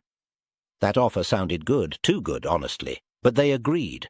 Later, the group gathered near a massive lake, almost the size of a spawn zone. Jihan pointed at it and told them this was where Nasid would show up. Right before he activated anything, Sophia stepped forward and told him to wait. She offered him her buff first. Jihan nodded and thanked her. In his head, he was impressed. As expected, her buffs were clean, sharp, and crazy efficient. He figured it had to be because of her SS rank gift, probably something like Trinity. It let her stack 3 buffs at once. While the energy wrapped around him, Jihan turned to Sia and told her to stay back. Nasid was dangerous. Once he had it close to death, he'd call her in to finish it. She agreed, backing away. Jihan then pulled 2 glowing crystals out of his inventory and threw them deep into the lake. They sank fast, far down into the dark water. Then came a loud rumble. The ground shook like something ancient was waking up. Runes along the edges of the lake lit up in eerie light. The lake boiled and then, boom! Nasid burst out of the water, towering over every player there like a living mountain, its massive snake-like body twisted in the air, casting shadows across the land. The system blared out a message. "Since light and darkness have retreated, the time for ascension has arrived. The invasion dungeon, Valley of the Apocalypse, boss monster, Nasid, has appeared." The players were stunned. It actually worked. Jihan clapped his hands once and said, "All right. Now we move according to plan." He explained that around the lake were several ancient stones. These stones were the source of Nasid's power. If they weren't destroyed, he'd keep healing and stay in peak condition. They had to break all of them. But the catch was they regenerated over time. Each pair would be responsible for 1 stone. Sophia quickly pointed out there were 9 players total. 8 would be on stone duty. Then she paused. "What about the last one?" Jihan looked at her and said he'd fight Nasid himself. Baron exploded. He shouted that he refused. After dragging him all the way out here, now Jihan planned to hog the spotlight. He said he didn't care what happened with the rest of the trash in the group, but leaving someone as great as him to break a rock, that was just a waste of talent. He warned Jihan not to come crying later, begging for help, but before he could run his mouth any further, the ground behind him cracked, and a huge dark blur lunged at him. Nasid. The monster moved faster than anyone expected. Its attack was already mid-air. Baron's eyes went wide. He didn't even have time to block, but Jihan was already there. He shot up into the air, casting a powerful barrier that shielded Baron just in time. The monster's strike slammed into the shield, shaking the entire battlefield. Hovering above, Jihan looked down at him and asked what he was doing. If Baron had time to complain, then he definitely had time to do the job he was given. Baron went silent. Sophia exhaled and quietly thanked Jihan. From Baron's point of view, everything Jihan was doing felt like disrespect. All this calm talking, giving out orders, and flying around like he was the boss. It sounded like trash talk, like Jihan was mocking him. belittling him in front of everyone. Then, out of nowhere, Nasid lunged straight at Jihan. Jihan dodged fast, flipping through the air, and just then, Ariel appeared beside him, floating like a spirit of judgment. She looked at him and called him an inferior being, then pointed at Nasid and said that monster was full of dark mana. Just fighting it was raising Jihan's dark spirit stat. Jihan raised an eyebrow. "Oh, really?" he said with a grin. "Then I'm gonna farm the hell out of it." Nasid attacked again, but Jihan weaved around it like water. Then he suddenly vanished and slashed it in multiple places with his shadow blade, fast and sharp. After that he took some distance and looked around. In his head, he admitted he was a little worried at first, but because everyone else was doing their part and keeping the stones down, Nasid couldn't use its powers. That meant this was going to be way easier than he thought. Meanwhile, Baron was standing off to the side next to one of the enemy team mages. The girl glanced at the battlefield and said, "Jihan's really strong. At this rate, this isn't even going to take 5 minutes." Then she turned to Baron and casually asked, "So, you giving up on being first rank now?" Baron's eyes widened. "What?" She tilted her head and added, "I mean, maybe you've got him in raw strength, sure, but everybody knows you suck at everything else, and now it kinda looks like he's catching up in brute strength too." The chat blew up. People spammed comments saying Baron definitely got his feelings hurt. They said if the two of them 1v1 Ed right now, Jihan would win easy. Some even added that Baron was first rank, in being garbage. The mage girl kept going. She told Baron that at least he was still first in the USA, so you know he shouldn't feel too bad. Baron snapped. Without warning, he blew the mage's head clean off. Diego and Sophia both saw it and shouted, asking what the hell he was doing. One of the mage's teammates rushed over demanding answers, but Baron turned and wiped him out too. Gone. No hesitation. That's when Jihan noticed what was happening. He saw Baron standing there with a wide, twisted grin on his face, pointing a middle finger straight at him. "This is what I should have done from the start," Baron yelled. He shouted that he could kill a monster like Nasid by himself, too. He just needed buffs. That was the whole reason he killed his teammates. It was to take their buffs for himself. The chat went wild, flooding with angry comments. Some called him a maniac. Others said he just destroyed the entire raid. Jihan asked him if he was out of his damn mind. Baron glared at him. "You bastard," he said. "You cast me off to the side just to make yourself look good." Jihan looked confused. He had no clue where this was coming from, but Baron kept going. He said he knew Jihan's plan from the start, and that there was no way he'd just stand there and be some background character, not when everyone was watching. He turned to Nasid and shouted, "Aren't you tired of fighting that moth-like freak? Let me finish this in one hit." Baron charged up a massive ball of energy, roaring like a beast. Then he launched it at Nasid with everything he had. It hit. The explosion lit up the entire battlefield. Baron smirked. He thought he won, but then the grin faded.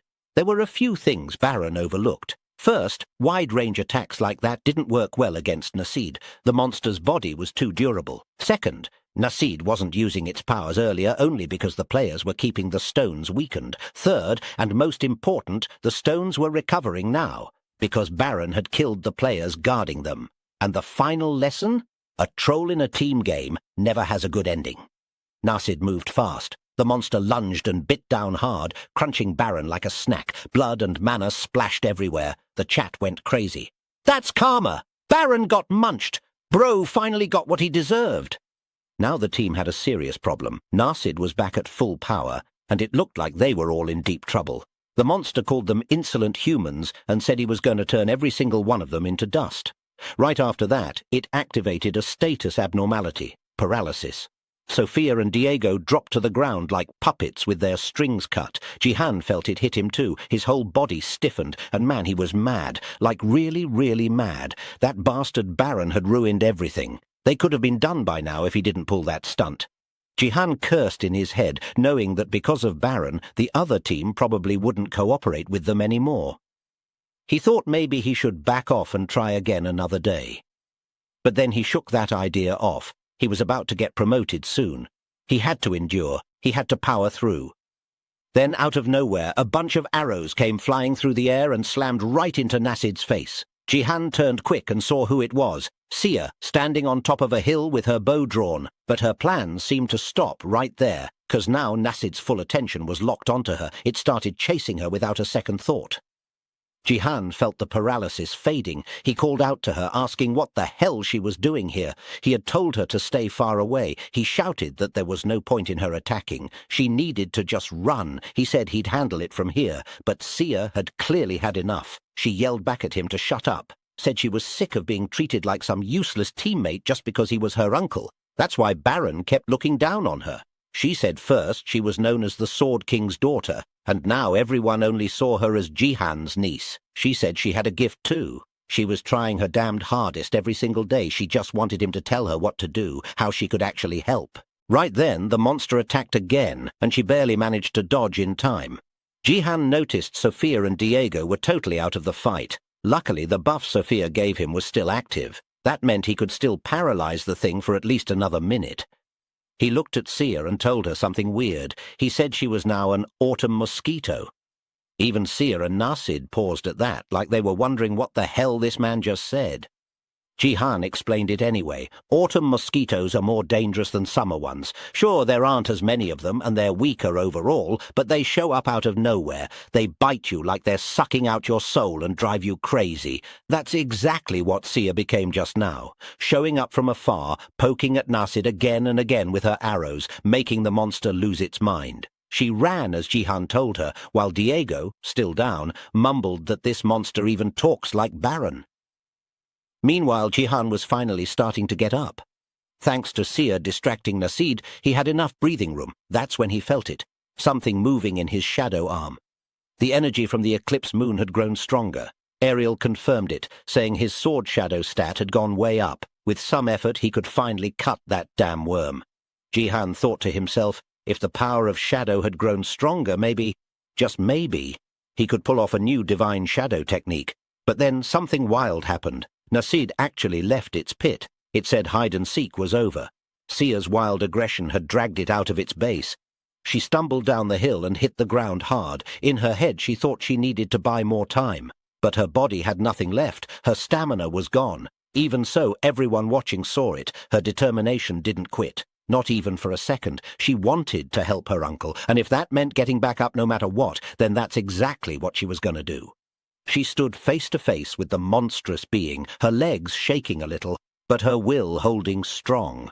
That's when the system popped up with a notification. Her stamina had increased by 10, and right after that, a second alert followed. She had just acquired a rare stat, Spirit. Meanwhile, Nasid had just about had enough. He called the whole thing noisy and annoying. While charging up a massive beam, he said he was done playing and that he would kill them all in one shot. He fired the attack. The air cracked, dust exploded everywhere. It looked like Sia was gone, but Jihan came flying in at the last second and pulled her out of the way. He landed hard but stayed on his feet, saying that was way too close. He said the abnormal status effect, paralysis, had finally worn off. Then he looked at Sia and told her something strange. He said he'd teach her about spirit later. She blinked again, even more confused. She didn't even realize she got that stat. He told her to back off and get out of here now. But she looked around at the battlefield and asked if he could really fight Nasid alone. Most of the people who were supposed to block the stones were already gone. Jihan smirked and said she didn't need to worry. He had a plan for everything. Then, to everyone's shock, he suddenly tossed his shadow sword straight into Nasid's pit and raised both hands in the air. He announced he was surrendering. Again.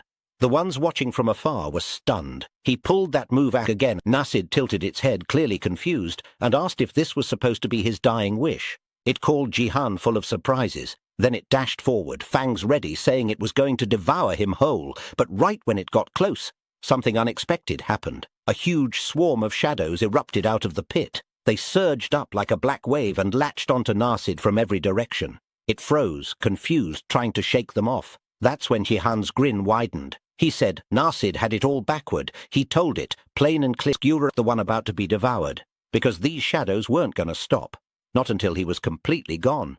And then Jihan activated it. The second technique of the Dark Shadow Divine Formula, a power that defied the natural order. A move that used shadow to swallow even deeper darkness. He called out the name like it was law. Dark Shadow Divine Formula, Divine Black Shadow Ascendance. If you've made it this far, Please step forward and press the button.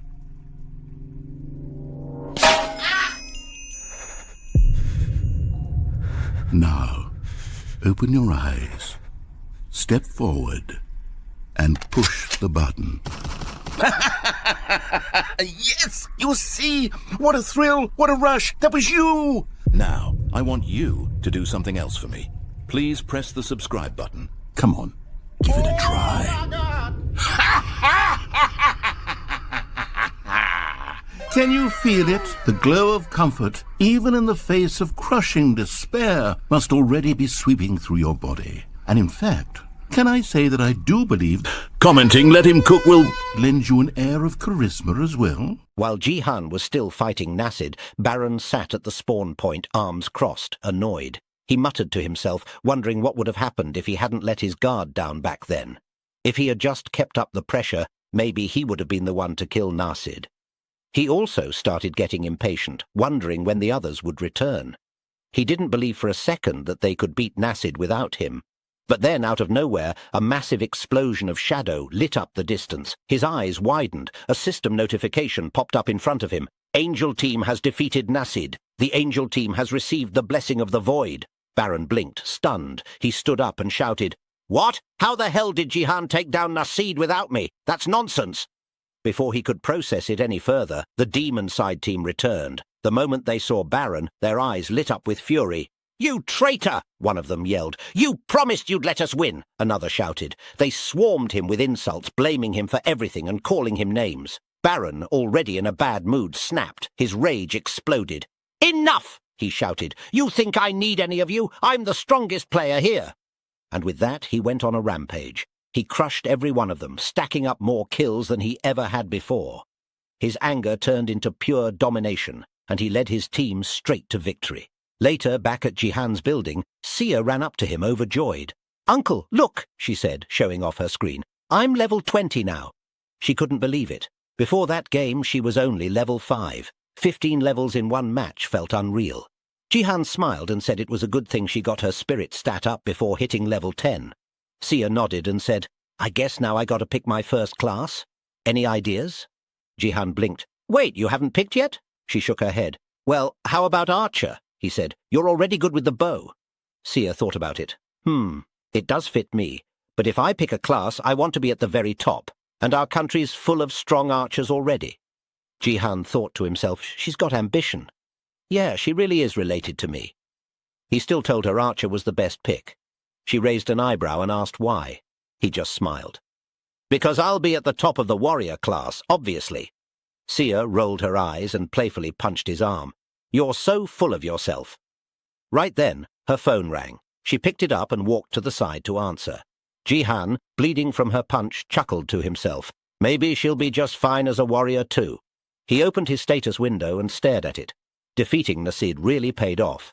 He had enough points to qualify for a promotion match, and he also got a huge AP reward for completing the quest.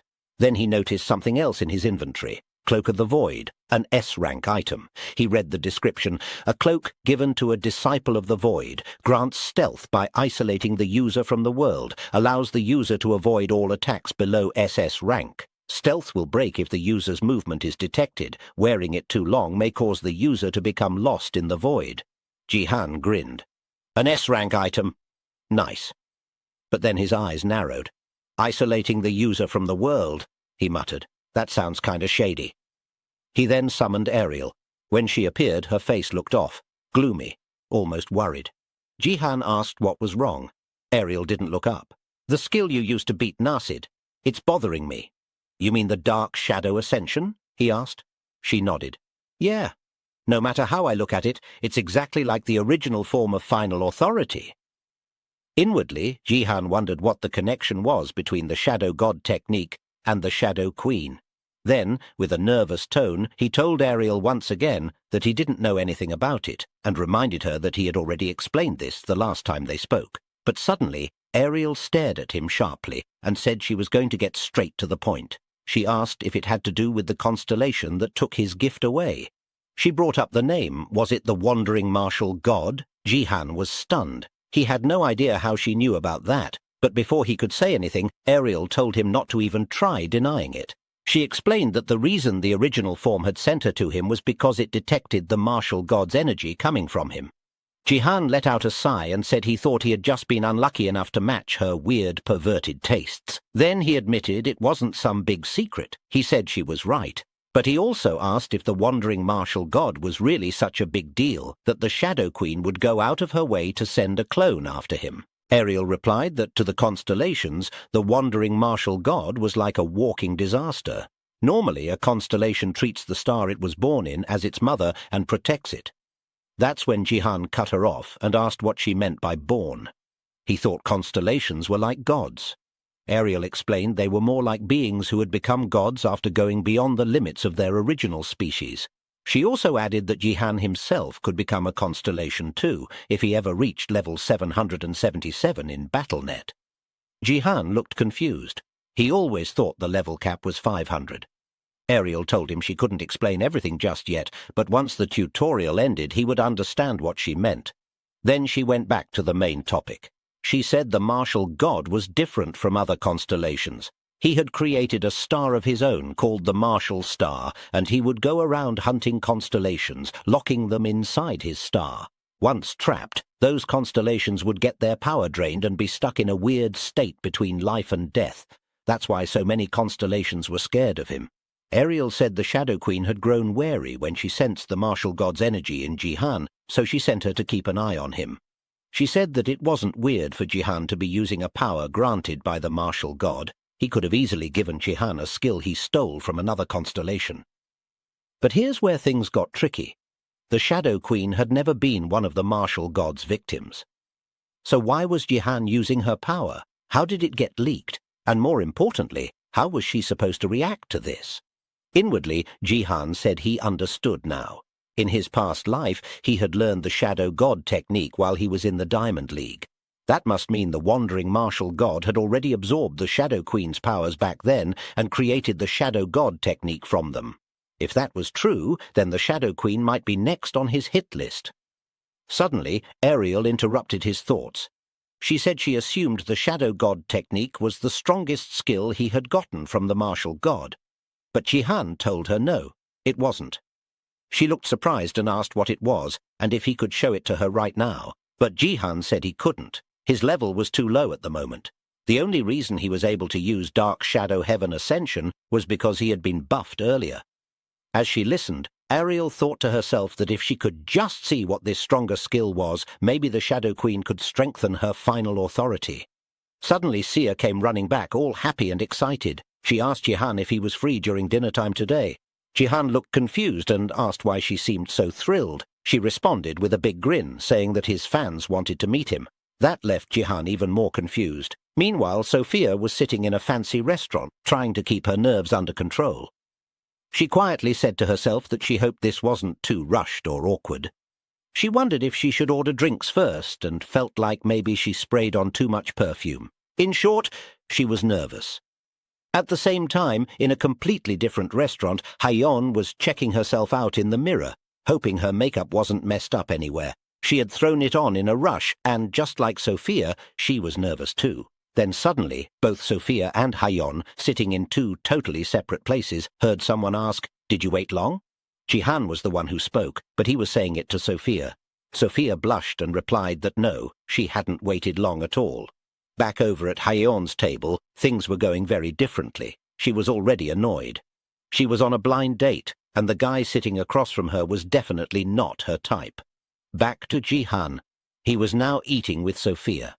She looked at him and said he must have been surprised by her sudden request to meet. Then she added that, as he already knew, she was one of his fans, so she wanted to properly introduce herself. Jihan told her he thought it would be nice to have a meal with his temporary guild members anyway. Then he asked when she started talking to Sia. Sophia explained that she and Sia exchanged numbers after the briefing about Nasid. She said it was nice seeing Sia again since there weren't many people her age in the America First Guild. That's why she asked Sia to talk to Jihan about setting up this little meeting, and Sia jumped on it right away. Jihan told her there was no need to be nervous. Even if it was just temporary, they were still part of the same guild. Then, while curling her hair and acting all cute and stuff, Sophia said she heard that Korean women call older men oppa, and asked if she could call him that too. Jihan blinked, clearly caught off guard. Inwardly, he asked himself if this was really what Sophia was like. She seemed a lot brighter than he remembered. Before his regression, she had acted more mature. Now, though, she seemed more like a young girl. Well, that made sense, since she was younger now than she was in his past life. He then asked how old she was at the moment. She beamed and said she was the same age as Sia, 20 years old. He he he. She is legal. Jihan smiled and told her to just call him Jihan instead. Then, laughing a bit, he said he'd pay for their meal too. Since she was still growing, he told her to eat a lot. Bro really started treating her like a kid. After they finished eating, Sophia asked him what level he was now. He looked at her and asked why she wanted to know. She said it was almost time for the Silver Promotion Games, and she was wondering if he planned to compete.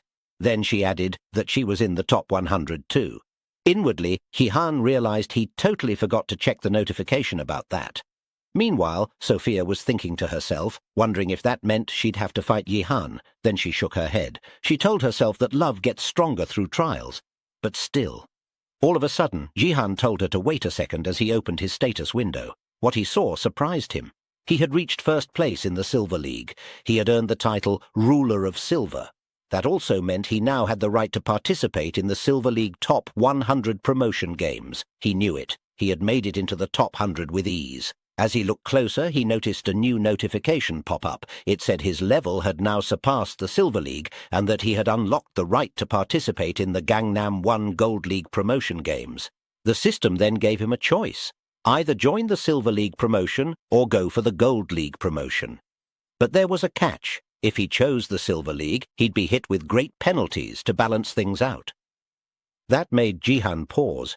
He got confused and asked himself if this was even a real option. He thought about what the system meant by great penalties. It probably meant his level was way beyond that of the other Silver League players. If he passed the Gold League promotion, he'd skip straight into Platinum League. That would make him the fastest player ever to get there. He sat there thinking hard about what to do. Meanwhile, over at Haeon's building, she was pacing around angrily. She had just come back from her date, and she was shouting about how the guy had the nerve to propose to her on the first date. She waved her arms and yelled, asking who even does that. Gaeon looked up from her seat and calmly asked why Haeon even went on the date in the first place. Haeon groaned and said that it sounded easier than it actually was. She asked Gaeon if she had any idea what kind of long lectures she'd have to sit through if she dared to say she didn't want to go on a blind date. Honestly, it was just easier to show up and get it over with. Then she picked up her phone, looked at the screen, and mumbled that the only things that could bring her comfort in life were a busy schedule, ambition, and the thrill of betting. Right then, she got a notification from her betting site. It said the rules for the upcoming promotion games had been changed, all because of a decision made by Jihan. Back in his room, Jihan had made his choice. He picked the Silver League and said he'd just take the penalties and win anyway. He knew that if he picked the Gold League and jumped straight to Platinum, he'd miss out on the achievement quests tied to the Gold League. On top of that, he had to control how fast he got promoted. The promotion game was scheduled for the end of September, just 3 months away. By then, the tutorial would be over, and Earth would officially join the Space League, and Jihan knew exactly what that meant. That was the day things would turn real, the day the games became deadly. People would start dying for real, so he needed to be in Platinum by that time, no matter what. As he sat there in his room, he let out a nervous grin. These penalties were insane. Every player in the top 100 who would be participating in the promotion game got notified about the changes. When Baron read the announcement, he was immediately jealous. He started complaining that he wanted penalties too, because the fact that he didn't have any meant the system saw Jihan as stronger than him. Word about the update spread fast. Everyone saw the new rules, and of course Haeon, being the gambler she was, saw the giant balance patch and immediately bet on Jihan losing. Because of these new adjustments made just for him, this promotion game ended up having the highest number of bets placed and drew the most attention so far. Time passed quickly, and finally, the day of the promotion game arrived. Just like that, the Silver League Top 100 promotion game officially started. The enemies this time were no ordinary monsters. They were members of the Undead Association, a group that believed in the equality of all creatures. Their battle cry was simple and chilling: "Kill the king!" As the battle began, Jihan felt a little nervous. So much was on the line that he didn't even notice the hooded figure walking quietly through the crowd of enemies, its gaze locked straight on him. The battlefield itself was a special defense map made just for this top 100 promotion game. Its name, Ambushed Conqueror's Tomb. Unlike the original rules where players were supposed to raid the tomb, this time things were flipped. In this version of the game, the players had to defend the tomb. Because of Xiong Jihan's penalties, the match was even more unbalanced. At the northern gate, where Jihan was stationed, there would only be 10 players total, including him. Meanwhile, the southern gate would be defended by the remaining 90 players. At that moment, Baron was reading the rules with a deep frown. He said the setup was way too complicated. Rankings would be decided based on how much each player contributed to the defense. On top of that, if any team allowed the enemies to pull off a successful ambush, that whole team would be knocked out. He muttered that all they had to do was fend off enemies until the end to win, right? With Jihan's side only having 10 players, he confidently declared that his team was definitely going to win. Then, out of nowhere, someone called out to Baron. A voice asked if it was really him. A man stepped forward and introduced himself. He said his name was Wang Lin from China, and that he was the one chosen as the top candidate for first place according to the online betting sites. Baron scoffed and said that the idiots who voted didn't know anything. Lin nodded and said Baron might be right, especially since he was somehow predicted to come in second place despite that troll shit he pulled during the fight against Nasid with Jihan. Baron's eyes widened and he yelled, "What?" But Lin just shrugged and told him to calm his ass down. He asked if what he said even sounded like an insult. Then he smirked and added that maybe the BattleNet translation system was a bit off. Leaning in, Lin lowered his voice but spoke with a sharp edge. He warned Baron that if he kept performing like that, even though he was the USA's best rising star, he'd better believe China was going to take first place in the world real soon. Baron grabbed Lin by the collar and called him a piece of shit. Just then, the system interrupted them. A loud message echoed out, announcing that the game was starting. It said the Undead Association, also known as Kill the King, was coming for the soul of the Conqueror. The player's mission was to stop the ambush until the Conqueror awakened. As the undead soldiers began to appear, everyone's attention turned to the battlefield. The players looked at the monsters, eyes wide, and whispered that they had never seen anything like them before. One of the major causes of Earth's downfall, before Jihan's regression, had been dungeon portals. During the tutorial, these portals only opened in the 10 lowest-ranking nations in the League, but after that, portals began appearing everywhere. The entire world, except for 10 nations, had been conquered by the dungeons. And the monsters that always showed up in Korea's portal, the Undead Legion. Kill the King!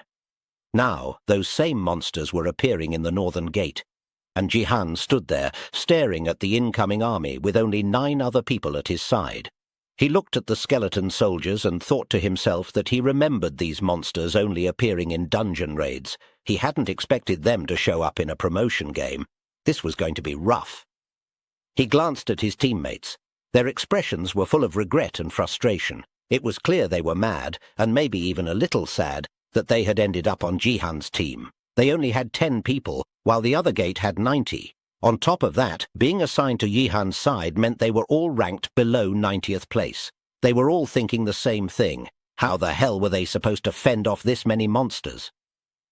Jihan looked at their defeated attitudes and sighed. Judging by how they looked, they weren't going to be much help. He figured he'd have to handle this on his own. But just then, someone stepped up next to him. It was Sophia. Jihan blinked, clearly surprised. Sophia smiled brightly and said she was really happy to be on his team. Jihan looked at Sophia, confused. Inwardly, he wondered what she was even doing here. Her ranking was way lower than he expected. Before he could say anything, a loud thud shook the tower. The whole place trembled as the monsters outside began ramming the gate, trying to break through. Seeing the situation, Jihan quickly turned to Sophia and told her they'd talk later. Right now, he needed her to cast some buff spells on him. Unlike regular monsters that just mindlessly charge at enemies, these undead were organized. They moved with a military structure, and each one of them probably had power on par with an average player. But Jihan wasn't scared. To him, they were just a bunch of undead, nothing more. Without hesitating, he jumped off the tower, charging up his attack mid-air. He activated one of his martial arts techniques. 3 Calamity Martial Devotion, Big Mountain Press Plateau. and smashed down with full force.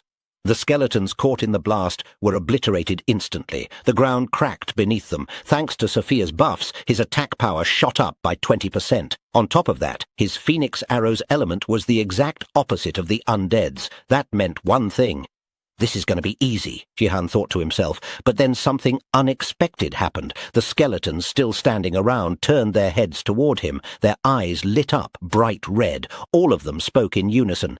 "It's the king!" They stared at him with hollow gazes and began chanting, "It's the man who will become the king! Kill the king! Kill the king!" Suddenly a giant hand burst out from the ground. It wasn't just a hand, it had a mouth too. Everyone who saw it was completely thrown off. Confused murmurs spread across the battlefield, but Jihan recognized it instantly.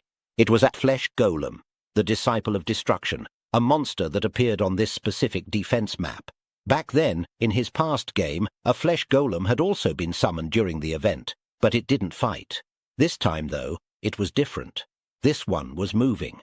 Without warning, the massive arm lashed out toward Jihan. Jihan used his lightning-fast reflexes and dodged in a flash. He didn't even hesitate, but while he avoided the hit, the golem's arm came crashing down onto the fortress wall, smashing it apart. Dust exploded everywhere. A red alert popped up in front of Jihan, notifying his entire team that 20% of the fortress wall had been destroyed. If the tomb was invaded through the northern gate, everyone on his team would be disqualified. "Shit," Jihan muttered. He knew he had to stop this now. But the monster wasn't done. The giant hand started acting weird. With a twisted voice it said, "Yes, I see it. You have potential to surpass this king." Then its mouth opened wide and unsettling. "I shall consume you, so that you can become mine." Outside the game, the audience was watching the whole thing unfold live. Hyeon and Gaeon were both staring at the screen in shock. Hyeon gasped and said the wall broke from just one hit. She looked at Gaeon and asked if she had ever seen a monster like that before. Gaeon thought for a moment and said she felt like that monster did appear once before, back when Jihan was still in the Bronze League. Hyeon narrowed her eyes, looking suspicious and a little too happy about what she was seeing. She said, "With a monster like that? Yeah, I don't think he's going to be winning." But Gaeon told her not to worry. She believed Jihan could do it. Even so, Hyeon just laughed and said, "Finally! After all those lost bets!" She wasn't even trying to hide it. The only reason she was smiling now was because she had bet all her money on Wang Lin winning. Back in the game, things weren't looking great. Jihan's team was doing their best, but the undead were closing in fast. The numbers were overwhelming. Sophia was on the high ground, scanning the battlefield. Her heart sank. She could tell. They weren't going to last much longer. Still, she tried to stay hopeful and yelled out to the team to hold on a little longer. Jihan would come soon. But before she could even finish her sentence, a huge explosion echoed from behind her. Her eyes went wide. Her body froze. That explosion came from Jihan's side. Her face turned pale. Her hands trembled. The flesh golem laughed loudly, thinking it had landed a direct hit. It mocked Jihan, assuming the attack had struck, but then it stopped. It realized something. It hadn't hit Jihan at all. It had hit his force control barrier. The hand started acting freaky again, referring to Jihan and calling him this king, who had a lot of cool tricks up his sleeve. Then it said it would be nice to eat Jihan. Jihan was confused, trying to figure out what kind of monster this was. Unlike last time when it just ate zombies, now it was clearly targeting only him, and it could even talk. He wondered if it somehow broke the game's settings. Suddenly he noticed the hand launching an attack. It tried to strike him again, but this time it was stopped by Jihan's force field. Jihan realized this thing was serious. It wasn't backing down. He also noticed the castle wall was in danger, and if he kept wasting time with this thing, things could get worse. He decided he had to deal with it fast. He raised his spear high and started using a technique that allowed his body to become one with lightning, transforming into lightning itself. A bolt struck down on Jihan, wrapping his body in pure electricity. The light from it was so bright that it started blinding the giant hand. Jihan had now fully become lightning, his whole body shining as he activated nameless divine arts, divine lightning technique, lightning physique. He told himself there was no time to waste, so he was going to use his full strength. The hand paused and said, "What?" Then looked at Jihan again and added, "That's not good." It quickly shouted for the skeletons to attack him, but Jihan raised his hand and with a sharp motion slammed his spear into the ground. A massive surge of electricity burst out in all directions, frying everything nearby. Even the giant hand started getting hurt by it. It admitted it let its guard down for a moment and muttered again, "That's not good." Then it said it wouldn't be able to eat him while he was in that form. Right after that, it told him to wait and said it would be back soon before starting to disappear. Jihan didn't want that to happen. He quickly charged a massive amount of lightning and tried to strike the monster before it could vanish. But when he looked again, the monster was already gone. Jihan stood there, confused about how it disappeared so fast. He wondered how that was even possible. It felt like it teleported to another dimension or something. His lightning transformation faded, and he returned to normal. That's when he paused and said to himself that this felt like déjà vu. Suddenly, he remembered the Cloak of the Void. The giant hand's skill reminded him of that item's effect. He figured there was no time to waste, and he wouldn't lose anything by trying it out, so he summoned the cloak and put it on. The moment he wore it, it was like he stepped into another dimension. Everything shifted. He then saw a hooded figure giggling, standing next to a golden spirit-looking guy who was kneeling. The hooded man laughed and said he almost got fried. Jihan stared at them, wondering if that was even a human. At the same time, he also wondered if this was the Black Hand's real form. The hooded figure looked at the golden man and said, "This king is no joke," admitting he had never seen anyone like Jihan before. Then he looked at the kneeling golden man and added that Jihan was much stronger than him. Jihan's eyes widened when he realized the golden man was the conqueror, the same one from the tomb where he had received the golden spear. He asked himself, wasn't the whole goal of this game to protect the soul of the conqueror? So why was the guy here, kneeling like that? He also had no idea who the guy in the robe was, but something told him this wasn't just a normal NPC. If that person decided to eat him, it might end up really bad. Jihan then reminded himself that the Phoenix arrow only had one use left. That meant he had to bet everything on that single shot. Suddenly, in the blink of an eye, the hooded figure appeared right behind Jihan with a menacing look. Before Jihan could react, the figure grabbed him tightly by the neck and with a dark tone asked how he got there. Jihan was struggling to breathe, thinking to himself that this bastard was really strong. But then, to the hooded figure's shock, Jihan suddenly vanished right out of his grip, leaving him confused. In that instant, Jihan had returned to the game world. The system quickly informed him that since movement had been detected, his stealth status had been dismissed. That reminded Jihan, when he moves, stealth automatically cancels.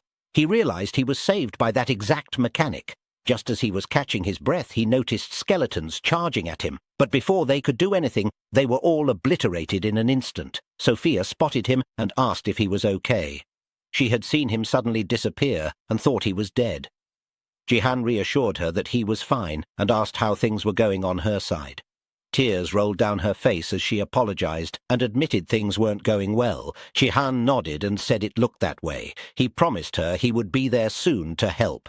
Then, without wasting a second, he used his lightning speed to rush forward, tearing through the skeletons. His rampage was so intense that it caught the attention of the monsters, who all started heading his way. Other players nearby looked on in awe, wondering if Jihan was really back. Meanwhile, Jihan kept destroying monsters with attacks that caused massive area of effect damage. He told himself that although the monsters would return soon, for now he had bought some time. But just as he started planning his next move, the problem appeared again. The giant hand had returned, standing right in front of him. The hand stared at Jihan and asked why he wasn't attacking right away after seeing him. Jihan answered honestly, saying that even if he did attack now, the hand would just take a few hits and then escape like before. The hand laughed and said he was right, then asked if Jihan was finally going to stop struggling and let himself be absorbed.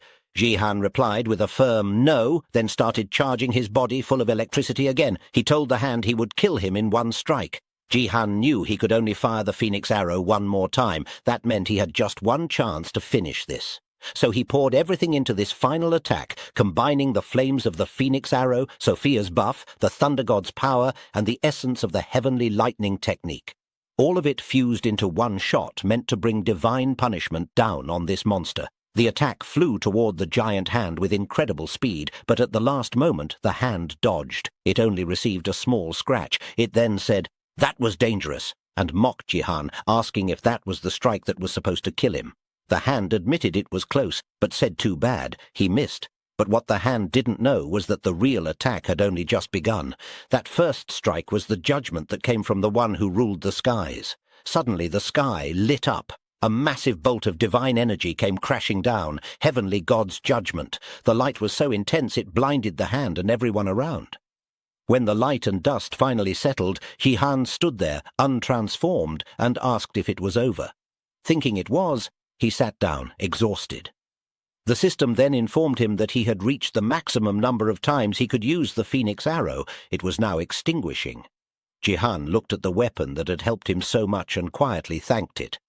He glanced at his arm, now badly hurt from using the heavenly God's judgment. Looking at it, he told himself it was still too early to be using that kind of power.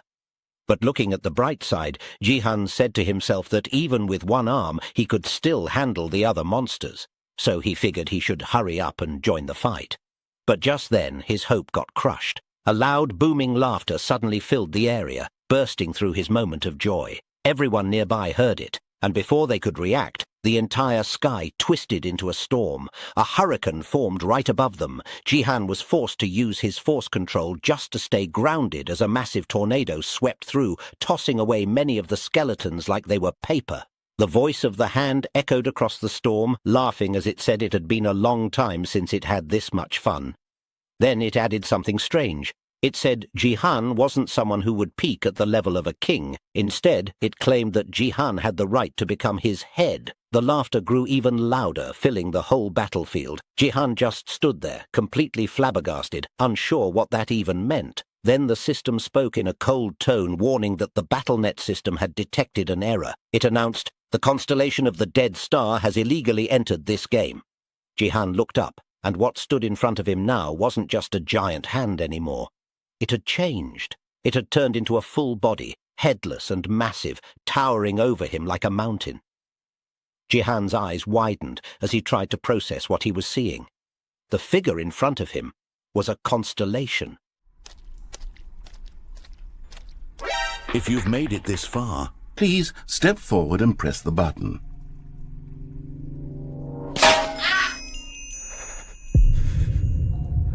Now, open your eyes, step forward, and push the button.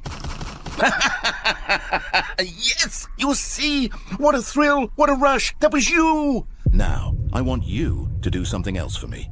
Please press the subscribe button. Come on, give it a try. Can you feel it? The glow of comfort, even in the face of crushing despair, must already be sweeping through your body. And in fact, can I say that I do believe Commenting Let Him Cook will lend you an air of charisma as well? A promotional game where huge penalties were all dumped on just one unlucky player was something that had never happened before.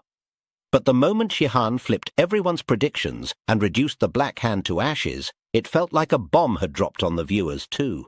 Countless fans were turning to dust emotionally, either out of rage or joy. People were mad, cursing out loud that Jihan's skills were way too OP. Almost everyone had bet against him, and now that money was looking real gone. While some were bawling their eyes out, others were jumping up and down, screaming in celebration because they had placed their bets on Jihan to win. Meanwhile, Hayon looked like she was about to melt into a pool of tears. She already knew she was about to lose all her money. Somewhere else, a group of folks watched the game and couldn't believe their eyes. They were shocked that Jihan was winning again. Everyone had truly believed this would be the time he'd finally lose. Wang Lin and Baron were also doing pretty well, but honestly, it was nothing compared to the chaos Jihan was creating on screen. A man said it was a real shame, because if Jihan wasn't around, one of those two might have actually been the protagonist of this game.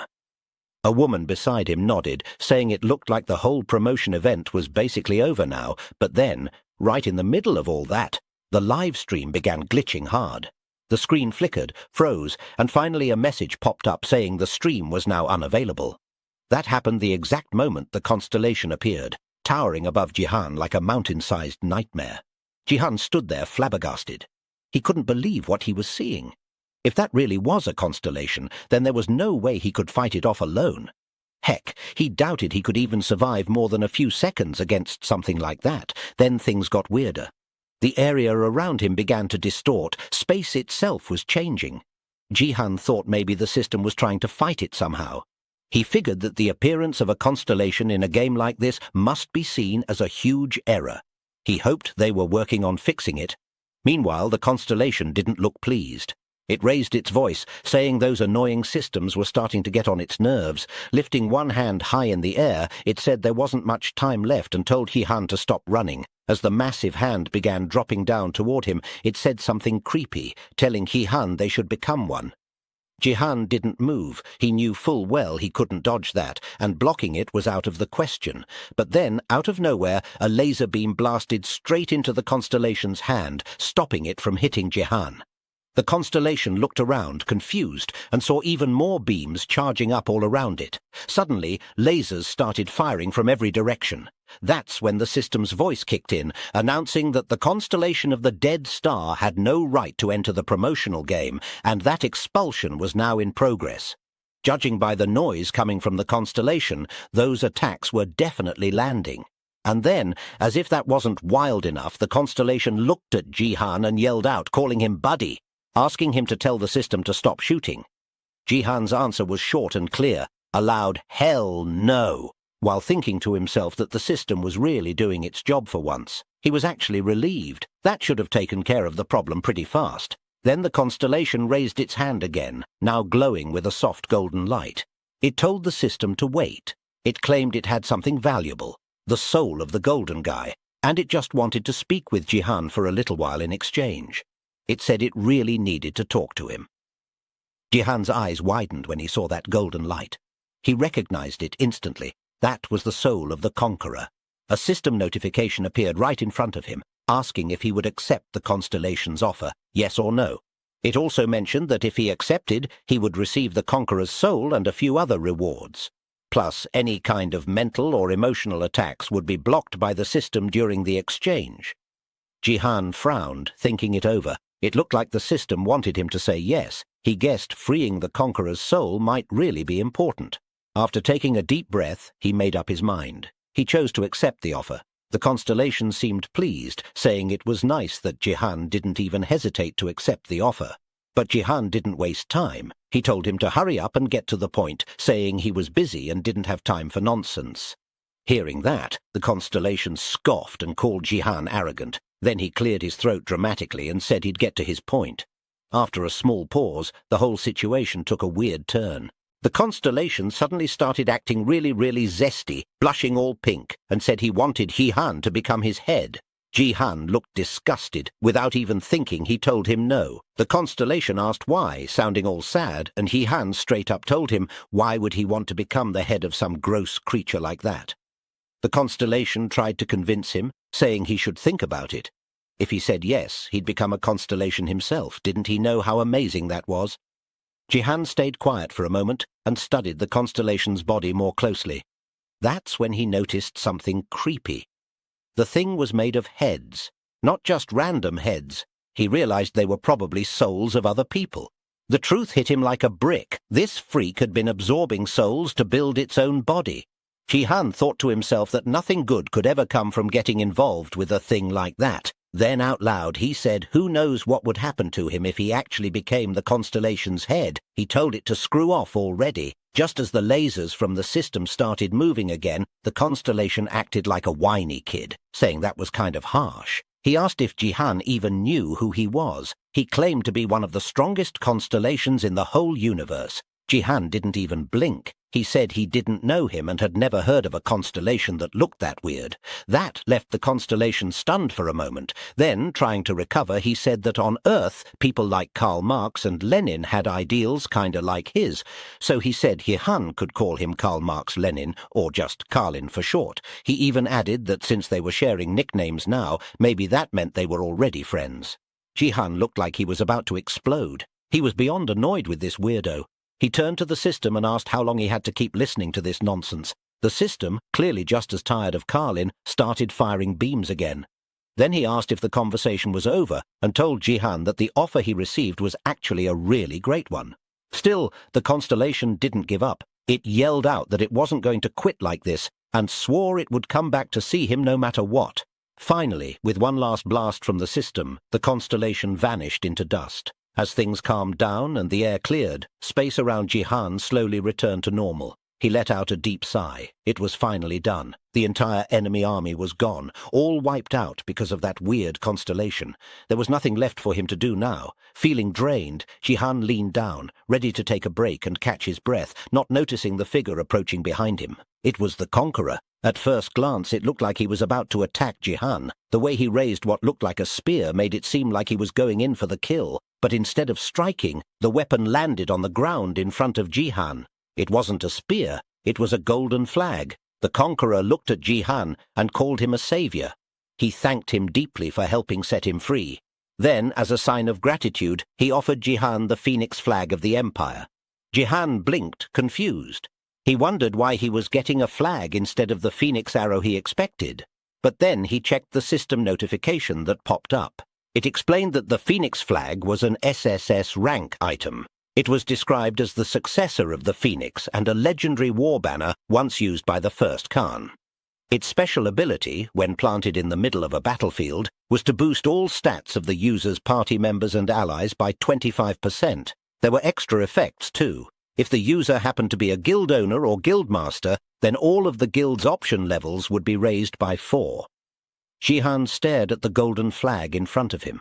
This day had been absolutely insane. But at least he got something good out of it. Jihan was completely shocked after reading the system notification. He wondered to himself if this was the reward the system had mentioned earlier from the Conqueror. He hadn't expected it to be this good. He looked at the glowing flag and said this was a really valuable item. Then he thanked the Conqueror and promised that he'd make sure to put it to good use too. The Conqueror raised an eyebrow when he heard that word, too. He asked Jihan if he had given him something before. Jihan nodded and said that back at the tomb he'd given him the phoenix arrow. That made the Conqueror pause. When he heard the word tomb, he said that must have been a copy of him, not his real self. He explained that it looked like the copy had been protecting the tomb while he, the real Conqueror, had been trapped by the dead star constellation. He said that place wasn't even the real tomb. It was a fake world, a false reality made to look like the real thing, a fitting prison for a mere copy of him. Still, he added, either way, it didn't really matter anymore. As his body began to fade and disappear, the Conqueror called Jihan's savior one more time. He said that if it weren't for Jihan's help, he would have stayed a slave to that terrible constellation forever. Then, before vanishing completely, he gave Jihan one final piece of advice. He warned him to never, under any circumstances, get involved with that constellation again, no matter what sweet words or offers it might throw at him. After the Conqueror was gone, Jihan stood there and muttered that he wouldn't have gotten involved anyway, even without the warning. So there was no need to worry about that. He glanced at the Phoenix flag, walked over and picked it up. The system immediately confirmed that player Seong Jihan had officially taken down the special boss known as the Black Hand. Then a broadcast system alert appeared for everyone watching. It announced that the winner of the Silver League Top 100 promotion game had been decided. Player Seong Jihan had won, and the game was now officially over. Later that night, Jihan was in his room. He lay on his bed and let out a long sigh of relief. It was finally done. The system wasn't done with him, though. It started throwing notifications at him left and right. It confirmed that he had won the Top 100 promotion game and rewarded him with 5 million GP. He had leveled up by 5, and he was also given a brand new title, King of Kings Silver. The messages kept coming. The system told him he had cleared the special achievement, Facing a Constellation, and for that he was rewarded with 100,000 GP. Then it said that because he had cleared another special achievement, Attacking a Constellation, he'd also earned 200,000 AP as a reward. Jihan stared at the messages, surprised. He hadn't realized those counted as achievements too. The more he thought about it, the more he wondered if the whole thing had been streamed. He figured it probably wasn't, since the system had stepped in and interfered during the battle. He got up and walked into the living room, planning to ask Sia if she had watched his stream. But then he looked around and realized she wasn't even there. That's when it hit him. She was in the middle of her own promotion game. Over in the Bronze League promotion match, there were only 3 players left. Sia was fighting one of them in a high-speed battle. She was weaving through attacks like a pro, speed blitzing her opponent and dodging every strike. Then, with perfect aim and no hesitation, she fired an arrow straight into the guy's head, dropping him instantly. She grinned and said there was only one person left, but the last player didn't wait. He appeared behind her in a flash, sword in hand, ready to end the fight with one clean slash. His blade came down fast. At the very last second, Sia twisted her body and dodged his attack. Before he could recover, she launched a powerful uppercut that sent him flying into the air, and right after that, she followed up with a clean shot from her bow, sending another arrow straight toward him. That nasty combo from Sia finished the job. The guy dropped hard, and just like that, the winner of the Bronze League promotion game had been decided. Player Yoon Sia had officially won. The game was now over. She immediately started celebrating, excited that she was finally moving up to the Silver League.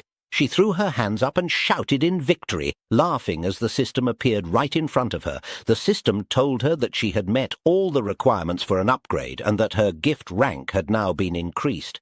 Sia's face lit up. She was happy and wondered if her gift had finally reached E rank. But before she could check, another notification popped up.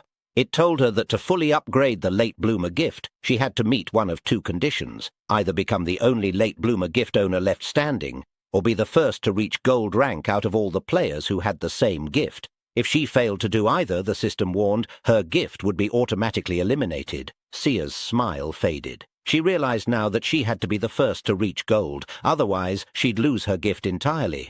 Meanwhile, in a completely different location, someone else was watching Sia's stream. In front of this person stood 4 men. 2 were kneeling on the ground, heads lowered, while the other 2 held weapons. The 2 kneeling ones were begging for their lives, apologizing over and over, asking the girl before them to show mercy. But the girl didn't even blink. She asked them how they had the nerve to beg for mercy after betraying her. Her voice was cold and sharp. Then she gave a short command to the armed men, "Get rid of them."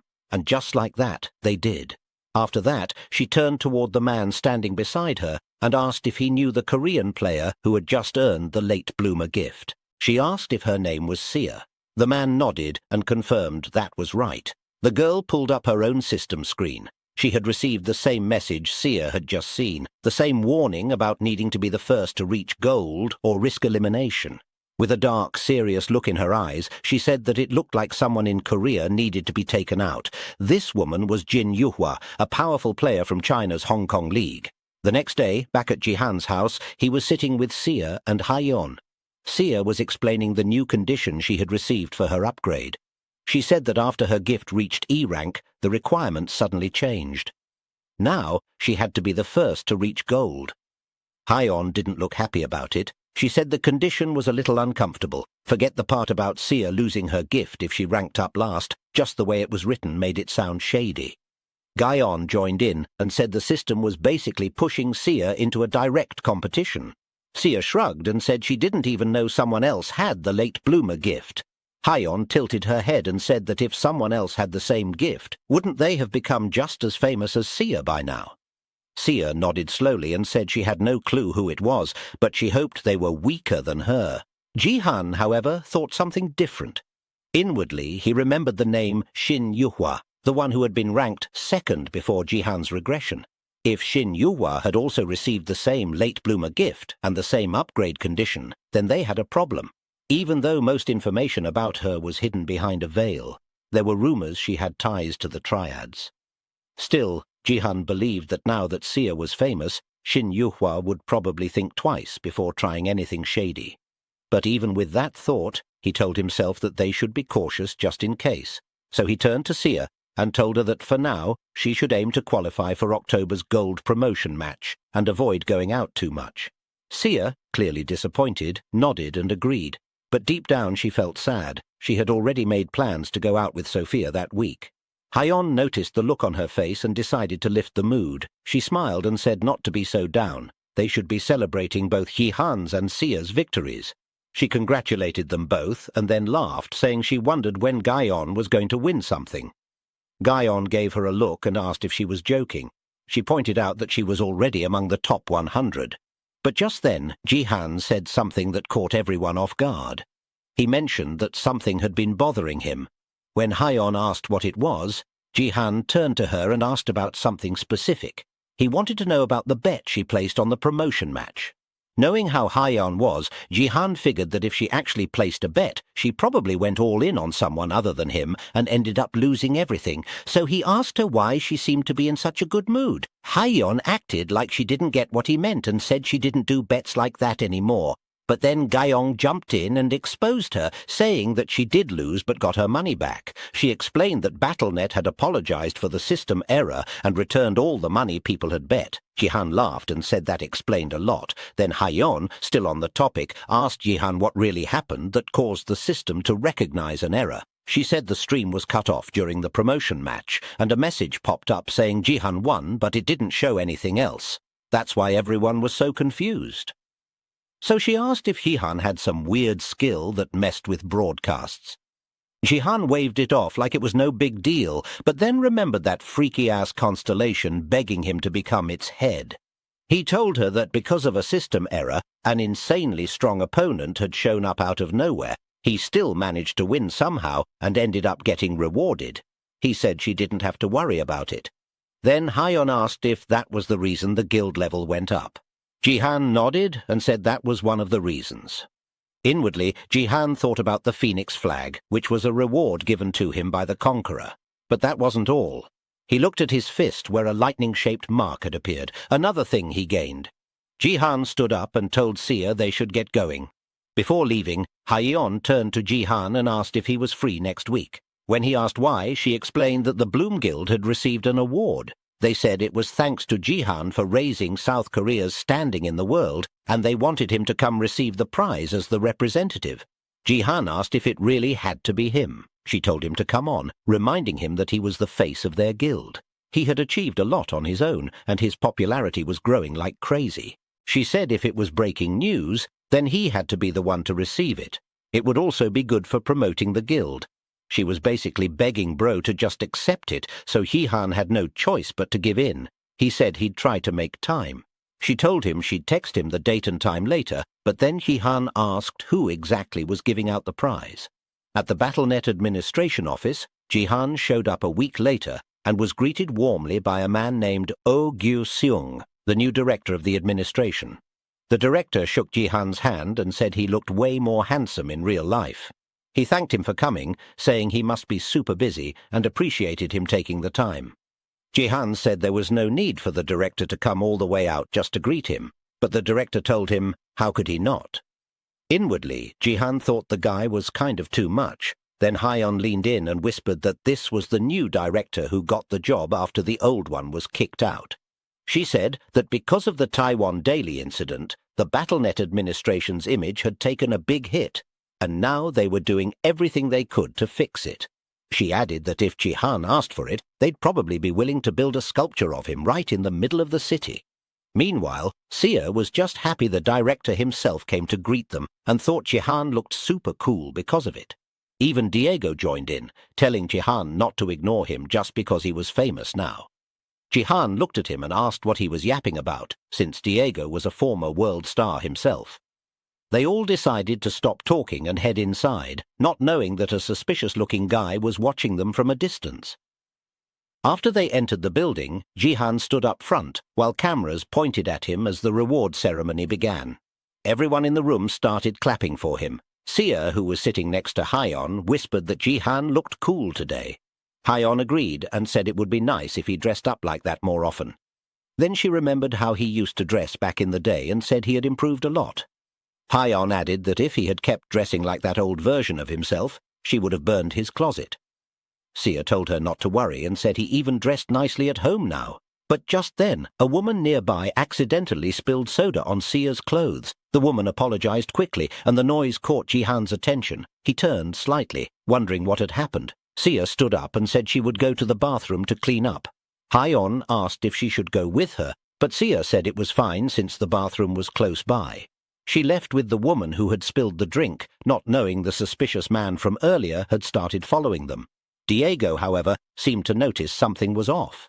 Meanwhile, inside the restroom, Sia was cleaning her dress and looked a little sad because she really liked that outfit. The woman kept apologizing, but Sia told her it was okay and not to stress about it.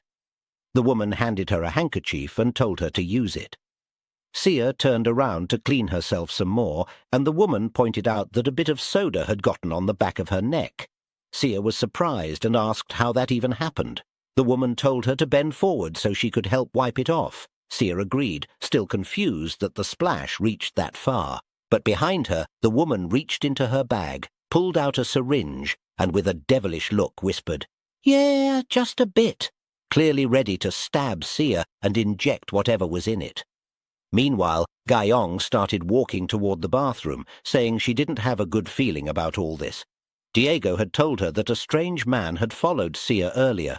He mentioned it might be a coincidence, but it felt like the guy had been waiting for Sia to stand up, and it was bothering him.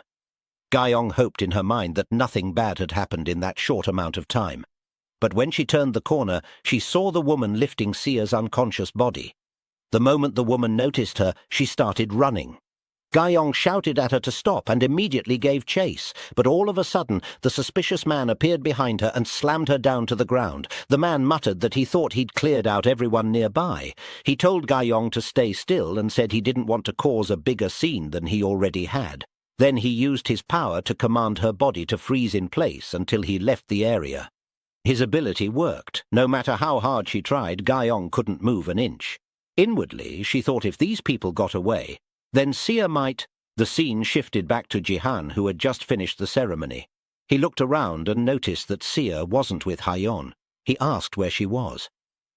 Just then, Gaiyong burst into the room, out of breath. She quickly said sorry and told Jihan that Sia had been taken. Meanwhile, in some abandoned-looking place that felt more like a sketchy construction site, Sia slowly woke up.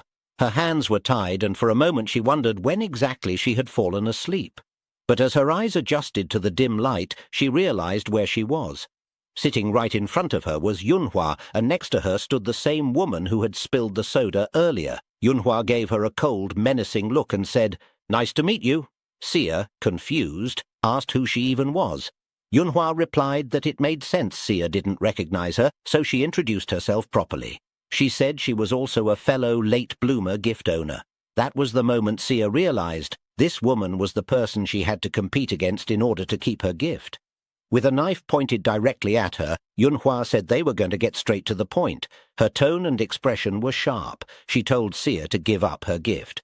She assumed Sia got the same message she did, the one saying that whoever fails to reach the Gold League first will lose their gift.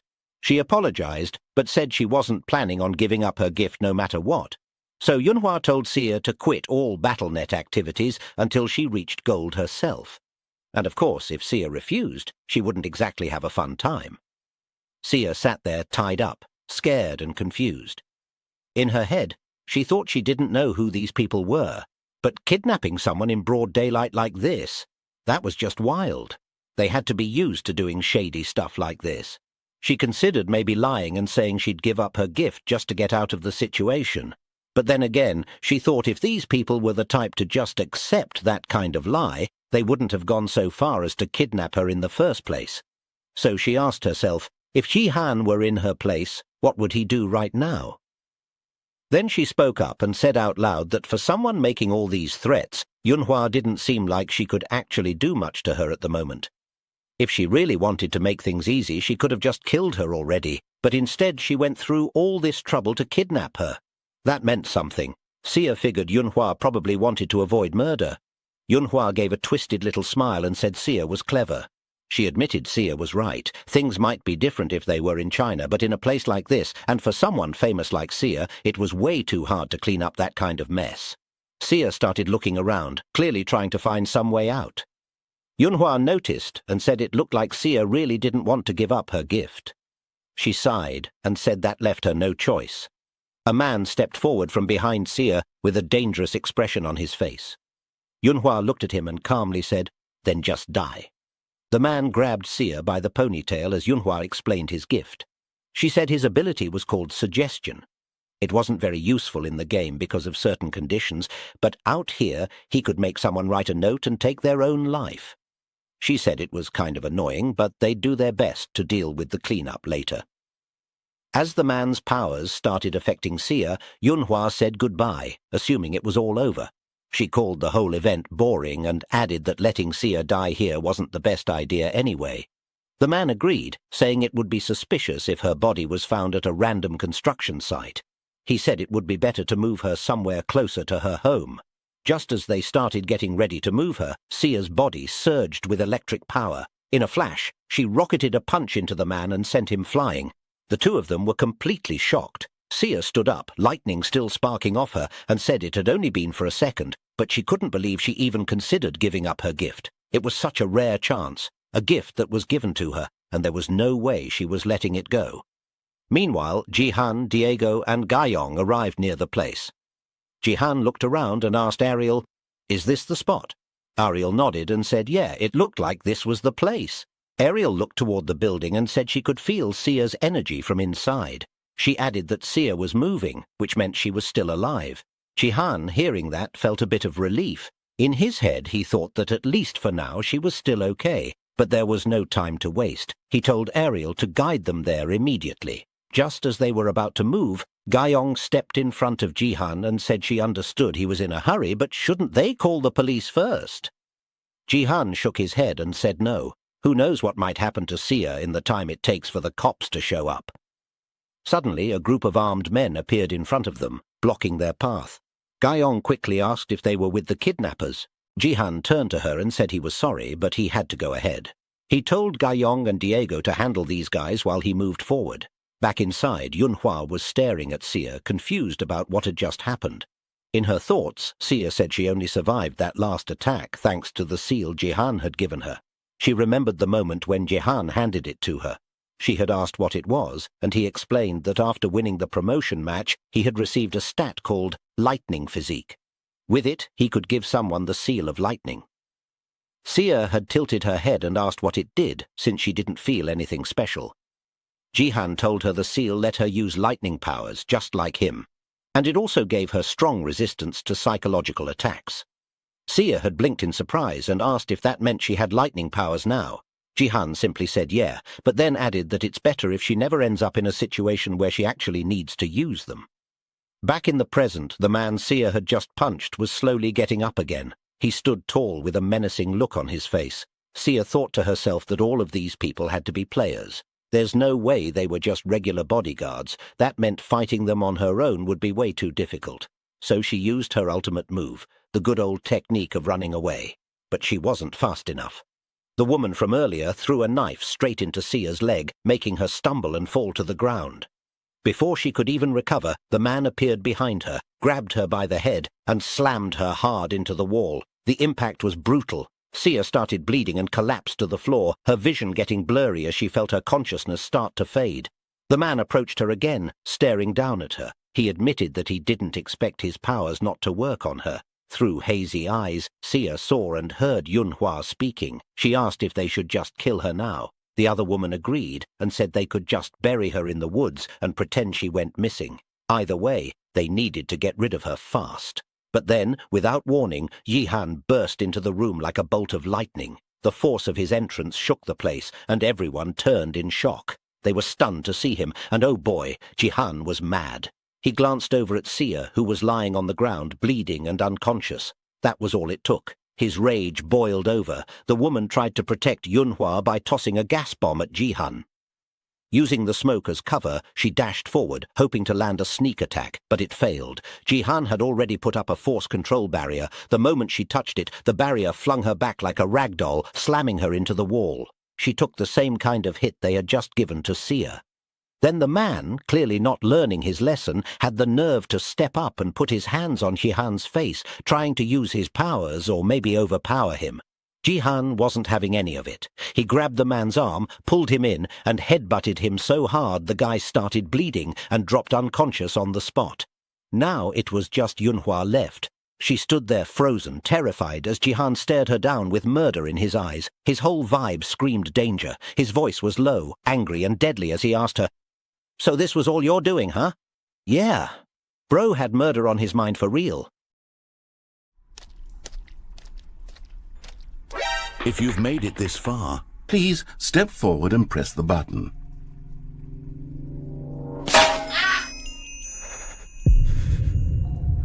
Now, open your eyes, step forward, and push the button. Yes, you see? What a thrill, what a rush. That was you. Now, I want you to do something else for me. Please press the subscribe button. Come on, give it a try. Can you feel it? The glow of comfort, even in the face of crushing despair, must already be sweeping through your body. And in fact, can I say that I do believe Commenting Let Him Cook will lend you an air of charisma as well? Sia slowly regained consciousness and spotted her uncle nearby. But before she could react, the same woman lunged at Jihan once again, trying to catch him off guard. However, Jihan dodged the sneak attack with ease and landed a solid punch straight to the woman's face, this time knocking her out for real. But like it was said before, Jihan had murder in his eyes. He picked the woman up, fully ready to finish her off right then and there. Just as he raised his arm, someone suddenly yelled at him to stop. Jihan turned around, surprised, and saw Yunhua standing there. She was holding Sia tightly with one arm and had a knife pointed at her with the other. Yunhua told Jihan not to take even a single step, or she'd tear Sia apart. Even though Yunhua was trying to act tough, her body was trembling. Inwardly she was panicking, but still thinking that no matter what, she had to get out of this situation, even if it meant killing Sia. She was seriously planning to do it. Then the scene flashed back to 15 years ago, inside the Hong Kong Red Tiger Society's estate, home of the previous CEO. Back then, Yunhua was just a kid. She was beating another child mercilessly. The boy, who was actually the son of the maid, cried out for his mum to help him, but the woman just stood there and did nothing. Suddenly, Yunhua's dad entered the room and asked what was going on with all the noise. He looked at Yunhua and asked her to explain. Yunhua told him the boy had a doll she wanted, but he refused to give it to her. The maid apologized, saying the boy really cared about the doll. But then something shifted. Yunhua's dad looked at her with a devilish grin and said she had done a good job. He moved closer and told her something that stuck with her forever. If there's something she wants, she should take it. That's what she should do as his daughter. With those words burned into her young mind, Yunhua gave a creepy smile and answered, "Yes, Dad." She was the younger daughter of the family that controlled Hong Kong's underworld. Since the day she was born, her family's power allowed her to get anything she wanted. But when BattleNet appeared, everything started to change. She was told that countries all over the world were going to start training players. Curious, she asked if S rank was the highest type of gift a player could receive. When the answer was yes, she laughed and said she'd obviously get that kind of gift. But then the day came and she was given a late bloomer gift, ranked F. Her whole world flipped upside down. At school, one of her classmates got all the attention after receiving an S rank gift. Everyone was asking the girl questions about her powers and congratulating her for being the first in their school to get such a high rank. She was being praised non-stop, but unfortunately, she also caught Yunhua's jealousy. Not long after, breaking news hit the media. A high school student who had gone missing was found dead near the river. The story made headlines, especially since the victim had been known for her S-rank gift. People across the country felt sad and shocked. But the one person who didn't share that sadness was Yunhua. Coldly, she said the girl should have kept her mouth shut. The appearance of BattleNet shattered Yunhua's reality, but when Jihan revealed that the late bloomer gift was actually a growth-type gift, her whole attitude shifted. She couldn't hide her interest. If what he said was true, then one day that gift might become the strongest of them all.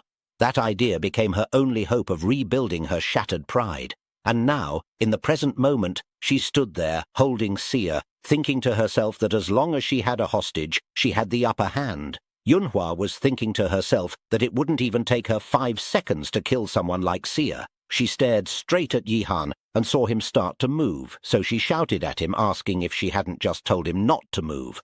She demanded to know if he wanted his niece to die. She warned him that if he took even one more step... But then she stopped. Her words froze in her throat as her eyes widened. Her face shifted from anger to fear. Jihan's aura had changed. It didn't just feel angry, it felt like pure, solid rage. It was so heavy and terrifying that to her, it looked like she was standing in front of a giant. That kind of aura was way too much. Her legs gave out and she collapsed to her knees, unable to move. Jihan summoned his shadow sword without saying a word. The tension in the room shot up even more. Seeing the weapon appear, Sia quickly stepped in front of him. She told him it was okay. She asked him to calm down and just go home. She said there was no need to get his hands dirty over someone like her, but those last few words, someone like her, hit Yunhua hard. Deep inside, something snapped. She gritted her teeth and muttered to herself, asking how dare Sia say that to her. In a flash, she pulled out a Glock from under her vest and pointed it at them. Without warning, she opened fire. Jihan blocked the shots using force control, keeping Sia safe behind him. But Yunhua wasn't stopping. She screamed that there was no way she was weak, that she couldn't lose, that in the end she would always win. Her voice got louder, more unhinged. She shouted over and over again, "Die! Die! Die!"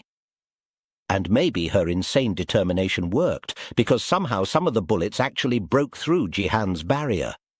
Jihan had no choice. He stepped in front of Sia and raised his shadow sword. In one clean move, he slashed the bullets out of the air, and the attack didn't stop there. His blade kept going, and Yunhua was instantly sliced in half.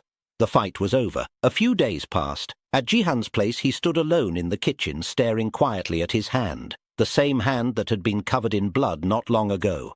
Inwardly, he told himself again that he had no choice. He had to stop thinking about it. What's done is done. After that day, Shin Yunhua's gang went completely silent. Of course, none of it got reported in the news. The fight happened in an abandoned building, and the group backing Yunhua didn't want any media attention.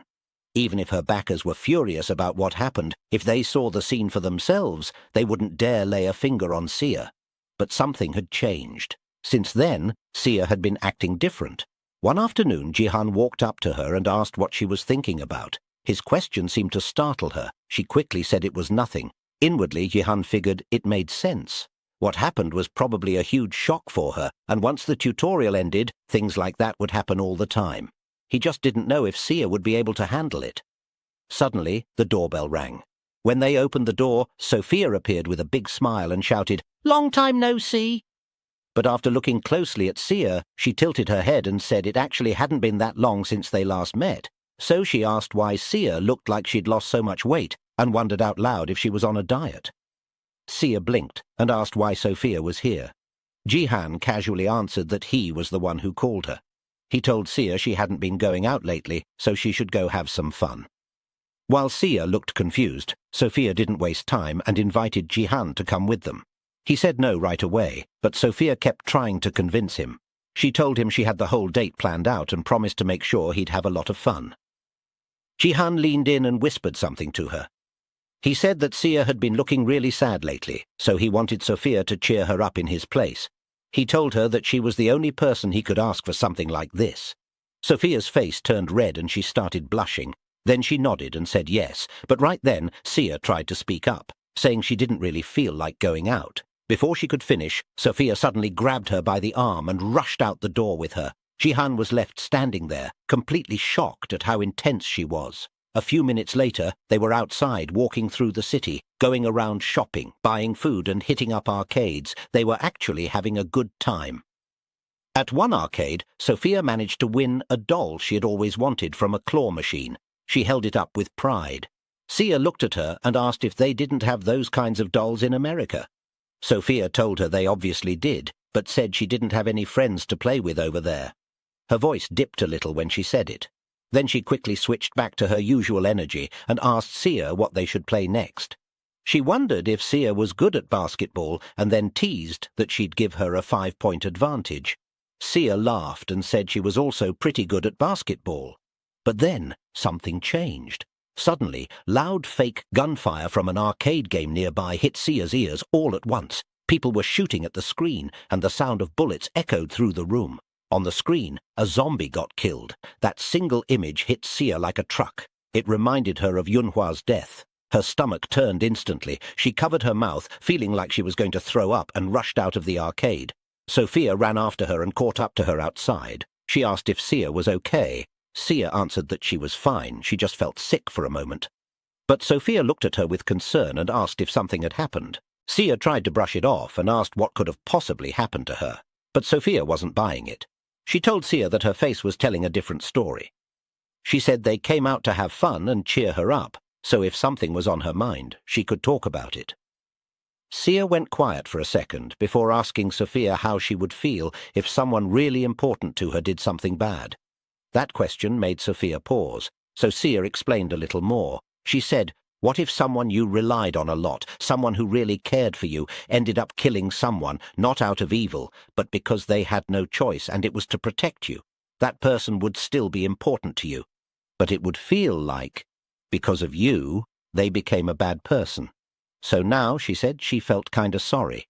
She admitted that at times like this she wasn't sure how to treat that person, and it was bothering her. Sophia listened quietly, and then broke into a bright smile. She said, "A situation where someone doesn't hesitate to get their hands dirty for your sake. Honestly, that kind of sounds dreamy." Sia, hearing that, thought to herself that technically Sophia wasn't wrong, but still it felt weird hearing it said out loud. Then Sophia added that first of all they still cared for each other, right? She was about to keep talking, but the scene shifted back to Jihan's place. Sia returned home later that day. Jihan was sitting on the couch and asked her if she had fun. Then he told her to sit next to him because they needed to talk. Sia sat down, a little nervous. She asked if he had been waiting for her and pointed out that this was probably the first time he had ever tried to set the mood like this. Jihan stayed quiet for a moment. Then he asked her what she thought about giving up on being a player. Those words hit Sia hard. She looked at him and asked why he was saying that. Jihan explained that she probably didn't know, but when the tutorial ended, the BattleNet games would become real. He told her that if someone died inside the game, they could only come back by using GP. But if they didn't have enough GP, they would die for real, in real life. That also meant anyone she killed in the game could end up dying in the real world. Sia was stunned. She asked him how he even knew something like that. Jihan answered that he heard it from Ariel. Inwardly, though, he admitted to himself that he couldn't tell her the full truth. To back up his words, he summoned Ariel. When she appeared, she confirmed what Jihan said. Ariel explained that once the Space League opens, the games would become even more cruel than Sia could imagine, so if she was planning to quit, now was the time to do it. Sia went quiet again, her face gloomy. Jihan gently told her that she didn't need to push herself, but suddenly Sia shouted, "No!" She stood her ground.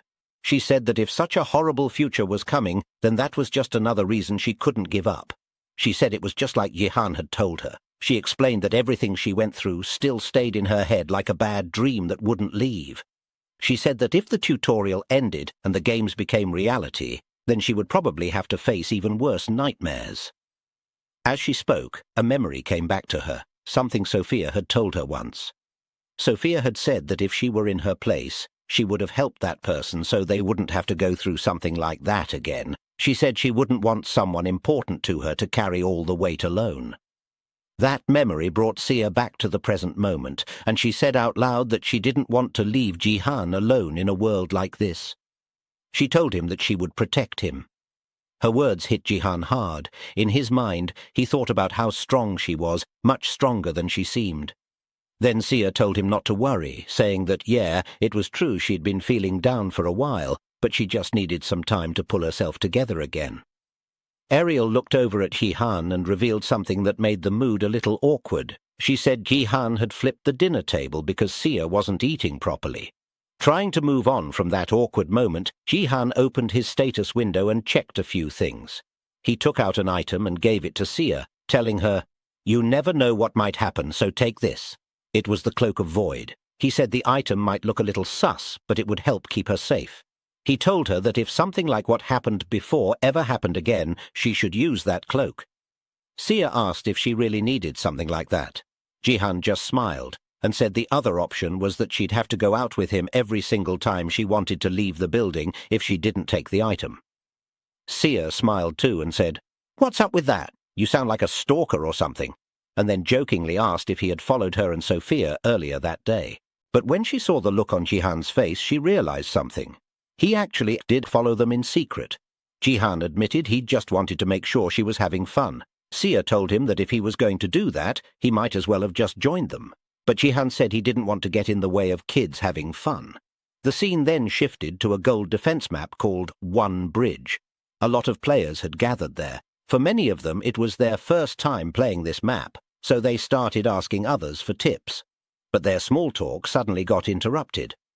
A man named Bijang, an NPC from the Cloud Empire and the Gatekeeper, started yelling. He was one of the good guys, an allied NPC. He shouted at the players, asking why they were standing around chatting when a battle was about to start. He asked how they could call themselves soldiers of the Cloud Empire with such a lazy attitude. His voice was so loud that players had to block their ears. Then his attention suddenly shifted.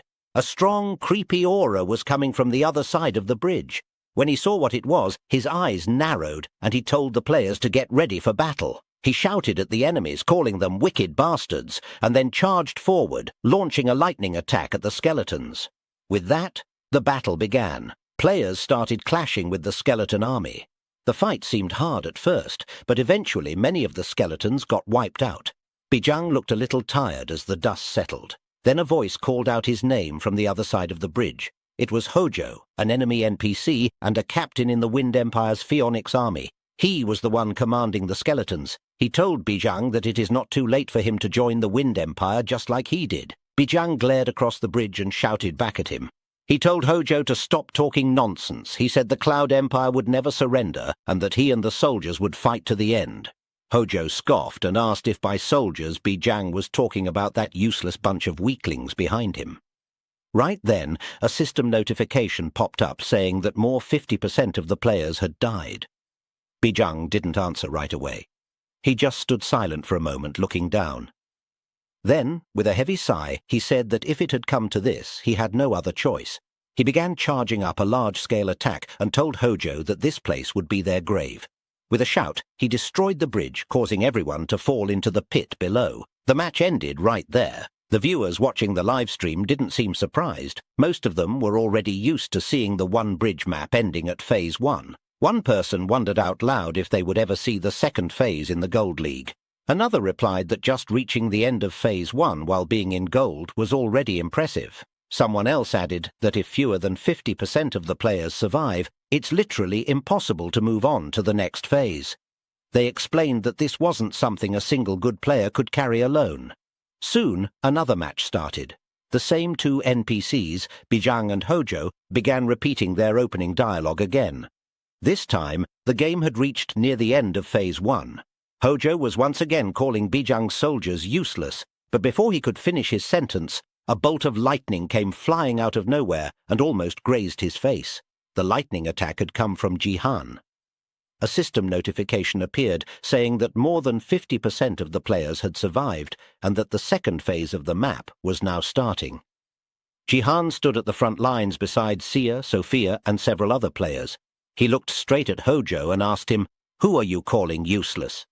Another system message appeared, this one giving a mission: protect the NPC Bijang and earn his recognition. A bit of the game's backstory was revealed. A long time ago, the Wind Empire and the Cloud Empire had ruled over the continent together. But one day, the Emperor of the Wind Empire was resurrected from the dead. That same Emperor then declared war on the Cloud Empire. His goal was to steal the divine creatures that symbolized the power and honor of the Cloud Empire. In that war, the commander of the Cloud Empire and the Emperor's sworn brother, Bijang, had managed to hold off the Wind Empire's invasion 3 times, using only 10 soldiers. Back on the battlefield, Jihan was fighting off the skeletons while thinking to himself that the One Bridge game had players fighting alongside Bijang. He noted that the monsters were high level, since this game only allowed gold and above players to join. The rules weren't much different from other defense maps, but if more than half the players died, Bijang would destroy the bridge and end the game early, so Jihan knew he had to be careful. Meanwhile, Sia was struggling and kept asking Sophia for buffs, but Sophia was barely holding it together herself. That's when Jihan pulled out the phoenix flag and planted it firmly into the ground. A golden phoenix burst into the air, shining bright across the battlefield. A system message appeared saying the phoenix's blessing had activated. All party members and allied NPCs would now receive a 25% increase in stats. Hojo looked up at the glowing golden phoenix and was stunned. He hadn't expected to see such a divine creature. Meanwhile, the skeletons started getting overwhelmed by a wave of arrows as the players launched a counterattack with new strength. Some of the players called out thanks to Jihan, shouting how amazing that buff was. One player even said that after this, nobody had the right to call Jihan a fake supporter again. In the stream's live chat, viewers were going wild. They were shocked that the match had reached Phase 2 while still being in the Gold League, and honestly, it was all thanks to Jihan. Jihan turned to Sia and asked how the buff felt. But instead of cheering, she gave a tired smile and said it was nice, but she felt like she might have to quit his party soon. She explained that even though her stats kept going up, it felt like her actual knowledge and skills weren't growing at all. But Jihan told her that she could just learn that kind of thing later on. He didn't think it was that big of a deal. Sia, however, shook her head and said, nope. She reminded him that he already knew what her gift upgrade conditions were this time. She had to either win 100 promotion games or keep a 60% win rate over 500 games. She said that she needed to win those top 100 games if she wanted to grow stronger fast. The problem was, Jihan couldn't join her for any of that. Jihan looked at her and Sophia with a mix of sadness and frustration. With an annoyed but calm tone, he said, "If you say so," and added that it was a shame. He said he had really wanted to be in a party with the two of them just a few more times. Sophia, who was head over heels for Jihan, clearly didn't want to part ways with him. So she quickly turned to Sia and suggested they just stay in the same party instead. But before they could even talk about it more, Bijang suddenly walked up and joined the conversation. He pointed toward the sky and asked Jihan if that wasn't a phoenix flying up there right now. Standing right in front of Jihan, Bijang narrowed his eyes and said that only the Imperial Guard captain was allowed to control a power like that. So he asked Jihan directly if he was from the Imperial Guard. Jihan had no clue what the guy was talking about. He thought about brushing it off and saying it was just something he stumbled across, but then he saw a system notification. Bijang is curious about you. That's when it hit him. He remembered the hidden quest to gain Bijang's acknowledgement. This might be the perfect chance to complete it. So, using the acting skills he had trained up for moments just like this, Jihan straightened up and responded with confidence. "Yes, General," he said. "I am a subordinate of the Imperial Guard. I greet General Bijang." Sia stared at him, clearly confused and wondering what Jihan was even doing right now. But Bijang seemed to believe every word. Jihan then told him to go rest, saying he would take care of the enemy himself. Bijang cleared his throat and said he appreciated the offer, but warned that defeating Hojo wouldn't be easy, even with the divine creature's power. So he told Jihan to fight alongside his soldiers instead, but Jihan pushed back. He asked Bijang if he wasn't sworn brothers with his Imperial Majesty. With an overly dramatic tone, Jihan said he had been personally ordered by the Emperor to protect Bijang, who was basically an extension of the Emperor himself. He asked Bijang to allow him to do whatever it took to protect him, even if it meant giving up his own life. Those words seemed to strike something deep inside Bijang. A system notification popped up saying that Bijang's trust in Jihan had increased. Bijang's eyes started to tear up a little. He said this reminded him of the day he and his Imperial Majesty swore brotherhood under the peach blossom tree. He said he couldn't bring himself to refuse Jihan's words. He then reached forward and shared the power of his Cloud Spear's lightning cloud with Jihan. He told him to take it and go take down Hojo. As electricity began to surge into Jihan's weapon, several system notifications appeared one after the other. "The Cloud Spear's lightning cloud is reacting with your lightning staff. Lightning power amplified. The lightning cloud recognizes you as its new owner. Lightning stat increased by 2. Jihan hadn't expected to gain something like this. It was honestly a big surprise. But before he could finish processing it, his thoughts were cut off by Hojo's loud voice echoing across the battlefield. Hojo shouted, asking if they were done yapping to each other. He said he didn't expect to meet someone controlling a phoenix here, and then gave the order for his undead army to charge. He commanded them to capture the phoenix.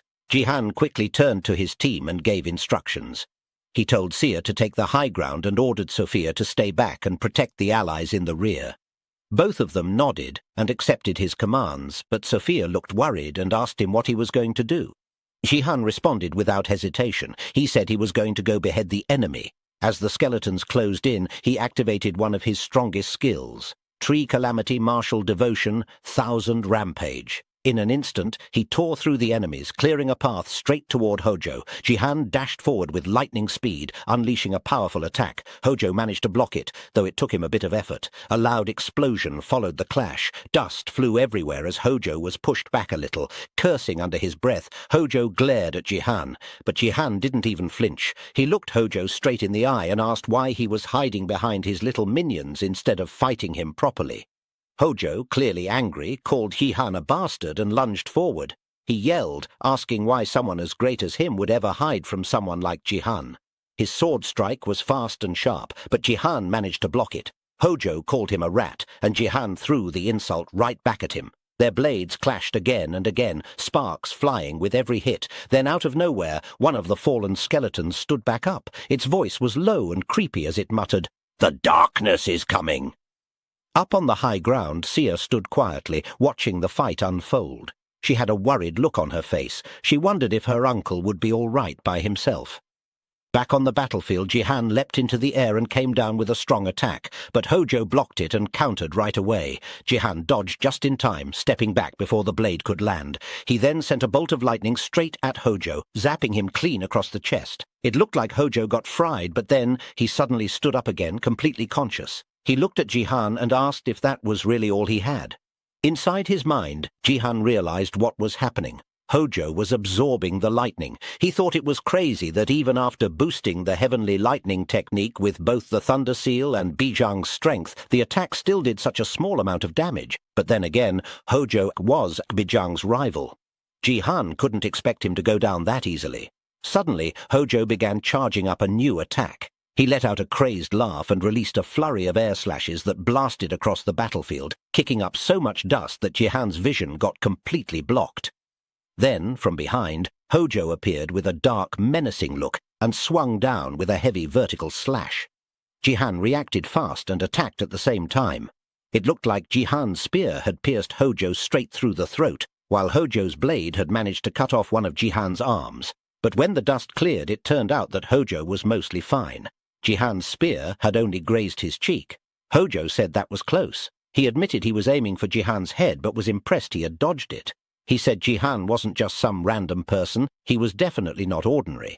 Then he offered him a deal. If Jihan surrendered now, he said he'd make an exception and spare him. But Hojo's sentence got cut short. He froze as he noticed something strange. Jihan's severed arm was slowly growing back. It wasn't human flesh, it was made of shadows. Jihan grinned and said, "Guess I forgot to mention, my arms aren't normal." Then he added that lightning alone didn't work on Hojo, so it was time to try something new. He wanted to see what would happen if lightning was mixed with fire. High above the battlefield, the phoenix hovered behind Hojo, glowing and charging up a huge attack. Then it released it. Heavenly lightning technique, thunderclap lightning, now infused with phoenix flame. The attack struck Hojo directly, and this time it actually seemed to work. Hojo got fried and crashed into the ground, unmoving. Jihan stood there looking down at him. Inwardly, he said that since lightning alone was useless, he had added a bit of the phoenix's power. What surprised him more was how easily Hojo went down after that. For the so-called leader of the Phoenix army, Hojo seemed incredibly weak against the actual power of the Phoenix. Just then, the ground started to shake, but it wasn't a threat. It was just Bijang running toward Jihan. He looked shocked. He asked how this could be, how Jihan had managed to defeat Hojo all by himself. Bijang said he had wanted to help Jihan take Hojo down, but Jihan didn't even give him a chance. Jihan laughed and started flattering Bijang, saying, "There's no way a knife meant to kill a cow would be used to catch a chicken." Inwardly, Jihan said it seemed like stage 2 was finally over. He figured the last stage was about to begin now, but the problem was he had totally forgotten what the final boss for this map was. Before he could even think further, Hojo suddenly rose from behind him. Jihan turned just in time to see dark shadow crows pouring out of Hojo's body like smoke. Jihan grinned slightly. Now he remembered. Right after that, a system notification popped up. 1 bridge final boss, Phoenix's children. Bijang's eyes widened in shock. Even he didn't expect to see something like this. Meanwhile, the chat exploded with reactions. Most people couldn't believe Jihan had made it to the 3rd stage while still in the Gold League. Inside his thoughts, Jihan said that guy should be showing up any second now. Then, almost like clockwork, he noticed a skeleton standing nearby, one that kept mumbling the same word over and over. Darkness. Bijang looked toward the skeleton and said it was surprising that someone was still alive, but Jihan raised his hand to stop him and said there was something off about this one. It was exactly who he was waiting for. The NPC monster that always shows up alongside the final boss had finally appeared. This particular skeleton wasn't like the others. It was a soldier who had somehow broken free from the brainwashing. The NPC started shouting, his voice echoing, "The darkness ended up coming!" The chat picked up on it fast. Some viewers typed that this NPC was the one meant to give players a hint on how to beat the third stage. The broken NPC walked toward Jihan and explained that it was because of that dark phoenix that all members of the Phoenix army were still being controlled, even after death. He then grabbed Jihan by the shoulders and warned him, out of the 5 Phoenix children, only one was real. If Jihan didn't kill the real one, then he wouldn't be able to defeat them all completely. Jihan smirked and said that was all he needed to know. As long as he killed the real one, the game would end. Bijang looked at him and asked in disbelief, "Only one real body? Then how are we supposed to figure out which one it is?"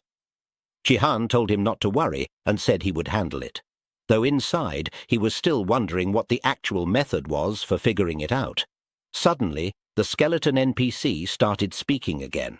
But this time it said something strange, something Jihan didn't remember from the original script.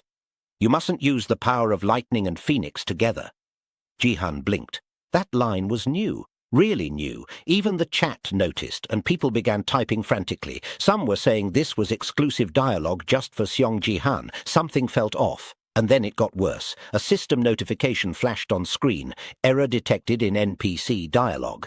Spatial distortion detected, similar to event Dead Star Constellation. Warning, the constellation's terminal has infiltrated the game zone. Entry not permitted. The space around them started to ripple and twist, the same way it did last time when that strange constellation had appeared. Jihan slowly turned toward the NPC, his eyes sharp now. He asked, "Who exactly are you?" The skeleton suddenly looked up, its expression no longer confused or broken. It grinned wide, too wide, and as it stepped closer to Jihan, it spoke in a deep, menacing tone. "So, it seems I was found out, huh?" The grin never faded as it kept walking closer. If you've made it this far, Please step forward and press the button.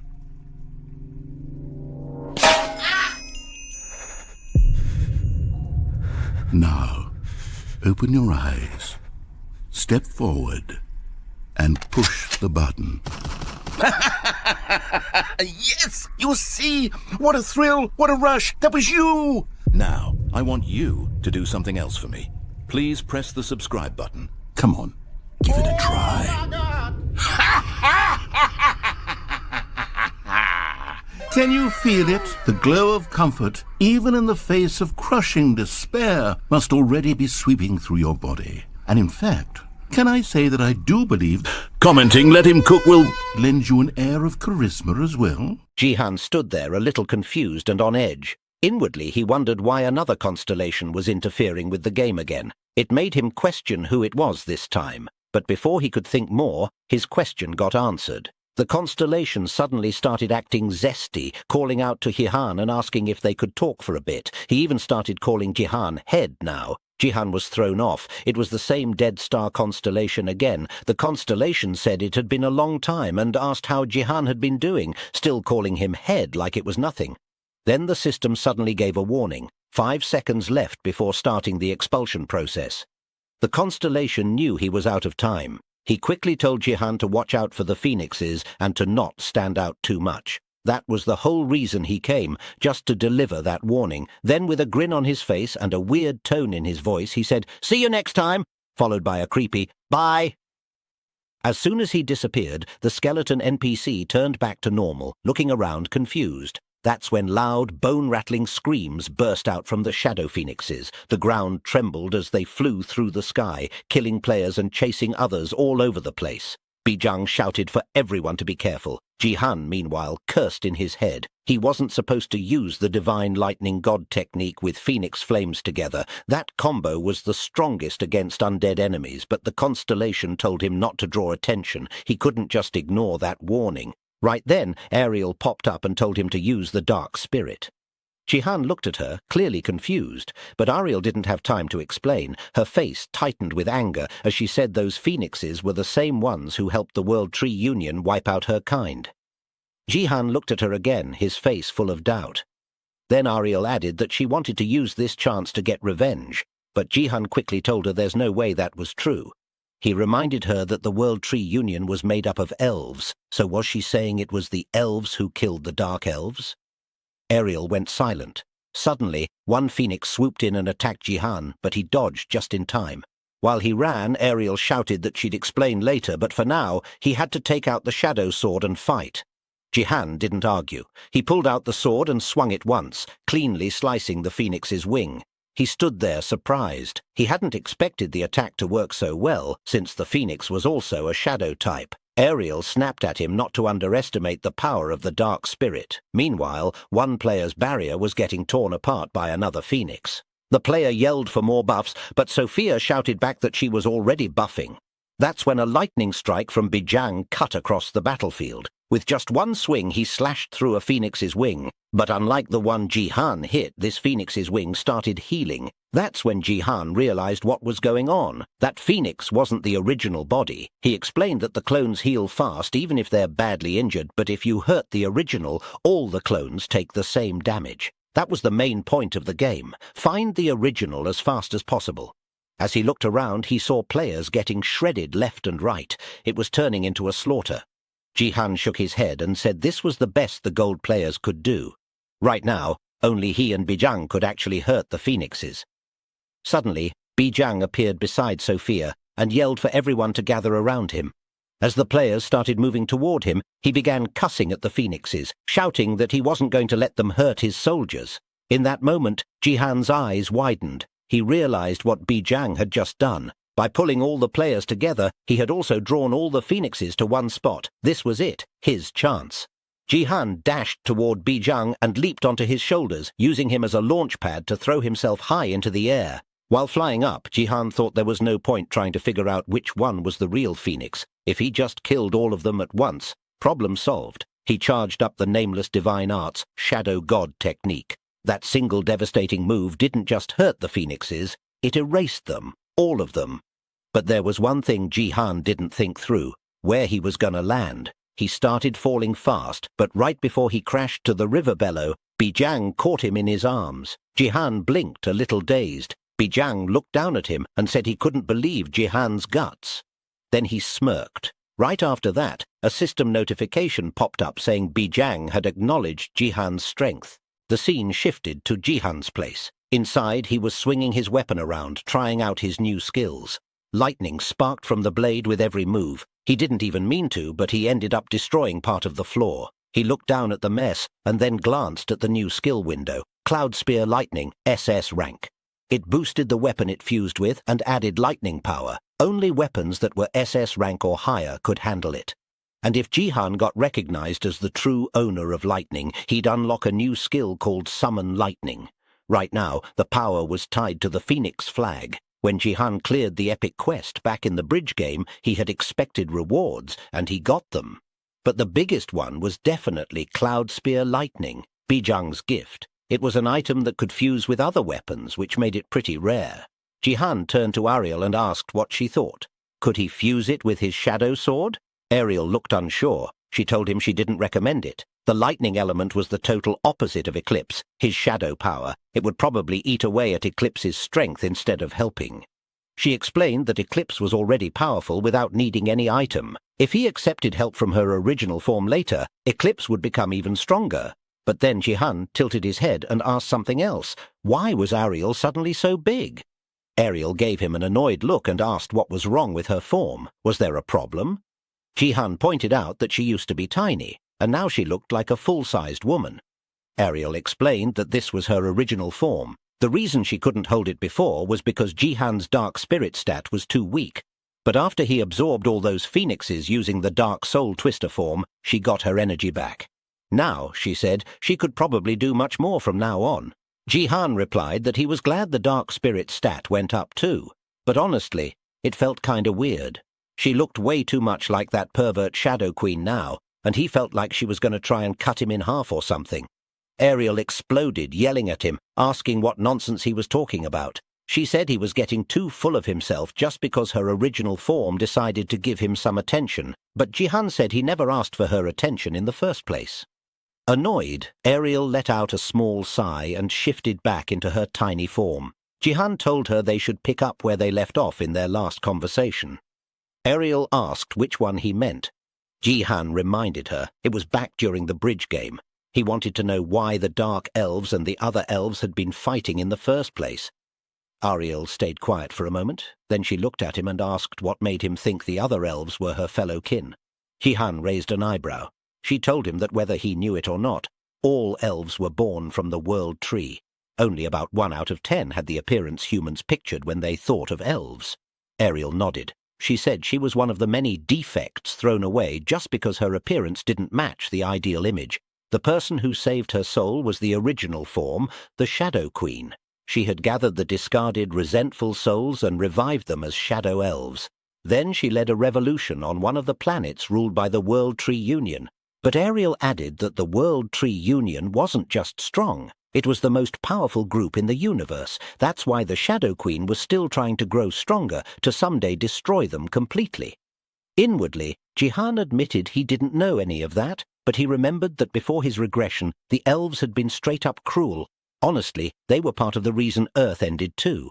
Before he could say anything else, both he and Ariel were startled by a scream from outside. It was Sia. Jihan ran out and asked what was going on. Sia looked panicked and showed him an article that shocked him. Korea had lost the BattleNet League again. She started freaking out, asking how many times this had happened now. What were they supposed to do? What if a dungeon showed up too? Jihan looked at her, thinking things might start happening faster than he expected if it kept going like this. Sia turned to him and asked what he meant, but before he could answer, his phone rang. He picked it up. The voice on the other side said hello. It was Manager Park Yoon-sik. He apologized for the sudden call and explained that the situation was more urgent than anyone had thought. They might need to move forward with everything earlier than planned.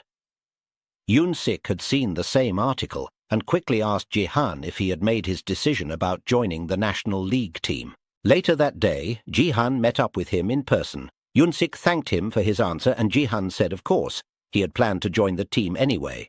Yoon-sik smiled, clearly happy to hear that. Inside, Jihan thought to himself that if Korea kept losing, it would only cause more problems. This was earlier than he'd expected, but he had to do what he could to help the country recover its place. As they walked into a room, Yoon-sik said he'd introduce him to the team first, but the moment they stepped inside, he went silent. Jihan looked around and saw why. A guy holding a bloody bat was beating up another player. He shouted at them, calling them little shits for making him look bad. He raised the bat again, saying they better start fighting like their lives depended on it. Before the bat came down, Yoon-sik stepped in and stopped him. He called out the guy's name, Kim Dong-woo, and asked him what he thought he was doing. Kim answered like it was no big deal. He said he was just teaching the others a lesson. Yoon-sik stared at him and asked what kind of lesson looked like this. Then he turned and noticed Jihan standing nearby. He walked over and asked if Jihan was the new teammate candidate. Kim reached out his bloody hand for a handshake and told Jihan it was nice to meet him. He gave a grin and added that although he found it unlikely a gold would be chosen, either way, it was still nice to meet him. Jihan nodded and said, "Sure, nice to meet you," then stepped forward, ready to shake his hand. But the moment he reached out, Kim's grin widened, and he suddenly punched Jihan in the face. Yoon-sik stood there in shock. A few days earlier, Yoon-sik had told Kim that they were trying to scout a player named Jihan into the national team. He explained that talks were still early, but if Jihan agreed, the department would set up an official test. Kim had snapped back, yelling if he was joking. Even if Jihan was a rising star right now, he was still just a Gold League player. This wasn't some game for kids. Kim asked if Yoon-sik was trying to ruin everything by picking someone just because he was famous.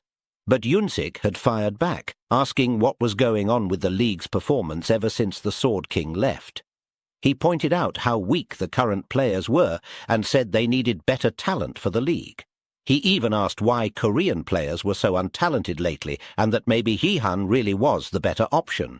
He told Kim that's what people in Korea were already saying about the national team. Complaints were flooding into the department. They were going to make sure Jihan was qualified through the test, so Kim shouldn't be worried. But for some reason, that made Kim even more mad. A short flashback showed the Sword King surrounded by interviewers. One asked him what tactics he used to win the league. Another mentioned that he had been MVP for every round and asked how he felt about it. Everyone focused only on the Sword King. The other players were completely forgotten. People said the Korean team was nothing without him, that all the others did was get carried through every game. There was no point even talking to them.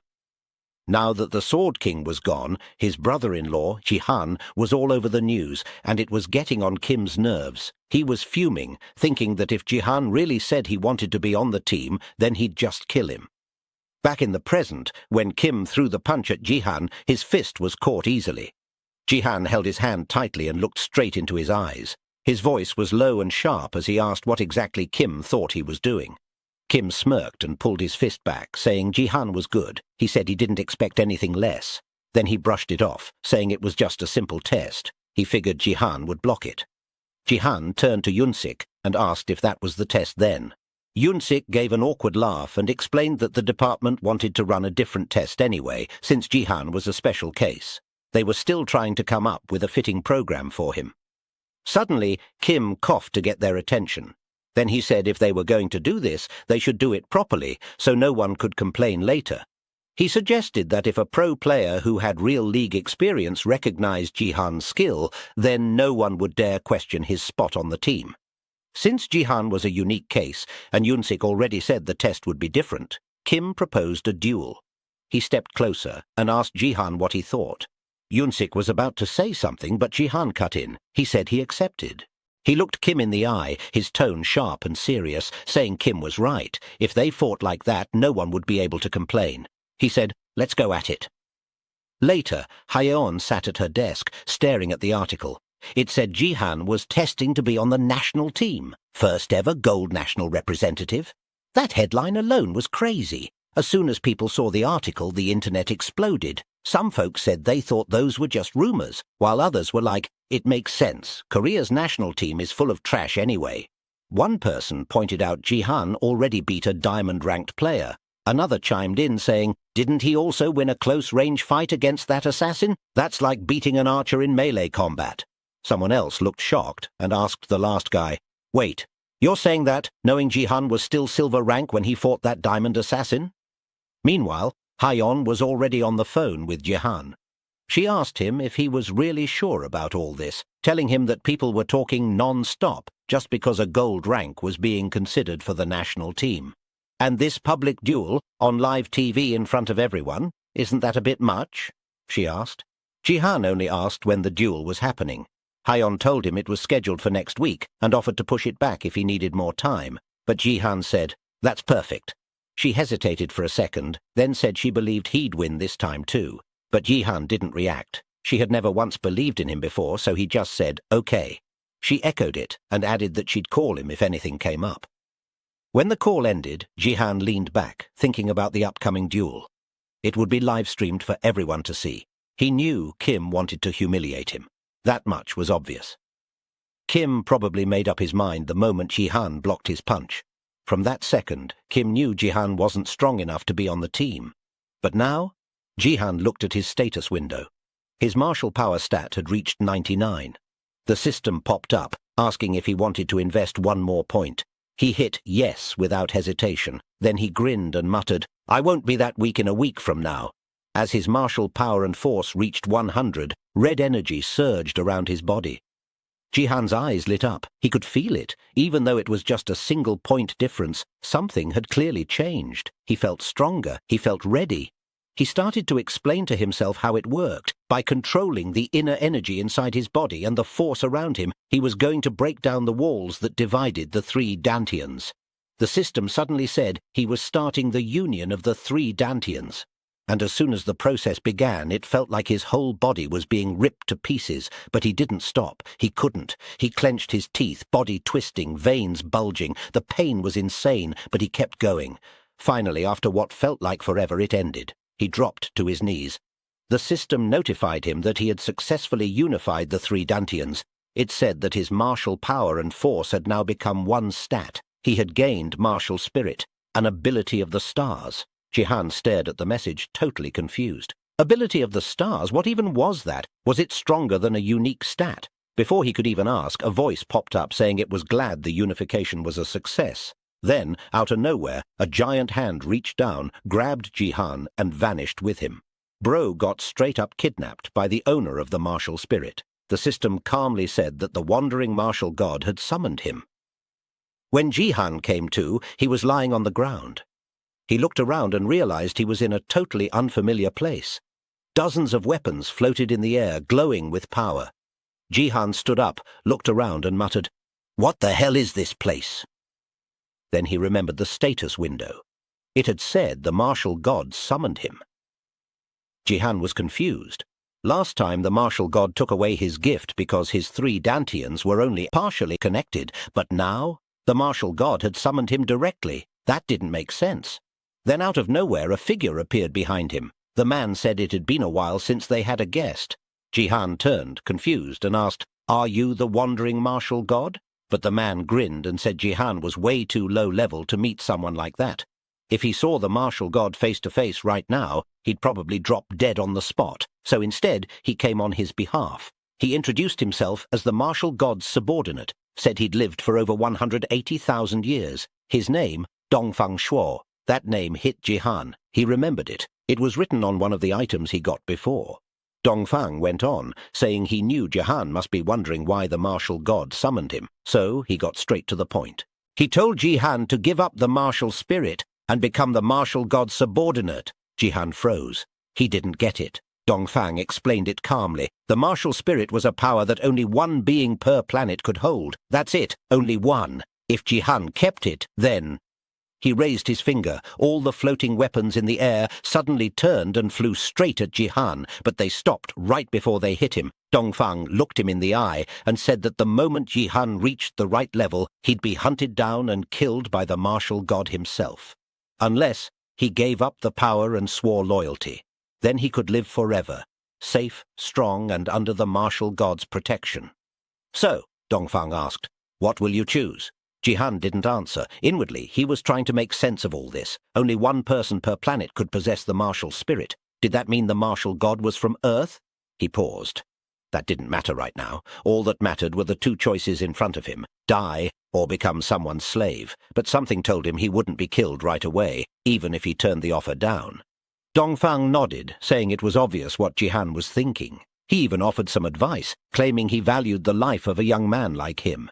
He said all the weapons and shields floating in this place once belonged to constellations who challenged the martial god and lost. He told Jihan not to bet his life on something he couldn't win. "What's the point of freedom," he said, "if it only leads to death?" Jihan went quiet for a moment. Then he said, "You're right." Dongfang opened his mouth to reply, but Jihan cut him off. "I still won't become a slave," he said. "I'll just use this martial spirit to beat the martial god one day. Isn't that right?" He said he couldn't be someone's servant, not if he wanted to protect his family, his hometown, his planet. Dongfang was surprised. He stroked his beard and smiled, said he understood now. Even though Jihan was young, he still had that spirit inside him, the martial spirit. He laughed a little and said he liked that, said a man should have that kind of spirit. But then he paused. His smile faded. With a flash, he dashed toward Jihan and landed a heavy blow that sent him flying. Jihan slammed into the ground, but pulled himself back up. Dongfang looked at him and said, "The law that's the simplest and the closest to truth in this world is that the strong survive." He reminded Jihan that having spirit wasn't enough to stay alive. Then he summoned his weapon and pointed it toward him. "If you ever want to challenge the martial god," he said, "you'll need to be strong enough to fight me first." Dongfang slashed the air, sending out a massive wave of energy, then told Jihan to try taking it head-on. Inwardly, Jihan was panicking. He said to himself, "How the hell am I supposed to block something like that?" But just before the attack could reach him, someone shouted for Dongfang to stop. The voice came from behind, and it belonged to the martial god. A towering figure appeared like a giant behind Dongfang. Dongfang instantly dropped to his knees to greet him. Jihan lifted his head to get a look. But suddenly his entire body felt off, dizzy, weak, like something was pressing on his soul. Then the martial god looked at him and asked if he was seriously thinking of defeating him, even though he wasn't even a constellation yet. He said it was interesting. Then, grinning, he told Jihan that he would wait for him. A portal opened beneath Jihan. The martial god told him he'd be looking forward to the day they met again. Then the portal swallowed Jihan and teleported him back to Earth. Next thing Jihan knew, he was lying face down on the street, surrounded by people. He coughed, struggling to breathe, and tried to get up. Inwardly, he said his head felt like it was splitting open, like someone had smashed a hammer into his skull. Just looking at part of a constellation had left him like this. He realized this was the gap between him and the martial god. It wasn't just big, it was terrifying. The people around him noticed who he was and rushed over, shouting his name, pointing phones at him, trying to record or interview him. They asked where he'd been, if he had given up on the national team test. Still groggy, Ji-han asked what they were talking about. That's when a car pulled up, and Sia jumped out. As soon as she saw him, she ran straight to him, shouting his name, asking where he had been all this time. Ji-han blinked, still confused. He asked what was going on, and why everyone was freaking out. Sia looked at him like he'd lost it, and asked if he seriously didn't know. He had been missing for a whole week. Just then, Hyeon got out of the same car and told him to get in, fast. The three of them jumped inside and sped off while fans started chasing the car like lunatics. Inside the car, Hyeon turned toward him, frustrated. She said they had been in chaos for the entire week. The police had searched everywhere and couldn't find a single trace. Not one. She asked if he had any idea how worried Sia had been. She said there were rumors he got kidnapped or ran away or went into hiding. Reporters even set up camp in front of the Sword Palace.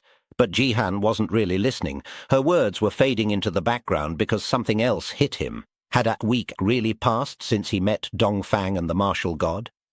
Then suddenly he looked at her and asked about the national team test. He asked if the public sparring match got cancelled since it was supposed to be today.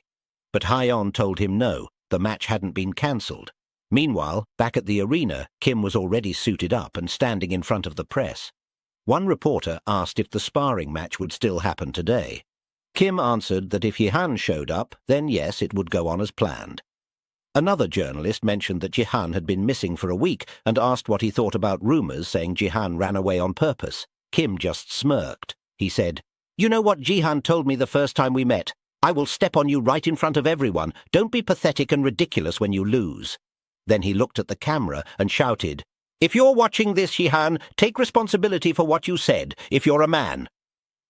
Inwardly, Kim thought this was actually a good thing.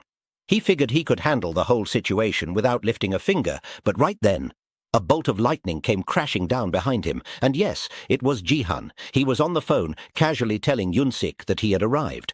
Reporters spotted him and swarmed in instantly. Questions flew from every direction. "Where have you been? Did you give up?" But they were also starting to glaze him a little. That ticked Kim off. Still, he forced a smile and turned to Ji-han. He said, "It's a relief you made it on time," and told him to follow him inside for the match. As they walked into the building, Kim was fuming inside. He thought Ji-han backed out because he got scared. So why show up now? But when he looked closer, something felt off. Ji-han didn't look good. Not at all. Kim started to wonder if maybe Ji-han really had disappeared because he was unwell. Meanwhile, Ji-han was thinking the exact opposite. Inwardly, he said the shock from Dongfang and the martial god was still inside him. On top of that, he had a new skill, martial soul, but he didn't even know how to use it yet. This match might actually be rough. Inside the arena, the audience was buzzing. One guy pointed out that Ji-han barely made it in time, said he made everyone nervous. The commentator welcomed the viewers to the official national team admission test. He announced that national team member Kim Dong-woo would be sparring against Gold League player Sung Ji-han. The match began. The chat exploded. Viewers were freaking out. Some shouted that Ji-han was finally back. Others didn't think he'd win, but said, "At least last 30 minutes, bro." But one guy replied, "Forget that. I don't even know if Kim will last 30 minutes. Kim looked at Ji-han and asked if he was all right. Ji-han replied, "You don't need to worry about that." Kim smirked and said, "Good. I'm not worried at all. It's none of my business if you're sick or not."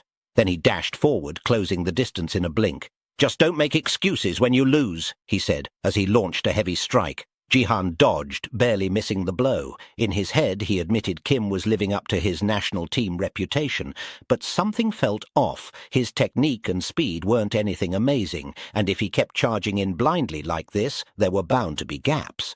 So Ji-han waited for an opening and then attacked, but Kim saw it. He called Ji-han a punk and slashed where he stood. Ji-han vanished and reappeared behind him, following up with a punch, but Kim caught it. With one hand, Ji-han's eyes widened. Kim said his movements were too obvious. Turns out Kim had an S-rank gift called precognition, and despite the name, it didn't let him see the future exactly. The real power was that he could predict his opponent's next move. That meant as long as his body could keep up, he could dodge and block nearly everything. And he proved it by weaving through Jihan's follow-up punches like it was nothing, then landing a clean counter right after. Jihan blocked, but still got injured. He tried to use force control to lessen the damage, but realized it wasn't working like before. Kim smirked inwardly and called him an idiot for coming into a 1v1 without magic or a weapon. He said it didn't matter how many punches Jihan threw, he wouldn't even touch a single hair on him. Then he saw a clean opening. He swung his blade. A massive explosion rocked the stage. When the dust settled, blood was dripping from Jihan. If you've made it this far, Please step forward and press the button.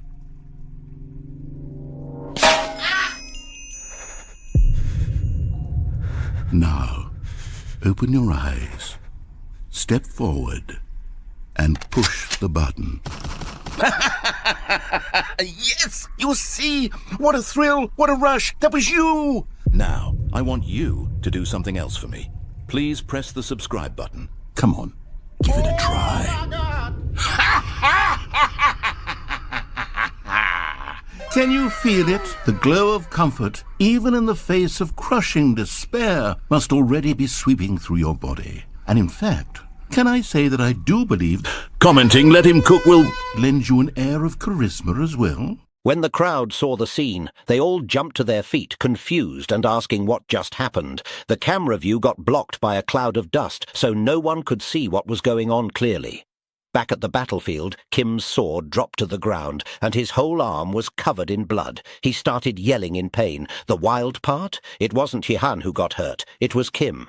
Kim stood there shocked, shouting what the hell just happened and staring at his arm like it betrayed him. Jihan just stood there, calm as ever, with his red aura glowing strong. He seemed to be figuring out how to use his new skill. Inside, Kim was swearing to himself. He was the one who attacked Jihan, so why was he the one bleeding? None of it made sense. Jihan looked at him and thanked him for running around like a little rat, saying that it helped him finally get the hang of the skill. Kim summoned his sword back onto his arm, trying to stay focused. When Jihan rushed in, Kim told himself not to panic. He had to stay calm and read Jihan's next move. Guessing Jihan would go for a straight punch, Kim dodged backward right on time. But then, out of nowhere, Jihan's red aura showed up again, and even though he didn't touch Kim, it felt like the punch still landed. Kim got sent flying. He managed to stop himself from crashing too hard, but his face was now bleeding. He was in disbelief. He knew he dodged that. He was sure of it. So how did it still hit? What Kim didn't know was that Jihan's new stat, Martial Soul, was doing all the work.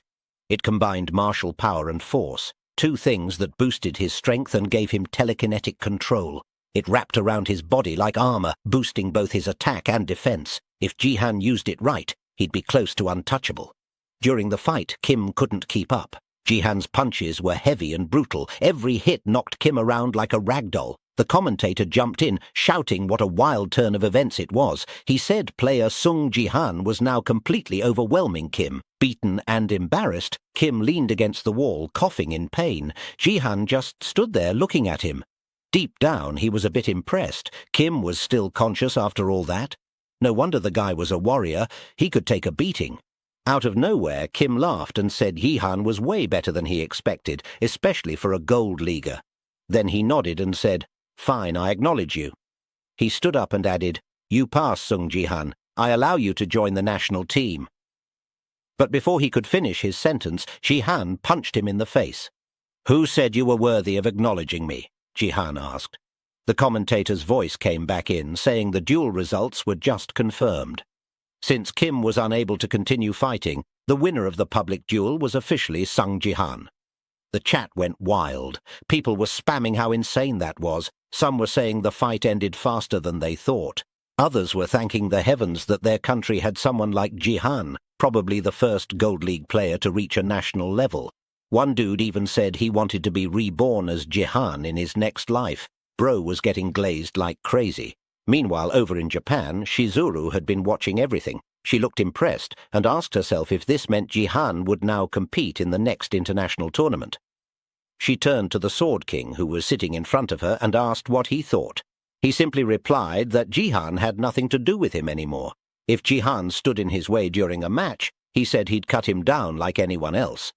Just then, a server came up and poured wine into Shizuru's glass. but he messed up and spilled some on her hand. He quickly apologized and said he would clean it up right away. Instead, he got slapped in the face. Then Shizuru grinned and began pouring the wine onto the floor. While using her powers on the server, she said she had spilled her wine and told him to lick it clean. The man under her control smiled with joy and said, "Of course," then got down and actually started licking the floor. Shizuru turned back to the Sword King and asked if he was really sure he could beat Jihan.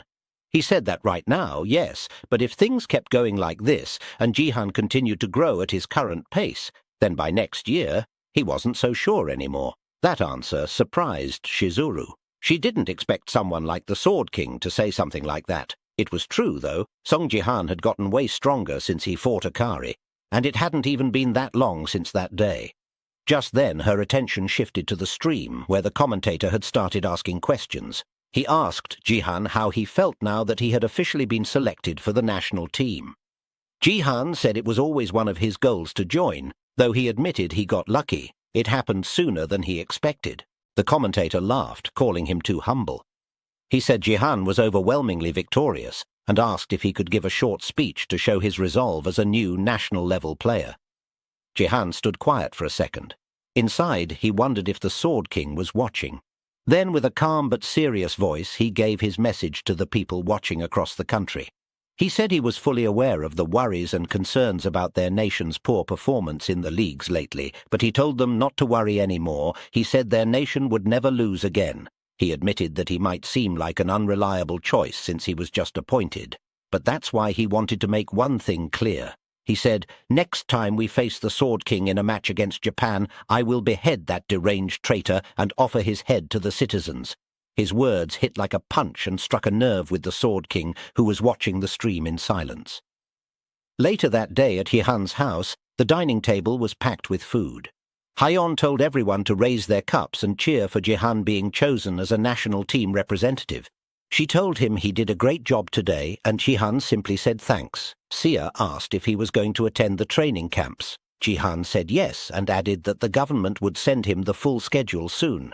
Then Gayon joined in, saying she had been leveling up at a decent pace lately, but it looked like she wouldn't be able to catch up to Jihan anymore. She said it was kind of crazy to think he got picked as a national rep while still being in the Gold League. Sia replied, "Come on," and told Gayon that she was sure she'd be chosen as a national representative one day too. Then Sia got excited and said that since it had come to this, maybe they should all aim to join the national team together. She said she'd be the archer rep. Gayon could be the warrior rep. She was about to mention Nasid too, but stopped herself. She remembered he was from Argentina, not Korea, so she just stayed quiet. Hayon laughed and told them there was no need for everyone to be a national team rep. She said they should all just do their best in their own countries. Suddenly, Jihan's eyes shifted as he noticed something strange. A system notification popped up in front of him. It read, "An abnormality has been detected in the skill, Nameless Divine Arts."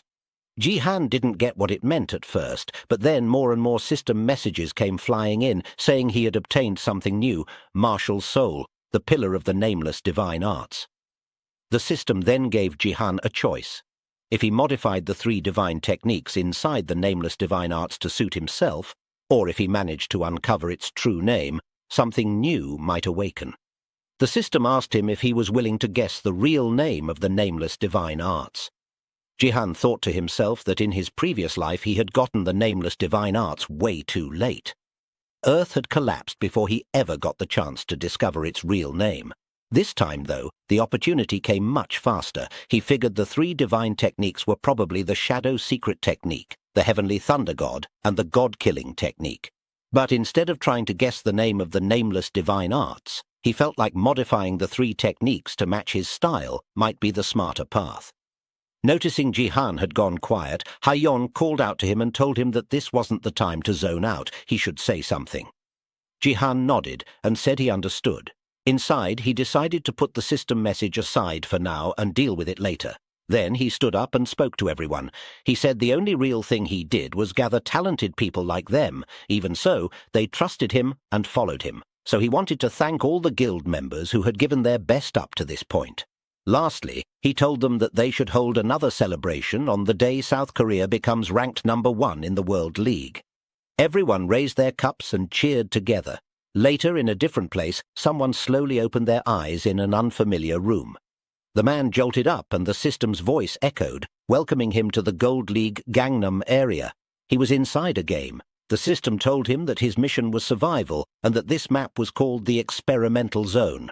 Looking around, he realized he wasn't alone. He muttered that this must be a new map you unlock when you reach level 75 in the Gold League. He cursed inside, frustrated that he ended up in this map right after hitting the required level, especially since he hadn't researched it much yet. Suddenly someone else shouted nearby, cursing loudly about being placed in the red zone. That person was freaking out, saying his level would drop. The first guy wandered around trying to figure out what the red zone meant. Just then, the system voice returned and said the game was starting. It explained that there were currently 100 survivors, and the game would continue until the number dropped to 50. As laser beams started slicing through the air, the system added one final thing: fight and survive. Chaos broke out immediately. People were being cut into pieces by the moving lasers while others sprinted and ducked, trying to stay alive.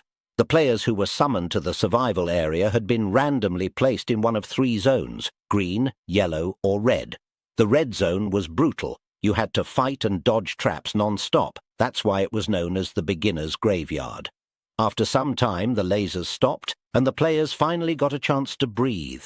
The same guy who had been complaining earlier cursed again. He said that if he had landed in the green or yellow zone, he could have taken it easy and climbed up. Another player quietly agreed. He thought to himself that it was just too much. Not only did they have to fight other players, but they also had to survive deadly traps. It was insane. Then someone stepped forward and told everyone to stop for a second.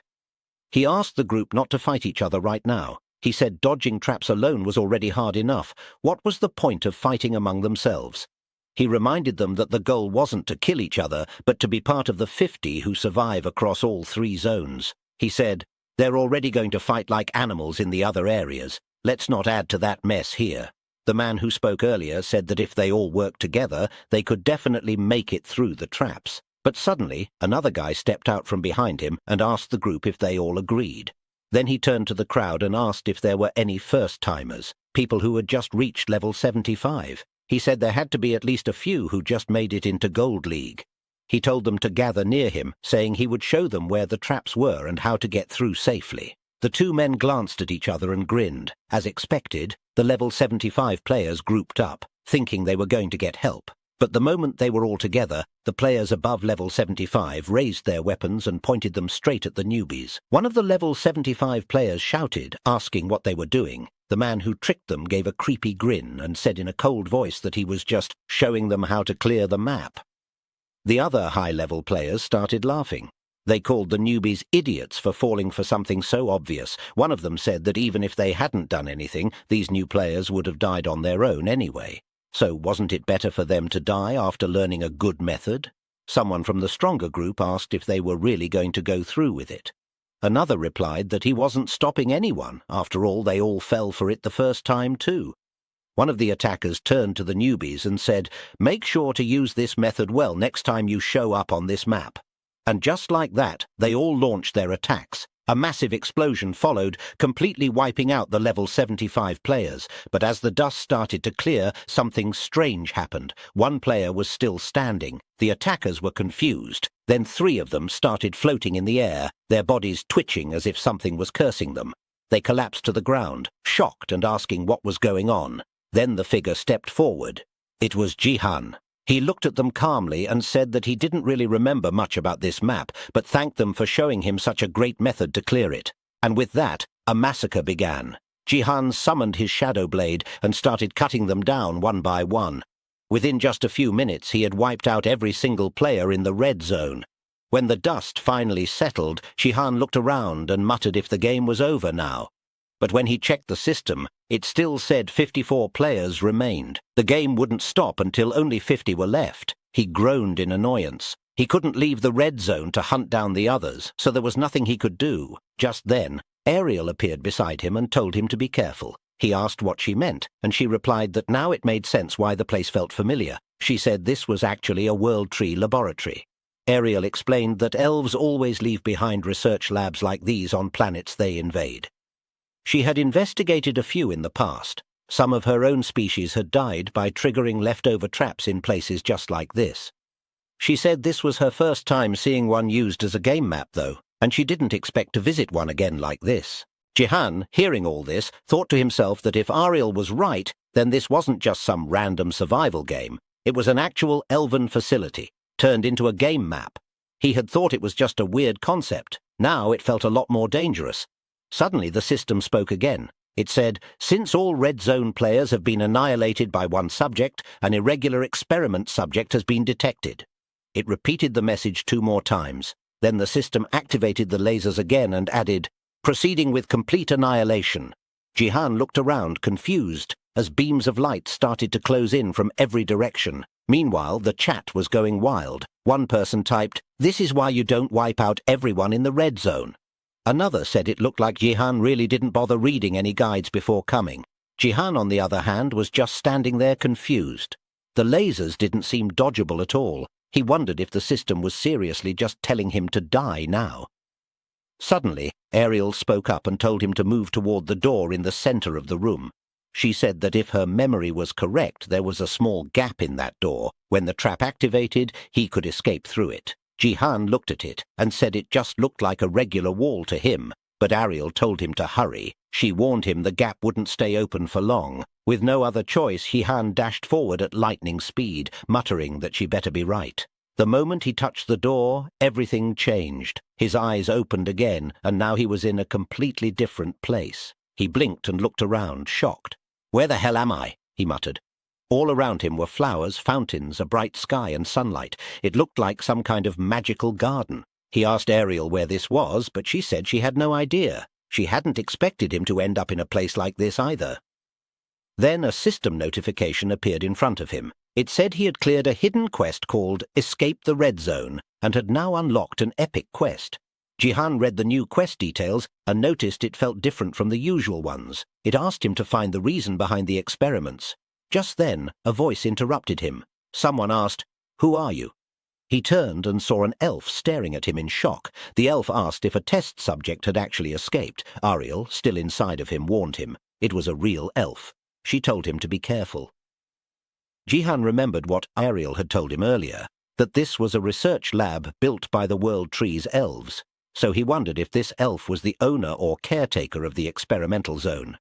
The elf looked at him with curiosity and said, "To think a test subject would reach this place." But then, instead of attacking, she casually offered him tea, saying it just so happened to be tea time. Jihan wanted to beat her down and force out the information he needed, but the problem was he didn't know how strong she was. He couldn't afford to take that risk. So for now he decided to play along.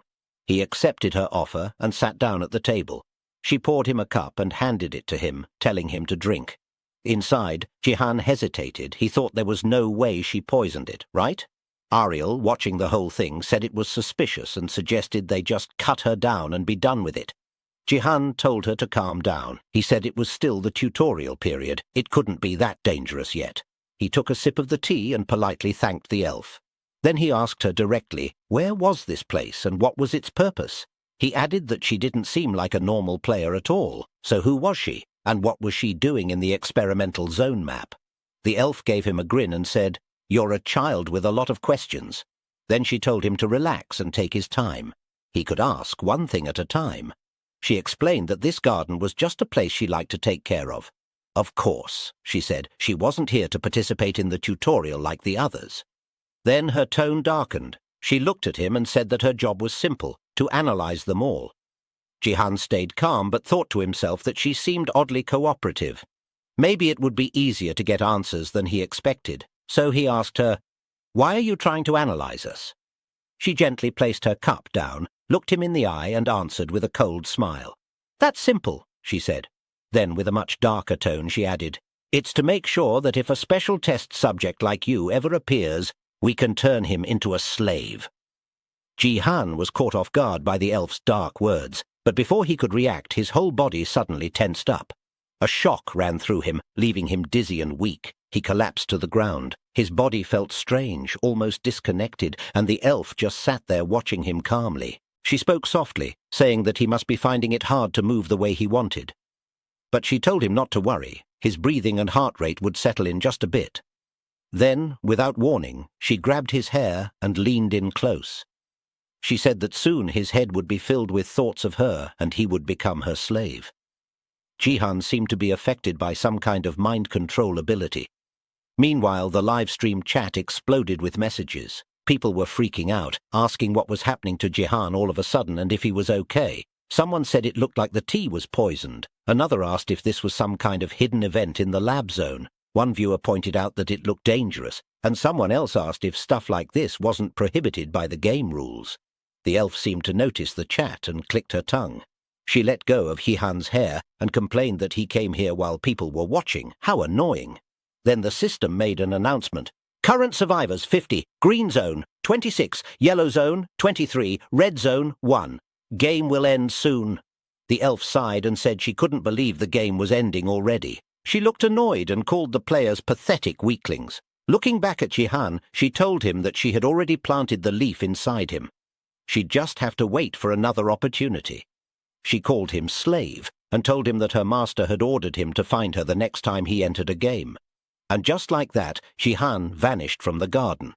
He reappeared at home, lying on the floor of his room.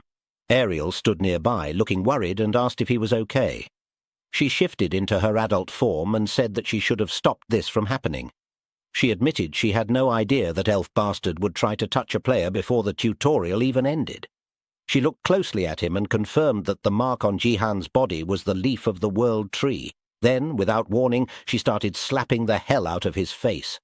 She shouted for him to wake up and not let some wicked elf mess with his head. She kept slapping him harder and faster until suddenly Jihan caught her wrist mid-swing. He looked at her with a tired face and asked who in their right mind would fall for a pointy-eared freak like that. Just then, Sia burst into the room. She rushed in, speaking fast and flustered, asking if it wasn't already bad enough that he had almost gotten brainwashed by Shizuru and nearly ended their entire family line. And now, she said, he was out here getting treated like a slave by an elf who gave him herbal tea and tried to claim him as her servant. She finally asked if he was okay. A few moments later, they all sat down and started watching a replay of the stream footage from Jihan's time with the elf. Jihan stared at the screen, then turned to Ariel and asked if she was seriously saying that this elf had implanted the world tree's leaf inside him. Ariel confirmed it. She explained that while a leaf from the world tree could be used to remove status effects, it could also be used to completely control a person. Even the strongest warriors couldn't resist it. Jihan, thinking to himself, said he had no idea that just a single leaf could do all that. Ariel looked at him, confused, and asked why he seemed fine now. Sia jumped in and pointed out that Shizuru's charm hadn't worked on Jihan either, so maybe it was the same situation, but Ariel shook her head. She said Shizuru's cheap tricks were nowhere near the power of the world tree's magic. Then Jihan finally answered. He said he had a guess. It was probably because of the martial soul he had just awakened. He explained that after getting it, he could fully control his body, but at first the weird sensation threw him off and he lost control for a bit. Still, he managed to get the hang of the energy flowing through his body and mind, and now he could handle it however he wanted. Sia, totally confused, turned to Ariel and asked if he understood what the hell Jihan just said. Ariel told her it basically meant her uncle was a cheater. Jihan said it was making him feel kind of weird, though, and asked if he'd even be able to stab the elf or something. Ariel told him there was no way to remove it with normal methods. Since the thing was mixed in with his body now, getting it out would be hard without elf-level tech. Jihan asked if that meant he had to go find that elf again, whether he was brainwashed or not. Sia, a little worried, said if it wasn't going to mess up his daily life, maybe he should just leave that weird world tree leaf or whatever he called it alone. She was about to say more about what might happen if he saw the elf again, but Jihan cut her off and told her it was okay and to just trust him. In his head, Jihan apologized to her. He didn't want to make her worry, but this was something he might need to move forward with his plan. A few days later, Jihan was at the BattleNet department. He had 2 people with him and was on the phone with Sia. She asked if he was already there. He said yeah, and then she asked if he saw any players from the national team or maybe even some famous ones. But Jihan said he might actually be the most popular person there, to be honest. After getting drafted into the national team through that public duel, they shared the team's training schedule with him. Even though the idea of training next to the guy he knocked out in front of the whole country felt a bit awkward, he still had to join in because the schedule was mandatory. No excuses. Sia asked if he really had to live with the other players now. Jihan said he found that annoying too, but they told him he had to stay with them. They'd guide him through everything, and he could officially move in next week. She sighed and said that meant she'd have to watch over the house while he was gone. She said that sounded boring. Jihan told her she should just come with him then. She laughed and said no way, but he said he wasn't being clingy.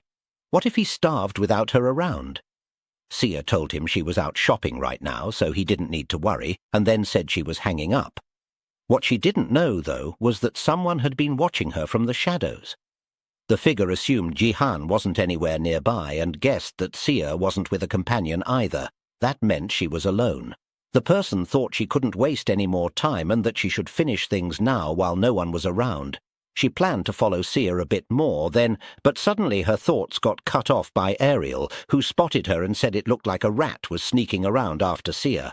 Ariel pointed a bunch of her shadow blades at the stranger and asked who she was. The person stared at Ariel in confusion, wondering if she was one of Jihan's summons and how the hell she managed to spot her. She thought about running, but then Sia noticed them and asked Ariel who that person was. Ariel answered that the person had been following her for a while now. Sia asked what Ariel meant, but before Ariel could reply, the person suddenly turned and ran.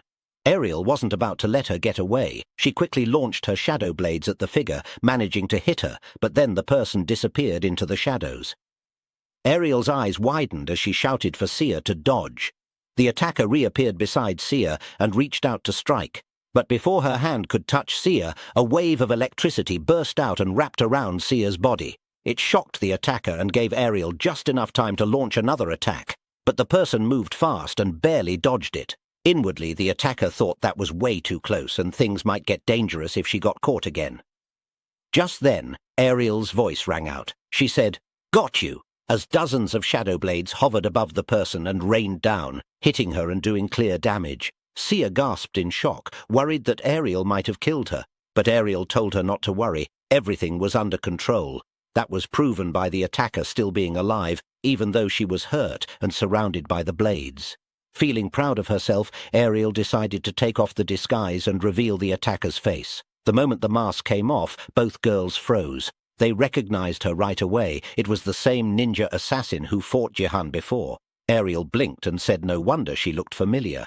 Then she asked why she showed up again. Sia added, asking if it was because of Shizuru. Ariel gave the girl a cold look and asked if she really wanted to get beat up again, saying it seemed like they still didn't know when to quit. A flashback played in Akari's mind. She had been kneeling in front of Shizuru after losing to Jihan, asking for forgiveness. She said she didn't know a Silver League player would be that strong and that she felt ashamed. She begged Shizuru to forgive her. Shizuru told her that was enough. She said there were other ways to bring Jihan in and then called some people to enter. The moment Akari saw who came in, her eyes shot open. Shizuru smiled and said she heard Akari had a very cute little sister. When Hiyori, Akari's sister, walked into the room, Akari stood up fast and asked what she was doing there. Shizuru replied that families are supposed to help each other, right?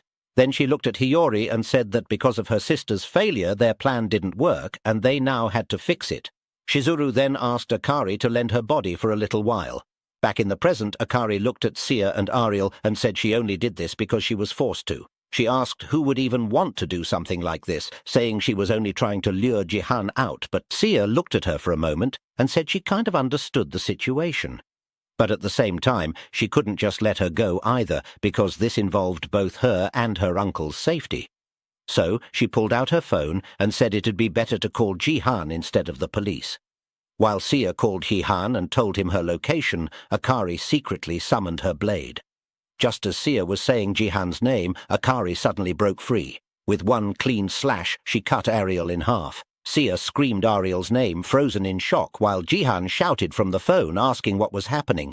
Akari stood there, no longer pretending. She said she thought Sia would let her go if she acted pitiful, but now it looked like Sia was way colder than she expected. Another flashback played in Akari's mind.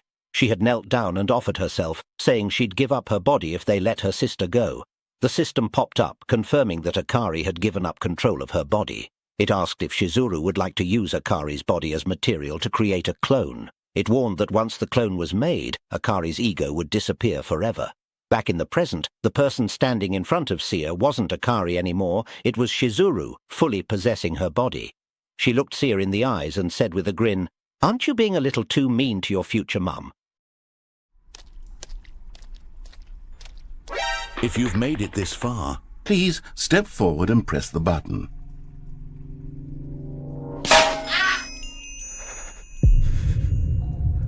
Now, open your eyes, step forward, and push the button. Yes! You see? What a thrill! What a rush! That was you! now I want you to do something else for me. Please press the subscribe button. Come on, give it a try.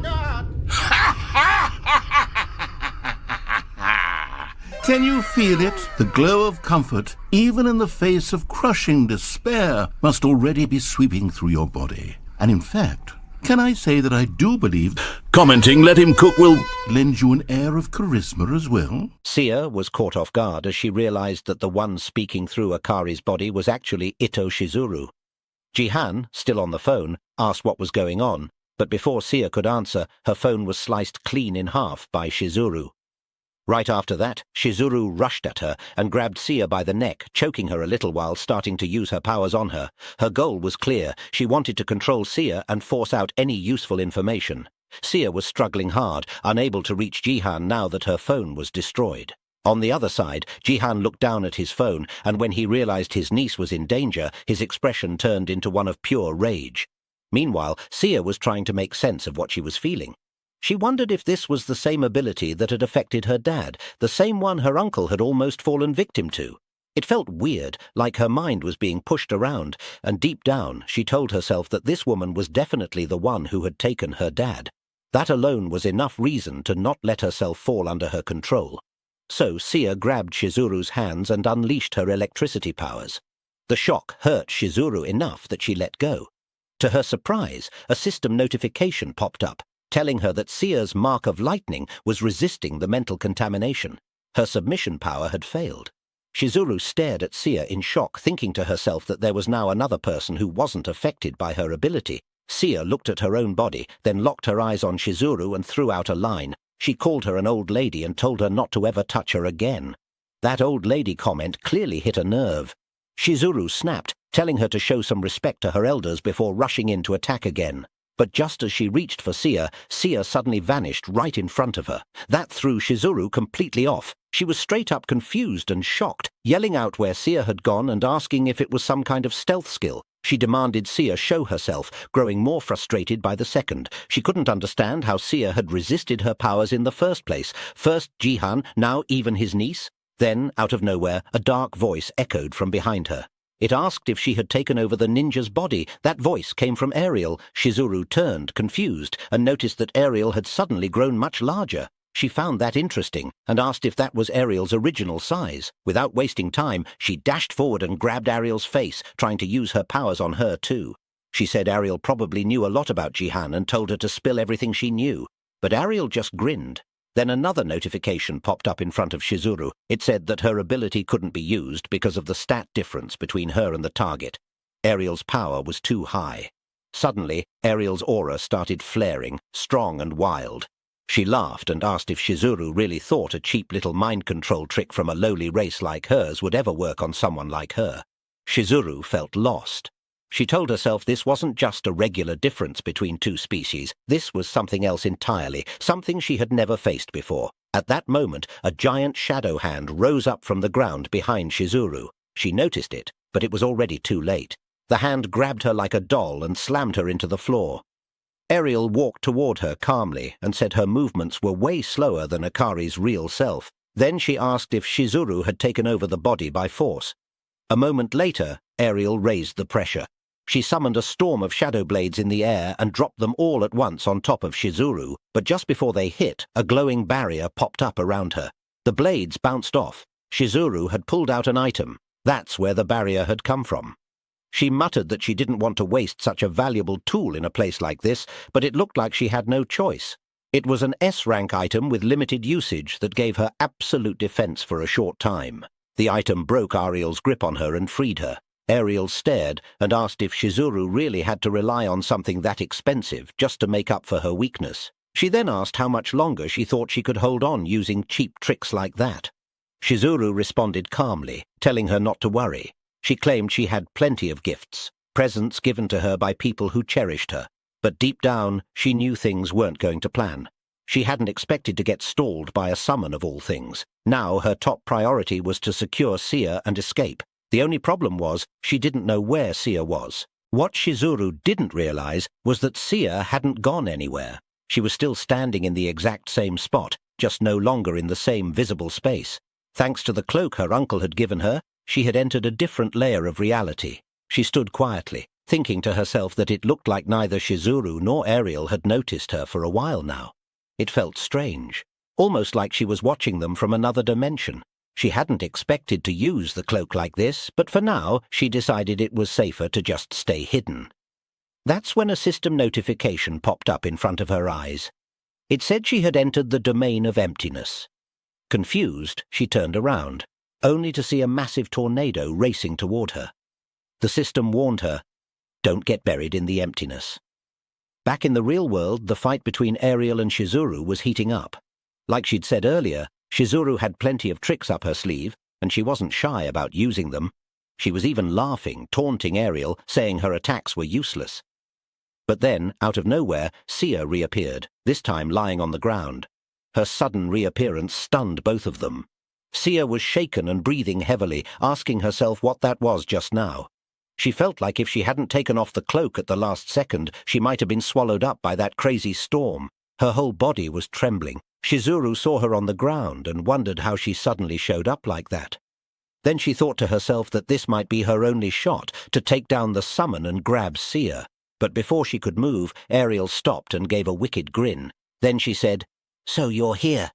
Shizuru blinked, confused, as Ariel looked her in the eyes and said something that made her heart drop.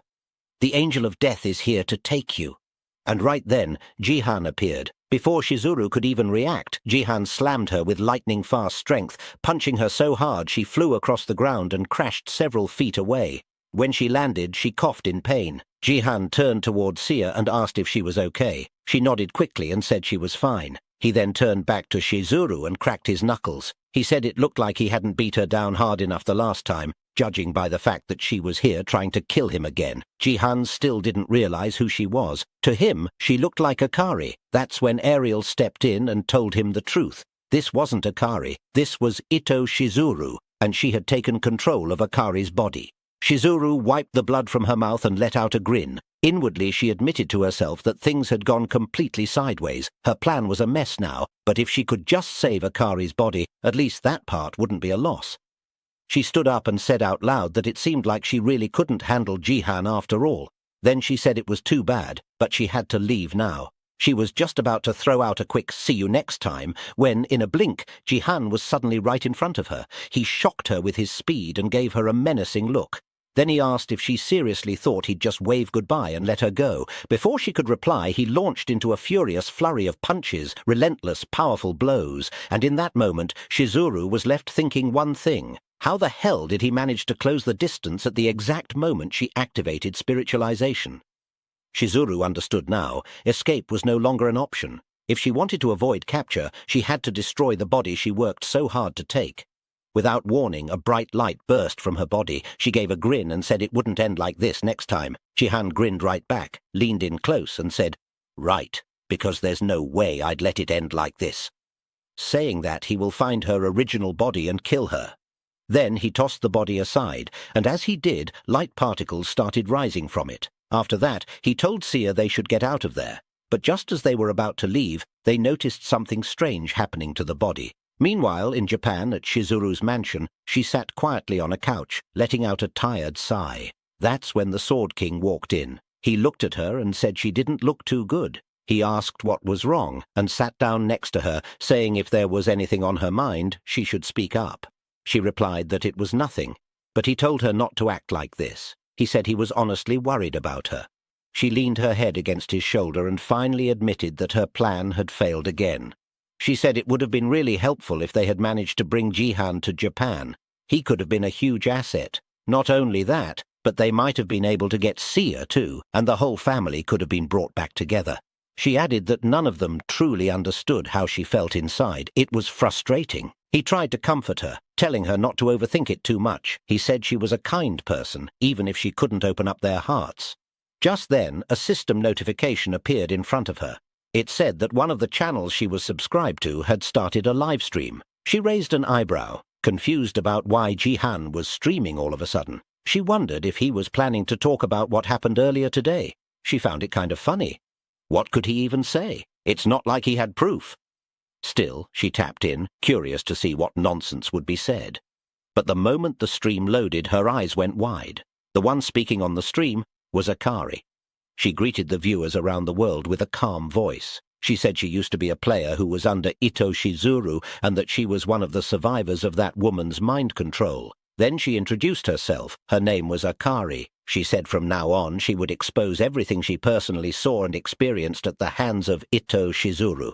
Shizuru started panicking. She bit her nails, wondering how Akari was still alive. A few hours earlier, back at the moment when Jihan and Sia turned around, they saw Akari screaming in pain. The system announced that Ito Shizuru's soul had left the body and destruction was beginning. But then it added that the player, Gato Akari, had a strong will and was resisting the destruction. After a tense few seconds, the system confirmed that the destruction had been cancelled. All of this happened in front of Jihan, Sia, and Ariel. The three of them stood frozen, unsure of what was going on. Sia asked what was happening. Ariel answered that Akari's energy felt completely different. She said she wasn't sure how, but this seemed like the real Akari, and she was in rough shape. If they left her like that, she probably wouldn't survive. Jihan didn't hesitate. He walked over, picked her up, and said they needed her alive if they wanted to get answers. Then he started healing her. Later, at Jihan's house, Akari slowly opened her eyes. As her vision cleared, she saw Jihan standing in front of her. He looked serious as he told her to explain everything she knew about Ito Shizuru. Since she had been one of Shizuru's close personnel, he asked why she became a puppet for her. He wanted to know. Was she abandoned, or did she receive other orders? A flashback played, showing the moment when Shizuru used Akari's body for the very first time. Akari's sister had been there. She had seen it all and had screamed her sister's name, demanding to know what Shizuru had done to her. That's when Akari's body started twitching, like something inside was still fighting back. Shizuru had looked at the girl and admitted she'd never used a diamond-ranked player's body before. She said it was impressive that Akari's will was still present inside the body, but to her, that was a problem. She needed to be sure the body would obey her without question. So she decided to run a little test. Right after that, Akari's body turned and grabbed her own sister by the throat. The grip got tighter and tighter with each passing second. Even though it wasn't really Akari anymore, since Shizuru was controlling her body, the one in control was grinning the whole time. But inside, the real Akari's will was still alive, still crying. She was forced to watch through her own eyes as her hands killed the person she loved most. That was the story Akari had just finished telling Jihan.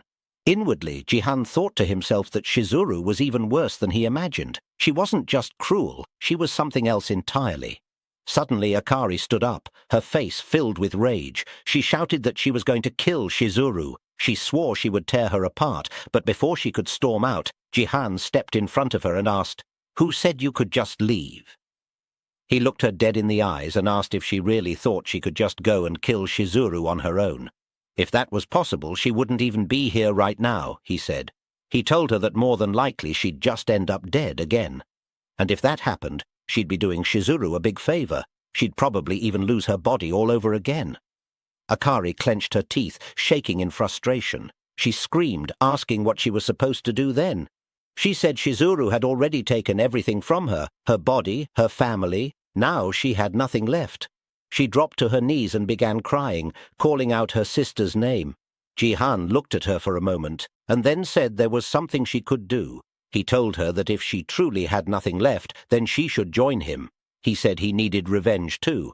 But before anything else, he said she had to repeat what she just told him, except this time she had to say it in front of the entire world, and that's what led to the present day. They were now standing on the rooftop of the Sword Palace, where Akari had started her live stream. With a calm but steady voice, she spoke to the viewers. She told them what Ito Shizuru had done after taking control of her body. She didn't hold anything back. She revealed everything she had seen and lived through, and the live stream chat exploded in shock. People began to realize this wasn't just about someone stealing players. This was way bigger than that. People were saying that Battle.net needed to immediately strengthen its international laws. Akari went on. She said Shizuru had brainwashed people, stolen their bodies, and even committed murder. But those weren't her only crimes. Akari said she had personally seen Shizuru seduce political figures in Japan, using them to cover up her actions and protect her control. She then admitted that she too was one of the people who had done those dirty jobs for her. Her voice cracked. Tears started falling again. Jihan stepped in and took the mic. He said he would continue from here. He told the audience that it was a shame they had to reveal all of this, especially now with the Northeast Asia League just around the corner. But still, he believed the whole world needed to hear it. He warned them that Ito Shizuru was someone every player should be careful of, especially those who would be joining the upcoming league. He said he hoped they would stay far away from her, and he made it clear he was only telling them all this to stop them from making the same mistake. Then he added one last thing. He said he hoped they wouldn't betray their own mother country, the way the Sword King had. Damn! The Sword King was really catching strays out here. Meanwhile, back in her mansion, Shizuru was losing it. She was straight up furious, slamming expensive vases to the floor as her anger exploded. Her mind raced, wondering how Akari was even still alive. She had already left that body. Was it possible that diamond-ranked players just had that much resistance? The Sword King tried to tell her to calm down, but Shizuru snapped, yelling at him and asking if he seriously thought she could stay calm right now. She shouted that Akari had basically framed her as a criminal in front of the entire world. She said everything she'd done was for the good of her nation, but now every single person she had on her side was getting ready to abandon her. Her phone started blowing up with DMs, people demanding explanations, people backing away. Then right on cue, the simp himself stepped in. He hugged her and told her not to be shaken by such dirty little tricks. He said that even if the whole world turned against her, he would still stay by her side. He swore it. Shizuru hugged him back. Then, in a quiet voice, she said she had a favor to ask. She looked furious and said that when he faced Jihan in the league, he needed to crush him. Meanwhile, in another location, far away from all the noise, the elf woman who had placed the mysterious leaf inside Jihan was sitting in a strange laboratory. She gently stirred her tea and, while doing so, watched the surface like it was a magical screen. Her voice was calm as she said she would be waiting for him, her precious little test subject. And with that, you were fully caught up. From Chapter 1 to Chapter 100.